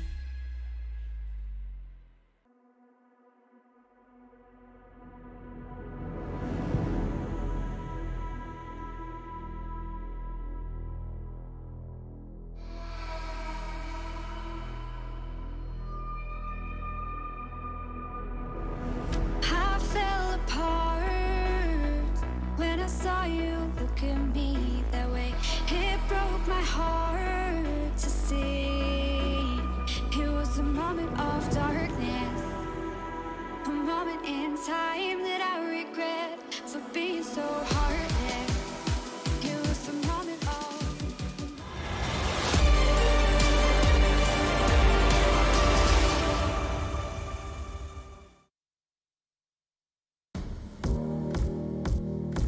And were we really deserving of this overtime? Was it really something that you all sat intently here and you watched all 30 rounds of play and you thought, man, this is going to go to overtime and we deserve that? No, we don't. We don't deserve this, but we're getting it and we're going to enjoy the hell out of it. FURIA taking on Liquid. We go to our second series of overtimes in this series. The first map going the same way. 15-15. Harry, Hugo, and myself on the microphones. And Henny, well, 37 kills in regulation. Oh, the nades. The dunk down. It was a fast ramp approach for FURIA, and they're going to come to regret it. Sprayed by a Liege. And right back to spawn. Right back to the lobby. FURIA needs something new. Immediate change of heart and decision. This is all heard. Yeah, Liquid know what's coming their way. It's not exactly a surprise. And they're not looking to roll out the red carpet. Carpet is going to be stained red after that attempt at the B play, though, as everyone gets cut down on the FURIA side. It's a fast, flawless round for Liquid. They keep 5 alive. They lock it in. Elijah with a double spray down over towards ramp. Naf with the opening pick at B. And then while everyone's scrambling, looking for that second man in the B site, they discount guys like Grim over towards Cat. And so it all falls apart. Also, in that dying breath to the nade, the smoke that was about to get thrown in falls at ramp, re-smoking it for FURIA. So it goes from bad to worse. In this round now, looks like it might be a fast B play. Grim, what's he going to be able to do here? He has support from Mr. Stu over towards short side. Bit of damage exchange with Art, and Grim comes out on top there, but no kill found just yet. And while Art is still alive, he's still a threat. God. Playing close to the van, loses teammates all around him, and desperately looks to reposition. They run through the smoke. It's Art with a double on the entry. Elige, though, taking matters back into his own hands. How much more can he give us? 8 bullets in this AK, and that is not enough. Naf is good for the kill to Henny, but now finds himself locked in a 1v2 that he doesn't want to be in. And long rotate back as well. He could have made the window jump, but even so, FURIA given time for the bomb plant. Naf is so low, and FURIA now know with the timing available, Naf could be anywhere. Quick shot, K-Serata gone, double back for Naf. He's going to go through short. He fakes it. Then he's still watching, still holding. still suspecting, but Naf needs to hit an immediate kill. He's so low, and Vinny just waits on the angle, finally moves over as Naf shoots to the bench. He doesn't know, he can only guess, and Vinny's got it locked in. That B rush looked dangerous at the start, but Art doubles up. Grim, I don't know how he lived for so long. Stewie had his cross, and Grim knows no one can get to the site without Stewie dying, or at least taking a fight first, and after he does die, Grim tries to escape as well, only to the betterment of Art. Part of me both thinks opening kills. Part of me thinks that if Grim would have just stayed there, if he would have just hung out on the van, that would have just played out totally different. Does not quite matter. Yeah, it's one of those moments, right, where like you try and go back to like the basics, the fundamentals of CS, and just try to stay alive. But then you remember you're up against FURIA, and these guys do not play by the fundamentals, right? They rush through that smoke that Grim was kind of banking on being a bit of a safety net for him. And so now we see who takes this little one-round advantage into the second half of overtime. Liquid sat on 15. They had 2 chances to close this out, weren't able to do it. They don't want it to get snatched away in OT, because that would be crushing. Especially on their map pick, right? They've already taken away Furia's. Vertigo, who knows where that one will go. Vinny's out ramp already. Furia setting out A smokes. Vinny's very deep. There's no one in the site. There's a CT setup with a retake as well. Twist flashed off. Vinny runs through, but he's not ready for a second player. 2 for 2. Stu falls in the spawn after 1 off the AWP, and Henny catches the lead, peeking off the top of the stairs. Naf going to try and trade that kill, but he can't see through the Molotov. Henny nearing 40 frags as Naf did in the overtime last map. Yuri going to try and trade, and he does catch Grim, but spammed through the box. Naf on a rifle doing a lot of damage, and they're both tagged up. Naf's going to burn, he's got to move, and he will get back to safety or damage. Yuri is so lucky to be alive, and Naf can't finish the job. He sees Henny peek him, though. This is a very winnable round. He has got them both so low. Yuri, I don't know how he's still breathing, but he is, and that is a problem if you're Naf. Also, Henny repositioning the Tetris, just locks it in there and there, never even given the chance to take the fight. Furia taking 2. And Liquid only with 1. If they do want to close it out here and now, they need a flawless T side. Yeah, and remember... And this was where they got off to that 10-2 start. So exactly what I was going to say, Harry. 2 rounds is all they need to lock in another OT. That's not what you're planning for, though. No, it's never ideal, right? But you got to play the hand you're dealt. Facts. Stewie back on the AWP. Art's made his jump. We got 2 out of the potential 3 that Furia could pull through, and Art can't see the players enough to get that kill at the top of mid. Twist might have to smoke the Molotov. Oh, he has a bit of room, so he thinks, and he's correct. So no need to waste the smoke just yet. Henny takes his towards ramp. Naf patrolling outside of the A site. Liquid wait at the top of middle.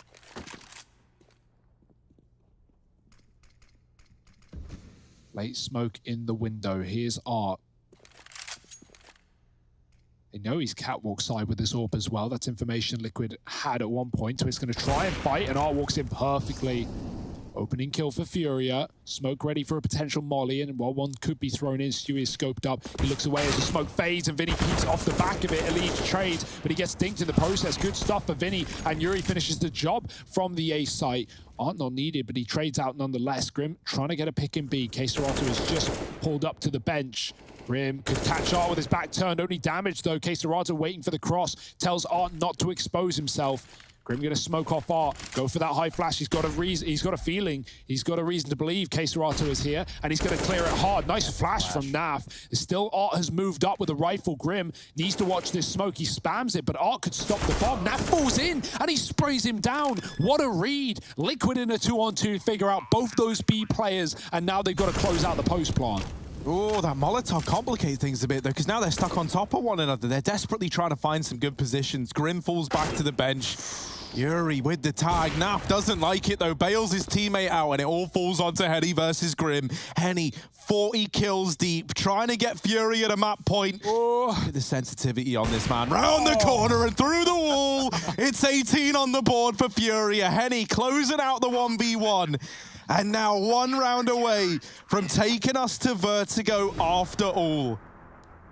Wow. What a show of force. Naf does it all right. Drops down, he finds this kill, but it's Henny who closes the door on the hopes and dreams, turns them into memes, and that is just a heartbreaker of a round for Liquid. One for FURIA, and they're going to take us to a third map, to Vertigo, just around the corner. Liquid with their last pause and their last chance. They need 2, and that's only to start the clock back over again, as you said. Now they're thinking of it, Harry. Now they're not thinking about the win. Now they're thinking about 2 OTs. More rounds, maybe. Can they get there? FURIA with a fight in them still. They could even go for this triple AWP that got them such a good CT side in the start. They want to make the risk, and yeah, it's actually come through. They've got the money, they got the lead, and they've got the reason to believe. I don't get it, man. Henny's basically 3 AWPers as is anyway, so it feels a bit overkill in my eyes. But let's see what Team Liquid have to make of this one. They've got 5 AKs. You actually now get a little bit worried about them running into this triple AWP. It's not like they have any one of their own to reply to it. Oh, Elijah spam. That is not how you want the guy who is top fragging for Liquid by quite the margin to start this round. Spammed in the B apartments. Elijah put down low, and now he looks to the rest of his team, hoping that they can see this round through, that they can keep this alive for Liquid. Yeah, he's going first, being that entry man, but also, you know, just playing the trade game, really, as he's likely going to die to the first fight if it's not an immediate headshot. He just checked under. They've already come out, though, and Elige actually does chase him down with a trade of his own. It's a decent start for Liquid. Henny's still here close at ramp. Naf has flashed him off, but he's gone back to the angle. Wrong side for Henny. But we know this guy's quick, and Naf's not giving him anything yet. Shadow obviously plays to the advantage of Henny too. And the bomb comes to join Liquid outside of this A site. Elige can't afford to die here. There's the swing for Naf with no flash. He's dead. Easy kill for Henny. Elige boosted. Does Vinny know? It's on the outside, so he can jump in window at a moment's notice. Feet forward, twist, and he sprays, and he gets him. Henny gone. Shui tries to grab the orb, but accidentally grabs another AK. Or did he have the orb to begin with? I've lost track. Yuri swinging for the Molotov. Shui does trade. 1-on-2 for him. This is FURIA looking to close the map and take us to a third. That's exactly what they're doing. A is locked in, and FURIA, it may have been one hell of a battle with Liquid giving them a little comeback, but they do eventually get their 3 maps in this series, and this quarterfinal has got to continue. Vertigo just coming up. Stick with us. We'll be back soon.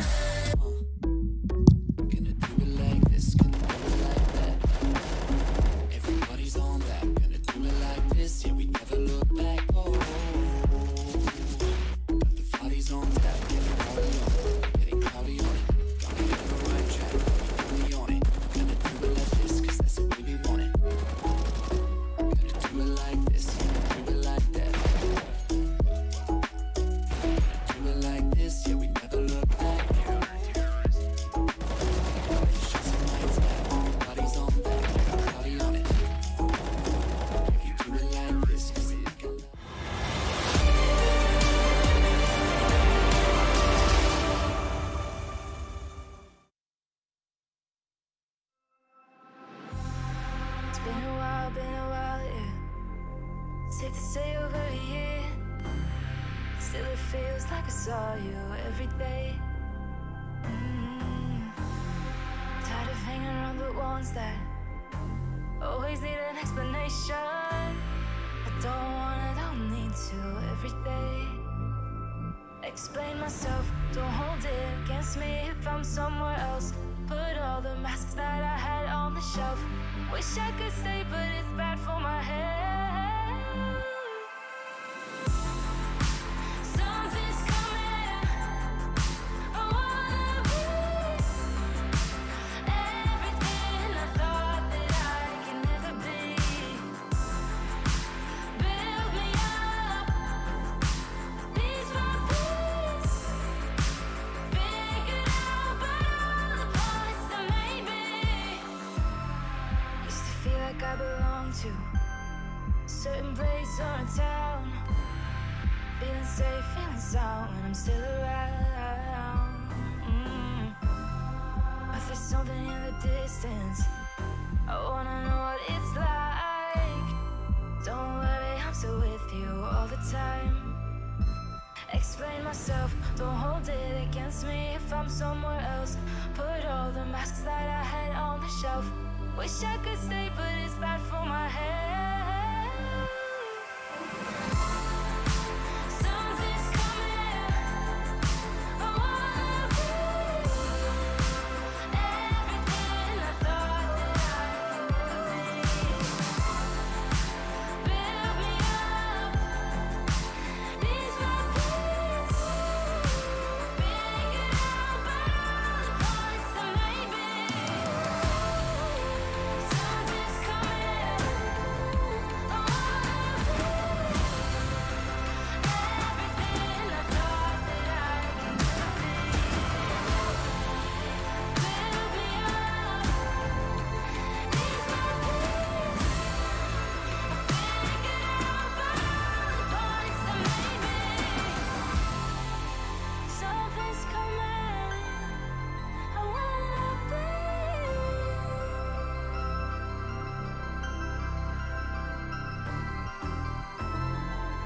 Build me up, piece by piece.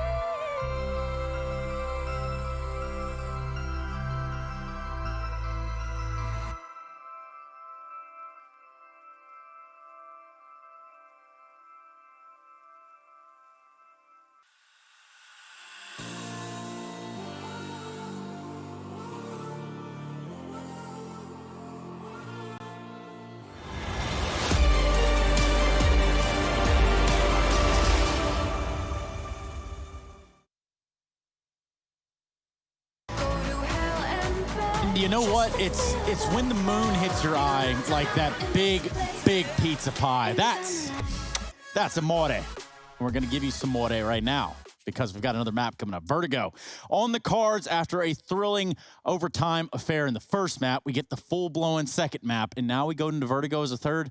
Boy, it must be my lucky day. Welcome back to the Intel Extreme Masters New York 2020. Harry and Hugo, have you just witnessed the game of a lifetime? Yeah, that was wild, right? That was a wild ride from start to finish. FURIA were lighting up the scoreboard on the CT side. They were locking it down. Henny was storming through as he kept it up the entire map, obviously, but he was like 18-5 in the first few rounds. And they go 10-2 up. Liquid pull a massive comeback. They break the money. They get a 5-round half, go up 9 rounds in a row, and things get interesting. But then right at the end, similarly to what happens back on Inferno, Liquid can't close, and then it goes to OT. Back in Inferno, they couldn't close initially. They get to OT, and they win it, so it's all fine and dandy. Not this time around. FURIA come in with a vengeance, and they steal it right away. So for Henny, I mean, this is a performance to be recognized. This is a performance where he is just straight up dominating the number game. Yeah, I like it's actually so mad. It is incomparable to anyone else on his team. He is the only guy who finishes positive on his entire squad. He finishes plus 22 at 42-20 for crying out loud. And it felt like no round, no clutch, nothing you asked of him was asking too much. And that is a very, very scary opponent to go up against. Like, Ali, sure, he had some great rounds, and he had guys up there near him on the scoreboard as well. But he didn't have that same like ability to just look at him in a clutch and go, yeah, he's got this, right? Henny was so good in those moments. You knew that no matter what the odds were against him, he was going to find a way to make it work. And that's probably one of the best games I think we've ever seen out of Henny. As good as this guy has been, you can tell how much FURIA want to pick this up. Of course, coming off the back of a win at the Pro League, they had high expectations here in New York. They really, really did. And man, like, talk about a way to show it. That's how you do it. And you know, wildly enough, you look at this game, you think, well, you know, FURIA have come in red hot. They have absolutely been punishing folks online. And now Liquid, a disputed second or third team in the North American region. Now, the only thing we're missing from this equation is EG, it feels like. Yeah, obviously they're waiting in the wings. They're waiting in this bracket. Winner of this game going on to take them on to get to the grand finals. It's going to be a weird bracket as well, considering how the group shaped up with round difference and head-to-head obviously deciding a lot. 100 Thieves also waiting in the semis, facing the winner of the Whalers versus Team One, a game that we'll be seeing on later tonight at some point, right? I think a couple of them matches happening as well. But yeah, that means we likely, or not likely, but could get the rematch of Pro League finals. 100 Thieves potentially against FURIA, but obviously there's a long long bracket to get through before that point. I think it's worth giving Naf a shout out in this series here, right? Because Elige finishes top of the board, right? We all know Elige is great. He's like one of the most consistent guys in Liquid. He always has been. But for Naf, he ends that first half 4-11, turns it all around to finish 29-24. Like, that is an unreal comeback. He finishes second on the team. He gave us so many big rounds. He was almost the guy who turned around that 2-on-4 moving into the second half of OT, if you remember, right? Yeah. Where it's him and Grim inside of the B site, sets him up with some sick flashes, spams out art. He was feeling it. So if we can have this combo of Elige and Naf showing up, and then maybe just one more person from Liquid, Vertigo can be just as competitive, if not more. Just one more person from Liquid. That's all it takes. I think so, man. That's what we're looking for. One more person from Liquid to step it up against a red-hot FURIA. We're going to be going to Vertigo as our decider in this series. A best of 3, and boy, have we gotten more than that. We'll be right back. We're cut to a break. We'll come back. We'll have more Intel Extreme Masters for you when we return.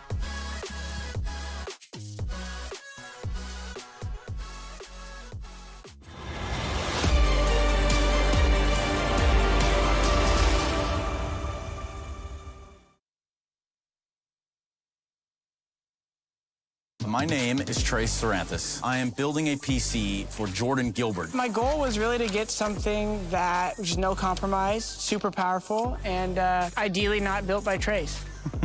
Yes, thank you so much, Jordan Gilbert. You know, we don't make mistakes around here. We made happy accidents. I get a booster seat here. Enter now for a chance to win one of 3 PCs built by me, Jason, or Trace.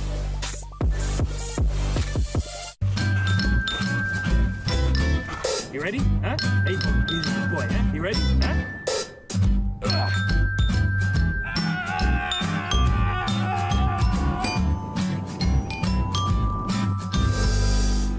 Start your esports career now at play.eslgaming.com.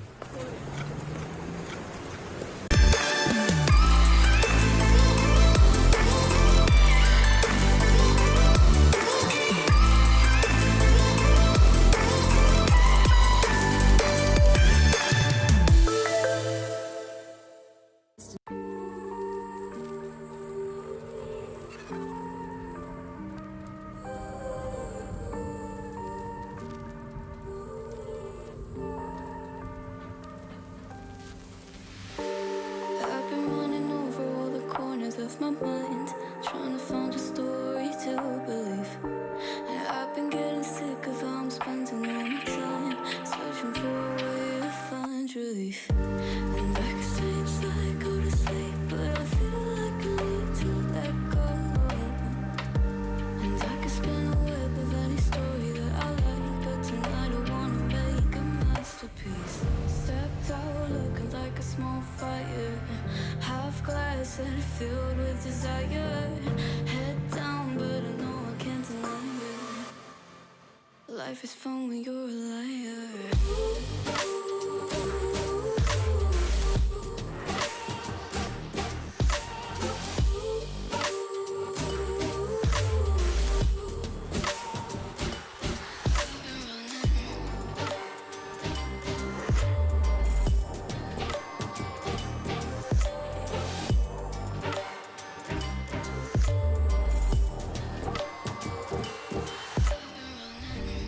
I'm just trying to learn from all the things that I've been told. I'm gonna paint a new reality. It doesn't take a lot to turn a person into gold. Yeah, I've been getting good at alchemy. And you can stay inside in the dark, but without it you never let go. And when you're done with hiding and you wanna have control, you and I can find a perfect fantasy. Stepped out looking like a small fire, half glass and filled with desire. Head down, but I know I can't deny it. Life is fun when you're a liar.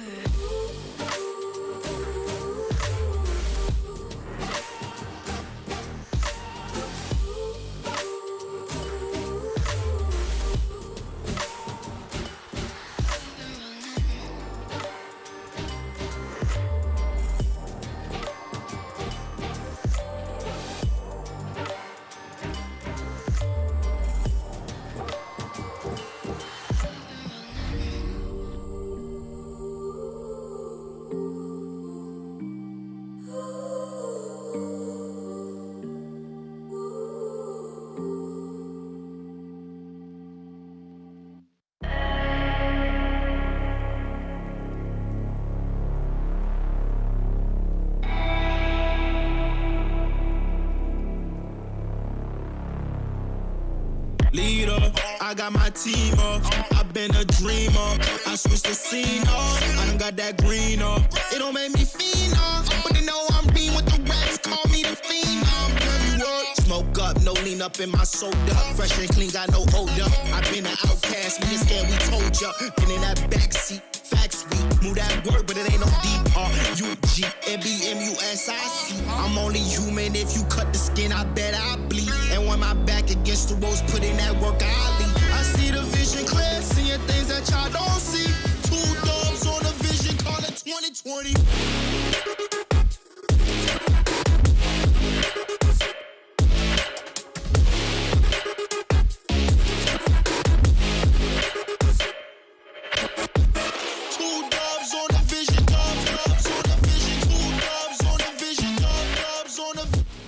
Intel Extreme Masters New York Online is brought to you in part by Intel, Acer Predator, Mountain Dew Game Fuel, DHL, AT&T, U.S. Air Force, and GG Bet.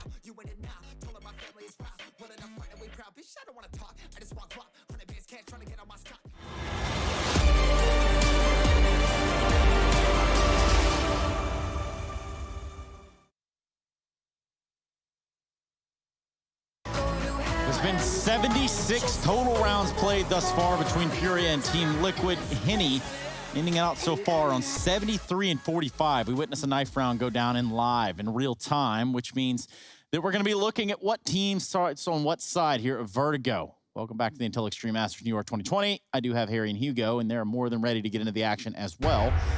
And that sound means only one thing, Harry. Yeah.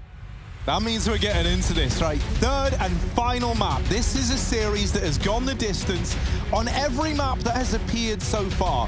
We have had 3 overtimes in total, 2 on Inferno, 1 on Mirage, and it was all with the goal to get us here to Vertigo. Now, Team Liquid likely going to be starting on the CT side. They won the knife round. I saw in the background on Furia's screen that they were actually on the T side, so that one kind of gave it away. And let's see who's able to get off to the flying start here.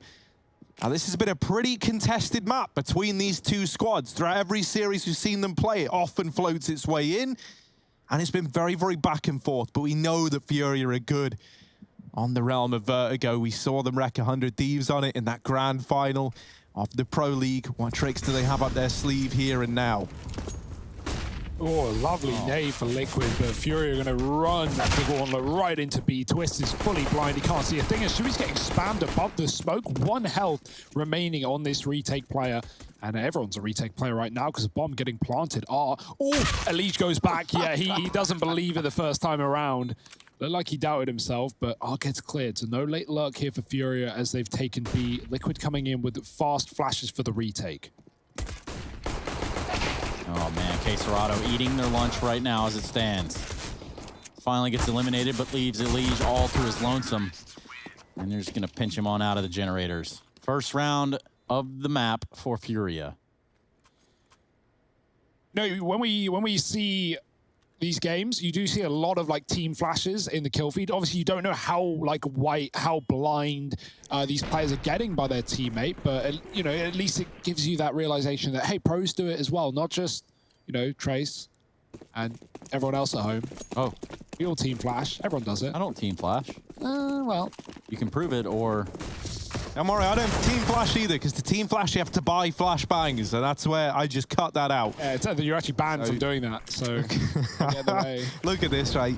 It might look good because you run down mid, you get that opening kill, but in doing so, you've had to soften up the defense elsewhere on the map. This A site does have a lot of players rotating in, but FURIA are already deep. Fury going up, going over, but doesn't get anything from it. A lot of damage has been done to Liquid, but still yet to find a kill onto anyone on this CT side.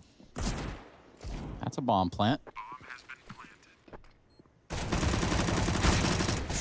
Oh, God, they run through. Shui needs to turn. He does, but missed shot. How is Art still alive? I do not know. He's on the Glock. The smoke's still in the face of Liquid. He's going to trade and run. He should not still be standing, but Stewie with the missed 5-7 shots, and no one followed up. FURIA take the round. Liquid concede. Get out with a Galil, but that is a good recovery for FURIA. Yeah, and for Stu, he just tries to pull that fight away from, you know, the brunt of the force trying to get into the site. But you can't really account for the drive-by 5-7 not panning out every time. So a second one on the board. Yeah, you talk about like previous results, Liquid. They've been shaky on this map as of late, right? They've got wins. They've also got losses to the same teams like 100 Thieves, where there've been like inconsistencies in their play, back and forth. Last time these two teams took each other on, it was FURIA taking the win on Vertigo as well. So always got that to remember. Liquid on an eco still. FURIA running the show, bringing those guns back towards A.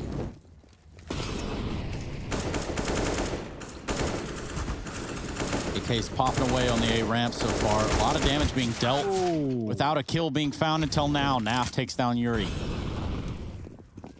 And that's going to prompt the rotation to B promptly for the side of FURIA.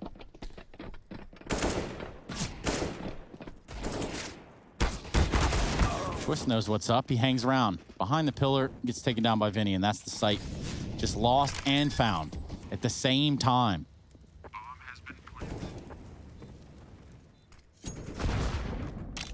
Oh, Grim eats that nade even though he tries to get away.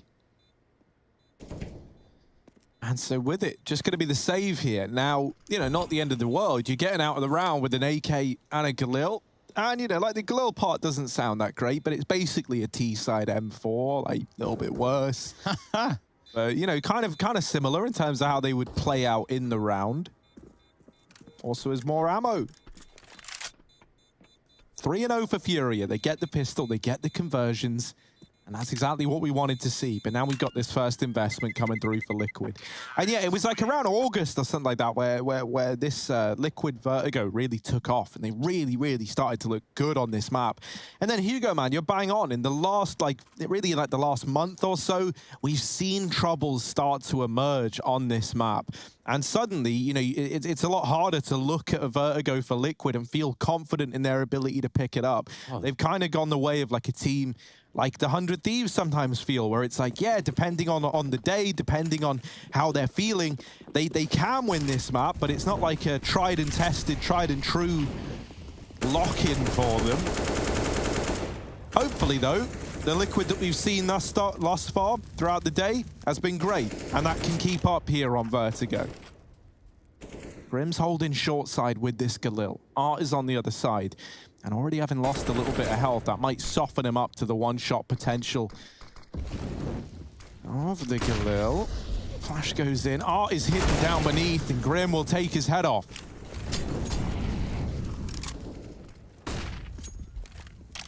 Back behind the sandbags is Naf. They do still have Molotovs for this position, but he might have a contact shot. There's one.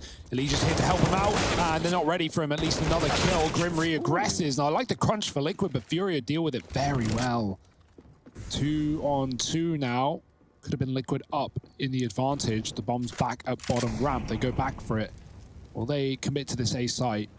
Bomb's leaving. For Liquid, they dump both their Molotovs in the site. Stewie trying to get ahead of the ball game. Goes ahead and rotates over. He gets flashed. And what a play this is.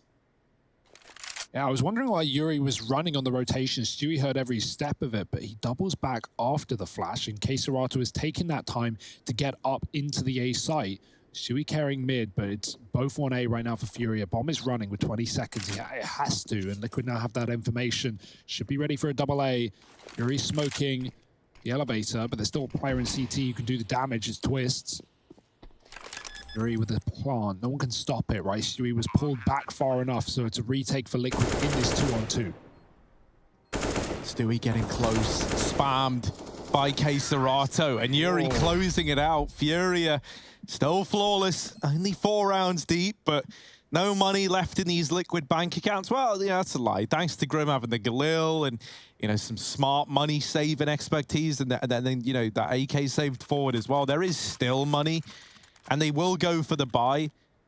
Going to be lacking kits right now. Twist can buy one, but he doesn't. Now, I don't like that. In fact, I actually passionately have disdain for that. No kit. Twist, $700. Will that come back to hurt Team Liquid? Ooh. Only time will tell. Maybe they're not expecting to survive that long in this round, as Grim is already removed over at short side. I don't know, man. I think especially on Vertigo, like, you need these kits. They can make all the difference as to whether or not a round is winnable. Twist will open up down here in mid, and the collateral for Naf over at short. All right, Liquid. Maybe no kit is needed in this round. If you just win the fights, you never even get that bomb within 10 meters of a site, then they might be able to find their first.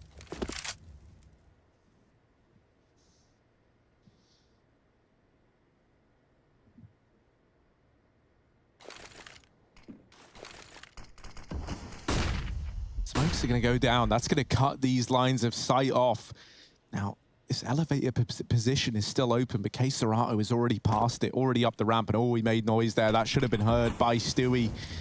Gap in the short smoke, but Vinny survives the crossing into the site. They're trying to peek him. Stewie, I think, fell into his own nade and almost died in the process. Oh dear, that's him out in the open. Vinny deals with it. This was a 4-on-2 for Team Liquid. They need this round. They really, really do. Oh my. And this is where not having a kit could come back to harm them. They try and pressure getting in. And Vinny gets out of there. 5 on the board for FURIA, and they turn that 2-on-5 around and find it in their favor. Yes, Stewie was mollied off the red box, and he has to fall to escape, and then flashed out with a right click of Vinny. That was just a whole mess inside of the A side for Liquid. And even though they played things right, they fall out after that collapse from Naf. They play the bomb. FURIA, they stick around for the fights, and they win every single one. Liquid, that is a sitter of a round to lose. Ollie in mid, Leech makes the cross. Henny flashed out, and Liquid heavy in the mid area, but K-Serato is ready from below ladder. Leech trying to fight him, but K-Serato backs up and lives to tell the tale. Meanwhile, FURIA have that A site, and the bomb is coming with it. Art's already in A. Like, guys, don't worry. Move in. Bring the box truck. It's got all our stuff in it. Let's get set up. Previous tenants are gone. Can't believe his luck. They're trying to break their way back through. Gaps in the smoke, and 2 push very deep, boosting on the box. It's a great position, but Yuri's legs are spotted when that smoke fades. FURIA throw in another one. Cycling grenades. They have so much. This A site was theirs for free, right? They didn't have to use any of these smokes to get the bomb planted. And now they just cycle 5 through the elevator. Bit of a dink, but not a worry for FURIA as this... Oh, team damage. Okay, no, Twist does it. Through the smoke. Not sure how he saw Yuri there above. Maybe it was the team damage that made a bit of noise. Nonetheless, this is a FURIA round. Liquid have no time. They're hanging around for kills and trying to take guns away, but with a double, definitely some deaths to the bomb in this one. But actually, I say that Naf's dead down below, and they run. Art's the only one to fall to the explosion. It's a FURIA round. Yeah, it's flawless. Not like it quite matters either for him. Art can literally buy anything he wants. And if not, K-Serato can drop him. So there's that. 6-0. Hello, Liquid? Hello? Yeah, we need something here. Anything, really. Yeah. They've had good starts. It's about the finishes often been the problem for Liquid in the past. Orbs out on Naf as well. The money is finally here. It's going to peek on the A site. FURIA spamming all those smokes. Elige hanging around. K-Serato top mid on his own. Everyone else on this A site for FURIA. Liquid, similar setup. Pull back more so, though, towards the site. And Leech keeps re-aggressing. Maybe they'll pop him in.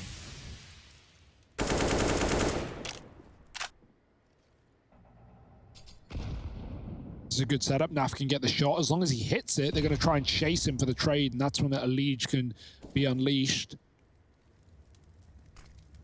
Flash, dodge, shot, missed, and Elige does get that trade nonetheless, but Vinny close, and with a good flash from his team, he can follow up. 2 in the open. Art helps out, but he is very low. Stewie is still here, putting a stop to them. Vinny jumps up to his death, and Stewie knows Art is still in this corner, gets out live on low health as well.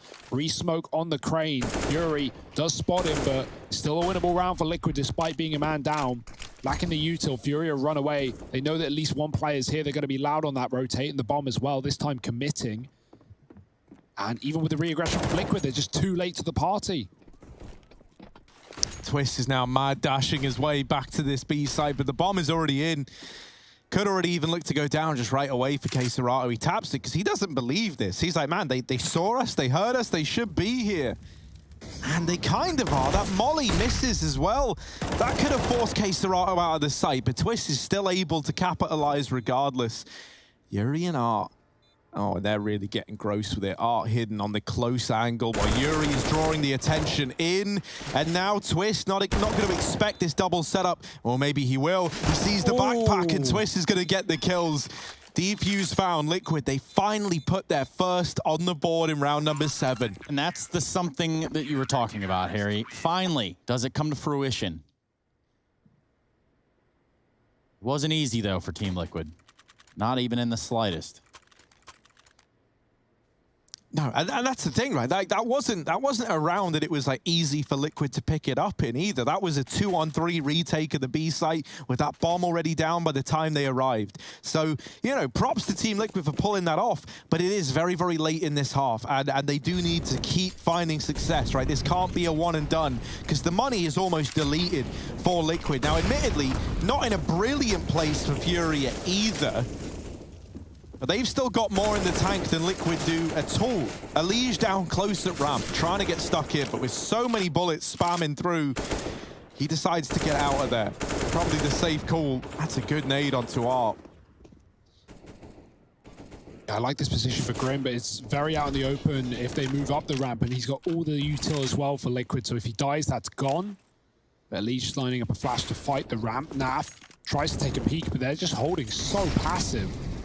Twist mollied off a B. And then he will leave. 2 here for Liquid. Naf back at it. They're walking up very close. Art's barrel might give him away. Naf's got the info, but he hasn't got the shot. Art jumping up, and Naf caught in the open. Grim does survive the journey out of short side, but this is not leaving Liquid with a lot. If FURIA play their cards right, they can trade their way to A. Elige is so low as well, and Grim overwhelmed. FURIA can split up and take this A site. Liquid just have to give it up. They try and flash a peek, and Stewie gets blinded by one of FURIA's bits of utility, so it's going to force a save. All Liquid can really do in this round, unwinnable in the retake, especially with Twist so far away on B, who was sold by Vinny's utility.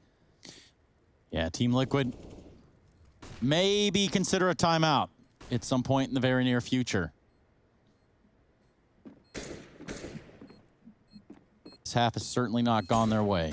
Yeah, the pacing's so good for FURIA on this A side. Liquid are really just trying to catch them moving up the ramp, but they can never seem to. FURIA, when Liquid are peeking, are holding the bottom of ramp and then finally get up. Super fast, both entries in. They're even hunting these kills as well. They shouldn't find them.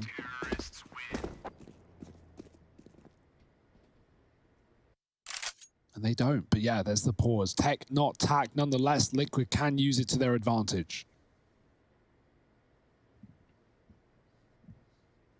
It would be such a shame for us to have had, you know, dead close series throughout this entire thing.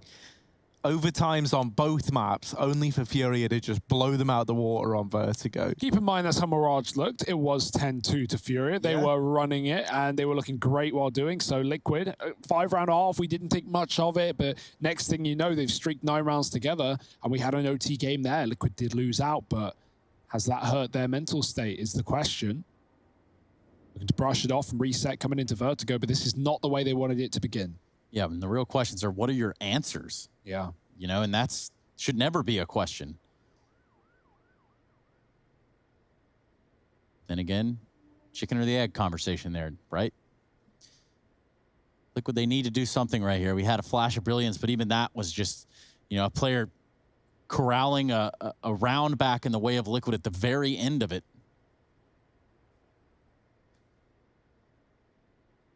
Now, I'd hope we are getting back on our way here soon.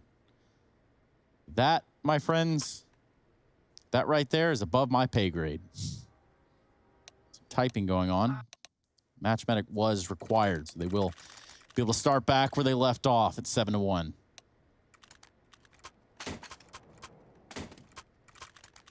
Yeah, you know, don't forget, right, we have another Brazil versus NA bout coming up after this. The New England Whalers taking on Team 1. Scheduled for 12:30 start time here. What are we looking at on the time, Harry? I think it was written as like around, well, you know, it's 1:10 now. So we're a little behind just because of, you know, all the overtime. So all these maps being so close. And we want them to keep being close. You don't want Liquid to go out with a whimper. And as Hugo so graciously reminded us, right, it was like this on Mirage. Liquid were able to dig deep and fight back into it. But FURIA are looking so pumped up now. That's the scary part. Stewie hidden at the sandbags. He's missed his opportunity. They're already over him. They're already past him. And Henny does deal with him coming back. It's utter chaos. What's even happening? Naf and Grim left in a 2-on-2, seemingly from nowhere. Vinny and Art get up through the ramp and now bring the fight to Liquid. Both players at the generators. Pushes down, Vinny falling. It's all onto Art. And right now he's stalling down towards the ramp. He looks to go. But how's he going to navigate this 1v2? Almost the lineup. Grim nearly getting collateraled. And Art looking to make his masterpiece come to fruition yet. Almost with the swing. But Grim responds. 2 on the board for Team Liquid as they just about get that round on the board. And Stewie's tucked in so hard that they're never going to find me. Well, you didn't find them either. Yeah, and Yuri got over him and killed Twists in B with his back turn. He never knew he could be over. Stewie's like, yeah, man, I got mid, I killed one. There's another behind the box, and Yuri just gets a backstab in. Naf trades it very quick, and look, I've got to thank Grim for getting away with 3, despite almost lining up with his teammate in B. That was a mess, and Liquid, the only rounds they get are coming down to the wire, but you take what you can get at this point. FURIA still with money yet. Close B setup. A rather reserved setup for the side of Liquid in the beginning of the round. Whereas it's usually been the opposite. It's usually been quite the A presence early on to kick things off. The whole party's going down a middle. You can't spell party without Art. Ooh, I like that smoke for Liquid. They're going to move out with it. Grim's going to try and hunt these kills and crunch in the mid, but you see FURIA stopping their tracks when they see the util come through, and they get rewarded. Vinny checks Twist, not falling for anything right now off FURIA. Naf falling off the top, and FURIA take an 8th right back at you. Liquid win 1 with a single player surviving, and now the money's gone. And that's all these victories have been for Liquid, right? 1 round and then immediately responded to by FURIA, and that just constantly leaves you on the back foot. It can feel so draining. They never have like the proper utility. We very rarely get to see the AWPs come through. You know, you think back to early on, one of the first chances that Liquid had to get around was on the back of Naf's AWPing over at short when they were in that 4-on-2. And admittedly, they did end up losing the round, but that was still a really, really good chance to get an early round on the board. AWPs on this map can make all the difference at times, right? Think about the... Oh, they know that Naf's here. Vinny. Didn't full check it. He's like, nah, I don't believe it. He's like, he wouldn't be behind the ladder. He's gone up. Naf's gone. Don't worry. Naf's ran away, but this sloth has not retreated. Actually, as I say that, he retreats. Now back in. Double retreated. Look at him. Here? When you double retreat, it leaves you on the front line again. So what's he going to do? Odds that might be nothing. They all slip by him. This little game of sloth and mouse not coming up. So they think he's gone up, and they're going to clear ladder from the top. What do they do when they find out he's not there? I guess look down. If he hasn't moved out, he could be If you're dead. enough and you get shot in the head from above, I don't know, man. That's when you rage quit out, I think, right? Don't clear it. They go past him. He hears this. Naf knows they're in middle. But regardless, like, how much info? What is this going to give Team Liquid to work with, really? You know, everyone is A side, and while they know that this push is coming in towards B, Naf gets dealt with, and just like that, the round is likely over. Stewie with 1, but that is... I was going to say maybe all. We follow Art as he falls 40 stories down, but the rest of FURIA trying to stand tall, rise above it all, and that's what they'll do with Keserato. Yeah, this is a blowout so far. 9-2 Liquid. Would be about time to come online. That tactical timeout that they need will come through. And they're going to get a chance to discuss this one again.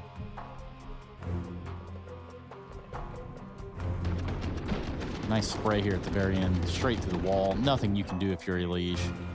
Just hold on for the ride. And we do have an avocado hanging out with us, it seems. Always welcome an avocado in our lives. Avocado. That's avocado. Reach avocado. Man, this is still feeling a little rough. And once again, no orbs in sight. Guy normally dons it, actually is onto a FAMAS. Oof. Also the only kit present in this round. FURIA building up money, building up even more momentum. Looking to make a statement while the other maps were close, while the other maps could have gone either way. This one, they want to make decisive. They want to make it their own.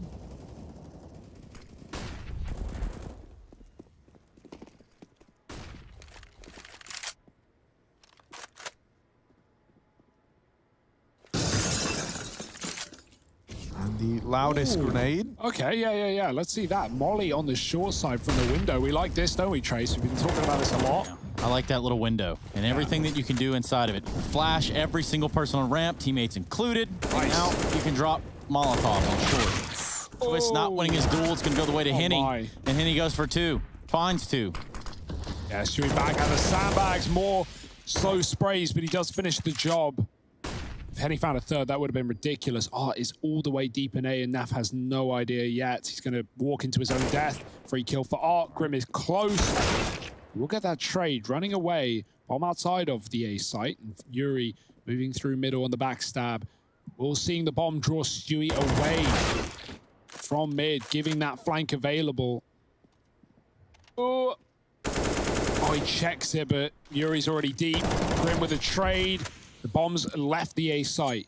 You saw it here earlier. Vinny coming back in, though, in the one-on-one. Grim is so low. Nate would have got him, but he's deep in CT, and Vinny moving in close. Grim could just move out if Vinny tries to plant in this corner, and so has to go back and check the angle. Sees nothing. Molly. Oh, dear, bad timing. It's Grim with a 4K, and Liquid find a third again. One player surviving on every round they win. Like, it's great. Don't get me wrong. You're winning rounds eventually, but you see, every single time, FURIA have immediately responded and broke the money, putting Liquid on eco. And that's not what you need.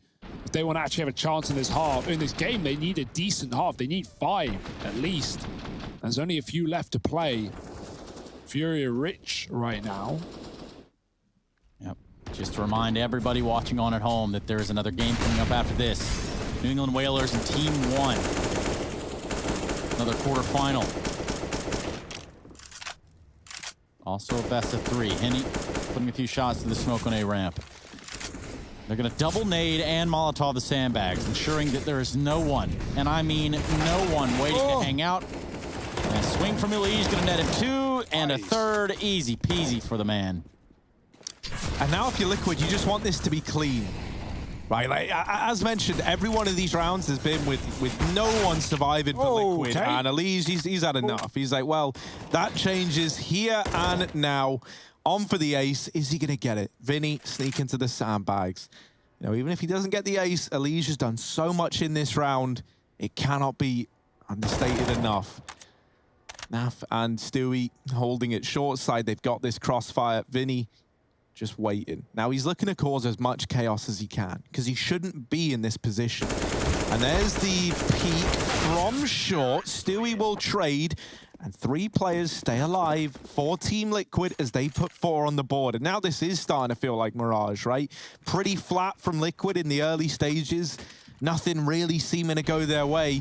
And now we get this little glimmer of hope. And once again, it's Elige to deliver it. That's certainly a tactical timeout coming in. Yeah, Elige looking real good right there. And even without the ace, I'm sure they're thankful for the round regardless. Yeah, FURIA in a great position, still calling the pause, right? Still wanting to get the most out of this half that they possibly can. 11-4 would be dominant.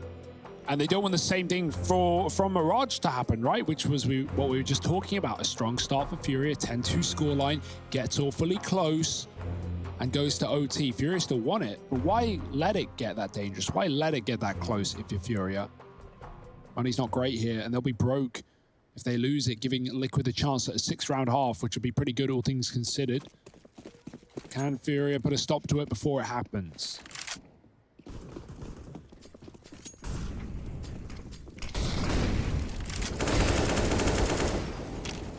Quick presence here on A for FURIA. Molotovs actually everywhere.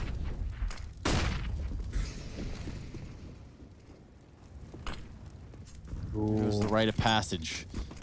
Sweet grenades right there. A swing and a miss for Grim. He gets taken out by Art. And a 3-on-4. Nap donning this AWP picked up in this round at the very, very beginning during what one would call the buy time. Oh, are we going to get the arrival of Naf now? We needed someone else to step up. Why not him? Ooh. Stewie through that smoke has left Liquid in an advantage. Vinny hiding in a smoke as well. Serato wrapping around to ramp. All three players for Team Liquid retaken from CT or elevator. Bomb half ticked. Vinny, now as this smoke fades, look to make his play happen, but gets wiped out by Naf. Serato left alone in the clutch at the ramp side. Lots of damage to Stewie. They're chasing him. And while he does get almost all the kills, there's no reward for almost. It's 5 on the board for Liquid, 1 player surviving again. FURIA is certainly making these rounds expensive, but finally it's them having to get out those checkbooks, the money running out. They will have this investment moving into round 15. It's not got everything you need, but it does have Art on a P90 with 1 flashbang. Pause, the P90 had to make another appearance. I tell you what, though, because the money isn't good for Liquid, they won't have head armor here. That's going to make that P90 that much more dangerous. Okay. Fast mid, through the molly, they smoke it and they go for it. Yuri with the entry, and Stewie is gone from the action. FURIA, where do they go with this? They've had some fast mid to bees, but this time running towards the elevator is that P90. Grim getting the kill. Naf gets dig, doesn't matter. Grim doubles down, and Yuri caught from both sides. Twist deals with him on B, and it's such a mess inside of this round. Somehow Henny doubles down to make things equal again. Vinny is deep inside of the B side, but Liquid have left it to aggress in middle. Henny probably going to go and join Vinny below this B bomb site. Back turn, still gets the flick round. Grim watches him aggress. And now this bomb is going back to B. This is a weird round. FURIA can't even make up their mind. He ran CT, he posts up middle. Grim running A. The bomb just been sitting here all round long, going back and forth as different calls are made. So how is Grim supposed to know what's going on? FURIA can barely make that decision, but they finally have, and Grim's got the read as well. He goes back to B. 50-50, Henny here making noise. Grim going for the straight up fight, but he crosses to the box. It gives Henny a chance. Nade misses, flash high, Henny waiting for the fight, and Grim's got him trapped behind the boxes. Plenty of time here. Henny, no need to rush. If he can even get out of here, he could do something crazy, but while he's got Grim in his sightlines, he might just try and close the round. Grim with a tap, and that's it for Liquid. 6 at the end of the half. Again, like Barrage, a recovery for Liquid. Is it going to be enough, or do FURIA head to those semi-finals?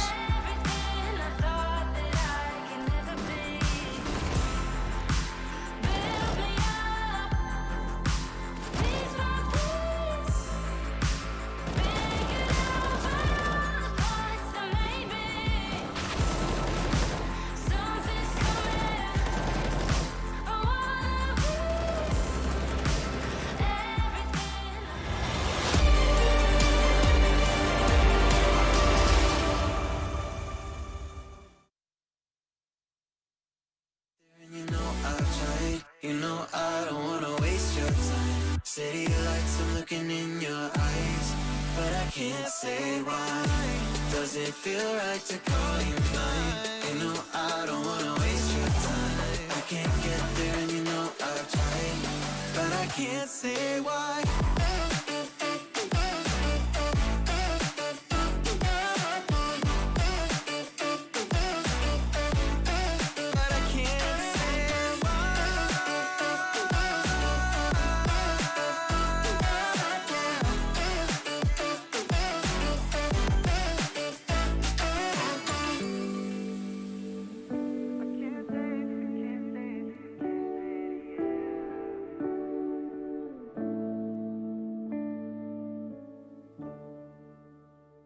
I might be tired of the stones they throw, picking up scars and I hold them close. They shot me down, but I got this fire. Shine a light on me when my heart goes dark. Yeah, it's never lose faith now. I'm in the flames of an angel, fire, fire, burn.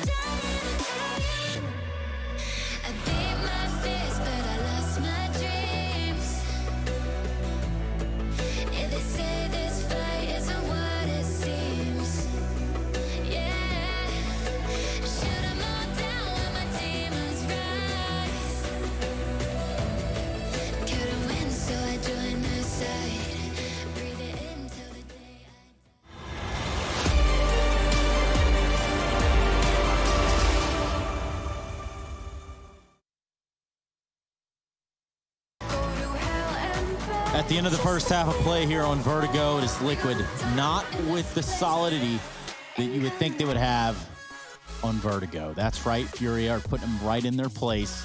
And it was only just late in the half that we started to see some life out of the Liquid side. This is a quarterfinal, and this is also the Intel Extreme Masters New York 2020 online. A lot of pressure being put here on Liquid. Really being pushed around here by FURIA. 9-6, and we will pick back up with a pistol. Yeah, that one glimmer of hope, right? That one little recovery at the end of the half of Liquid could be something here, but FURIA, they are so good on the CT side of this map. What have Liquid been preparing? Walking towards A, trying to deny that info. FURIA hear nothing. Do they still aggress? Flash being lined up, and they don't see a single player. They're going to push in to the waiting arms of Liquid, and they catch them in moving. Yuri trapped right now, has to get the reload off Grim with a double opener, and now Liquid move up in towards A. Yeah, that all happened so damn fast. It's just 2 out of the round for FURIA right away, and a flash over here towards short is going to warrant a peek from Henny. And now they're starting to get closed in on. It's hard for 2 and finally gets silenced by Elige. But he has certainly done enough damage. And a 2-on-3 now with Elige and Nap, both around that 30 HP mark at Sui to do the remaining sweeping. Yeah, luckily those smokes are down on the side for Liquid, so Sui's actually able to get up to catch Art from the side on short. He drops 2 and the bomb. That could have been the round for FURIA right then and there. So these are the kills from Sui that really matter. Getting Liquid a pistol, and suddenly this isn't so much of a stomp anymore. Anti-ecos to follow. If Liquid can find them, they can make this equal. Full eco for FURIA. They want to buy in the 3rd, so Liquid almost guaranteed an 8th here. Art's got a Zeus though, and you can never count out this taser. Okay, wait, what if FURIA got for us? Are they doing something, some boost, something crazy, a triple, well not triple obviously, but double boost on here? Nothing too mad.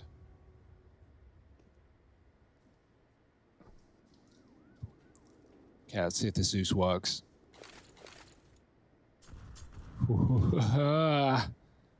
Leech has no idea what's on the other side. Look at this. Out there, that's the face of a man with 50,000 volts who knows how to use it. 50,000 volts. 50,000 he moves back. 1 more second. I'm never giving a compliment again. Yeah. Every time I do, boom, immediately proved wrong. Just like when we say someone's traversing back to the other side, or there's a rotation. Wrong. Back up the ladder they go. Back down the ladder they go. More ladder. And almost. He got it. Knife. He does pull the knife out, gets it on his Stu, stops the plant in the meantime. Come, Stewie, I'm mad. Where's the cover, guys? They may have traded him, but that was crazy. And that's like big money made by K-Serato. Cha-ching. The round still goes to Liquid. A wild turn of events that was. K-Serato immediately buys the AWP. He passes it right on over to Henny. He had a banger on Mirage. The Zoom banger, they call it.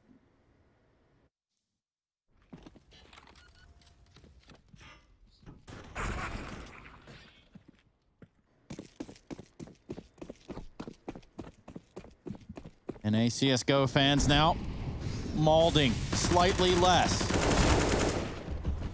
as this one starts to become a more even keel game. SG fired up, finds the first leg from the AWP. Elige wins that battle out though, and Liquid, couple of crucial openers here. Vinny's going to aggress in mid, but Sui is still waiting ladder side, so that should be a free kill. Vinny crouches in. There was a chance, but it's Liquid up 5-on-2 right now.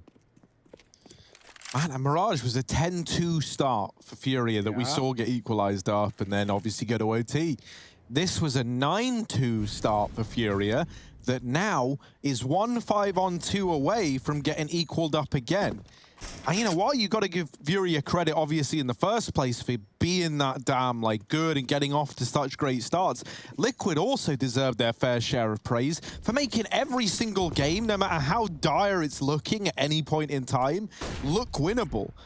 And now whether or not they actually are able to close it out is a different matter, you know? And it would really, really suck if you do all this, not just once, but twice, and then you still aren't able to get it over the line. But hell, man, like, you know, it's just a bit of a shame that we don't really see what Liquid has to offer, it feels like, till the end of every first half. It's like in those final few rounds, they kind of go, oh, we're great at this game. And then suddenly it all falls into place. And I like how they've approached this round, too. Stu, the lowest one, or at the time was, he makes a mad dash towards B. And he gets so far into the site that he's able to sound the alarm that it's clear. And eventually Liquid do catch up and get the bomb planted, secure the round, put us up to 9-9.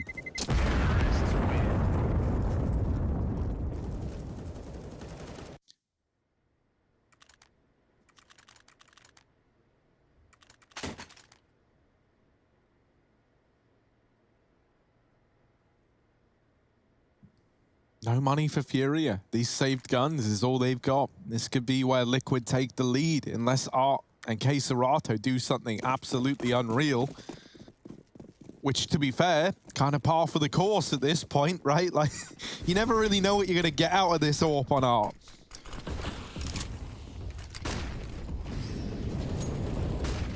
He's taking it over towards the B site. But look at how he uses the AWP at B. He's not waiting at the top of the stairs for a pick. He is fighting down in B main. And now with that kill coming in, this creates a problem for Liquid. They're either hamstrung to commit to an A play, which is pretty stacked for FURIA, or they had to go back and spend loads of time clearing that out. They pick up the pace, they run in, they get all the kills. You really need to look at Elige as like a hero-type figure in this round, because that could have gotten out of hand very, very easily, especially with Art applying the pressure over at this B site. It's going to be a save again for FURIA, but Liquid move up to 10. Yeah, Liquid somehow stealing now the lead from FURIA. So the mauling levels continue to decrease.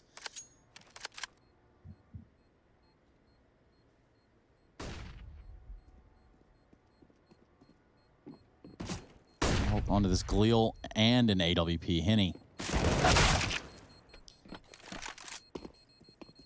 Oh, smart by Art. Real smart by Art. Lets the first guy goes through.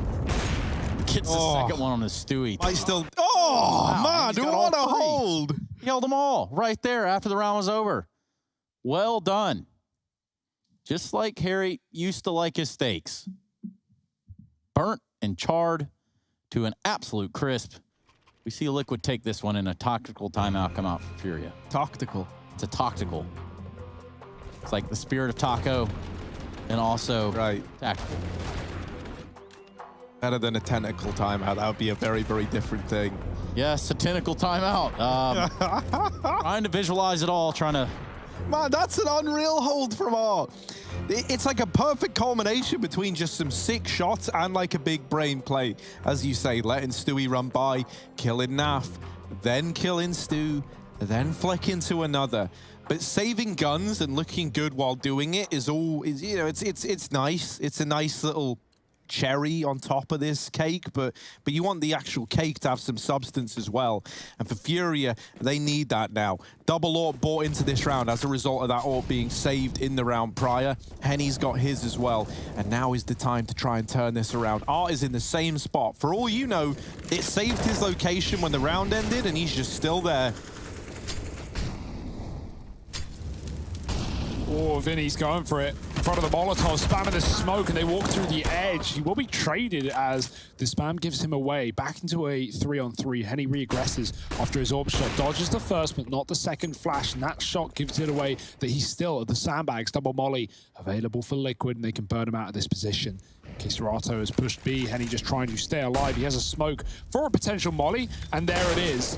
Twist does and kill the flanking player, and that opens up the chance of a B play here. Henny's still standing on the sandbags, and no support from Art, who has had to run B after that kill from Twist. Henny still here somehow. Stewie above just waiting for the fade. This is ridiculous. He's going to drop and just spam it. Good call. All on Art now in that B bomb site already. And do they run back to him?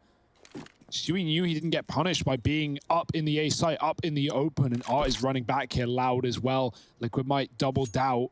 But no, they commit, slow and steady, hoping Art isn't ready. No one's ever double retreated before. Not on Vertigo. Actually, that is the story of Vertigo most of the time. Sound cue here, a sound cue there, and 20 seconds are all that's left right here. Yeah, he knows it's short or nothing at this point. Double smoke down. They got the cross. Ark and Molly. That could be a problem for Stewie. Burning. He's got to get the plant, though. Oh, hits the jump shot. What a That's shot. ridiculous. Yeah, that is something else, I'll tell you. 10-10. Surely nice shots being exchanged right there. I can't believe it. It's just the perfect combination. The Molly burning out one. I know he actually orbs twist rather, but jumping up on the box regardless. And that's the hell of a round to lose. Yeah, twist. Uh-oh. Just banging the monitor. Better not be a technical timeout after that. I'll say that much. That's one hell of a round to win.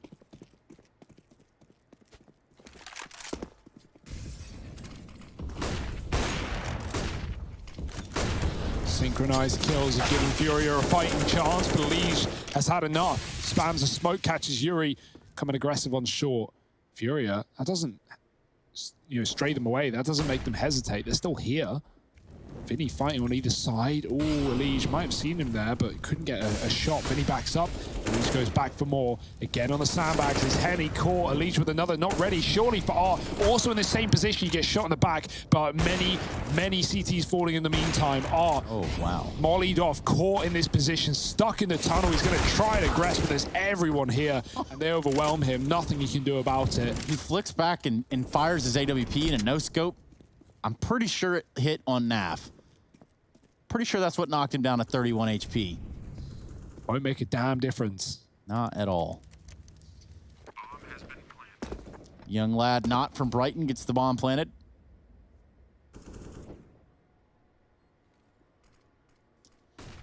Back and forth we go. Still 11 here for Liquid, 10 for Furia. And after this, Team 1 and the Whalers. The newest band to come out. I'm kidding. That is the next quarterfinal.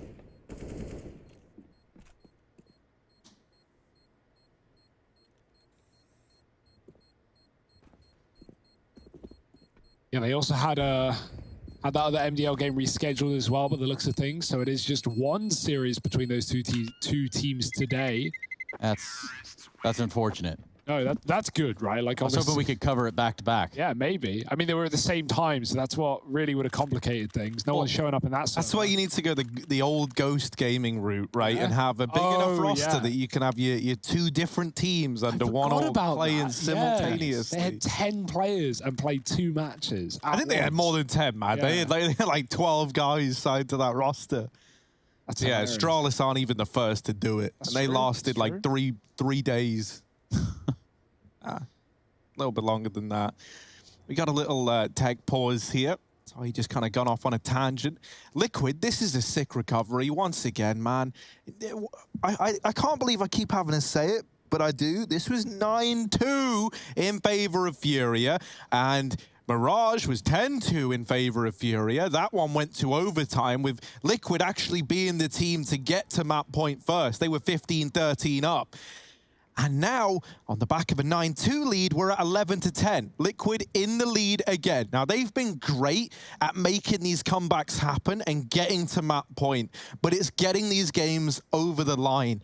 Frankly, a bit of a classic, a bit of an older problem that Liquid used to have, right? Choking at those pivotal moments. They can't afford to have that crop up again. You don't want this to be a series where you started slow, you recovered, right? Like, you lose some rounds that you really shouldn't early on. Then you recover, not just once, but twice in a series. Technically 3 times. They've done it on every map so far. But then in like the 2 chances that you had to close this game out, you weren't able to do it, and Furia end up taking it. That would be the worst outcome for Liquid. A sad outcome, even. Drop player for Furia, just waiting for them to reconnect, and all shall be resumed. This is one hell of a game, and I just can't believe the way that Liquid have pulled this back similarly to the previous map. Yes, in the previous map. Now, out of question, we will go to a break, ladies and gentlemen. We will be right back.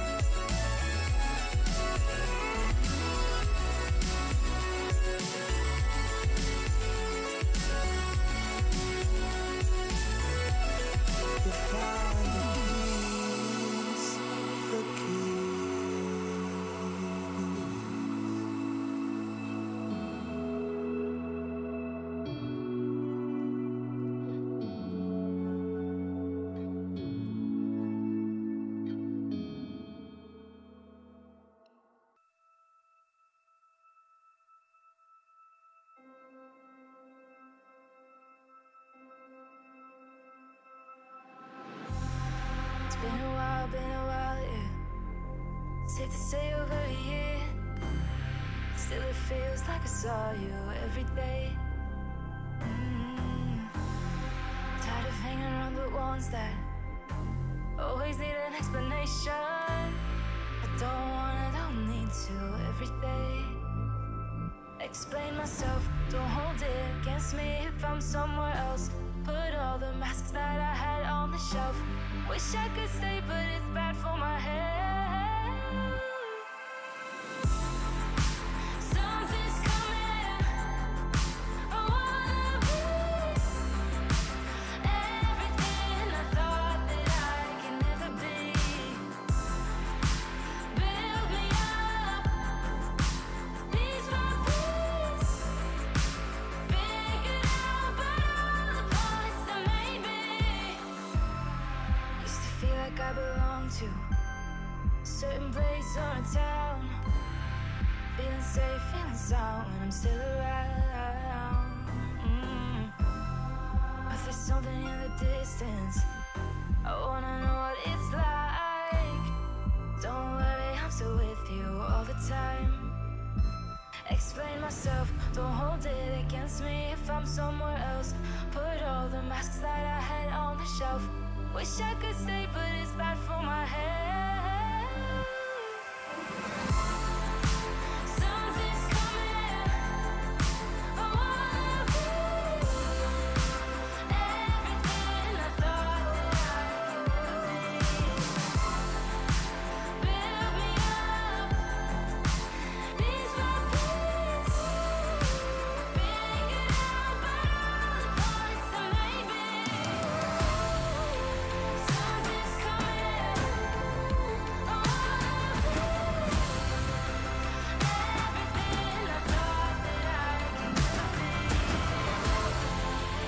Build me up, piece by piece. Figured out about all the parts that made me. Something's coming. I wanna be.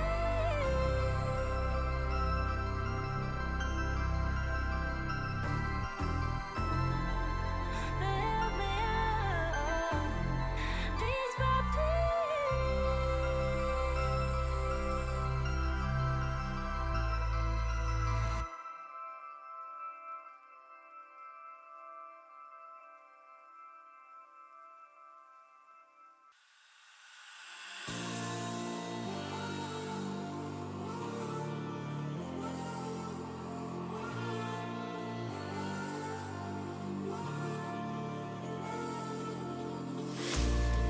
Will you follow me under when I'm crumbling?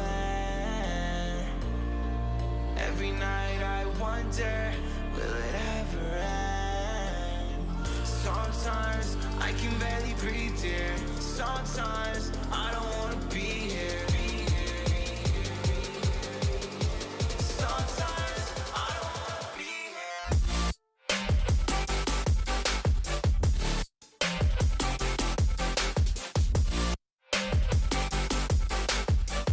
Sometimes I don't wanna be here.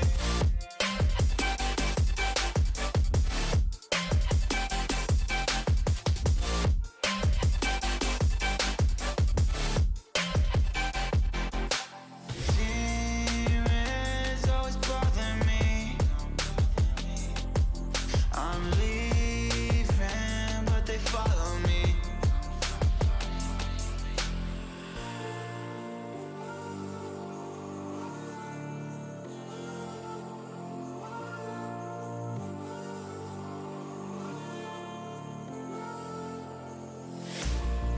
Will you follow me under when I'm crumbling?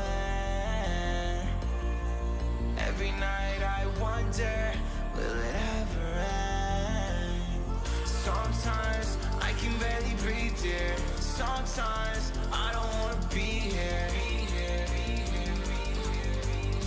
Sometimes I don't wanna be here. Will you follow me under? Sometimes I don't wanna be here. Sometimes I don't wanna be here.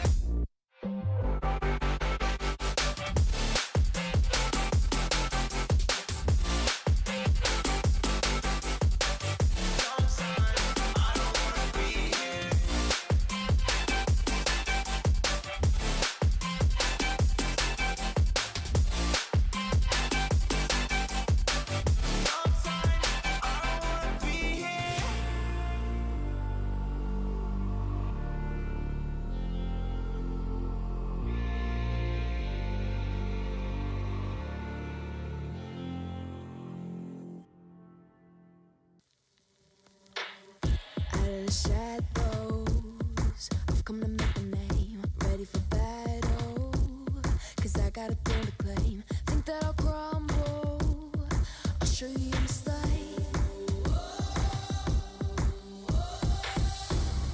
Where you see me coming, better run for cover. Cause I'm not soaring down, I'm never going under. I survived the pain, I know it made me stronger. So meet the monster, I came to conquer.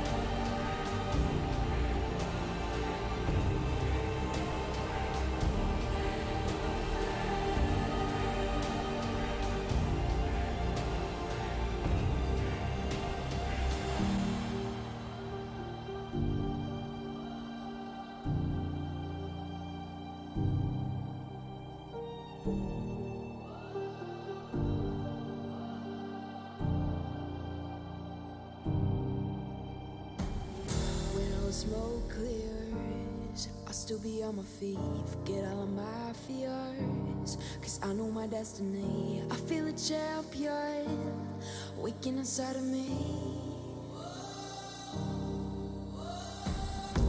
It's emotion, the legend's spoken. This is my moment. Can't break my focus, know where I'm going. This is my moment.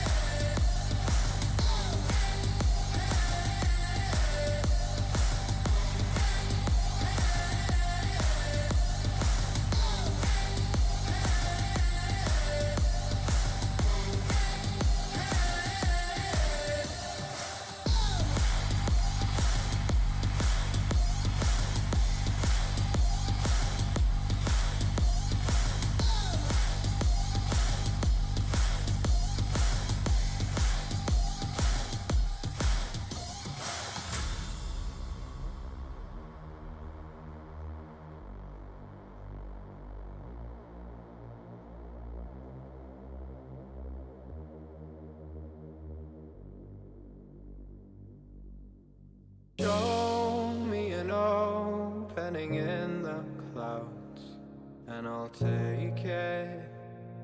Yeah, reminding myself to just let go. Don't wonder how far I can fall. Don't look down, never fade out. And I just wanna be someone and never fall behind again. Just keep on moving on. Never look down, never fade out. Never fade out.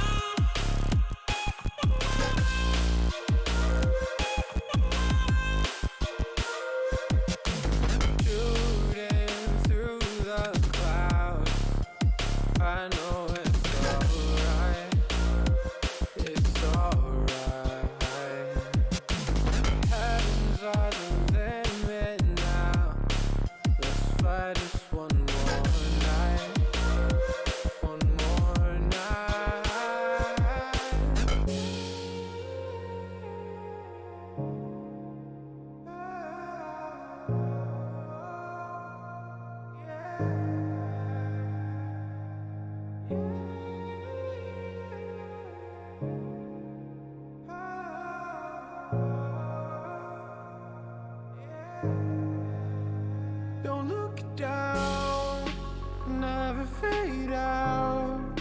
And I just wanna be someone and never fall behind again. Just keep on moving on. Never look down, never fade out. Never fade out.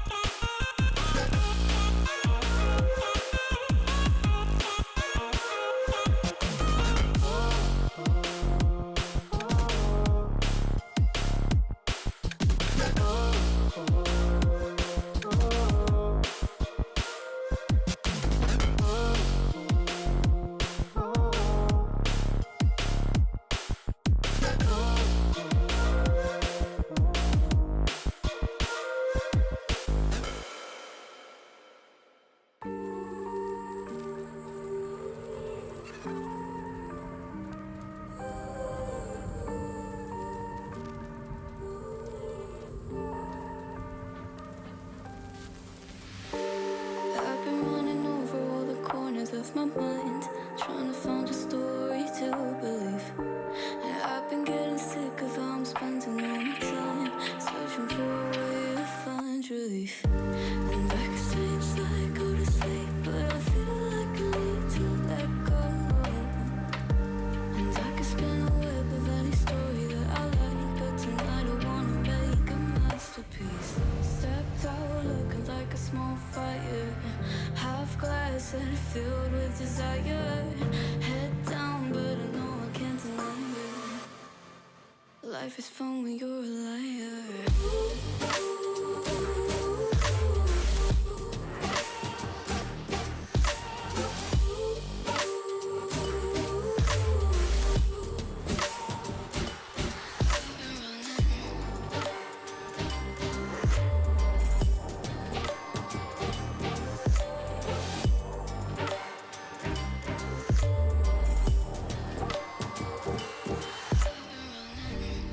I'm just trying to learn from all the things that I've been told. I'm gonna paint a new reality. It doesn't take a lot to turn a person into gold. Yeah, I've been getting good at alchemy. And you can stay inside in the dark, but without it, you never let go. And when you're done with hiding and you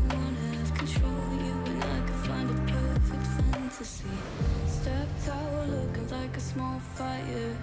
Half glass that filled with desire. Head down, but no, I can't deny it. Life is fun when you're a liar.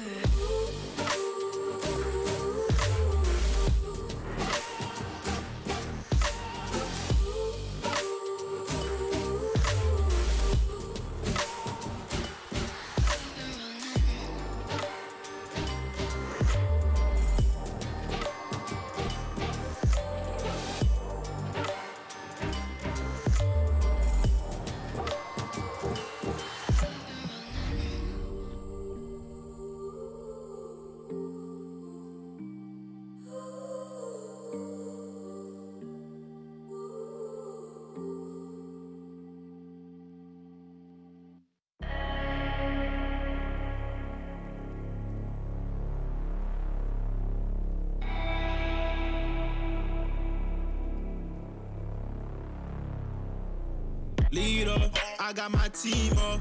I've been a dreamer. I switched the scene up. I done got that green up. It don't make me fiend up, but they know I'm being with the rats. Call me the fiend up. Every word, smoke up, no lean up in my soda. Fresh and clean, got no hold up. I've been an outcast, me and scared, we told ya. Been in that backseat, facts we move that word, but it ain't no D-R-U-G, M-B-M-U-S-I-C. I'm only human. If you cut the skin, I bet I bleed. And when my back against the ropes, put in that work, I lead. I see the vision clear, seeing things that y'all don't see. 2 dubs on the vision, call it 2020.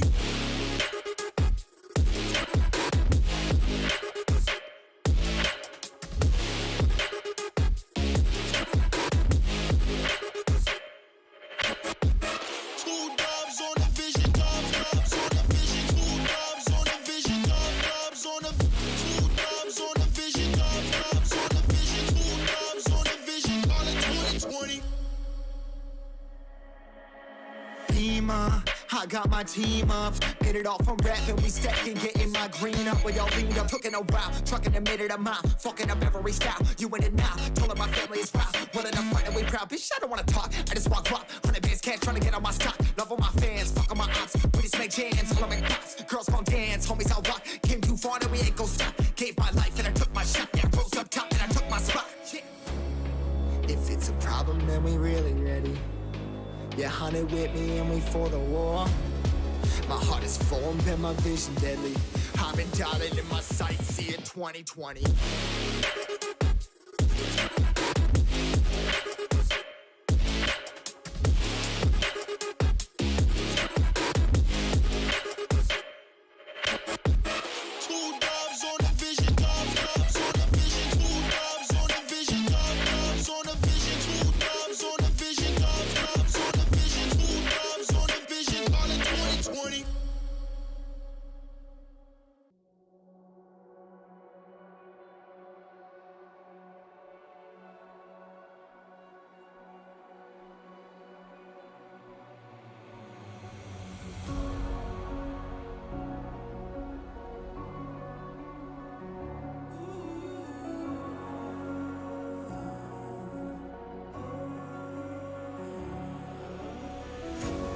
Breathing in, breathing out, there's no more room for any doubt.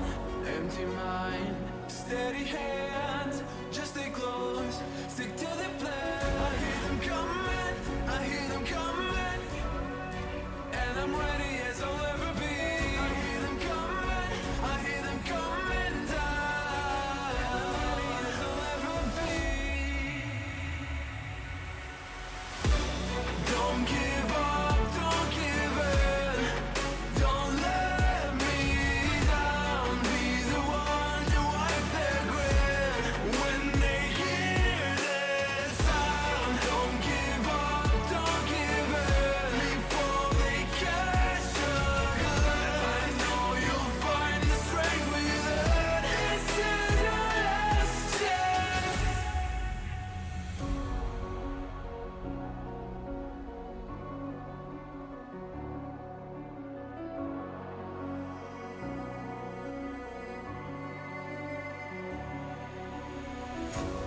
This is it, this is not a drill. Hold nothing back, it's sure to kill. In this leap of faith that you're in me too. You stand alone, but I'll watch over you. The clock is ticking, the clock is ticking. A single second could mean everything. Time is running, the time is running out.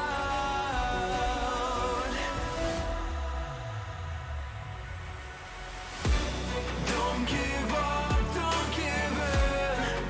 Don't let me down. Be the one to wipe their grin when they hear the sound. Don't give up, don't give in before they catch a glimpse. I know you'll find the strength within. This is your last chance. Now's your time to shine. Make it count.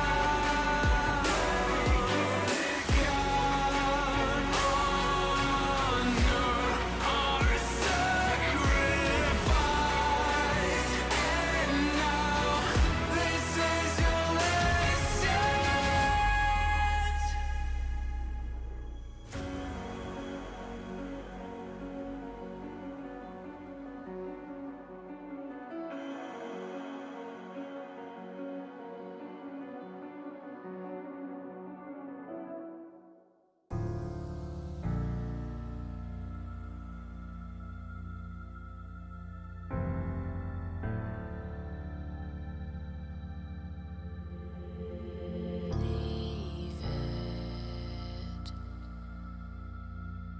All in the past. 'Cause the war isn't over yet. You lost one fight, but it's not the end. So get back up and fight again. Take one step, take another. Find the strength for your brothers. Erase the doubt with your battle cry.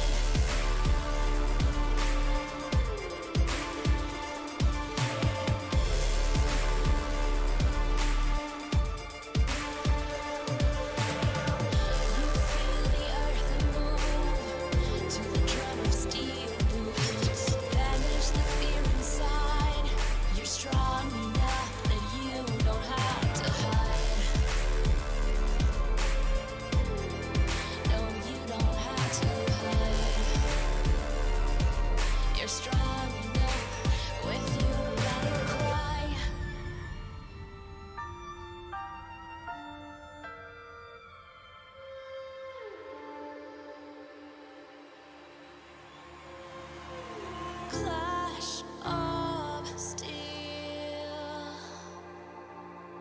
spills your blood. A whisper doubt fills your head, but you have to fight again. So take one step, take another. Find the strength for your brothers. Erase the doubt with your battle cry. With your battle cry. You feel the earth move to the drum of steel boots. Banish the fear.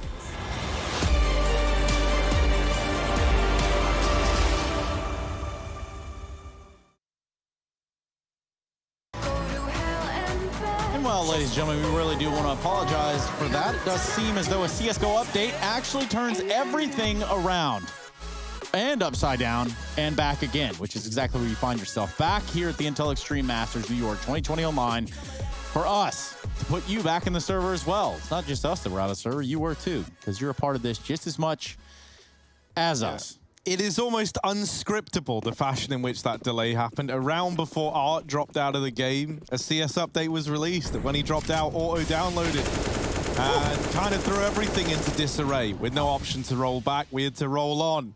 And in this round, it's Naf opening up, Elysian with another. Let's try and give you guys a bit of a recap, because we've been out of the game for a while, right? This was 9-2 in favor of FURIA. Every single map in this series so far in this quarterfinal has gone to overtime. They've been very, very close. Back on Mirage, FURIA were up 10-2 when Liquid turn it around, reach 15, and then we get a double OT play out. Single OT, rather. Now, this was 9-2 for FURIA, and Liquid are currently up 11-10. So that's everyone all caught up. We know what we're playing for. Quarterfinals, everyone's looking to get to the semis, and FURIA are having a fight back. Yeah, last chance saloon, right? No lower bracket in this tournament either. It's do and die. Do or die. Maybe both at this point. You never know how it's going to go. And for Liquid right now, dealing with the eco of FURIA, saving a gun for Henny. But 12 rounds for Liquid and quite the comeback in this map and series so far. Both teams taking their opponent's map picks in OT, as said, Harry, and Vertigo to finish it all. One weapon saved. Liquid with lots of money, and FURIA coming back in with the big guns.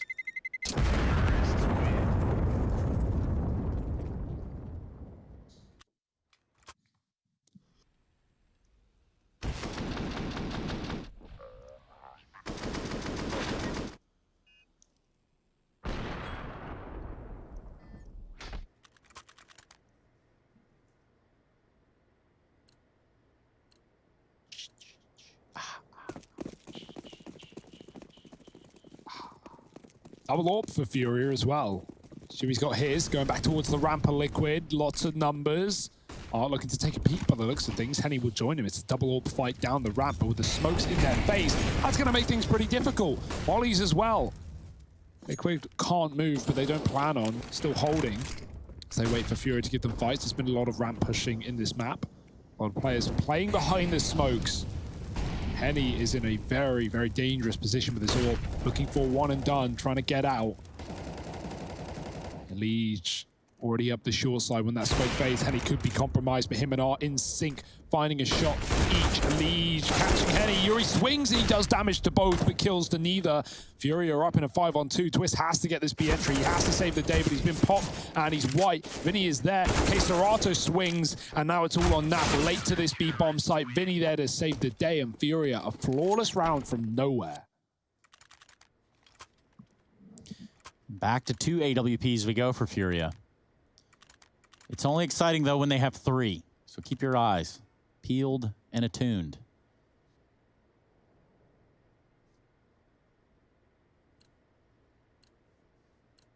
That's a second round Liquid have lost on this T side. It's been pretty damn good for them. So are they going to be able to find this immediate reset round? If they do, it's not going to break FURIA's money either, who have a bit left in the bank. These orbs again. Right. Oh, what a flick. And what can you even do against that is the question, because there ain't much. Grim gets out ahead of the smoke by jumping up on the sandbags. Ooh, shot from Henny. Very uncharacteristic for this series. Had a banger so far. Grim is still pressing the issue over here at A. 4-on-4, even strength.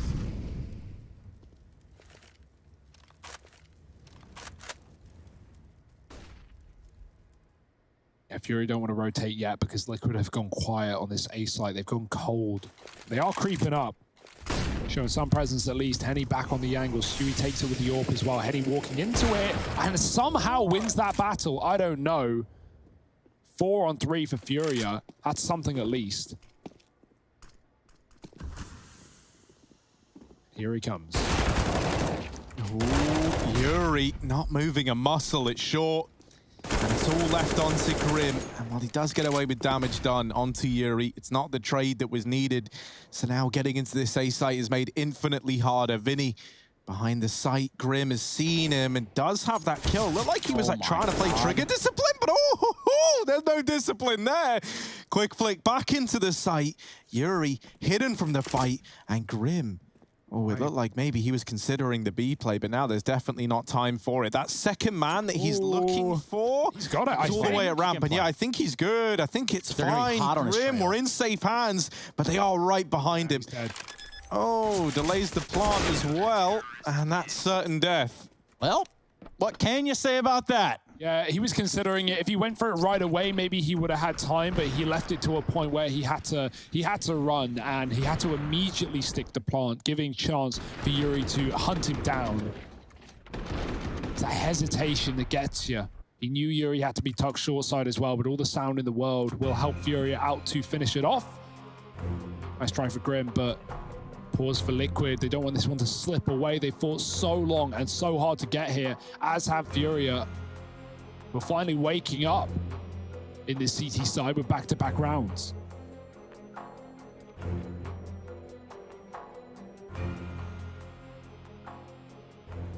Of course, isn't... Ooh. Hold it together now.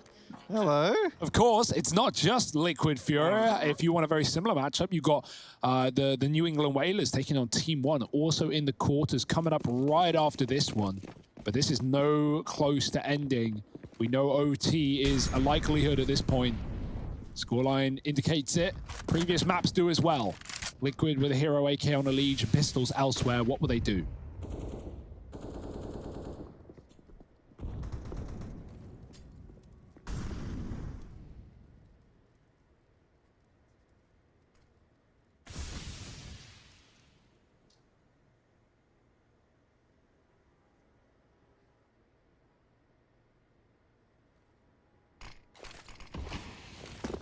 Holding mid, and he's gonna have to put up one hell of a hold. Even up on construction, they will try and pour through. This is that first timing. Elige leaping onto his head. Serato, while blind at the back of the site, offering up a double, and the bomb now dropped out in the open. Things get a little bit awkward, especially with Naf, the man who could have pinced it in through mid, getting dropped. Twists has retrieved the bomb, but he's now trapped at the generator. This problem has just moved from one place to the other. And no longer out in the open, but still trapped. Twist, given a moment to fall back into the site, will be able to get this bomb down. FURIA, both these players are low as they look to put 13 on the board in a 2v2 retake. There's Grim drop. That's the AK removed, and Twists was trying to grab it, I think. That just leads to him falling as well. 13 for FURIA, but a bomb plant for Liquid. And doing damage there, leaves them with a buy here and forces a lot of reinvestment up on the FURIA side. Yeah, that looked like a Liege round, right? Like Stewie jumps in over, he forces missed shots, a Liege get to the immediate kill, and it's Serato at the back there who doubles down, getting a kill fully blind, and even sprays a Liege out of it. If he managed to get that entry on the trade, a 3-on-3 post-plant with guns available for Liquid, it could have been a doable round, but they scramble for the bomb. They eventually get a plant, but FURIA play patient in the retake, and the kills come to them. 13 up, leading just. Twist with a quiet map so far. Oh, Yuri, he's in a great position. They think it's clear because they've volleyed it off, but he's actually going to spam that, gives away his spot. He could have caught the players to his right who are up the ramp already, but Grim holding on, molly in. FURIA with 3 on the A site, including one of these 2 AWPs, the other sitting below B. And his reaggression has been brutal, and R as well, posted, waiting for Twist to walk into his crosshair. It's FURIA a man up, they deal with a lurk player, they know the rest likely sit on that A site. No need to move, wait for them to come to you, because Liquid, they've got to get up short. Oh, there's Henny in with the first, not falling back, sticking around and looking for more. They do deal with Vinny back in the site, but this double short setup gets the better of Naf, and that there is the bomb given over to FURIA. Art is wrapping around through B as well to make matters worse for Grim. Even if he looks for solace on this fallback, he's not going to find it. He'll find Art, who is still down in these lower tunnels. Grim, oh no, missing the jump. Now they know where he is as well. They know that that fallback was a fake. And with 3 in this site for Grim, the odds looking exactly that. 20 seconds left. Do not want to save here, right? That is certain death after time. So creeping in, there's the first. Oh. Henny with the peak, and the timing is good. 14 for Furia, no money again. The curse of Liquid here, as Furia are now distancing themselves from the NA team right at the end of the half. Right at the end of the series as well. Yeah, that's got to be a heartbreaker, a bit of a backbreaker as well. Liquid streaking rounds together at the start of this T side. It's been 4 in a row now for Furia. That only one round prior to that was just left on its own with the reset straight after for Liquid. Now, that's exactly what's been done to them. Deke from Twist is a nice opener, but the bomb has been dropped, as his teammate Yuri pushed on the smoke and doubles up. Just Grim again, deja vu, back to this clutch, undoable in the A site. And last bullet kill for Yuri as well, insult to injury. 15 rounds to Furia, and maybe those semi-finals attainable after all. EG waiting for them to join them. Yeah, this is not how Liquid saw this one going down. Heartbreaking loss if it happens. Liquid got to fight tooth and nail 3 rounds in a row to make OT happen. And it would only be fitting to this series too, because we've got it in the first 2, and you think, well, surely it doesn't end on such a low note, it feels like. But for Furia, this would be a celebratory occasion. Hop out for Art towards a ramp. He gets flashed. Everything gets thrown at him, actually, even including the kitchen sink. Ooh. An advantage for Liquid. And still pressuring ramp. This double AWP of Art and Henny both here. That is a terrifying setup to run into. An uncharacteristic. Ooh, actually both shots missing. Never mind, Henny will get one back, but it's still this advantage siding with Liquid.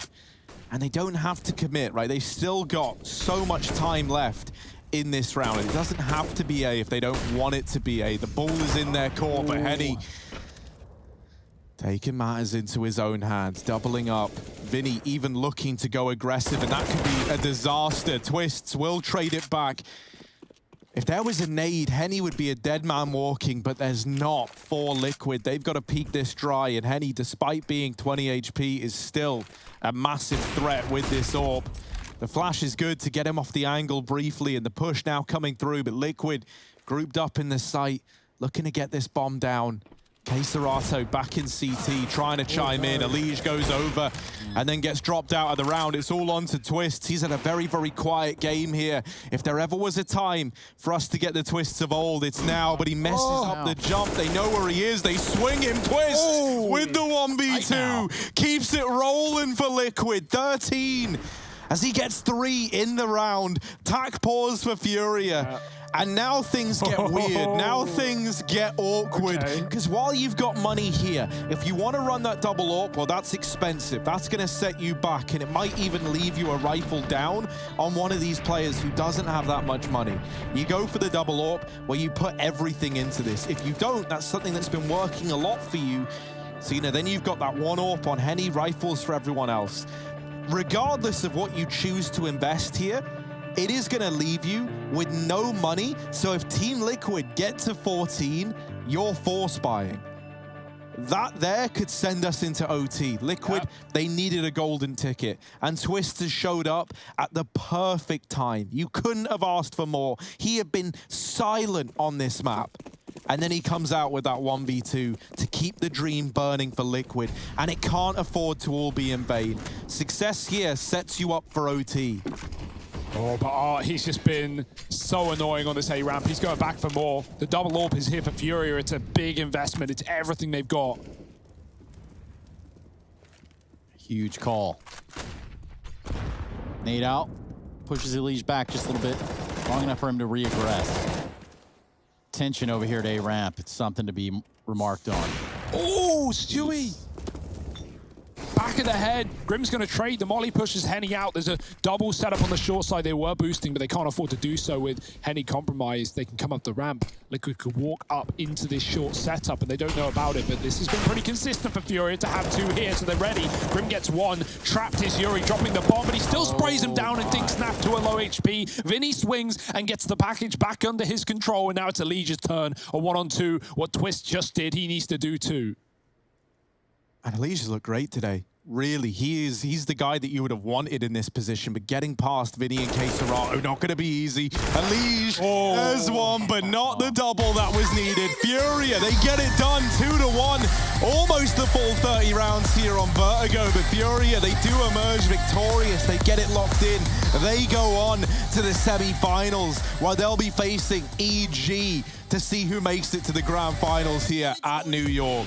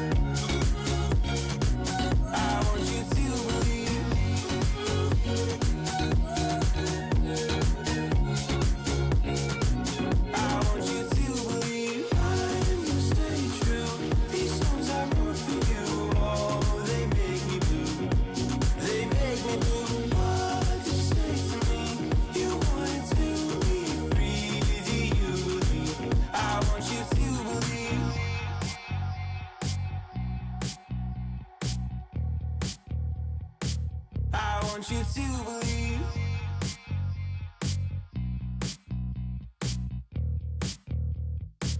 I want you to believe.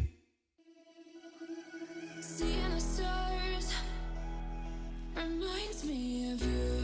Oh, oh, oh. You left me with scars, but I know that one day you'll see it through. You give me air to breathe, you give me light to see. Oh, when things are out of reach, you bring them back to me, back to me. You see it through, you see it through, eh.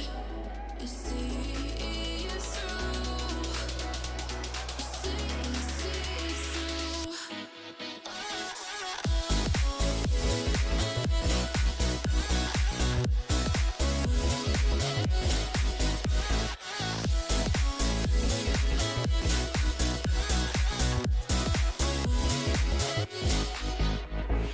Talking to myself and I can't focus. Yeah, I'm broken. The door is closing. Wanna be a part of something more than this. I've lost control of it. I've lost control. You give me air to breathe. You give me light to see. Oh, when things are out of reach, you bring them back to me, back to me. You see it through, you see it through, eh. You see it through.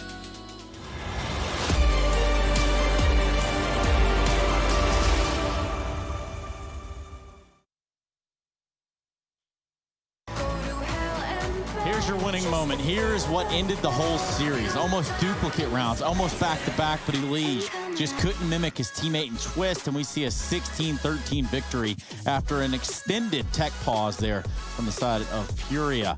Now, we will begin to dissect this one, but we don't have entirely too much time, so that will leave just the New England Whalers and Team 1 coming up after this. In the meantime, we'll give you a Mountain Dew Game Fuel post-match. We'll do that for you. I say we, I'm talking about Hugo and Harry. Hey. And me, of course. Yeah, man. No, that was a really, really good series from both teams, man, as demonstrated by the number of OTs that we saw. You know, that last map was the only one that didn't go the distance. And it almost did, right? It was one round short, and I'm kind of sad that it didn't go the distance. It feels such a shame, man. Liquid, they were getting back into that. I wanted to see them test Furia even more, but after that tech pause, Furia get back into the server, and they emerge victorious. And, you know, credit to them, right? They were in the lead throughout the entirety of that best of 3 on a lot of the maps, and it took Liquid having to grind their way back into it, and it looked like they were going to make that comeback happen again. Then the tech pause comes in. It feels like maybe the momentum slips away from them. I do need to clear up for all the salty Liquid fans. It is sad, right? I didn't even predict Liquid to win this, and I'm sad, but the tech pause was as a result of that update coming out, the ESEA servers then having to migrate onto the new update. It didn't take 20 minutes for them to install the damn update, man. That part was easy. It was waiting for everything else to fall back into place. No one wanted it to take that long, but it did. The tinfoil hats are on, and people are like, man, Furia, they did that on purpose. No, they didn't, man. It just, you know, there's a lot going on. It's not just as simple as, oh, click download, oh, it's all fine, it's all hunky-dory. If only it was that damn easy. I mean, no one benefits from a pause at that point, right? Like, you know, Furia still had tax left, and yeah, no, I'm not even going to give that conspiracy theory any more airtime. There's a lot of people out there thinking it, which is dumb. It's dumb. So there we go. Tinfoil hats can be cool when we're talking about things like aliens and, you know, all sorts of other different. I wish we were. Bigfoot, Acapulco. Why'd you point to me when you said Bigfoot? Listen, Bigfoot, we're going to go into a break, and then we're going to come back with the New England Whalers and Team 1 on our next quarterfinal here for the Intel Extreme Masters New York 2020.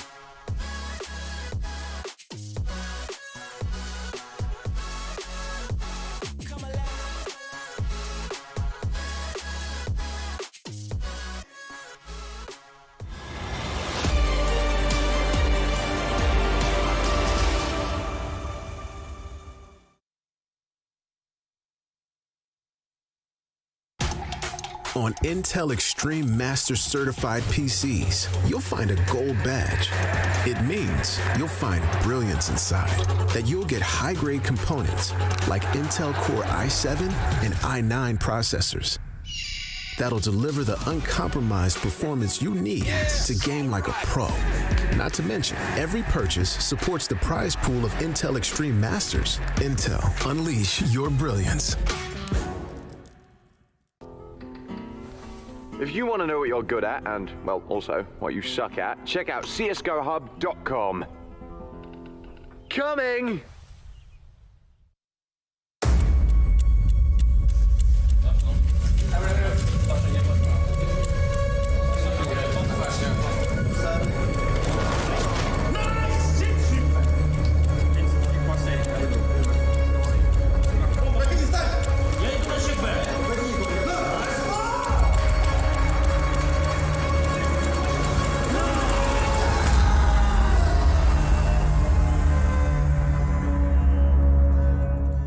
My name is Jordan Gilbert, aka Nothing. Hi, my name is Sue Lee. My handle is Smix. I think it's important for these initiatives to happen. Empathy really, really goes a long way, and it always means so much to us, and I think that's where initiatives like this really help. I encourage everyone in the community, anytime they see bullying, anytime they see someone getting called names, I encourage you to step up and say something. Good luck, have fun. Good luck, have fun. And you wanna talk, but you can't say why. I can't get there, and you know I've tried. You know I don't wanna waste your time. City lights, I'm looking in your eyes, but I can't say why. Doesn't feel right to call you mine. You know I don't wanna waste your time. I can't get there, and you know I've tried, but I can't say why.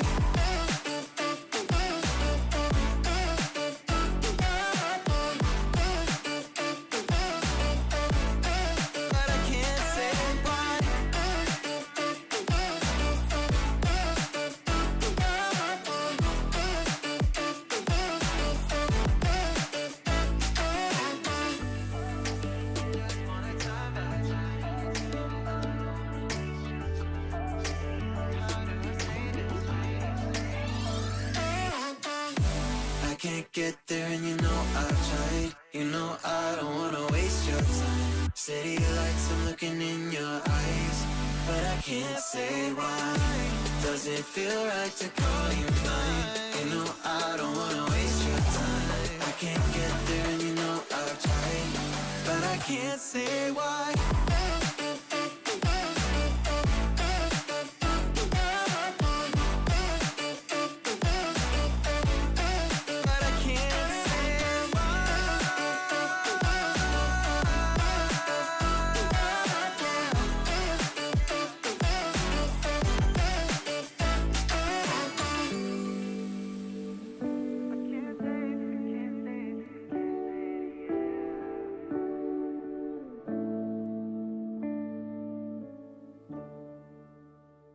I might be tired of the stones they throw,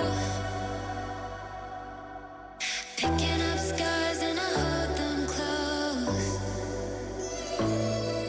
They shot me down, but I got this fight. Shine a light on me when my heart goes dark. Yeah, 'cause I'll never lose faith now. I'm in the flames of an angel. Fire, fire, burn. Fire, fire.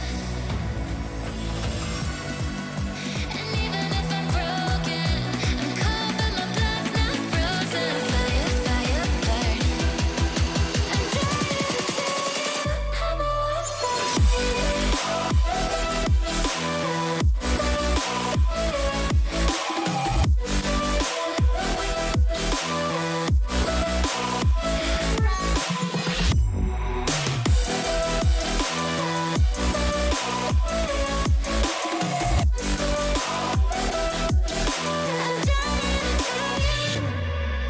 I beat my fears, but I lost my dreams. Yeah, they say this fight isn't what it seems.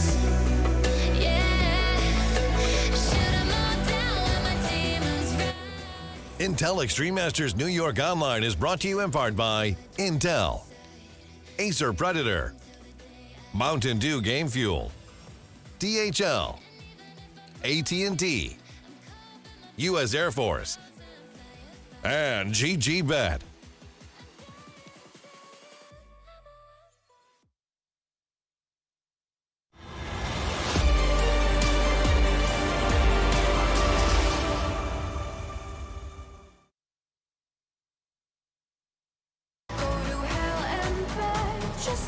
It's IEM. That's short for Intel Extreme Masters, and we are just short of getting started here on our second quarterfinal. Whalers taking on Team One. That's going to be the New England Whalers to you all.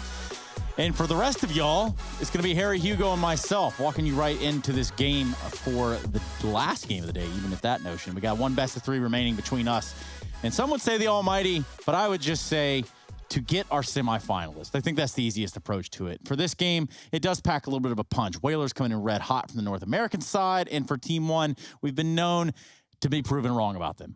Yeah, no, they're a really good team, right? Like, obviously coming in with previous wins against the Whalers as well, but this is where it's, you know, the highest stakes matchup between these two teams, both of them in the quarterfinals of a Tier 1 event, and that's awesome for these guys. Both of them also flawless in MDL, Team 1 11-0, and Whalers 8-0. So it's going to be a real test. Obviously, we saw the Whalers manage to take down FURIA, the big brothers to Team 1, just the other day, and that's a super impressive win, but are they going to be able to do it back to back against the Brazilians? Trace, we'll have to wait and see. And I don't know. It wouldn't be the first Brazilian team to win tonight, but of course for us, we need to know what maps. So let's go ahead and start the vetoes. Let's get them out here. Let's put them all on the table so that everyone can see exactly what that looks like. Yeah, so train overpass and nuke are normally some pretty common occurrences whenever these teams have faced each other in the past.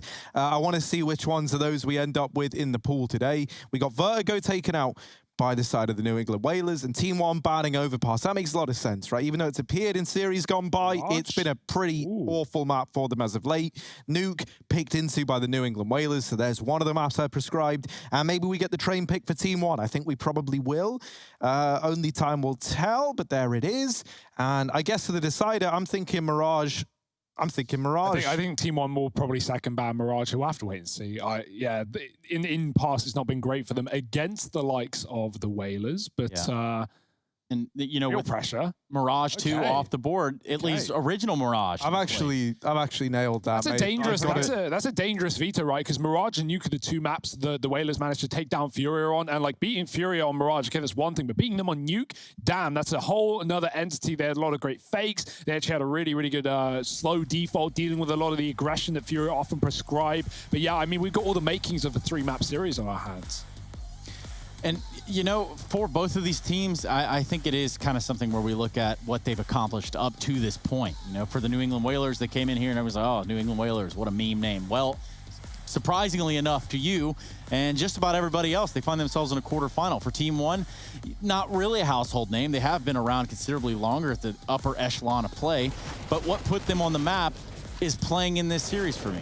Yeah, and also breaking out in this region, right? Obviously, a bunch of Brazilians coming to North America. We've seen this story before, and Team 1 have been here for some time. They've been playing MDL for a few seasons, doing well, and trying to make that Pro League spot as well, looking to do that this season. And we'll see. We'll keep our eyes on it as Team 1 grind. But the Whalers are in a very similar position as well, and so I'm just super hyped to see who's going to be taking this series. Now, that was quite a bit of movement there, I have to admit, and some of these highlights that we have from Furia and the Whalers.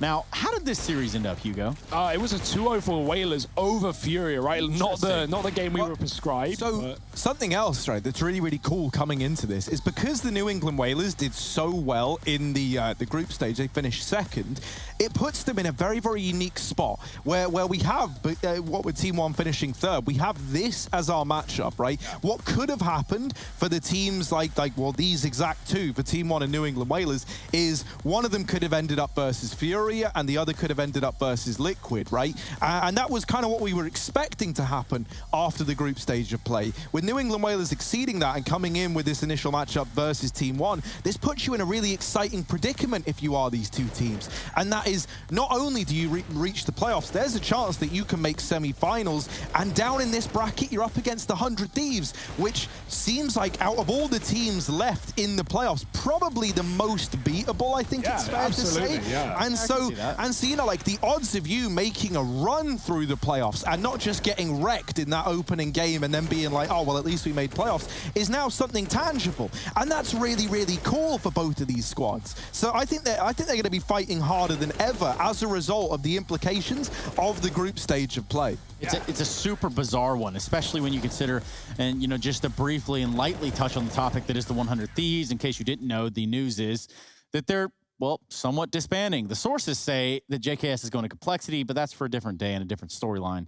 For us to look at this and say that part of the bracket is a little bit easier, I want to give the boys a little more credit. Yeah, well, this is a point you made yesterday, actually, or the other day. It was like a team that has nothing to lose plays like lights out, right? Like a team that's already maybe dead or dying in that process. Are you worded it better? Something Trace? like that. Something I like don't really that. quite remember. But when you are in that like fragmented stage where you're falling apart and you're not really a team anymore, maybe you are, maybe you're not, and you know a player's leaving, your best player at that, like, yeah, they're going to be fighting a lot more. And JKS wants to show what he can do, right, coming into complexity. So yeah, it's not an easy matchup. Sure, I think whoever wins this is going to come into that game as an underdog, but it's better than Furia, it's better than EG, and it's better than Liquid. Those are the top three in the region right now. So yeah, I think that's a really good point, Harry, about breaking through. And like, not to get ahead of myself and say one of these teams is going to win the tournament, but if they were to make that run, we also have that IEM Global Challenge spot at the end of the year for the winner of the North American region here in New York. Now, for us, normally we would do something like a prediction bit here. We would do maybe an interview with a coach or something like that. But because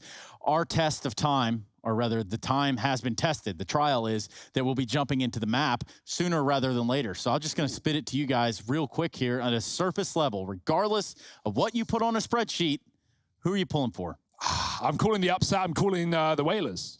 I wouldn't even call that an upset. Even though Team 1 have been besting them in head-to-heads, New England Whalers, they come into this placing second in the group. They looked really good in doing that. They beat Furia. I think they can beat Team 1 as well as a result. Yeah, and beating Furia is a statement game, right? Yeah. So you have to look at Whalers and say, well, you know, it wasn't like a 2-1. It wasn't like super close all the way to the very nitty-gritty end. We're talking about you did beat Furia, who just beat Liquid. So technically, if you want to kind of round it all up in a roundabout, you know, informal sort of way, does that mean that the New England Whalers are better than Team Liquid? No. Yes. No. Oh. But maybe they can prove it. 2-1, you lost this one. Okay. There's Maybe they can 3 prove brains it. in this one. Yeah, they could prove it. And they're going to get the chance to prove it right now. We're going to jump into the second quarterfinal. We're going to get it right here and underway for the North American side of things. Team 1 in one corner, and then in the other, we have these guys, and they're known as the New England Whalers. Now, put your whale sounds aside, because a whaler is exactly the opposite of that. We're starting this one out on Nuke. Yeah, and it's a T-side start for the Whalers. That's where they looked really, really good against FURIA. So let's see what they can bring to this one. It's fast, it's ferocious, and it's right into the A site. PRT with a smoke shot from main. Barton finds one, but they trade him from the back. And Maluki dropped from the heaven as well. That buys time for a plant, but a gap in the smoke is exploited by PRT for his second kill of the round. Retake is on. No kick currently. Whalers backing up into the lobby. Malbs is already waiting there, and Bu's got that info at least. This guy is a bit of a beast, and let's see what he can do. Oh, Bu. Not able to do it, right? Defuse coming in for Team 1. And it's like we all said. Easy for Team 1. Like, this is no team to sleep on, though. Like, no, and that's the thing, right? Like, even though I say I think Whalers can take it, right? I think when you look at this game especially, it really is just a coin toss, because both these teams are in near identical positions in that they're MDL teams. They're both flawless in MDL. They were actually meant to have a game tonight going head-to-head that would have settled, you know, who's finally going to be taking that L. And then at the same time, because of what we spoke about with, like, this playoff bracket, the side that they find themselves on being the most tantalizing and having this be your first matchup, I think you're going to be giving this game the most you've ever given any game before, you know? And so as a result, I'm expecting something very unpredictable. I don't really think that there was any clear favorite coming into this game either. And there's so many contributing factors to that. So I think really all that's left to do is shut the hell up and enjoy the CS, you know? Like, that's the icing on the cake here.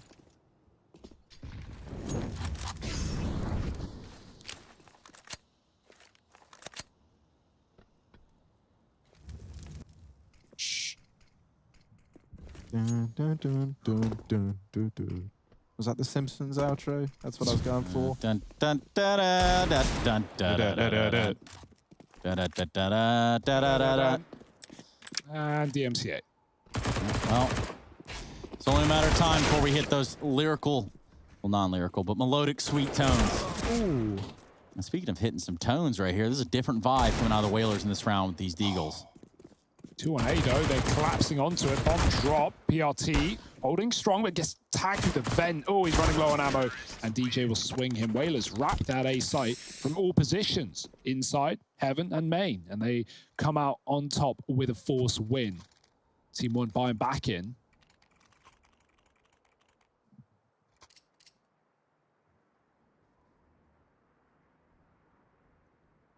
One to one we go.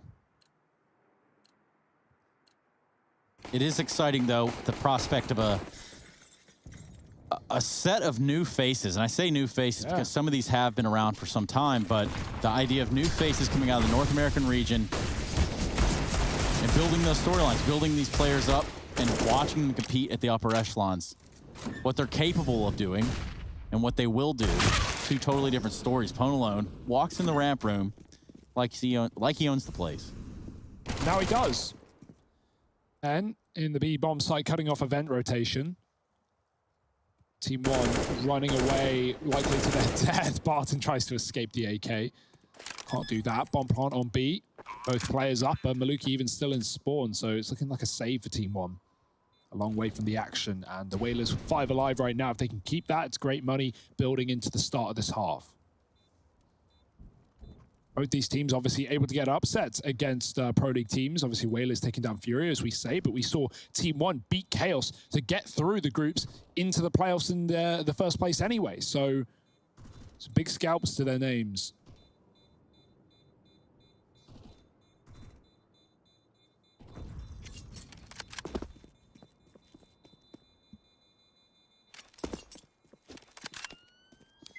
Some names I think it's worth keeping an eye on here for Team 1. I think someone who's really stepped up as of late would be someone like Pesadello and Barton.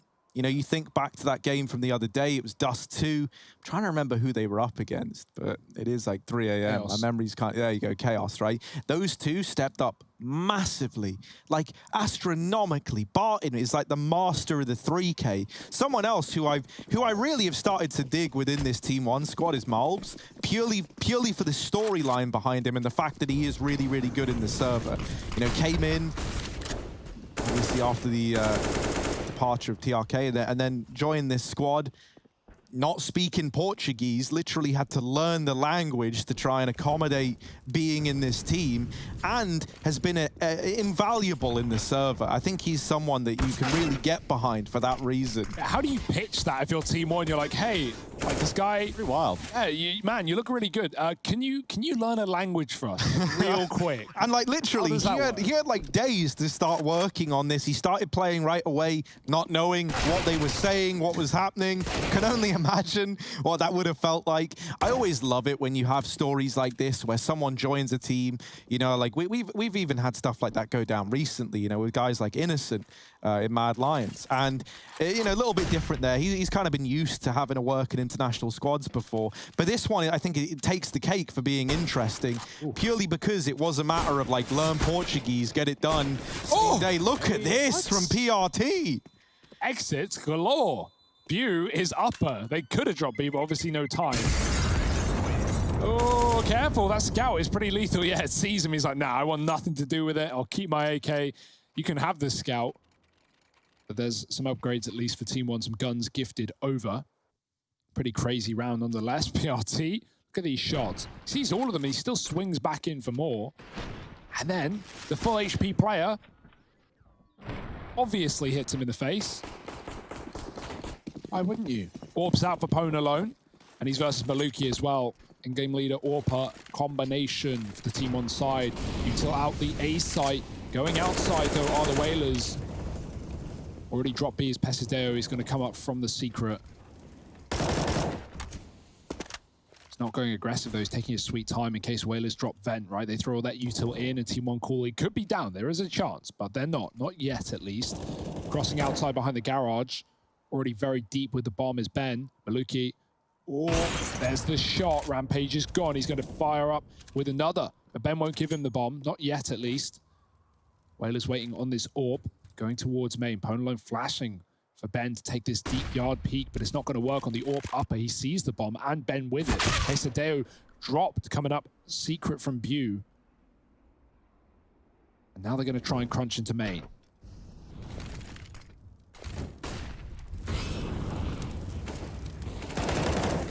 Ooh. PRT continuing to deliver on this absolutely wild, unreal game. He is topping the charts in a big way right now for Team 1. He's 10-1. The rest of the team have got 6 kills. He's almost double them. This is a great start from PRT, and a tech pause called on in here. There it is. Only could wonder what the problem is.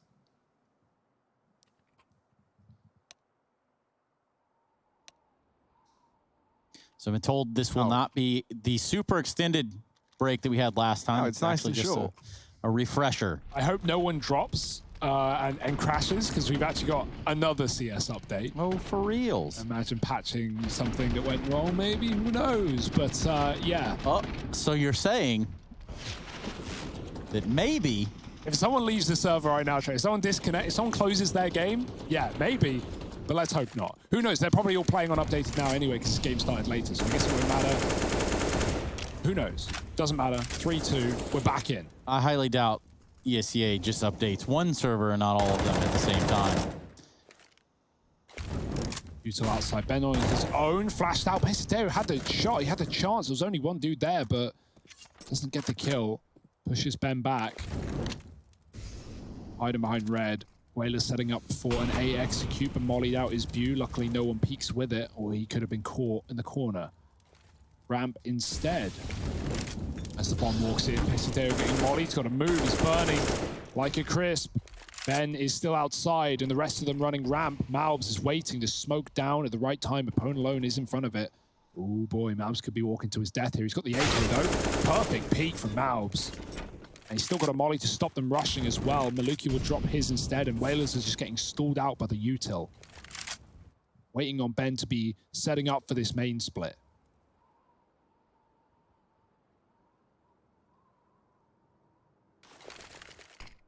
Oh, it's event drop by the looks of things, right? They drop that close smoke. That's going to get them down at least, as long as no one gets caught on the old drop. And DJ, poor guy, couldn't find the hole. And now he will.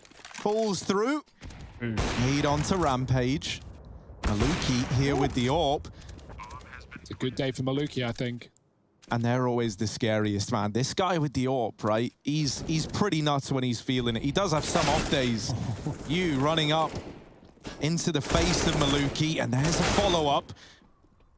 Ben Leet with the flank, and they do not know about this. Not for him. They do not know, but yeah, that's a disaster. The bomb isn't planted for him. Oh no, does he even know? It doesn't look like he does. Doesn't look like he does, and so they're on it. And even with that kill, they just stick the defuse. They win the round. That's a shame. That flank could have been everything, but instead it's nothing. And Team One tie us up at 3-3. Yeah, nice flank. Few seconds late. Bu couldn't get out of there either, right? He was stuck after aggressing to kill Mouse. Maybe if he like jumped out, but he went for the fight instead. Probably the safer play. Well, not the safer play, but the percentage play, and gets punished. Leaving Ben a little late. Going to see him on a lot of outside lurks in this T side, right? Coming in on those flanks, playing behind main, waiting on right timings. That was unfortunately a missed timing. And 3-3. Whalers buying back in, but Team One showing us a lot of promise on the CT side. Back to the lobby for the Whalers. Will they be crunching into A quick? Ben is behind the smokes again. All of them thrown, but only one man moving in. And there's no one here to stop him either. Already dropped B is Pesadeo, using main, so this position's open for the taking. Ben's gonna take it in deep. Barton above the rafters, they don't know. PRT's baiting them in, Maluki's dead. They'll check for Barton, but he takes down one. The smoke gives Buer room to move, and he doubles down, but that's it. As Team One trade their way to a win on that top site. Nice anchoring from PRT, and Team One break the money of Whalers.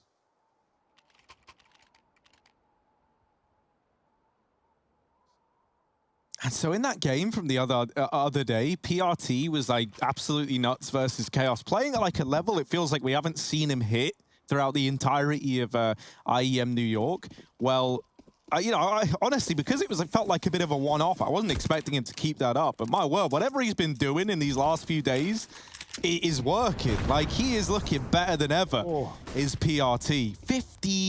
15-2 to open up this game for Team One. Oh, and now they're just rushing these pistols down, trying to not give the respect over. PRT wants those eco frags, and he wants them now. Does get deegged out of the round by DJ. There's the trade. Now, it's PRT that is pretty much doing whatever he wants so far. 17-3, we're only on round number 9. Now that is a weird feeling. Here's just an example, just a quick headshot out of it all, albeit no armor, but still quick, it wouldn't have mattered. Orps out only on the CT side though. Money isn't there for the Whalers.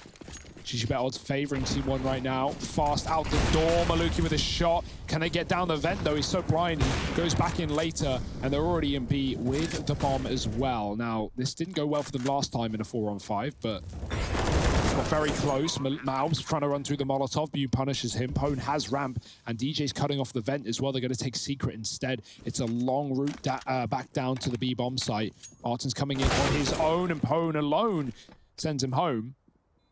4-on-3. Team One might be considering the save if the next kill doesn't come their way. Molly is going to keep them back as well. Good flash, but no one to capitalize with the flames down, and DJ knows they're saving. He's cleared out the L bend. They're going to run back up. Whalers with 4. Already looking to cut off the rotate.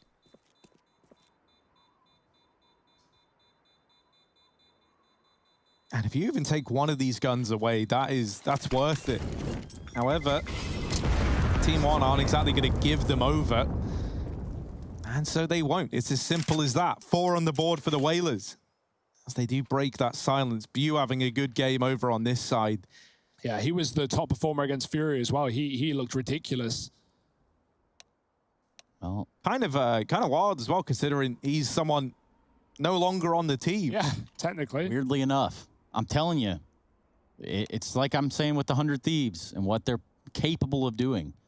If you're going out with one last hurrah, you might as well go down hero. I think in Bu's instance as well, it's like even more compelling because it's not like in the 100 Thieves where it's 4 players who are going to be teamless, right? It's one guy who's no longer on the Whalers, but who qualified for this event with the Whalers. So for him, like this is both a chance for him to advertise himself and a team that he's familiar with.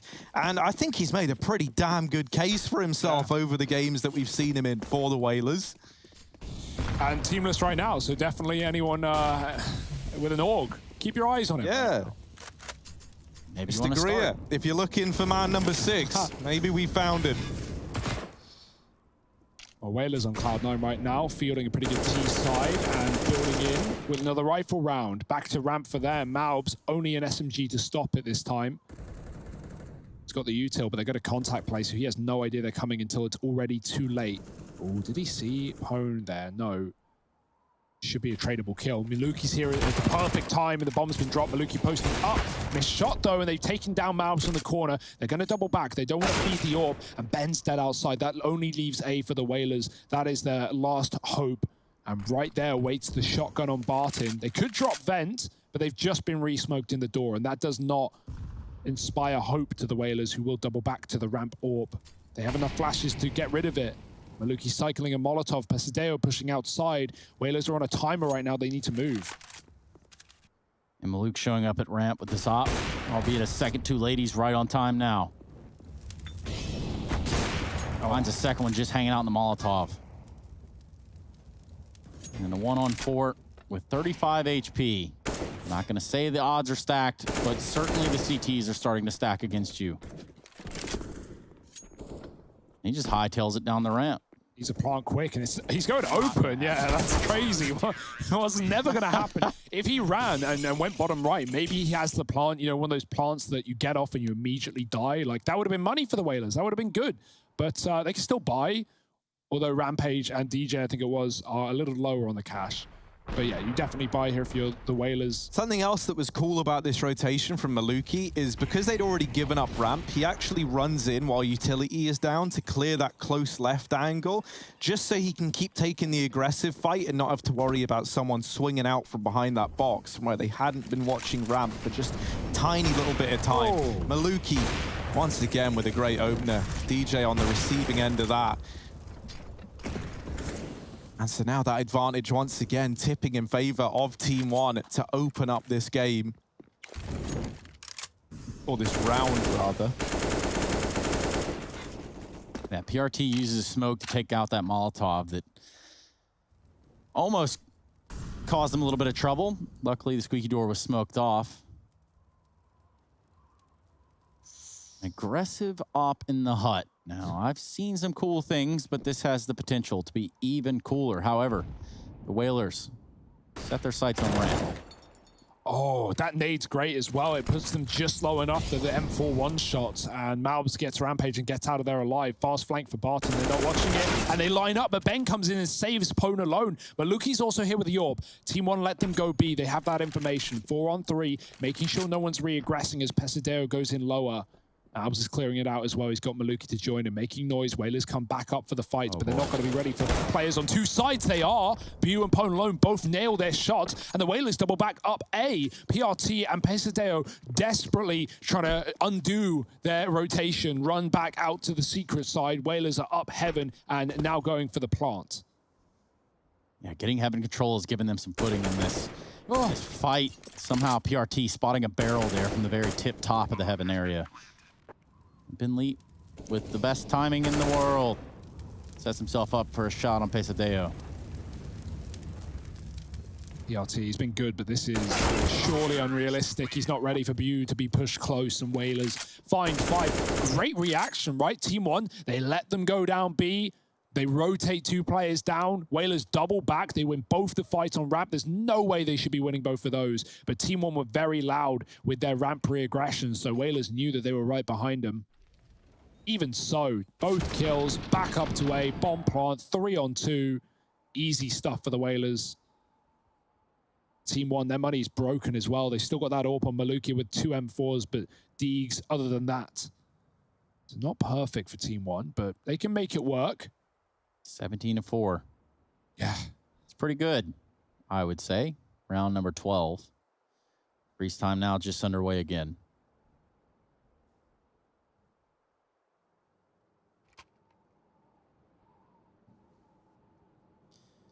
Basically, I'll leave you with this. If you're not, you know, a high rank, I invite you to the Twitch chat, regardless of what they say. But if you are a high rank, well, I imagine you're already in our fan cams, IEM.gg/fancam. That's where all the high ranks hang out. That is where all the high ranks hang out, man. I was in there the other day and then I got removed and I was wondering why. Then I found out. Good players high only. enough rank. Yeah. Don't teach me thinking I can show my face on the fan cams. But look at this little outside play, right? Because you know right now, everyone in the server, they would be in those fan cams if they weren't having to play this game. Made onto PRT, Rampage. They isolate that fight. And they use that to give them a 5-on-4. Now, Pesadello is trying to peek out from Secret, but they hear the dig. Yeah, this is a pretty nifty little smoke. You couldn't see that from Silo whatsoever. And so he deletes Bentley. Nice shot. Back to A, though, for the Whalers, and Team One don't really have a heavy setup here. Man in main, Malbs. The M4 at the back of the site. Barton's got to do it all, really. Malbs has been smoked off. He hits a shot through the vent. Traded. They go down into another player, and it's an absolute catastrophe. Whalers could have taken A, but they drop into the waiting arms down below. And guns gifted over to Team One. A 4-spy picked up on this CT side. It's not what the Whalers were expecting. Barton doubles up here as well. Great spray. Just nails them both in the head.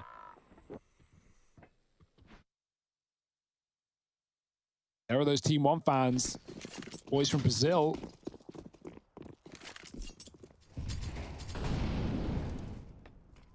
Has that or Malbs has dropped you. It's a bit of a broken buy with Eco, with only a hero AK on Ben. So something's going to happen. It's got to happen from this man. Maluki's gone outside with the AWP and he's been nailing them as well. 7-7, but the score doesn't really dictate the force that he's reckoned in some of these rounds. Malbs has pushed up after his kill on ramp. Now they are holding, but a Glock on Pone alone. Glock. 61 health on Malbs. Still going to require that double tag, double dink maybe. But there's many more where that came from. Ben and DJ have moved in. Malbs has moved out. No util to flash them into this position, so Malbs can drop B if he needs. And he definitely needs to. Ooh. Luke trying to pick up some of the scraps here. With the ramp room contested and controlled. And then furthermore, these Deagles continue to rupture Team One across the map. DJ fakes a plan out, and that's going to leave Barton and PRT for the retake.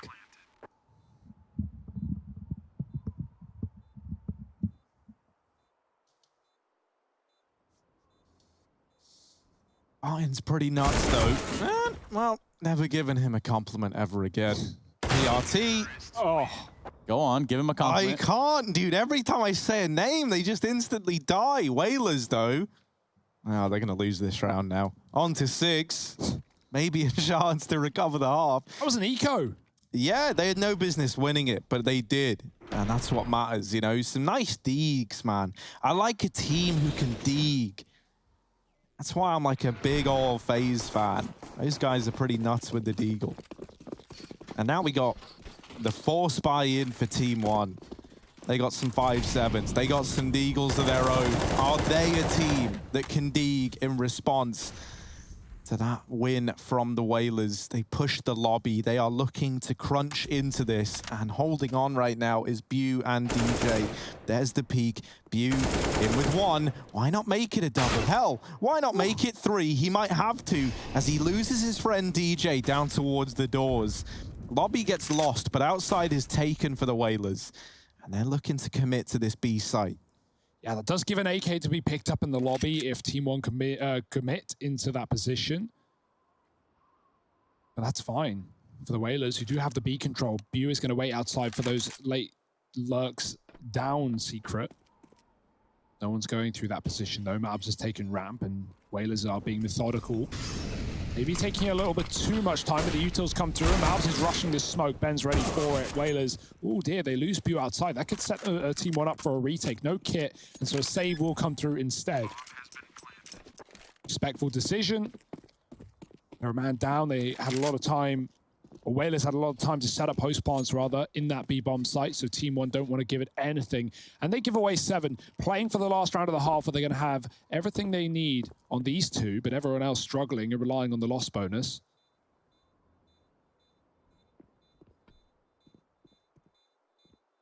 So force win for Team 1, eco right back for the Whalers, and then the gun rounds look good as a result.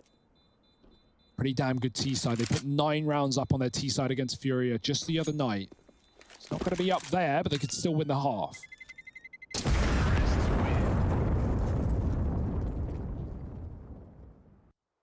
For this game, it's been so back and forth. Winning a half is... Now, how many times tonight have we seen a 9-6 scoreline just get reversed and then put us right on the edge? A lot of comebacks, a lot of leads lost, a lot of overtimes, and I think this series has got more of that in store. Perhaps. Yeah, I mean, even the fact that this is looking so close, like this has been a really, really good map for the Whalers. And I think it's just going to be this kind of this same vibe throughout the entirety of this series. I will say as well, I'd really want to drill home. It's such a cool way that these playoff brackets have ended up for these 2 squads in particular. You've got a real chance to make a deep run here at playoffs. Yeah. And so everyone is giving it their all right now. No more than the likes of PRT and Bu on each of these sides. I mean, the amount that PRT has put into this game already leads you to question, would it be as close without? It is a dominating scoreline on his half.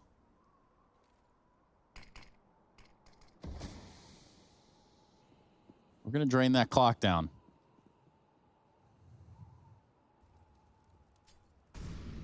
Yeah, they're waiting for aggression from Team 1 because normally whenever the money's been low, they've tried it somewhere, right? Be it taking fights with Deagles in secret or lobby crunching. They've always given something a go on these low economy rounds. And so then when they don't see the aggression, they go, well, they're not going to give it to us now if they haven't already. And eventually we've got to be the guys to make a move. So they try and take ramp away from Team 1. This scout rotates in, finds a bit of damage. Nothing to write home about, and Ramp Room now conceded, but the rotates are pretty much immediate, and the Whalers try and go in towards Hell with that bomb in their back pocket, but it gets spotted, and so that kind of takes away the element of surprise. However, Barton, the only defender up at this A site, falls, and that bomb plant is allowed to come in. Now, the advantage of going ramp to Heaven is that now you have this Heaven post plant as well. Rampage can just sit up here and play for the bomb, leaving his teammates to duke it out in the site with the enemy and peek whenever he's needed. There's Bu with the opener, looking for a second. Now he isn't able to get it, and PRT is having one hell of a game. Not the man you wanted left up against you in the clutch.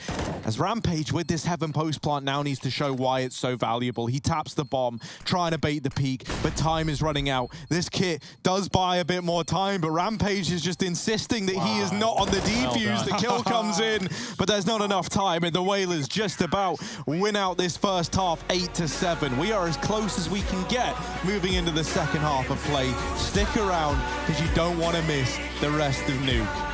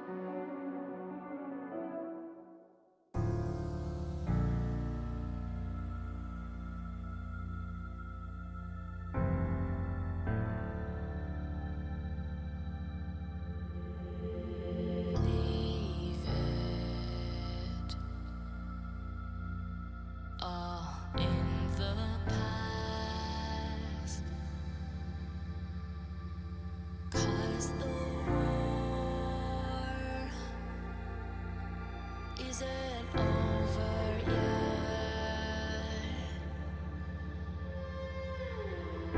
You lost one fight, but it's not the end. So get back up and fight again. Take one step, take another. Find the strength for your brothers. Erase the doubt with your battle cry.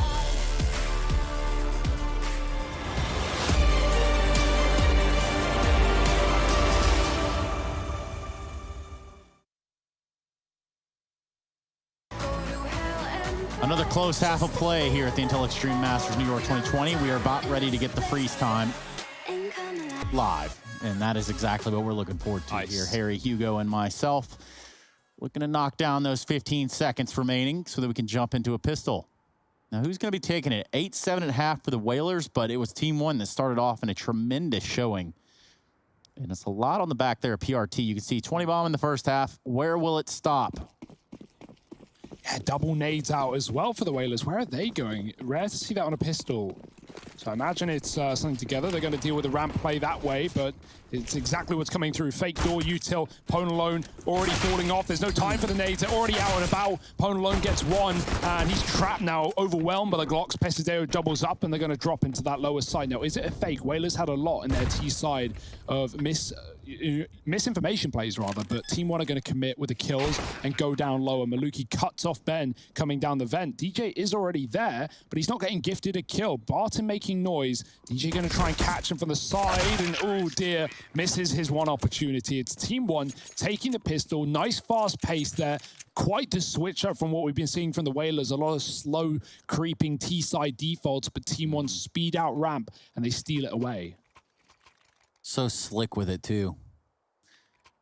Whalers trying to make the right play there, cutting off some rotations, but, well, it's lost, isn't it?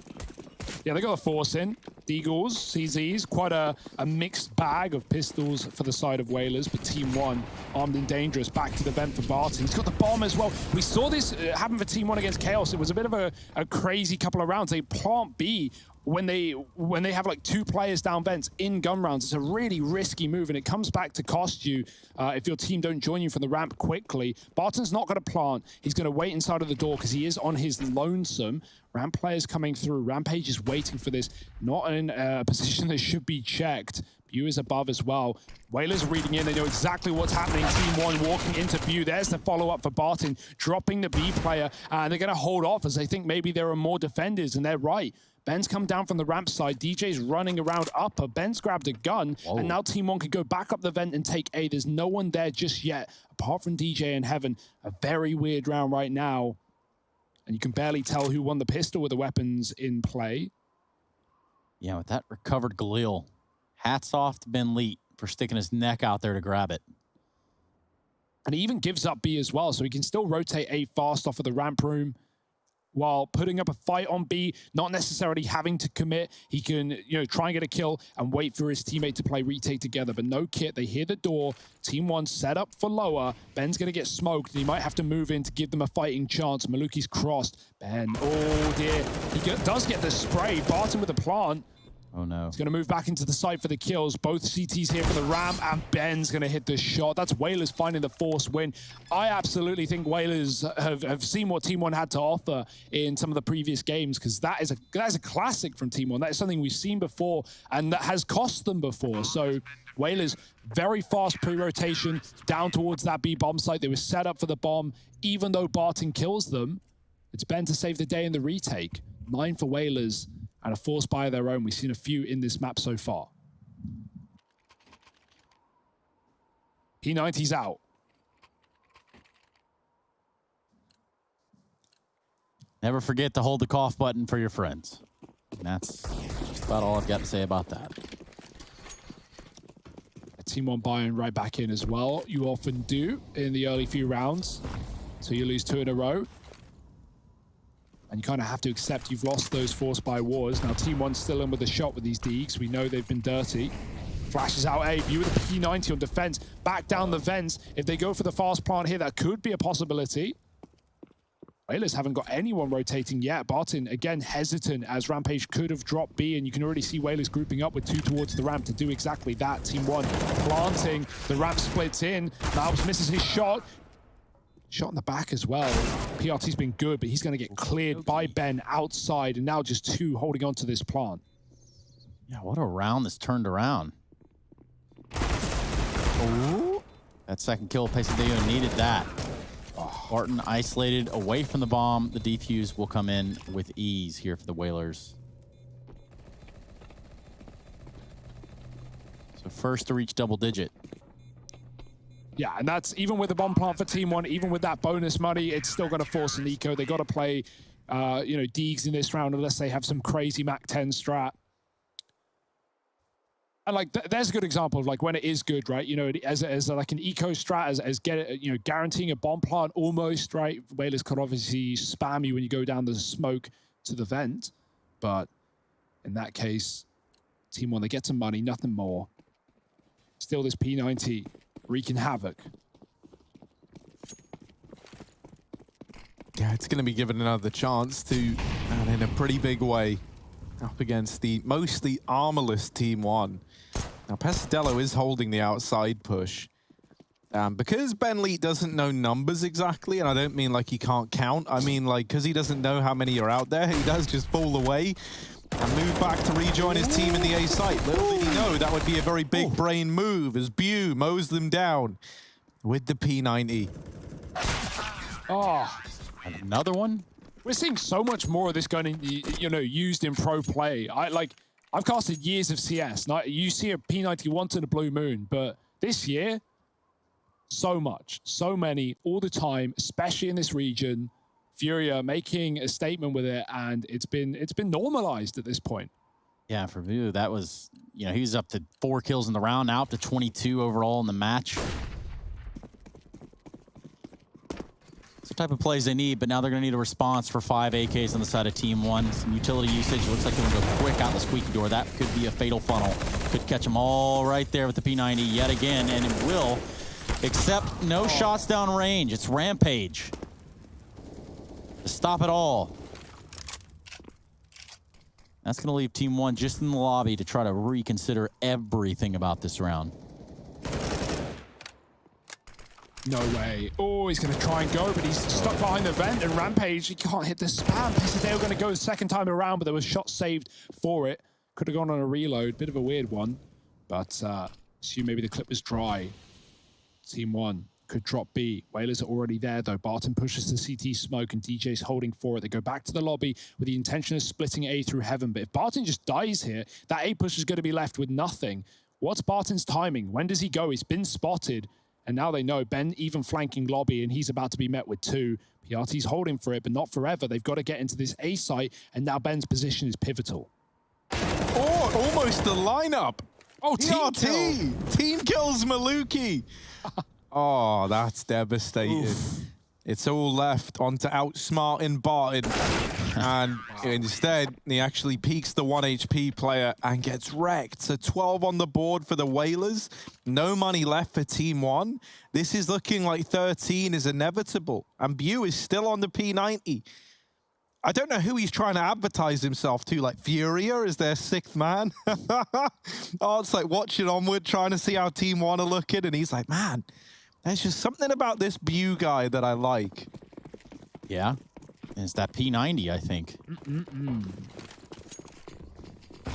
Another vet dive. It's a classic for the Team 1 side, where the molly down denies that presence. Same story on the ramp. They can't rush, but they will go in late. Can Rampage drop in time? There's no way he can kill everyone here, so smoke at his feet. View does kill the door player. Rampage plays the smoke. I like that. Oh, no. He's been spammed. They hear it. He's going to fire back, but only good for 1. That's underwhelming now as Team 1 have a gun and the B bomb site under their control. P90 out. Doesn't really work at range. Flash is going to hold them back from peeking him, though. And they spot Ben Lee, but it's this double ramp play from Whalers that should get everything locked in, right? These players in the site are so busy trying to fight the front line that the back line now becomes a vulnerability.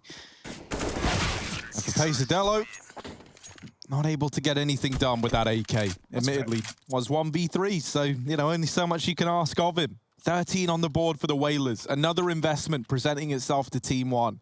But they don't have many left. That max loss bonus starting to build up now. And that at least means that with a little bit of residual cash and a bomb plant, you will be able to invest near on every round. All of them. But the P90 reigns supreme, so all of that really doesn't matter now, does it, Harry and Hugo? They haven't killed it, so why would he stop? He's not going to upgrade. You know, maybe if he gets an AK for free, that's when it, you know, he'll swap it. But until they kill him, it's his to play with as he pleases. View back on top of the hut. Team 1 defaulting in the lobby. They want ramp once more. Rampage is boosted though. And he's looking through a pixel gap as well, a tiny one. Not a pixel gap, but a little gap, nonetheless. As they filter through the ramp, well, they check the boost. Probably with no contact being made elsewhere. He's going to try and move over. Barton's checking it, though, very aware. Team 1, still with the bomb in lobby. They might double back to things. DJ, rather, getting a kill into Maluki, but traded by that bomb player. Now, that is info for Whalers, and they might consider this could end back on that top site, as it looks to. Mabs going through the ramp side smoke. Ponalone missing the timing going up. Mabs will be on a late lurk, though, so Ponalone looking to stop the A play. If it does come through, Team 1 just hesitating as they wait for this flank. And Ben's looking at B, calling, there's nothing here. There's no one down here. Watch your top site. Ponalone with a lot to do. Got a flash ready, thinks otherwise. That's worry about so many different angles at this point in a 2-on-4. That's a bomb plant in the upper. PRT tucked into the site pretty close. Ponalone ringing out with some shots, but that's going to spell his demise. And that's going to be a 9th on the board for Team 1. I know you're going to hate to hear it, but it is true. Both these teams want to put their best showing on, not just because this decides who goes through to the next stage into those semi-finals. You know, we got VIPs in attendance. Guys like Darth Mike here tuning in. Giving this a watch. Is that like Daft Punk or?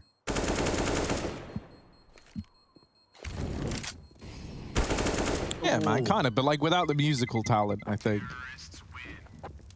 And yeah, musical talent, kind of subjective, depending on how you look at it. All right, Kanye. I'm going to let y'all finish, but first, a round for Team 1. Yeah, right, and better late than never, because since the pistol, they've had nothing. It's been a streak of 5 from Whalers, and running the show. Team 1 back on the board and looking to build into this second half. We've got the AWP out on that CT side. Maluki not been blessing us with his just yet. And he's back in the top side. Barton's going to rat main very fast. There's rafters players to deal with. That's all he's got to worry about. DJ falling to the ground. Ponalone with one view. Tries to continue the spray, but it's not a P90, so he runs low of ammo. Honing indeed. 2 from heaven. Ben coming up the vent and Rampage in the hut, but they're waiting. They're not planting. They're looking for more kills, and Whalers are giving them exactly what they want. Fake plant. Ben goes up. No one's watching, and he can swing, but Maluki covers it, and Ben looks away. It's Ponalone now with the AWP and low health in a 1-on-2. Another bomb, but this time they stick it. Pone's going to drop on in the spin and the shot. The Deagle's out. He's going to spawn, and he actually hits it. That's mental. What? 4 in the round and 14 found for the Whalers. Well then. How's he done that?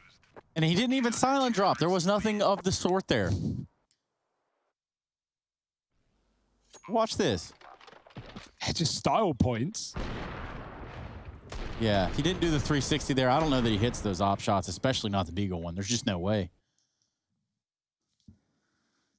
Quite the recovery. I will give it that. Whalers now on 14, Team 1 to 9.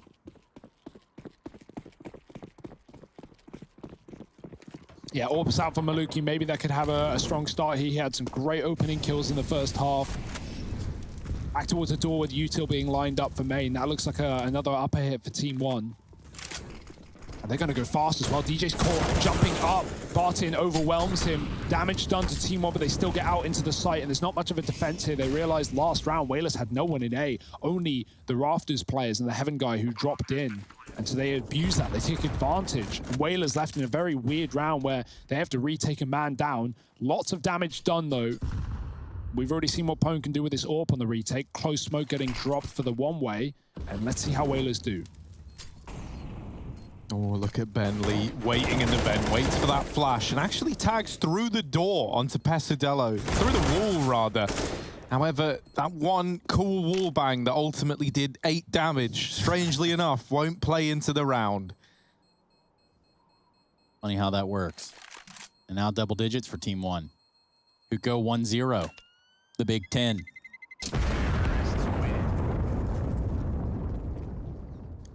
Yeah, thanks to Ben Lee, who is the bank account of this team, they are still able to buy, and they will be eternally indebted to Ben Lee for the privilege. Now, he's not a man you want to be indebted to, at least from what I've heard. So will they go for the investment here? DJ, a little limited on money. Bew, he's cool. Pwn alone can drop a gun as well. So you actually can get 5 rifles in this round. And have the AWP alongside it. So that will be the decision. Ben Lee dropping Rampage, Pwn alone dropping one for DJ, Bew buying himself because he's a capable human being who saved his own money. And that leaves them with weapons here at least. They do have kits as well, plenty of utility, so still a chance to fight back. But it's if they lose this round that the trouble sets in, right? Team 1 would be on to 11. The money would be broken for the New England Whalers. And so suddenly having to eco up against the scoreline that's closing in, that's never where you want to find yourself.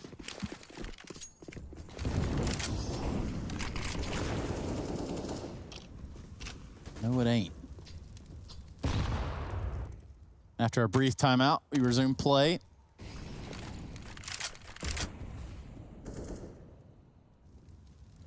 Yeah, we've not seen much outside control on this T side for Team 1. And that won't change, but it is one man moving through. Lots of util from Silo and Co. onto red to make sure Whalers aren't aggressive, and they're not.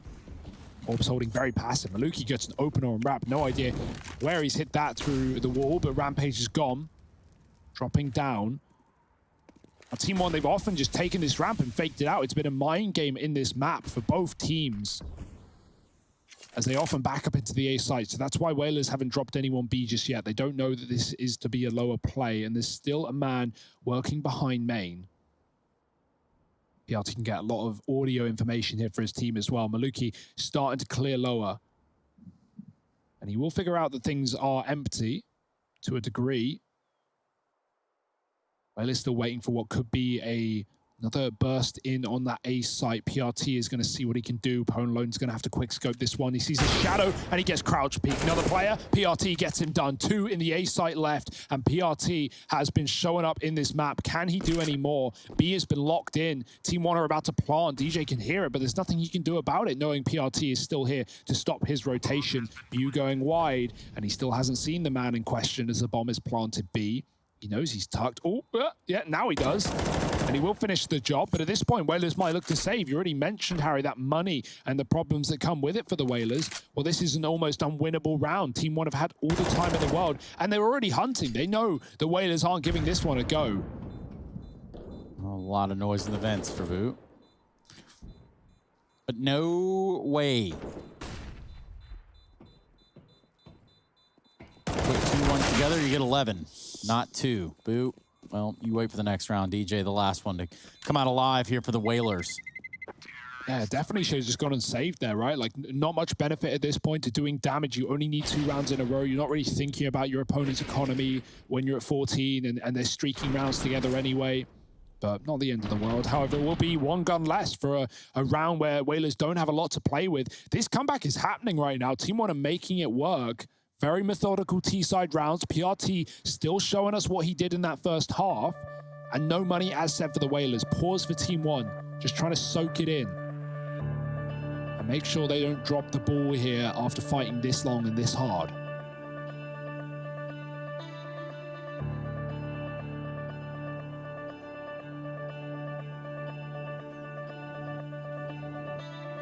Oh, it's on a knife's edge, man.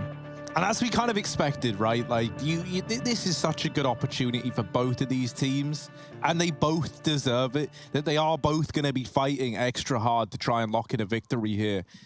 You know, you look at a team like Team One, for example, right? Uprooting their entire lives, moving to NA to compete in MDL with the goal of getting to Pro League. What a valiant effort. What a great cause. And they've been doing great in the Mountain Dew League. Undefeated. Ooh. So are the Whalers. Similar spot, but a fast split in through main.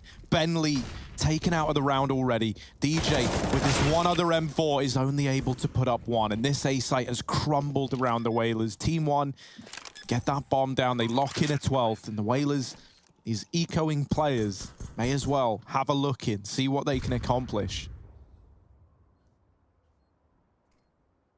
If anything, right? Hoping for guns on the exit. Dink from Rampage, and there's the round done. Only dinks from both those pistol players. But look, he'd rather his own P250, and so he swaps back. Team One up to 12, as they probably should be with a round like that. That one gun doing nothing, only getting a kill on the A site. And now this is it, do or die for the Whalers. They've got a couple more chances to hit 15 here and at least guarantee that overtime.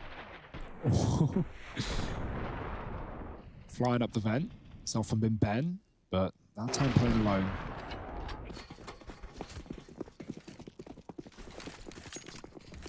Full door pressure, Maluki taking the orb in.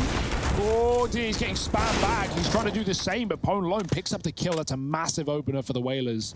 Orb dropped. Ben did make it crossed outside. Do they know? They mollied it. He has a smoke ready. They're spamming. Scary. Ben knows that they know, and finally, oh, he switched off. That has not gone well. He switched to his gun, thinking the molly had stopped spreading, and now they know he's here. Nade in, does more. He's on 4. He can't get anything done here. Yeah, like, I would have done the same thing. What else can you do? Hoping for your lucky escape.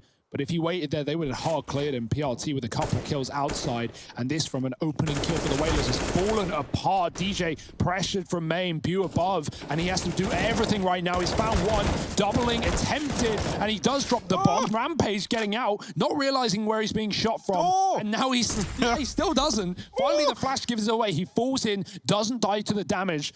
And now Pesadeo has to cross, but Rampage hits the box. And it's Team One to find 13. My, oh my, what a crazy round. Yeah, Bew as well. You feel bad for Bew because he's trying to play trigger discipline till more kills present themselves, and then he realizes that he's about to toe over that fine line between playing trigger discipline and baiting.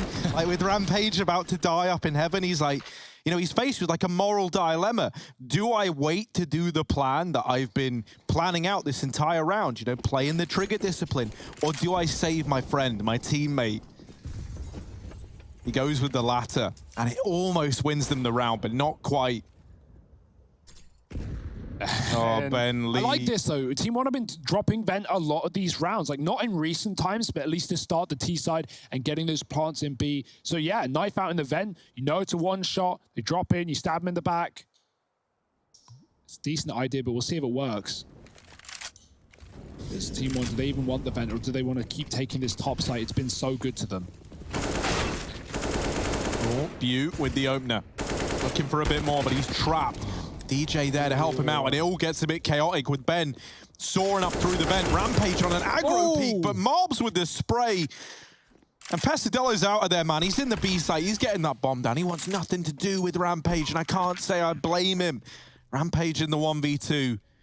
Oh, has he got the read? Mobs is here. Don't have the knife out. Don't have the knife out. There's the CZ, but it doesn't matter. Mobs beats him to it. 3 in the round and 14 all as Mobs ties them up. That spray transfer, invaluable to lock in that round in. Yeah, for Team One, it just seems like they have an affinity for coming back, which is a scary prospect for any team they play against.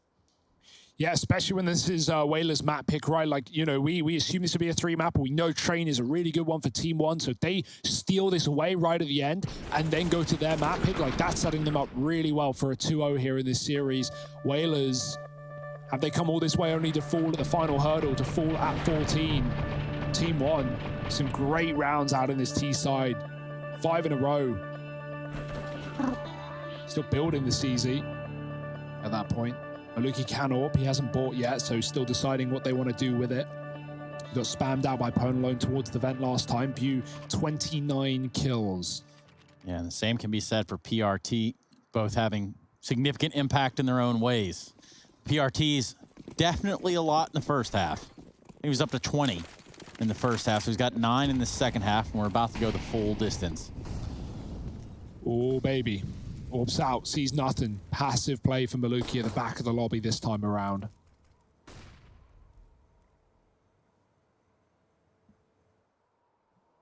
Pone has his own. He's on the ramp as well. So many similarities between these two T sides in how the rosters approach them, right? We got PLT doing what Ben does, so many of those rounds hiding behind main. A site util being lined up. Team 1 about to execute into this top site as they often have done. Will it be a commitment or are they just faking it out? No one's leaning ramp right now. And there is actually a decent hold here in the form of 3. Man, these script writers are getting lazy. This is the exact same as that last Brazilian NA bout where Team Liquid almost in the lead, but FURIA, oh, hang on, no, I mean Whalers versus Team 1, and we're all tied up, right? This has been a great comeback for Team 1. Pone alone, he gets the info and he's like, nope, nothing to do with it. Run away, give up ramp. And now that means that the responsibilities of holding on to a potential CT or Heaven ramp fall to DJ down here in Hell. If he goes down, it really gets complicated. And so he won't. They give up ramp. There's 2 players down on B. Whalers not ready for what's about to come their way. They do have a fast rotate from DJ at least, but that relies on Bew and on Rampage staying alive. DJ's already up in Heaven and Bew good for 2. What more can he do? It's DJ in the Heavens, trading it, keeping it in the advantage, but he just gives himself up to Barton. However, down in the vent, the Ben has dropped the bomb. It's all gotten a bit wet and wild, doesn't it? Barton gonna go down, gets the vent, back up, and now into the A site. He can get the bomb planted, but there's very... He had it. Didn't do it. He had it. What's happening? Now Whalers get 15. Oh, he had the plant. There was no one there. He had 5 seconds. He had it. It was his. It was his round. Why did they drop B? They fake B. They forced the rotate down lower. They do exactly what they were trying to do. And then Maluki drops vent with the orb. They killed everyone A, Harry. They had the top site. And then they still go to where they force the rotates. That is a mind-boggling round. I am absolutely lost. And Whalers steal it right out of that. That was a great round for Team 1 until this point, until the bomb goes down the vent. And then to have the plant, but to not stick it. Yeah, well, so I think the reason he did... Oh, someone fakes the ladder. The Heaven player going up the ladder made him think it was Vent coming up the ladder. Maybe they were both. Who knows? Or Ben just fakes the ladder, or whoever it was still alive down on B. Yeah, I mean... That gets a bit wild, doesn't it? He got swung from upper. Even if he got the plant, he was likely dead after. But, like, the other way, you know you're losing the round if you don't plant. So it's like, that's kind of crazy. That's just mental. That's such a shame, man. Yeah. Why is Maluki and Ben with the bomb is what I'm wondering. You know, I mean, that's the thing with Maluki. I feel like it must always be... actually, I don't know. You're just trying to avoid the madness on A, yeah. It's so many trades, so many fights. You're like, I'm out of here. I'm going lower. But that's exactly where Whalers are. And think about how many rounds Ben has come up the vents. How many rounds in this A site Ben has flown up. That's a scary one. That gets hectic. And it could still go on further. It could still hit OT. We had it in the other matchup earlier many a time. And Team 1, they're going outside. They haven't done this at all in this half. PRT clearing. Oh, he's been so good at getting these opening kills, but Ben shuts him down. Dear, oh dear. Whalers a man up. We've seen these rounds elude them before. Flash into the garage. Ben blinded. And that's... No! Ben wins it. That's ridiculous. Barton had him. Wow. And now Team 1, desperate times. Orbs is Heaven, though. This could be huge. This could be something that defines this round. Now, the rest of Whalers know that there is a slim chance that someone got to Heaven. And so they have pushed DJ into the hut. And Bew's playing out of the view of Heaven. Oh, but he's not. Oh, no. It's ugly, but he does get it back under control. Tames the gun. Damage onto DJ. Mobs has opened up a potential A-plant, but the bomb is on the back of Maluki outside. Maluki, you need to get a move on, man. There's 30 seconds and your teammates had the A site, and now they've lost it. Mobs is desperately trying to hold on. Has dealt with Pone alone. The bomb's coming back through lobby and has the backstab onto DJ. There it is. Rampage gone as well. And Team 1, they've somehow turned it around. It falls to Ben Lee. I don't know how. I don't know why. But this is what has happened. Ben Lee all alone, and the nade brings him down to 4 HP. You couldn't have asked for worse if you were the Whalers. 4 HP left on the man. What could he do? He is out through the smoke. No one has seen it. He's gotten past the hot player. He has hit a timing and a half here. But is that going to be enough? No. We go to overtime.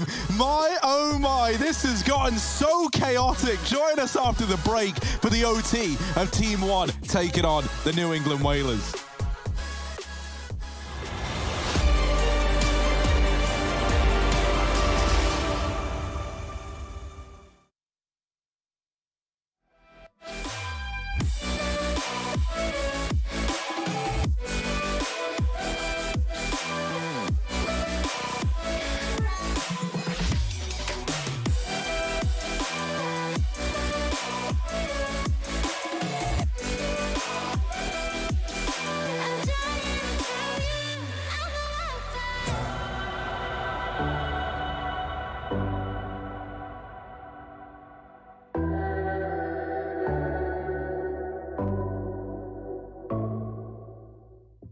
I don't wanna fight it. It's time to let it go. It's time to lose your inhibition. Developing a blind ambition. If you got a match, just go ahead and light it. I wanna see where this is going. We're done with playing games, not knowing, yeah. We've nothing to lose. We lost it that night. We're feeling alright. There's no need to choose. Don't make up your mind. We're feeling alright. 1, 2, 3, 4, Gonna do it like this, gonna do it like that. Everybody's on that, gonna do it like this. Yeah, we never look back. Oh, got the parties on tap, getting rowdy on it, getting cloudy on it. Got me on the right track, yeah, you got me on it. Gonna do it like this, cause that's the way we want it. Gonna do it like this, gonna do it like that. Gonna do it like this, yeah, we never look back. The shots on my tap, everybody's on that, getting cloudy on it. Yeah, we do it like this, cause I like it like that, yeah.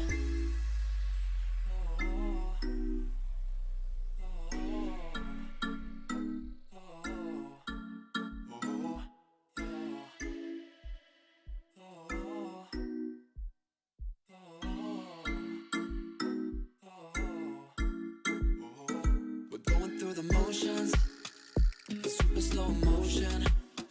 It's time to lose your inhibition, developing a blind ambition. Fire it up, ignite it. I don't wanna fight it no more. I wanna see where this can go. I'm done with playing around, not knowing, yeah. We've nothing to lose. We lost it that night. We're feeling alright. My eyes are on you, and yours are on mine. We're feeling just fine. Just let it go. Gonna do it like this.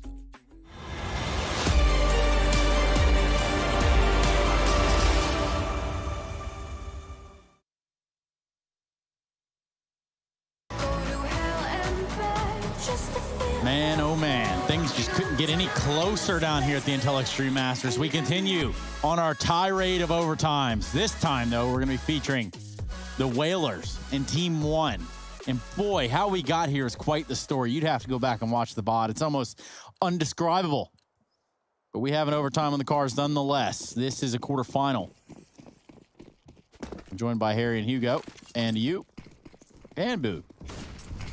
This game has been mental, and it's only just starting in OT. More rounds, more moments, and more madness.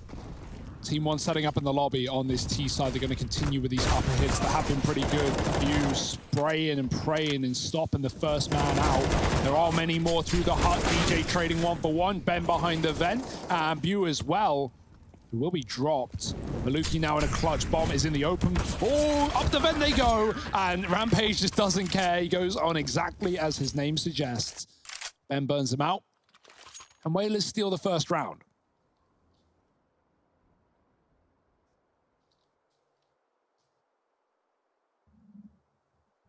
No cap. Hugo. No cap. Correct. Means this is not stopping anytime soon.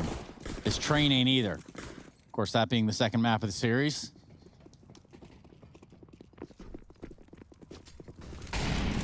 Oh, no. Cancelled. Was a cool idea, though, to peek cut with Op. Always loved the prospect of it. He's actually going to do it anyway. Nate zooms right past him, and DJ is going to get zoomed out of existence. Zoom, bang. Pwn Alone does the same. There's a man behind main. Zoom.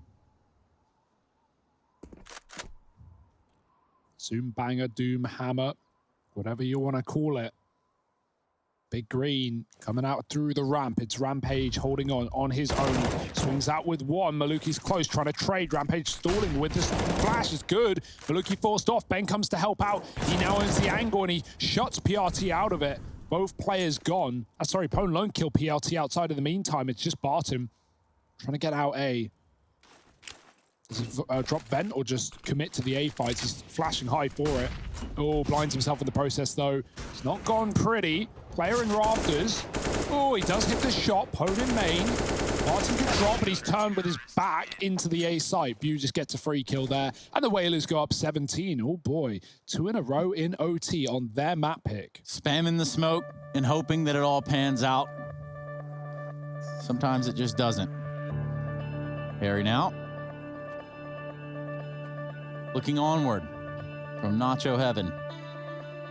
Ah, yes. Nacho Heaven. Sorry. Trip? St. Joe I Heaven. did actually. Came through tripping. Came through tripping. Trip.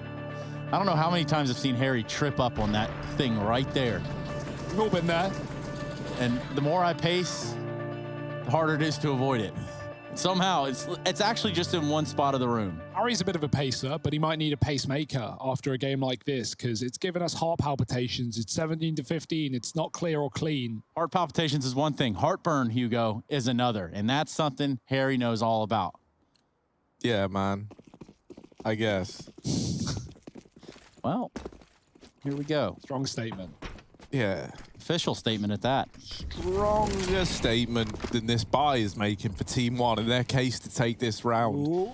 Outside play, they're already through main, but for DJ, he welcomes the invitation. Oh, a little boost to my stats, indeed, as he takes them to the grave with him. Bew up on top of the rafters. We've seen him deliver from here before. Cidello doesn't find anything and does have his back open. Pwn alone. Rather, Pwn Malone posts through ramp and does deal with one of them, leaving it all on Pesadello.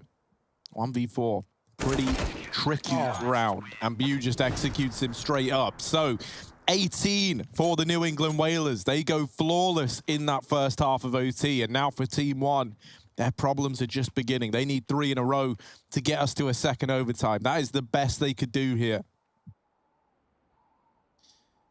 And no cap is one thing, but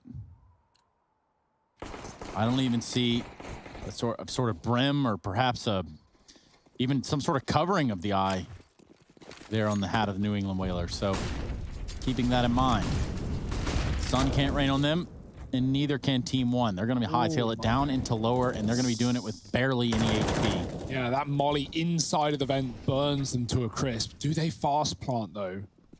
With really no control. 2 players down low going straight for it. Again, what was bad for Team 1. It's a desperate play for the Whalers, and they're losing everyone right now on upper and lower. Pesadeo could stick in the smoke, and he's doing exactly that. Then with the lineup, he's got the kill, but traded immediately, buys enough time for Bew to get down into the B-bomb site, but they're not on the bomb, and he's got nades out, fighting him tooth and nail. And they'll nail him to the wall. 16 now, as they look to bite back and pull us to another overtime. They need a flawless CT side. But hey, Whalers already did it.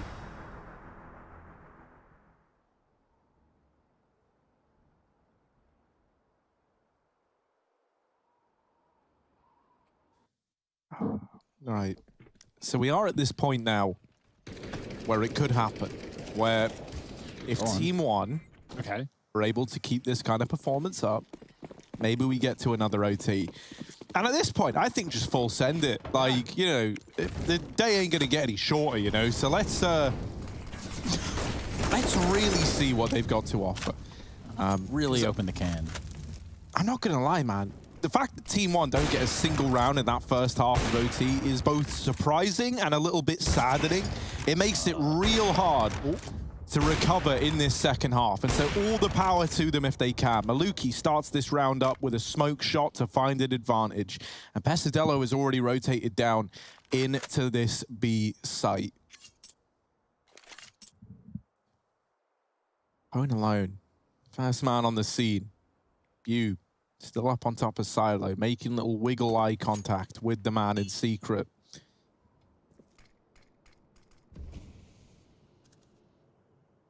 Silence across the entire map.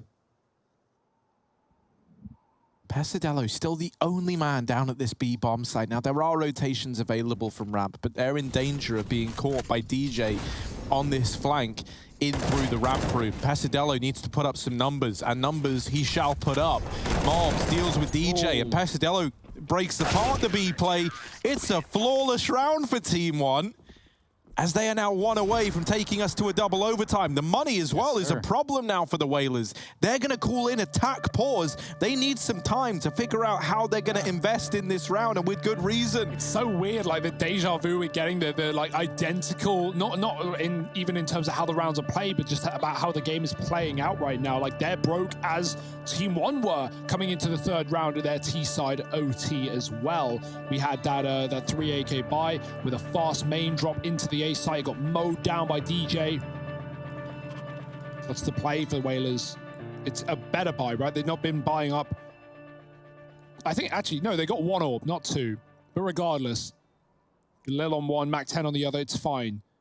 Could be a faster approach towards the ramp. Maybe Whalers have done a lot of defaulting on this T side. Team 1, armed and dangerous. Yeah, and I just keep looking back, reflecting on this BU versus PRT and just who's really putting in the most work for their team.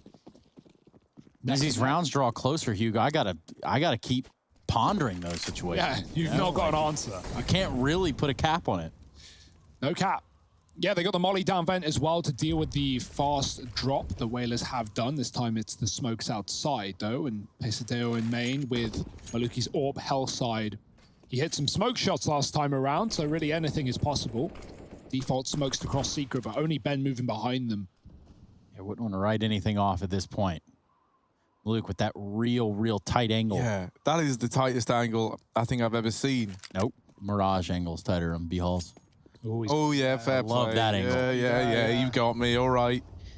But it's just, it's a tight angle. It's a tight shot. You know, I'll give you that. They're attacking A. No, they're throwing all the A util, and actually draws Maluki back out towards the ramp room. And now they head down with no smokes outside. It's a risky play for the Whalers, but it nets them the B control. And Team 1 actually don't have the info at all. They know they could be B, but now they're about to hear the hard way. The bomb getting planted. This is a great round for Whalers. They completely baited Team 1 out of the yard. And now a 5-on-5 retake, a rare position to be in. DJ down first. Pesadeo's drop vent. Maluki with the AWP on ramp side, already moving in. Pace is holding for a late lurk, right? Because Whalers, they could be anywhere right now. Team 1 haven't actually got any info set up inside of BR2 right now. Pace with a second. Maluki drops into the site, and Pace is still stuck in the vent. Rampage does drop mouths. They're sticking the bomb. They're on the bomb. They're on the Putting a stop to it in the smoke, and double overtime. Here we go. Team 1 run it right back with flawless CT sides for both teams. You never see it. You actually never see it done like this. But it's happened here and now, and we move on to a double overtime. Now, this is where... So here's the thing, right? Like, I already thought coming into this series that both these squads would be playing, like, a very intense, very kind of wacky being the wrong word, but very, very crazy style of CS because of how meaningful this game is and what kind of a unique opportunity this is, as we've discussed, to make a deep playoff run happen. But as we get deeper and deeper into overtimes, as that continues, this game can only get wilder. Yeah. To open this up, we've had Pesadello with the entry. And now Ramp, that's where Whalers set their sights. They look to move in, they get past the nade, they don't find any damage, but Maluki's holding on to Hell. And if they're going to try and get past Maluki, they better be quick. They will drop down instead of moving into this hell area. Pesadillo is cleared outside. At this point, Team 1 know that it is a B play. They can start to rotate players down. Whalers slowing on the push. They get close to Mobs, but not close enough as he puts up one. PRT keeps Team 1 in the advantage. And now at a 4-on-2, you don't even have to peek. Whalers don't even have the sight. Oh no, it's like regulation all over again. They double back on the ramp when these players are already rotating. And Bew catches two. Whalers, they've done this before to great success. Do they really want to go A? PRT down in that lower bomb site. Both players tagged up. Bew doesn't know. But PRT got this kill in B earlier on. That should have been commed, but he was by decoy and he could have been up the vent in a flash. Bew knows at this point, it's open season. Could be anywhere. Is he going to try and flank him vent, or does he want to take the A plant? Those are the two options right now for Bew. And PRT in the vent. 20 seconds. If Bew goes down, he's going down to his death. And that's exactly what he's going to do. Goodbye, Bew. It's a Team 1 round. Oh, my. Oh, Darth Mike. I thought you said Daft Mike. So I don't... Catch up. That's like 10 rounds ago, Trace. Yeah, it was like last game. You want Internet Explorer over there. Yeah, sorry, man. I just didn't really like update or anything. You know, I keep it pretty classy over here on IE. Then again, you guys are using Mozilla, so really who's winning? You know what I'm saying? Nobody is the answer. Firefox users, LMAO. Nah, man, I'm more of like a cheddar than a mozzarella Firefox kind of guy. Look at this, Maluki with the tag, the drop down through Ben. And they do live to tell the tale. That's the flawless Whalers. CT halves, do you think? That's the crazy thing. We had 8-7 T-sides, right, in regulation. That's what makes no sense. No one's able to field any T-side rounds, but Rampage, he's got a different idea. He's going to flank and take down Pesadeo on the vent drop. PRT nearing 40 on the scoreboard, going to aggress into the lobby. It's a good time. No one's watching it. DJ is on the rafters right now. Maluki's pushing as well to crunch. Oh, Pone alone was just moving away, and PRT kills DJ. Oh my. Back to a 4-on-3. Tables are turned yet again. You holding with the bomb. If he loses this fight, it's the round. It's done, but he holds on strong. The Orb's still here. He wants nothing to do with it. Running on his rotate. Minute on the clock. Great control for the Whalers. They have Secret. They have Hell. They can go A. Barton is watching from rafters. What an off angle. What an odd position to be holding Heaven from. They could just walk in A, but he's going to be hidden somewhat behind this position. They don't want to go A. Or do they? They don't know. They're going to walk ramp. They already have that secret play, so Team 1 waiting with just Malbs in B. This guy's been good, though, in the game already. I've seen a lot from Malbs. Holding his own, often going down at least with one. But right now, he could double up. As they come in through secret, they have to make noise. No one's taking Decon as a route, so he has a bit of a warning as to where they're coming from. Oh, and that's the bomb drop. There are 10 seconds left. They need this kill, and they need it now. But instead, Mobs with the spray, and Ben Leet removed. 20 on the board for Team 1. One away from another flawless CT half. The Whalers, they are going to be kicking themselves. Ben Leet and Bew have 67 kills. Hello, Rampage, DJ, and Pone alone. They need to be bringing a bit more to the table here. Because then you look over, you look at this list for Team 1, and yeah, right, you still have two hard carries in Mobs and PRT, but the rest of the gang are still chiming in. They're still contributing.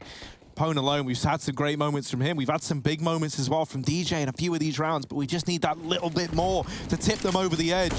They need something here. I don't know. Do you think they can run it back flawless on their CT side as well? I have no idea. Yeah, I mean, I don't know either. I'm just, I'm just saying words at this point, right? But these words, they carry a meaning whether we like it or not. And it's looking good for Team 1. It really is. Maybe about to go flawless again on the CT side. Whalers keeping it slow, keeping it low, looking like they want a vent drop once again. Yeah, no one here. Pesadeo's in secret right now, but he's about to check outside and look for Ben. They're boosting for a kill. There's been so many rafters and hot roof players, but the one round there's not is the one round Whalers do this. They get no info. Pesadeo killing Ben in the yard as they set up for this A split. They're really hoping this boost would net them kills, and it still could yet. Coming up, Heaven is that AWP. Maluki smoking the hut. They know where the smoke came from. Can they get the kill from it, though? You still holding, patient, waiting. 2 at the back of the site. This is one hell of a setup. This should be a Team 1 round every day of the week. PRT peeks. They don't see him from the vent. Bu gets shot by PRT and through the hut into Barton. Pesadeo coming up the vent as well. He doesn't need to rush this one as Maluki has another from heaven. It's DJ alone and looking like 21 for Team 1. They've done it. Clean CT sweep. That's all we've had in OT, and we're 2 deep. Yeah. Yes. Someone needs to get these New England Whalers some New England inhalers, man. They are breathless after that one. That's a Trey Stutter-Sarantis joke right there. I don't know. I mean, yeah, I don't want to shy away from it, but I do at the same time. The New England inhalers, the New England Whalers, it was all kind of right there to begin with, wasn't it, Harry? Yeah, man.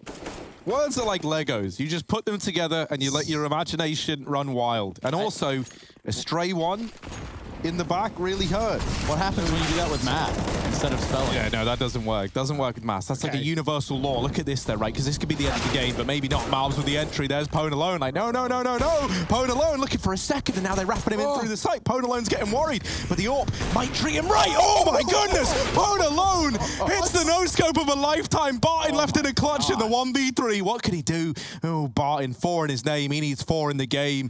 Looking for this kill. Look at a main. Tucked into the corner, and Bu gets him blind. 19 on the board for the Whalers.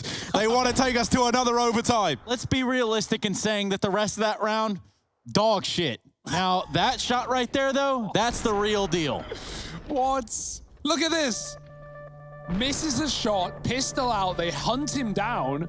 We're going to be waiting here on this slow-mo. That's going to be there for a minute. Here it is. Whoa!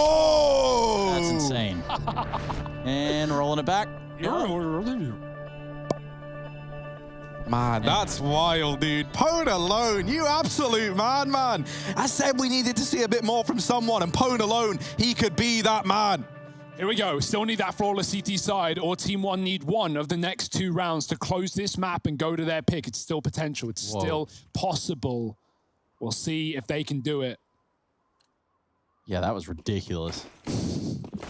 You're pathetic. We're all pathetic at this point. We're all pathetic together at this point. Smokes outside.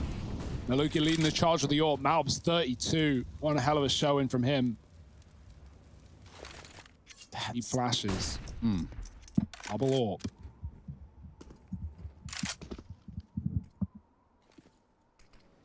Honus deep outside. Rampage has his on B. Pesadeo's mollying heaven as well. On the outside, I think. Drop in for Barton. He trades the kill, but Ben keeps things alive for the Whalers from deep CT, trapped behind the boxes. Oh boy, Bomb's moving outside. DJ pushes hard and he gets punished for it. 3 on 3, still time, still chances for Team 1. Malbs, great position right now, but he knows Ben's deep CT, or at least he should. Got a kill here earlier, does check it. Great check for Malbs. And now they have the heaven play. Now they have the wrap into A. Peso walking through the smoke, or at least he could. Sitting inside of it as the AWP repositions, watching main. There's a shot from Pone alone. Bomb coming late into lobby. Pesadeo swapping spots and taking that A site. He could backstab Pone, but we know this guy's no-scopes are a force to be reckoned with. Pesadeo takes him down. The bomb crafted a path to this A site. This could be the game right now. Yeah, Rampage needs this. He really, really does. I mean, literally does, right? If Whalers want to keep the dream alive, it would be a pretty rough 1v2 to find, and that shot missing. Pesadeo locks it in as Team 1 take the victory here on the map pick of the New England Whalers. Now we head on to train the map pick of Team 1, where they're looking to 2-0 this series.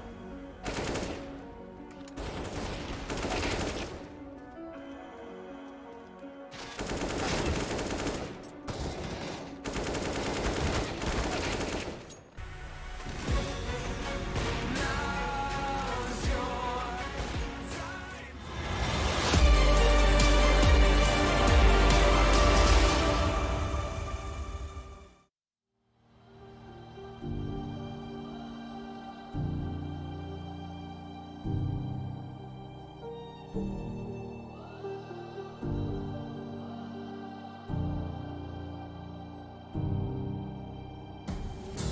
all the smoke clears, I'll still be on my feet. Forget all of my fears, cause I know my destiny. I feel a champion waking inside of me. It's in motion, the legend's spoken. This is my moment. Can't break my focus, know where I'm going. This is my moment.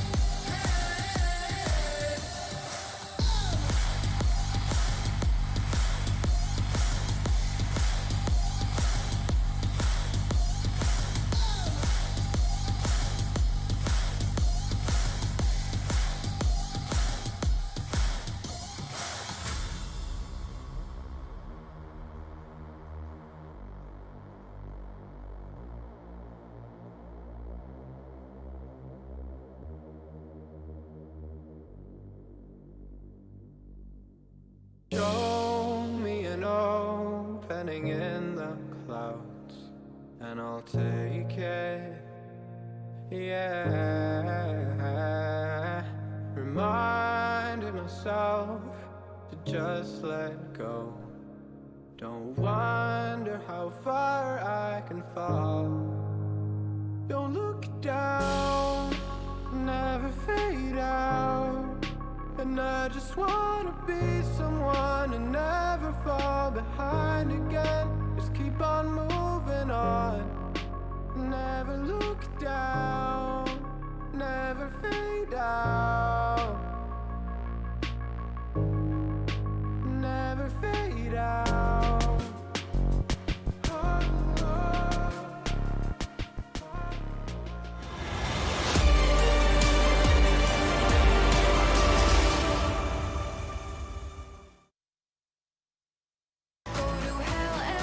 Well, it's certainly a thriller. It's certainly showtime because this matchup has got it all. Rounds that matter, rounds that don't, and more importantly, shots that you might not see every single day. Welcome back, everybody, to the Intel Extreme Masters New York 2020 online.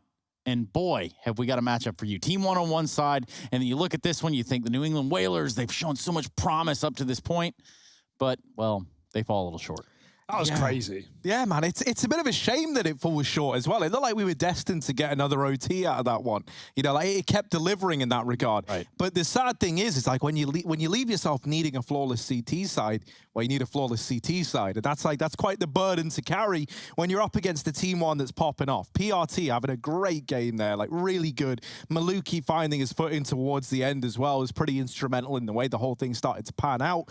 And for Team 1, man, like, you know, being the team to finally put up that 1T round that was needed and showing a lot of variation in what they were prepared to do in order to get them there, which I thought was nice. Craziness. And I mean, all I can think about is one shot to rule them all. One shot not really heard around the world. That's attributed to Sunman, who is definitely before your guys' time, but it's one of those shots that it's like the unicorn rounds we talk about. They're just rare. You just never see them.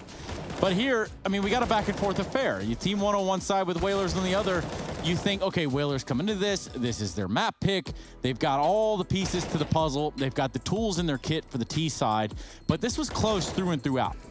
Yeah, there was some just really mind-boggling rounds in that game. Like, great T-side recovery from Team One, though. I think that's the most important part. At one point, Whalers was so close to closing that out. They were like 13-8, 13-9 up.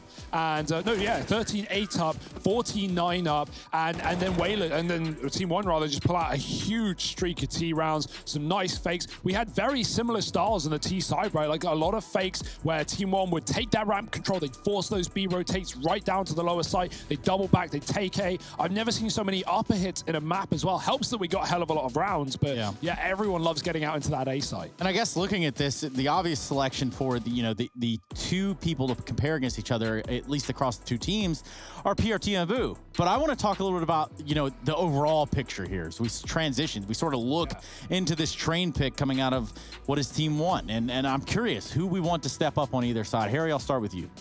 Yeah, I think, looking at Train, it's going to be a necessity that we keep getting these good performances from the AWPers, right? We need we need Maluki to keep stepping up with the AWP on the side of Team One. And then we need Ponalone to be looking good. Maybe less no-scopes, more scoped up shots, right, on that map there. Bew, he's always been good to give us a nice game. PRT's form in these last few days has been infallible, which is just absolutely great. And I think like the guy who can make all the difference for Team One, providing that these two names that I've already named step up, because in my opinion, you're always looking for like three guys to be that like trifecta of firepower, would be Marbs, and often he is good on Train. Absolutely. This is a map as well that they've actually got a 6-map win streak on right now. So, like, this is a go-to for Team One. Actually, with them winning their opponent's pick, they've more so set themselves up for a 2-0 than anything else. And therefore, it's their game to lose. But we see what can happen when it's your game to lose. Whalers with a huge lead, and they lose. So, yeah, it can always happen. Why does it have to sting so bad, Hugo? Why does it? You look at it, you think, okay, well, whether you wanted the Whalers or Team One to win, you can just feel the sort of passion for both sides. Yeah, and we've already kind of talked about that, right? Not just in the way that this bracket is turned out, in the fact that, up next is the 100 Thieves, a good way to run through, these guys' first Tier 1 event with top teams, taking on Pro League teams as well. And obviously the fact that, this is a sick head-to-head. Both flawless teams in MDL, both very familiar with each other, and now they get a chance to duke it out in a quarterfinal. And we get the chance to duke it out again on Train. The second map of the series, everybody. So you don't want to change that TV set. You don't want to pick up the remote. In fact, you don't want to mute anything. You don't want to do anything at all. Just sit right there. Don't move. We're going to be jumping into Train when we come back.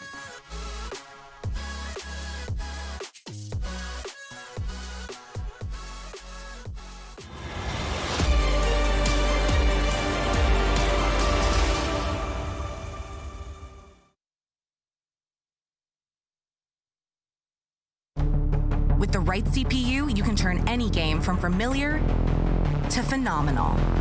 Unleash the potential in all your gaming with Intel 10th Gen processors.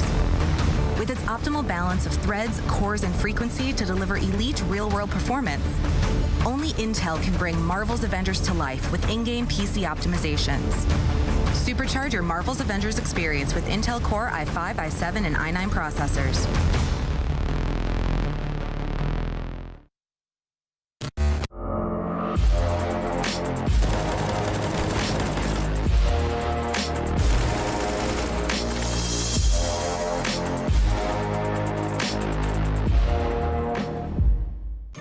Ring ring! The IEM New York Experience Box is here. Hot, fresh, and delivered straight to your door. Tasty ingredients make this box a must-have. Claim yours quick at the ESL shop before they sell out.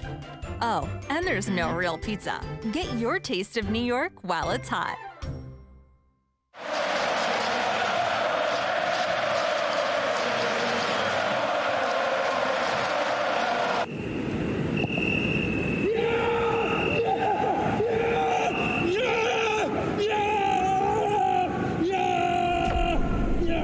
Start your esports career now at play.eslgaming.com.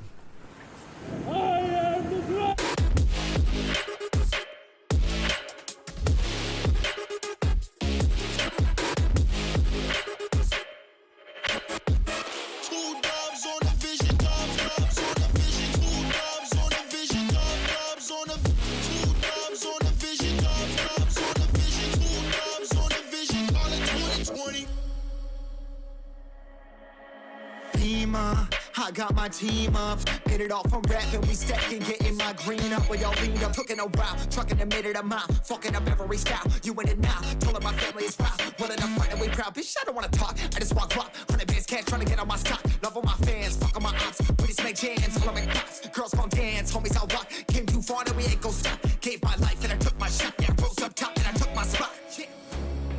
If it's a problem, then we really ready. Yeah, 100 with me and we for the war. My heart is formed and my vision deadly. I've been dialing in my sights, see it 2020.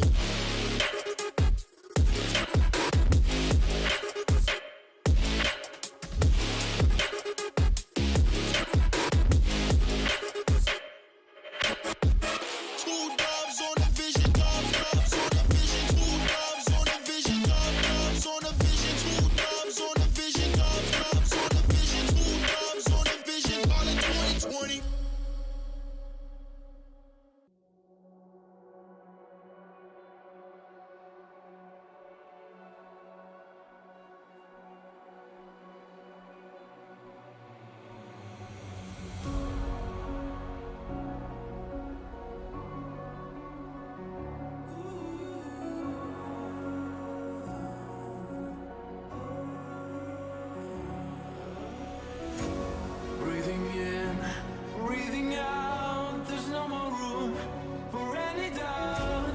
Empty mind, steady hands. Just stay close, stick to the plan. I hear them coming, I hear them coming, and I'm ready as I'll ever be. I hear them coming, I hear them coming down, and I'm ready as I'll ever be.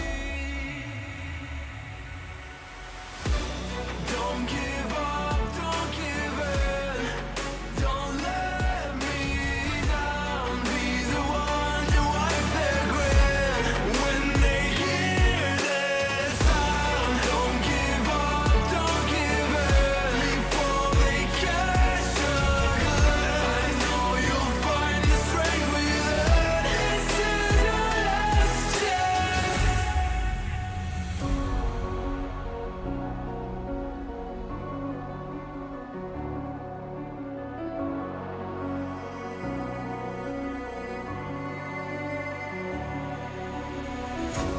This is it, this is not a drill. Hold nothing back, it's sure to kill. In this leap of faith that you're in me too. You stand alone, but I'll watch over you. The clock is ticking, the clock is ticking. A single second could mean everything. Time is running, the time is running now. Intel Extreme Masters New York Online is brought to you in part by Intel, Acer Predator, Mountain Dew Game Fuel, DHL, AT&T, U.S. Air Force, and GG Bet.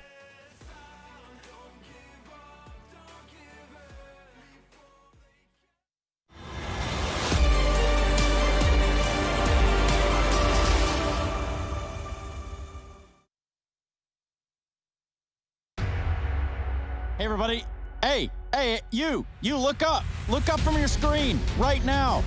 It's time for Train. We're ready to jump into this next map of the series. Just wanted to get your attention. No need to panic.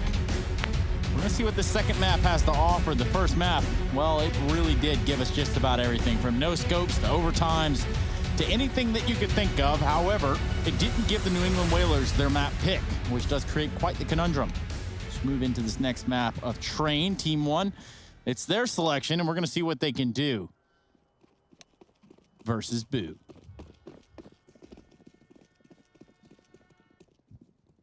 Double P250 drop with one flash. That's all the util they have. Is PRT going to pop them in B, by the looks of things, they're walking in a late. And quiet as well. Look at the Whalers stack. 3 here, 2 fighting upper, 1 on the spools. Rampage with the peak, and he has all the information now. Bomb's been spotted, and he can't get out alive. Teammate going to give it a go. They won't expect either of these players here, and so Bew does pop in with 2, and now surely Pwn alone, an unknown factor, but they're looking upper anyway in his direction. He drops the bomb and follows up. Nice shots on these USPs. Maluki in a clutch, and Bew is here. Gonna drop down the ladder. Ben sees him from a distance, and now the jig is up. Ooh. You is back, baby. Yes. Boo is in style. Blue perhaps as well.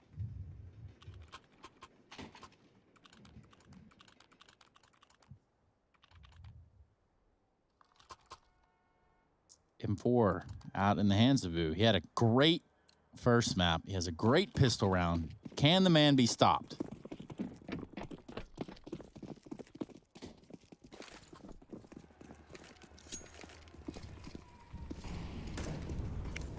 It's a good question, man. It really is.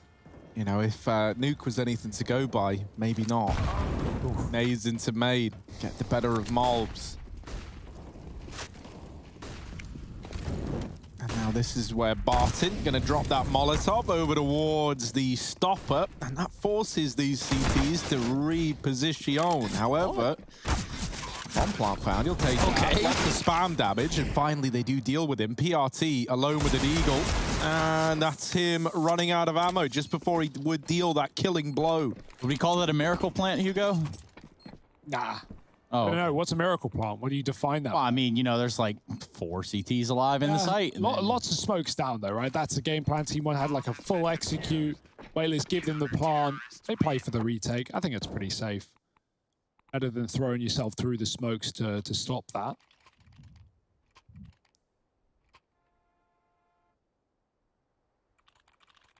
The force, well, it goes nowhere. Gives him a bit of money, sure. Gives him a plant, sure. But that just facilitates Deegs in the follow-up round. Lukey's got a bit more money as well, so he should be able to AWP in the next gun buy on this T side. Pone Alone is doing the same, playing pistol in this one.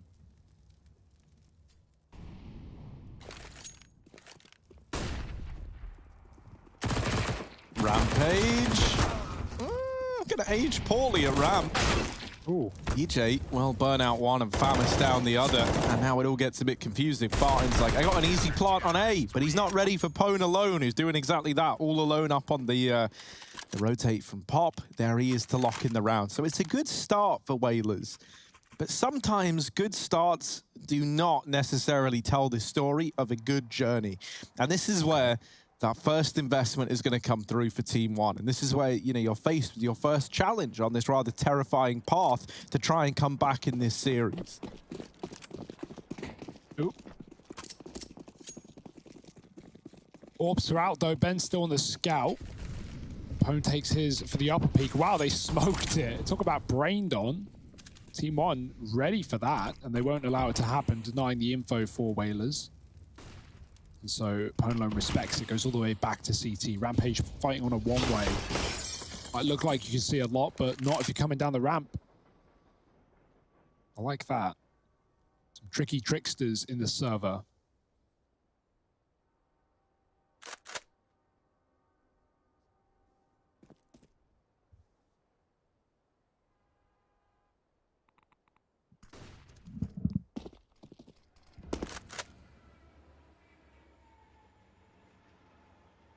Stalemate. Bombs above Pop. Players on Ivy and T-Con. So even if BU Till is thrown, Team 1 still set up outside of this A site. Will it be the inverse of that, boosting for a pick? Finding nothing. They even drop silent, not wanting to give any information away.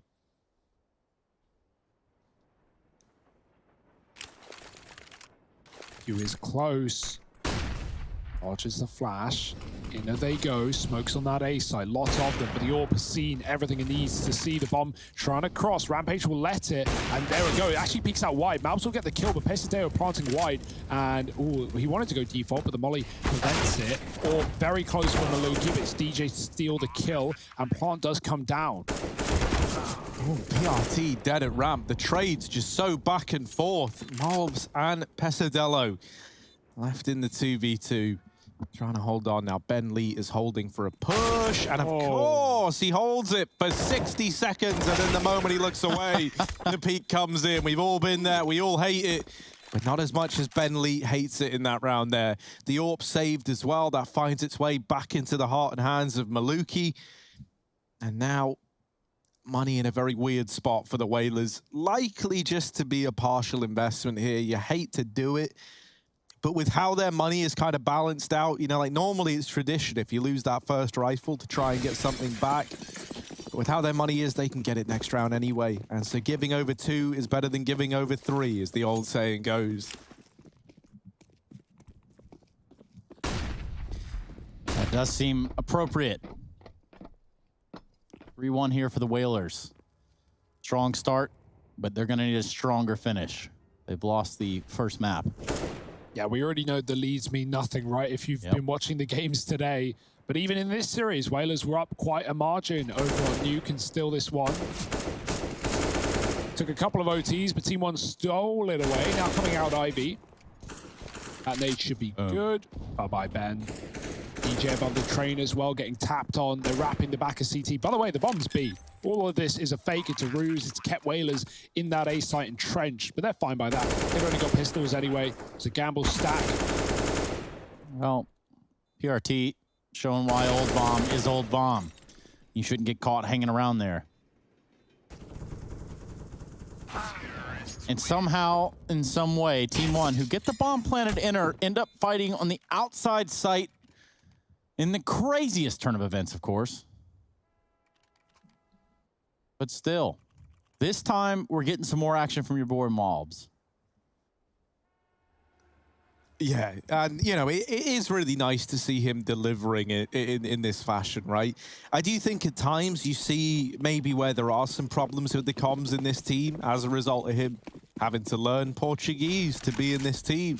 But that's a pretty good point. Yeah, and you know, those little mistakes are normally few and far between, and I think the real thing that speaks for itself is that he puts up a great performance every series and is so dedicated to this game and being on a good team that he is willing to learn a whole new language.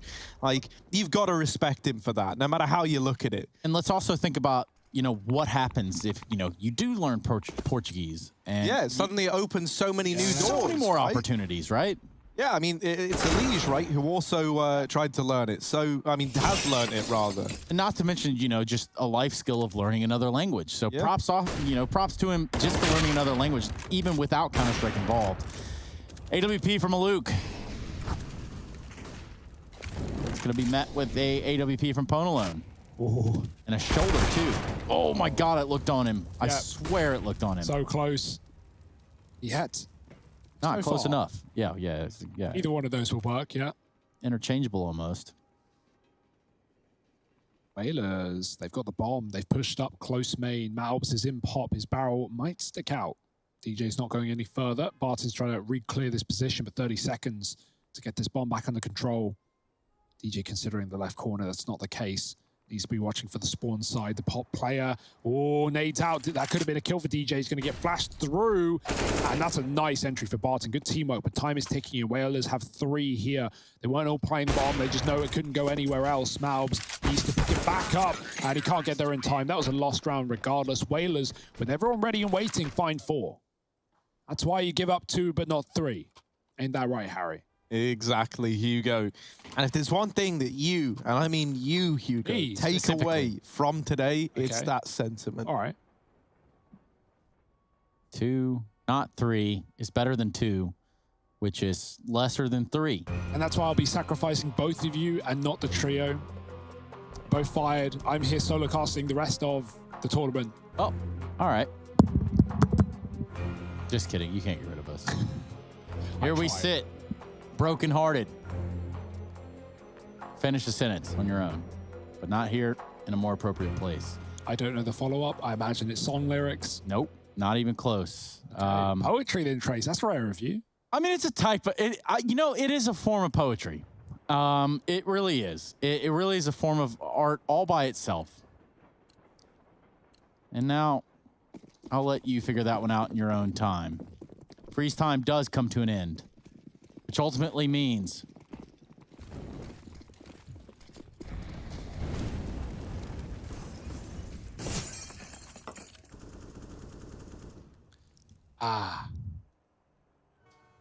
that sweet home just get dinged from outside bomb train by DJ. And of all the DJs I know in my life, this one is definitely cooler than one of the other ones. Not going to aim that at anyone, but you can take that as you will.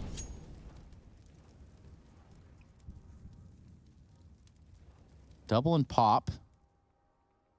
Finley holds it closer. We're going to see the boost inside now. I like this boost. We've seen it before. It's actually going to do significant damage on the Rampage before he bails out. Not knowing where he took damage from right away, guaranteed. Oh, but they're all out upper. They are all flooding into this site. Rampage holding, and you will see the head, but clicking on it sometimes harder than it looks. Maluki holding for the rotate up through the pop dog. And this round looking to be a lock-in for Team 1. Pone alone is all alone. And if there ever was a time to live up to your name, it would be now. But he's going to make the safe play and try and save. Look at Team 1. They do not want to let him get away with this AWP, but he's not going to. Ooh, nice From hops. one danger into another. Out of the frying pan, into the fire. As Team 1 put that third round on the board, once again breaking the money of the New England Whalers. Wait. Out of the frying pan and into the fire, right? Yeah. In America, we just say out of the frying pan and into the deep fryer. You know what I mean? No? All right, sorry. Yeah, Luki grabbed the AWP off of Polo and B-hopping out, so almost escaped, but like you said, from one danger to another. Double inner push. Whalers broke. Oh, falling off. Barton almost dies there, and his teammate will. Rampage lives to tell the tale, doubling back, shotgun on Ivy. And that molly, they're like, yeah, sure, you want to molly me off? Fine, I'll fall back if you want. You're not getting that off. Psych. TRT. Well, the cool part is Pesadeo started to clean things up, but is it too little too late? Oh, good move from Pone Alone. Running down Ivy to get the AWP back. Oh, it's a bit of a mess. That fight's a hard one. Not enough head showing. It's going to be a 3-on-2 right now. Team 1 with the chance. Still a broken buy for Whalers, but they've picked up a lot. Rampage is low. Home with the AWP. Bomb getting retrieved. Barton, if he can just get a kill here, things can go swimmingly for Team 1. Bomb's coming to join him in main. It's not a fake into inner. Rampage is waiting at the backside, but this bomb on the cross needs to get past the AWP. If it's a jump over the train, maybe. Flick missed. Rampage waiting. Here's the tap. Goes out and no one's looking. It's another follow-up. Pacer does trade. Opens up a pathway to B if he gets through DJ, but DJ, nice move. Not over pushing this. He will hit the plant, though. Falls for it. And now Pesadeo knows he can get the stick in. The AWP was seen earlier on as well. Trying to bait the shot. Great bait. May. Now he's going to back up. One-on-one. AWP, no armor either. A single shot from Pesadeo could render this AWP useless. We call him the Nightmare. And when I say we, I mean he. Looking for this. Oh, man, that's just a lock-in, isn't it? Ascends to the top of the ladder. Retrieves the AWP as well. Team 1, they recover that well. It was almost getting out of hand to the force buy of the Whalers. And now that round is broken. And round money is broken at the end of that round. Kind of nailed it. Maybe made it a bit more confusing along the way. No. Oh. Bomb has been planted. Bomb has been planted. The bomb has been planted. It's a little bit faster than that. The bomb has been planted. There you go. That's pretty good. Cool. Nade stack onto the bomb train. Doesn't find anything. And Team 1 back in with this pretty slow, methodical style of play, right? They like to make sure that everything's safe. Now, that's not safe. Maluki's like, yep, can confirm. Not safe in the A site. Gets headshot right away. And that leaves Team 1 now to go a bit more passively in towards main. This is a very, very heavy A setup for the Whalers. Utility getting lined up now, especially with this pop presence. It's a pretty deadly wrap into the A site, and actually they decide against it. This might end up being a fake at either site at this point in time, right? Maluki can rotate away with the bomb from holding this Ivy position. What he doesn't know, by the way, is that Pone alone is actually already out Ivy and tucked into the corner. They throw a con smoke from A side. That's going to fall over at the B side of the map. And now with this utility and presence over at the B side, that might draw some rotations over. Hasn't necessarily worked. It has kept DJ there, and they do deal with him. and this round is basically a lock-in now. Pwn alone is wrapping Ivy, but he's one guy with a USP. And while I'm all for an underdog story, he's not even a dog, man. He's like a cat in this instance. Oh, well. Oh, Ben, though, not able to deny the plant. That's a bit of a shame.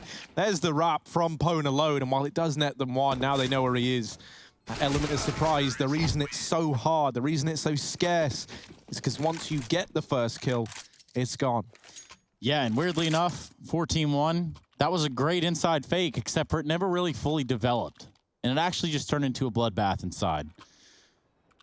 Where the B site, or inner as it's formerly known, was actually just submitted over to the side of Team 1. Sometimes they do be sliding like that. Glass orb for Pwn alone as well. He's going to try and peek the close ramp. Team 1 do have players coming B, though. Been very methodical on this T side. It's their map pick for a reason. Map they're on a 6-win streak on as well. Barton could cross without Pwn alone seeing a thing. Malb's going to close peek it, though. Oh, moves off the angle, but yeah, that was a flash anyway. It would have been a timing shot. Probably would connect. Ooh. Oh, is that a one-way? Looks like it.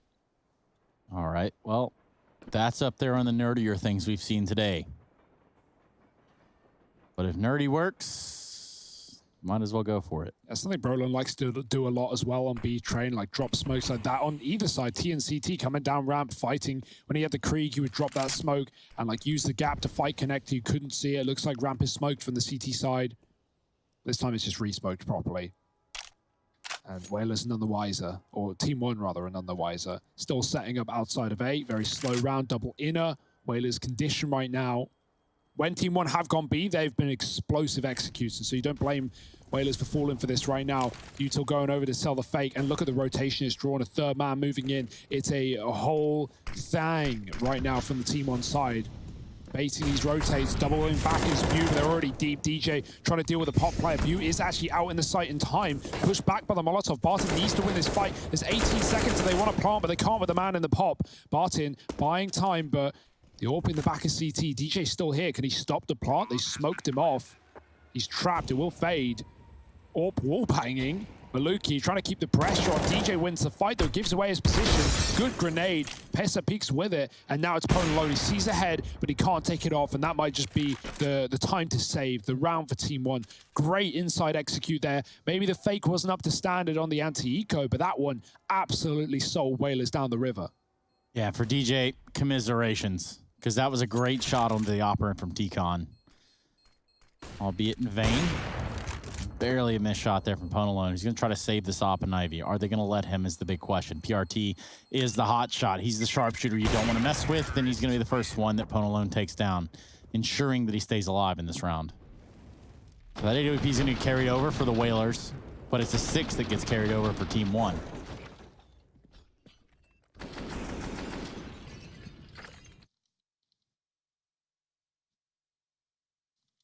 Team 1 fans, full force, always, every day.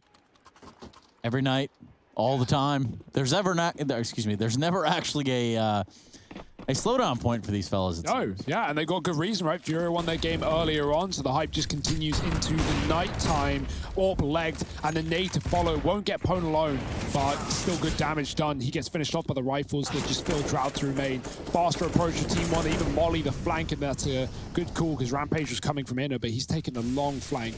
EJ's still somehow alive in the sandwich. They should look to clear him, and Maluki does, but here's the T-Con flank. Very, very late for Rampage. Couldn't have gone pop. And it was being expected anyway, but at this point, 5-on-1, you don't know where he is, so you're watching everything. And what's the point, right? You haven't ruined your armor. Like, maybe you can scavenge a gun here, but overall, you're just trying to save face until the next round. 7 for Team 1. Ooh. They're coming, though. He hears it. Maybe an AK. If he gets Scarper away with a gun, that'd be nice. Malbs makes the jump up. And there's so many more. Now it's tradable. Now it's unsavable. And Malbs just takes him down straight away. 7 up for Team 1 as said. And the money is back for Whalers. What can they do on this outer site? I'd love some of these T rounds for T1. They've had great conditioning towards B with strong B executes, some fakes pulling rotations, slow outer plays where they just bleed the time and work the AWP, fast into the A site as well. They've tried everything. So Whalers don't really know where to look or where to go. Double AWP out on the CT side. Will that be the solution? They need something. And they need it now. Set piece for the outside site, it looks like here. Pasadeo all the way out on Olaf. Why slow down when you've been given the right of way everywhere you go, except for into bin lead top. Still somehow from beyond the grave, a trade. And now we're going to see a bomb plant come in for Team 1. Yeah, this is looking like it could be another save again. And you hate that if you're the Whalers. You really, really do. They will look for a way back in. And that kill could have been it from Pwn alone. Doesn't land it. Rampage does get very, very deep. This kind of positioning is not something that Team 1 are going to be ready for. He can do a lot of damage from here. And now he reads the re-peek well. Barton tagged down low. And they know that Maluki was somewhere around this position earlier on. They spotted him, remember, on top of the trains. Pwn alone is on the bomb. Pwn alone is on the bomb. Barton's going to come back. They're holding it. Rampage with the kill. 5 on the board for the Whalers. A round that they should have saved in. But instead, Rampage goes on a rampage, Maddie. He pushes up, he sneaks into an area that he shouldn't have been in and had such a good read as to what was going on. Spots one of the players that was unknown. Guessed that that bomb plant with where it's planted was probably going to have someone in pop. So he's ready for that fight. And then they'd already seen Maluki earlier on in the round with that AWP as well. That is unreal, man. That's such a good 2v3 from the Whalers. And no saving today. You got to give it your all. You got to fight for every single round because we're running out of time. We're running out of chances. Molly on ramp. The AWP shot won't connect for Maluki. They have 3 here. They could have just committed if that was the kill. I think that's probably the call, but now they slow things down, go for the boost to fight out A for Pasadeo. Pushing in with the sandwich smoke. He's got a kill, and he's going to move in for a little bit more. But you're at the back of the bomb train. Oh, right into the angle. Pesa, 2 kills on this A site. A push inner though. Rampage runs through the smoke. He gets 1, but the bomb was A all along. Despite that triple inner play for Team 1 with no pick, that bomb was T-Con. And Rampage now left on B. He may have 1 to his name, but Team 1 on plant on A. And well, this one is a save. This one can't be a 1-on-3. So far away, no kit. Can't stick a smoke this time. And double flashes mean jack all.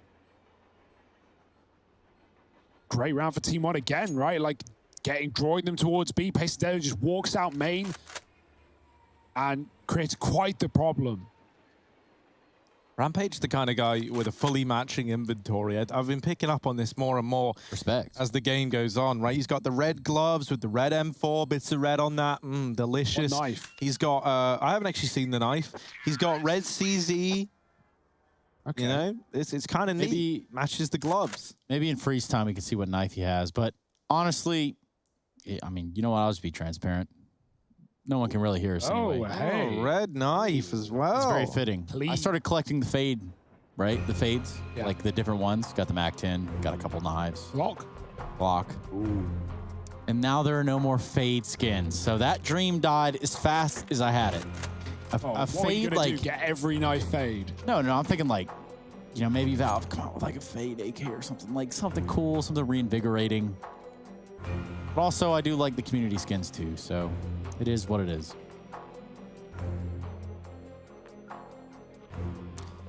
And speaking of it is what it is, we're looking at Rampage just on the saved M4 from the last round.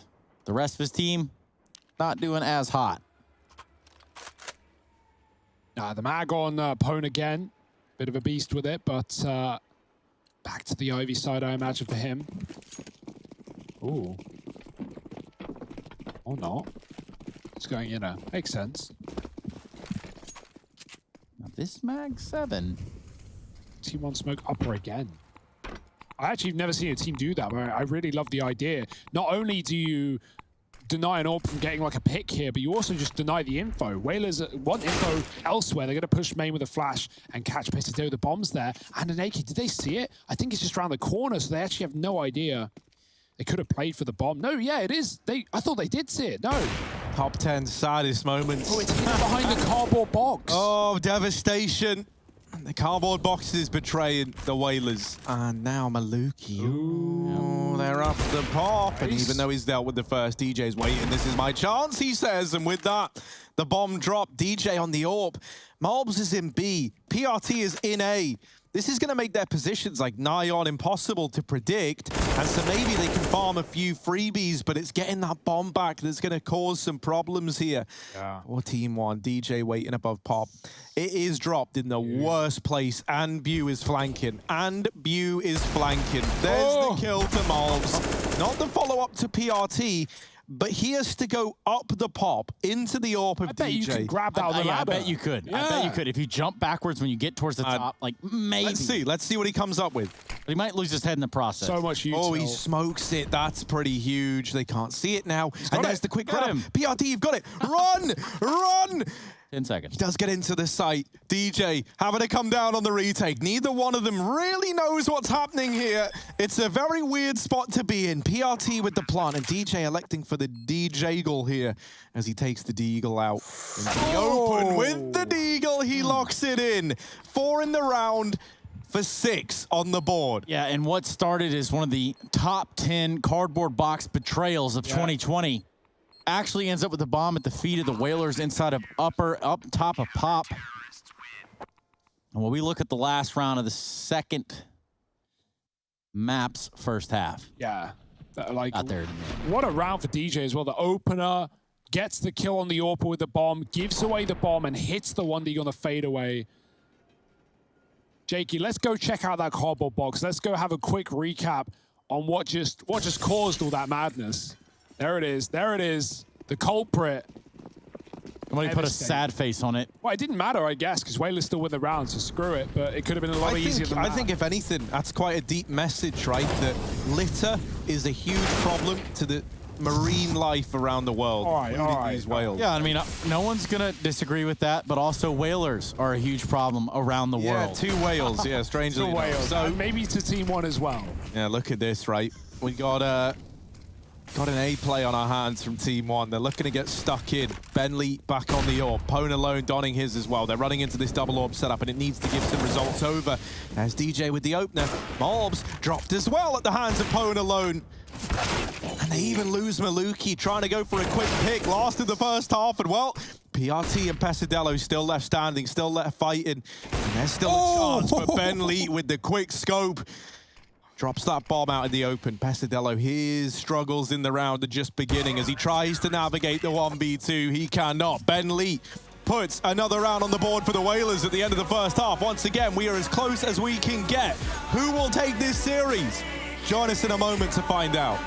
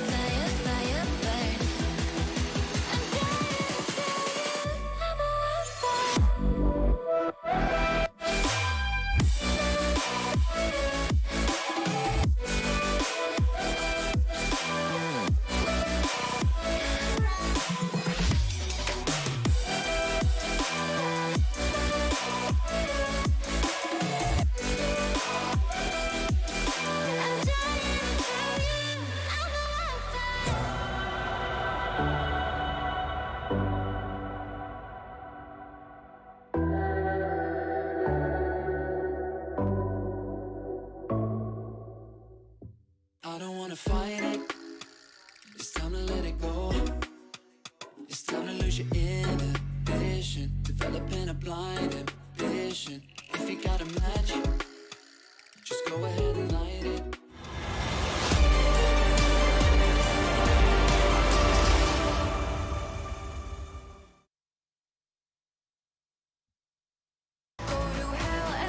Whalers and Team One, right where you thought they'd be. An 8-7 half across the board. A show of dominance here in the beginning stages of the first half from Team One, but then the New England Whalers start to reel it back just a little bit. No, I don't just mean they're fishermen. I'm talking about just straight winning rounds. Welcome back, everybody, to the Intel Extreme Masters New York 2020 online. Now, we can look at the GG.bet odds. They might be painting a fair picture, but I think a lot is going to ride on the back of this pistol round in the direction we begin to go with this game. And that's because, well, if today's taught us anything, 8-7 score lines are the new norm. Oh, they're doing it again. Yes. Doing it again. Look at the delay for Whalers. They're ready for it. They're literally expecting the nades, and so they stall. There's that much level of familiarity between these teams that they are ready for the most odd call ever. But Team One, we've seen them do it before in the Pistols, and now Whalers. Yeah, you know they're laughing all the way to the bank once they hear those nades go off. They're like, yep, see, told you guys. Read like a book, but can they hit the shot? Can they get the plant? DJ with an opener, but Barton drops one before they fall. Right into B go the Whalers with the bomb plant allowed. It's a retake setup with a smoke kit. Pesadeo on a flank. They have no idea. Free kills. There's another. They're falling like flies. And it's Ben who's got to fly away in this 1-on-4. Getting tagged from all sides, all angles. They tap the bomb. He takes one. It's a rush down. And Ben has a chance after all. But there's 2 more and 4 bullets. That's easy, right? He's got enough ammo for them both. But Barton puts a few shots in his chest. And Team One take it right back. He's been elite. He's been more elite, but right there was a pretty strong showing. Hats off to him. I just can't believe they read the nades, man. I can't believe it. Listen, when you're so far ahead of the curve like the New England Whalers, like you're ahead of Mythic on that curve. You know what I mean? True that. A nice attempt at a hold here for Ben Leap, but it's simply not the same thing. Now, I think the guy in the bottom right was trying to teach himself the floss, or he was giving us his best floss. Either way, thank you. You can join us on IEM.gg/fancam and do the same exact thing, but better. Uh-oh. Oh, duck.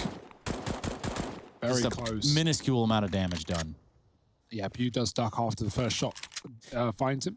Now, for Team One, if they would have stacked that again with nades, that would have been a different story. Yeah, just do it every round. Why not? If they're not rushing A, like, just do it every round.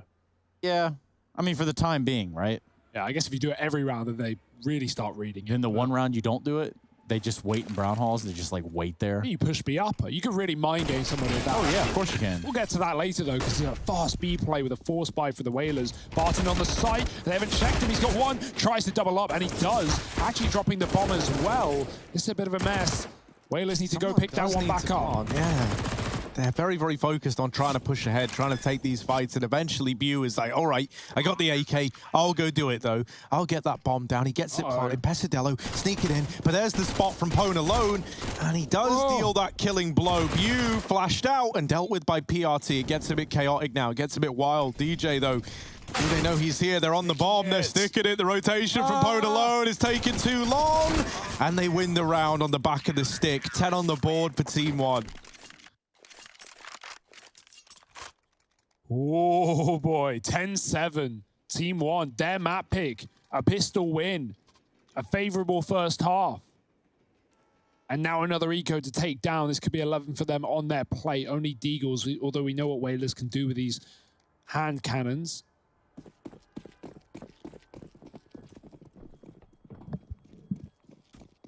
Nades for the bomb train, I assume. No one going there, though. Dodged. Moving in deep, our Team One. Oh, second flash. Never ready for it the second time, huh? Ben does take a bit of a beating. B has been pushed by Maluki, but he only gets one and backs out. Playing it safe. Actually, I say that he fully commits next time, but no, he's out of there. No one to be anyway. Oh, Bew doesn't check close.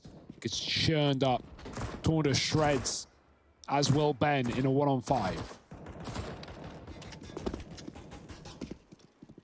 Yeah, just stalling it out in the hope of doing damage, and 1 kill is all that he will find. 11 on the board now for Team 1. Okay, so this is it, right? We got this investment in for the Whalers. This is where they need to start to embark on this comeback.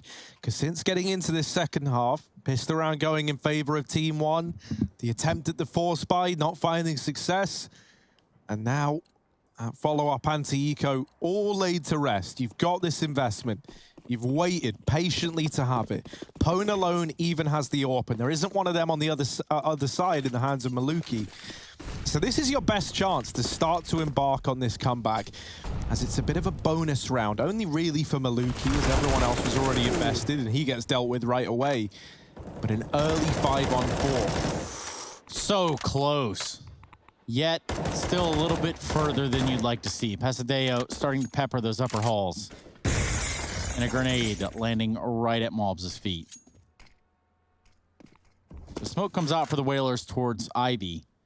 And with 5 alive, they've still got some tricks up their sleeve. They can still pressure and sort of stretch this defense tight across the map. And an upper, though, that's where Barton hangs out. And Barton, with an AUG, is not going to save his teammate in Mobs because it's impossible. Spammed out. Barton pushing B, the flash comes in, but Bu is low, the only player patrolling this area. The rest are setting up for this quick A attack. Pasadeo trying to get on the site. Oh, Bu's so low, but he can't find the fight. He's been mollied out. PRT, same story, stuck behind this smoke, waiting for his right time to shine. You could stop the bomb plant. Oh, they line up. Oh, he gets one. Second above the train as well. DJ dealt with by PRT, buying time for Barton, but the AWP posted on him. He's going to scope up himself and deal with him. 2-on-2, the bomb dropped, and this is a bit mad. Whalers have picked it up. Are they going to back out of T-Con? 25, they don't have time to. They have to commit. Barton is here just waiting in the wings. He's not giving them anything, and they don't have util either to stop. They've got to go for this plant. Nading Con. Barton, does he peek? It's being covered. He holds off. That nade is good, though. Goes through the window, and it takes down Bu off the back of the bomb. It's Rampage holding on in a 1-on-2. What a legend. Rampage, yes. Knows that there's a player in pop. Has to fight PRT in the site first, but it's going to cost him a lot of time. The Molotov, the spray, doesn't come through, and Barton should get a defuse here with a kit. But, man, that grenade from Barton was precision. It was pinpoint. You look at Rampage, and you think, man, I'm sorry, bro. It just really didn't work out in your favor there. Yeah, such a good attempt as well, you know, like so close to locking that in. Look how much damage he does right there to Barton. Yeah, 13 HP, man. One more bullet is all it would have taken. But it's 12 on the board for Team 1. Now, we wanted this to be a competitive series, and Nuke really lived up for it. The danger now is that Team 1 could run away with this in 2. Malbs taking the peek into Maid, and you can see, like, look, even in terms of what Whalers are bringing to the table, it's all kind of reduced into this very, very passive, reactive style of play. They're hoping that it's Team 1 to make the mistakes, to get overzealous. Ooh. Molotov gets caught by DJ. Rampage tagged down in the meantime by Maluki, and he just drops the smoke after landing the tag to deny them this control at Ivy. That nade might seal Rampage's fate, and indeed it will. Man advantage taken for Team 1. Feels good, man. Love it when a plan comes together.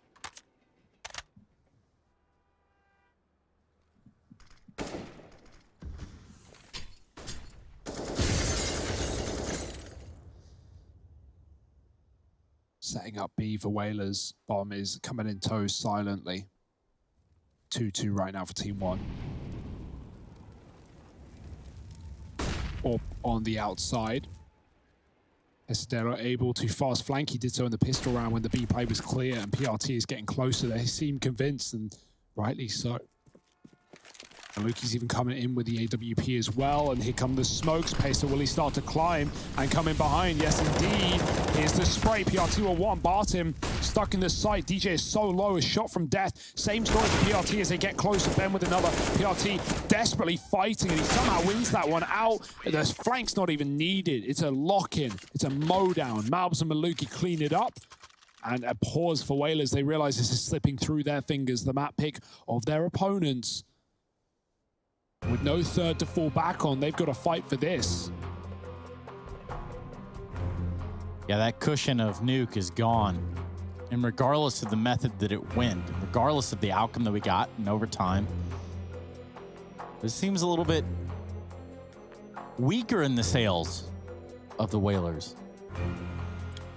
Not sure that many sailboats are going to be bringing in any whales anytime soon, but I suppose it's possible. No, yeah, man. No, this is to the back, dragging along. It's just one big anchor. Sweet. Anyway, killing whales isn't cool. No. No, it's not. I think that's one we can all get behind. Yeah, we're looking at you, New England. Hold on now. Just because New England's better than Old England, that's on you, player. I know they say the sequels are never as good. Well, the original books weren't as good as either, right? So the original books, yes, but the second edition of the books. Now the reiteration, like the King James version of the book. Oh, okay, righty-o. Oh, we good. That's Adello with that molly. He just keeps dropping that in, like toying with them. Yeah, I'm in pop. What are you going to do? Run through my fire and shoot me? Ha, ha, ha, ha. Even drops this smoke. This smoke's pretty handy dandy as well, because you can peek up through the bottom of it like a little bit of a one-way in certain places. But he's not looking to do that. He's just looking to try and make them drop him blind. Whalers waiting. They're docked right now. And the seas are not calm for them, Harry, and that's why. At a 13-7 scoreline, all you got is a couple pistols, full set of util and Ben Leet. And somehow the Tech-9 emerges victorious. Mobs thinking about taking this fight even closer, and that's going to be the end of him. Oh my goodness, this anti-force could get out of hand, but Maluki and Barton, no! Rampage thought he got the kill, he looked away! And Maluki playing around on the ladder just styles on them. I want to see that shot again, man. They were darting around on the ladders. They were parkouring on the Whalers. Straight up. But still 2 rounds away for Team 1. And so you've got to think this is it. This might be the last buy for the Whalers. If they lose this one, that's not a great feeling.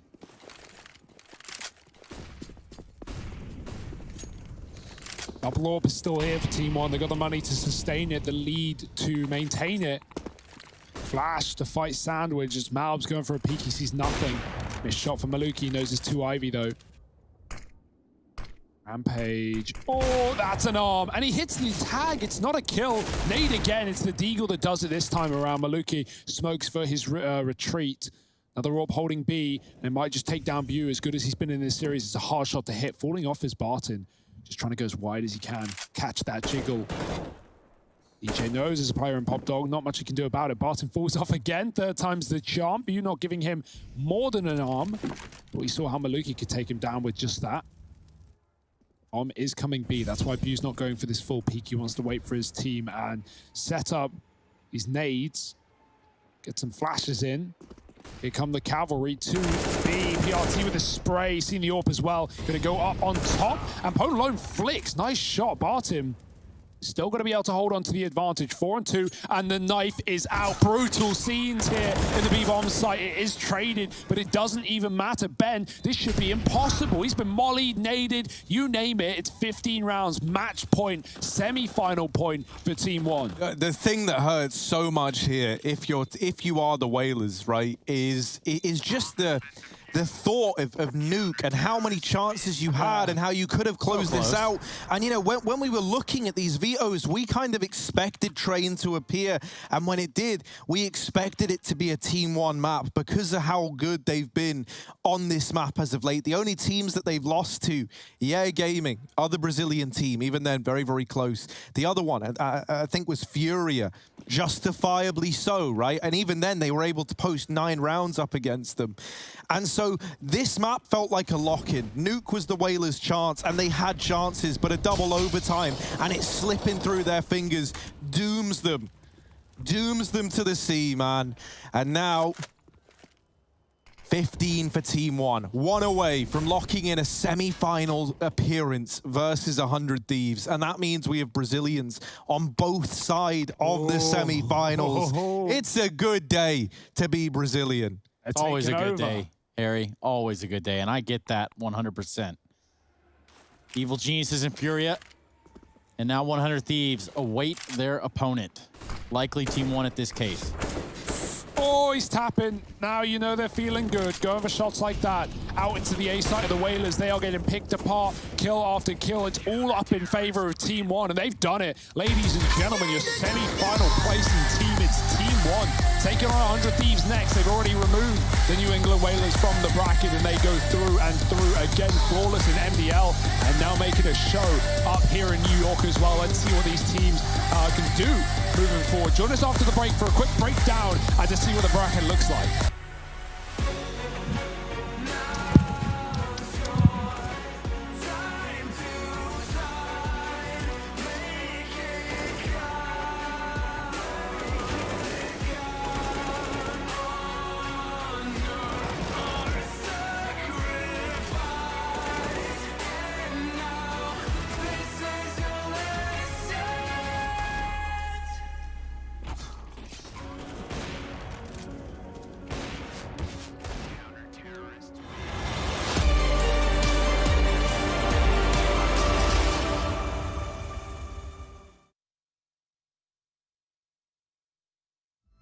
Explain myself, don't hold it against me if I'm somewhere else. Put all the masks that I had on the shelf. Wish I could stay, but it's bad for my head. Something's coming. I wanna be everything I thought that I could be. Build me up. These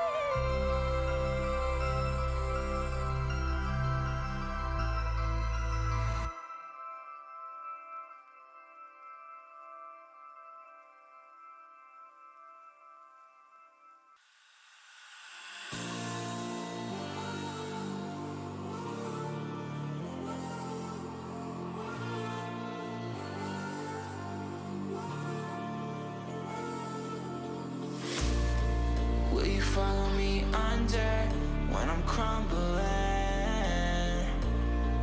Every night I wonder, will it ever end? Sometimes I can barely breathe, dear. Sometimes I don't wanna be here.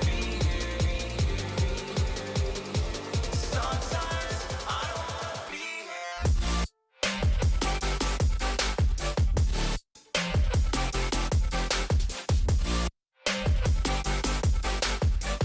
Sometimes I don't wanna be here.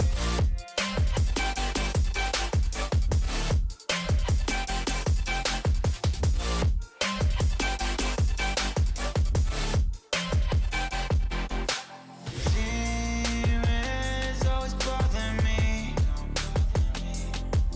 I'm leaving, but they follow me.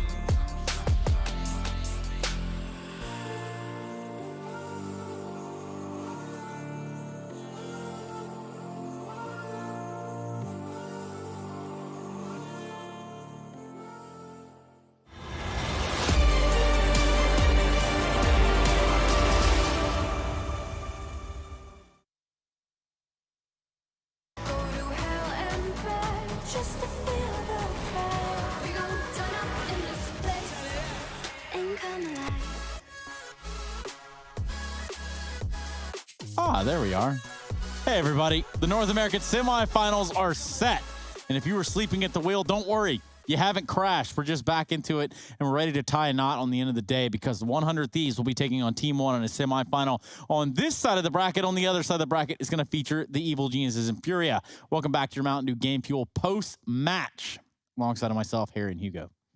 Yeah, that was a great game for Team 1. Sorry, Harry, stole it away. No, man. Take it. Are you Take sure? it. Take the glory, bro. Take the glory. You got it. That was sick for Team 1, right? Like, obviously, you could have gone either way. Double OT, flawless CT rounds all the way through until Team 1 finally take a round on the T side and close it all out. But Train, that's what we hyped up. That's what we said it was going to happen. It's a 7-map winning streak now for Team 1 on this one, and they look so damn good while doing it. This is such a ferocious team who have been hiding in the Mountain Dew League for so long now. Flawless there, and they look to go flawless in these playoffs as well. Yeah, and that's the thing, right? Even though the New England Whalers have a really, really sick storyline and they've looked really good here, I think you've got to be happy for Team 1 and the fact that they're able to take this, right? The better team won this one. They get it done in 2 as well to really solidify that fact.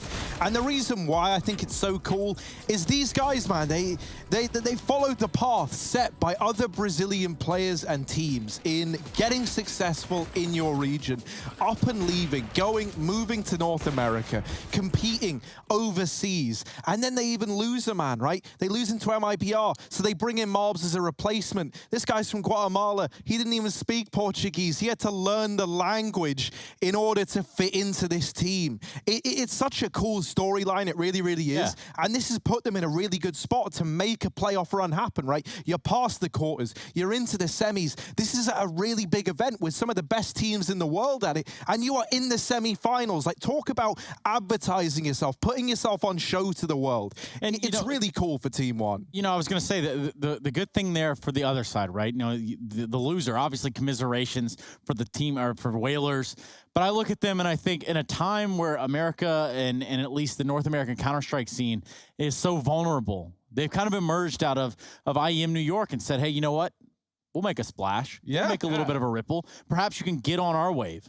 And it shows there's so much more talent right in this region. Obviously, some of the MDL teams in the groups did get slapped around a little bit, but we know there's a lot of teams right now with standings and stuff, right? And even the Whalers being one of them. Yeah. Obviously, an ex-player for this team, having to play with the team because they qualified with him, that's cool, whatever. But we know there's more for the New England Whalers in the future with a different roster. As well as that, Bew, hope to see more from him in a different team as well. He looked great today. He looked great against Furia as well. And the Whalers show up. You know, they have a great tournament nonetheless. Man, he was smoking those guys over on Nuke. We can't even deny that. We can't deny the brackets either. They're all pretty much put right in front of us at this point. And we're going to put them right in front of you as well.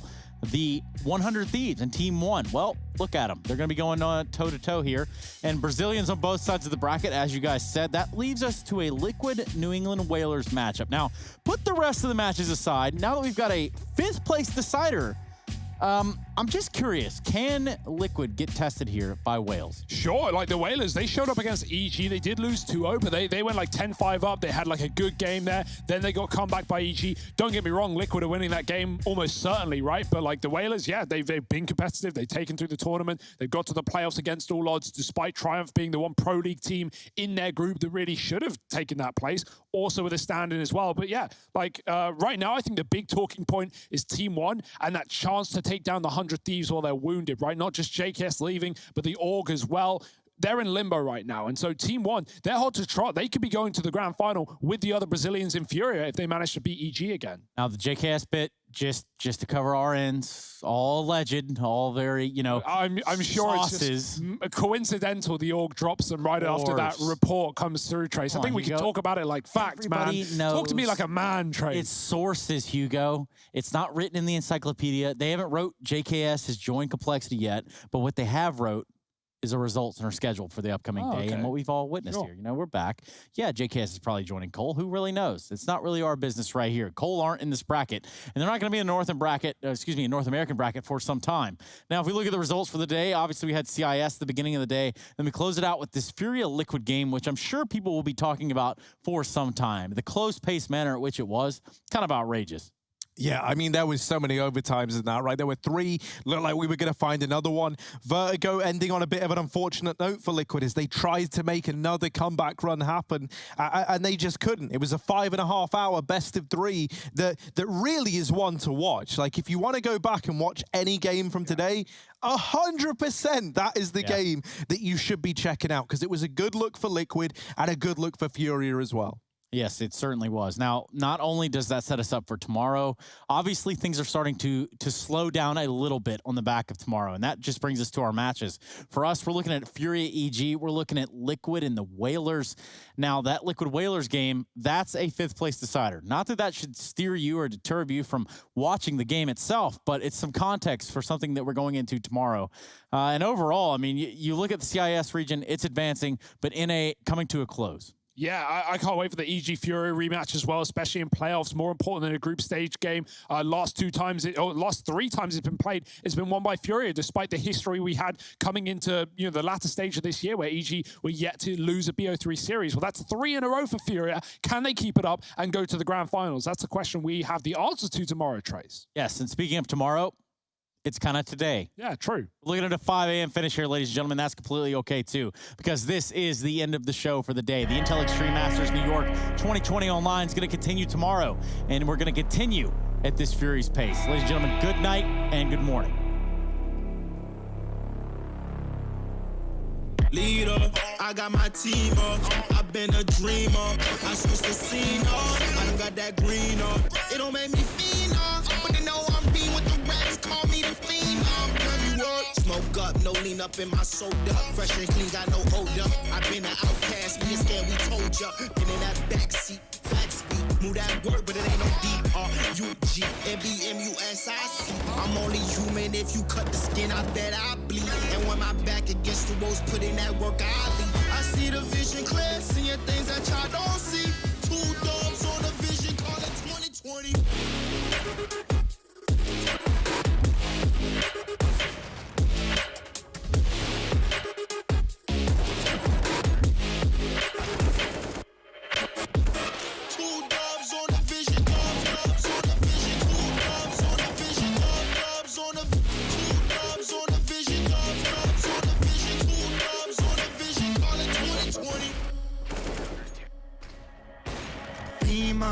I got my team up, hit it off from rapping, we stacking, getting my green up. We all leaned up, cooking around, trucking a minute a mile, fucking up every style. You in it now, told her my family is proud, willing to fight and we proud. Bitch, I don't wanna talk, I just walk up, 100 bands cash, trying to get on my stock. Love all my fans, fuck all my ops, we just make jams, all I make pops. Girls gon' dance, homies I'll rock, came too far and we ain't gon' stop. Gave my life and I took my shot, yeah, rose up top and I took my spot. Yeah. If it's a problem, then we really ready. Yeah, 100 with me and we for the war. My heart is formed and my vision deadly. I've been dialing in my sights, seeing 2020.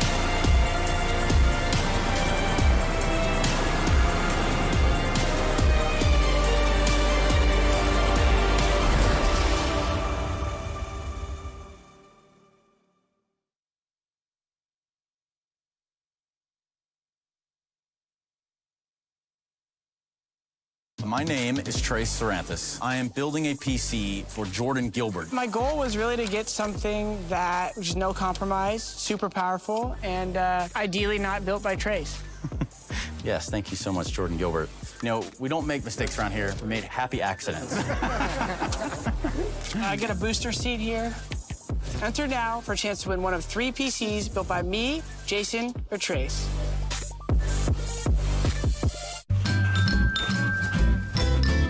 You ready? Huh? Hey, he's a good boy, huh? You ready? Huh?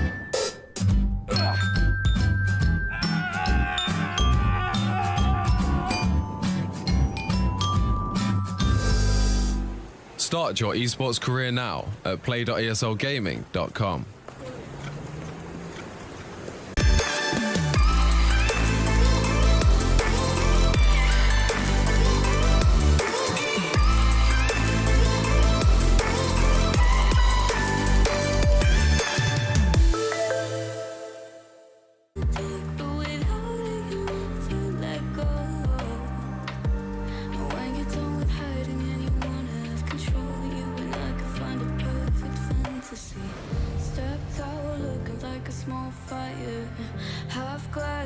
Filled with desire, head down, but no, I can't deny it. Life is fun when you're a liar.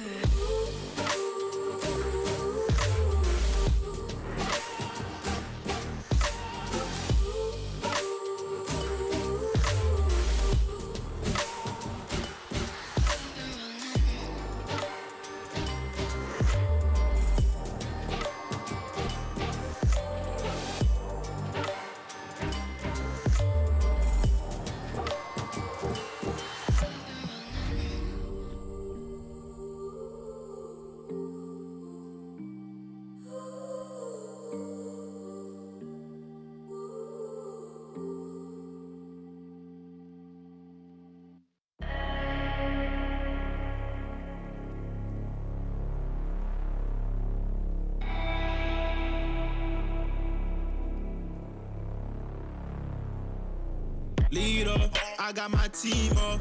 I've been a dreamer. I switched the scene up. I done got that green up.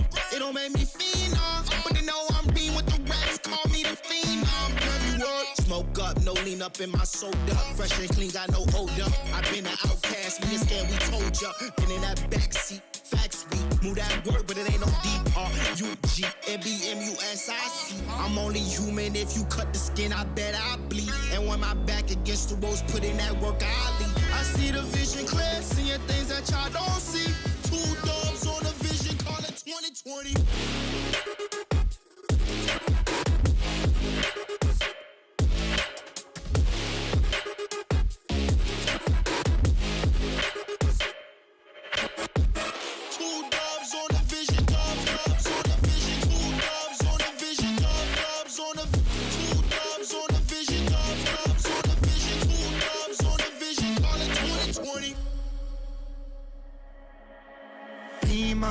I got my team up, hit it off from rapping, we stacking, getting my green up. With y'all lean up, cooking a route, trucking a minute a mile, fucking up every style. You in it now, told her my family is proud. Willing to fight and we proud, bitch, I don't wanna talk, I just want guap. 100 bands cash, trying to get on my stock. Love all my fans, fuck on my ops, pretty make jams, all of my thoughts. Girls gon' dance, homies I walk, came too far and we ain't gon' stop. Gave my life and I took my shot, yeah, rose up top and I took my spot. Yeah.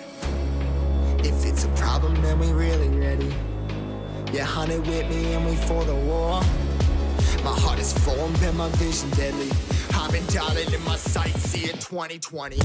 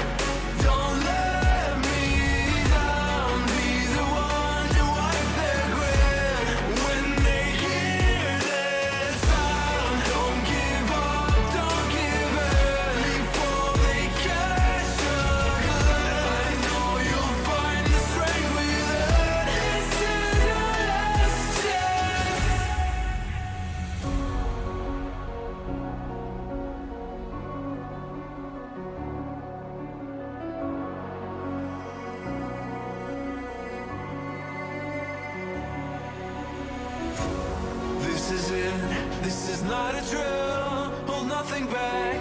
It's sure to kill. In this leap of faith that you're in me too.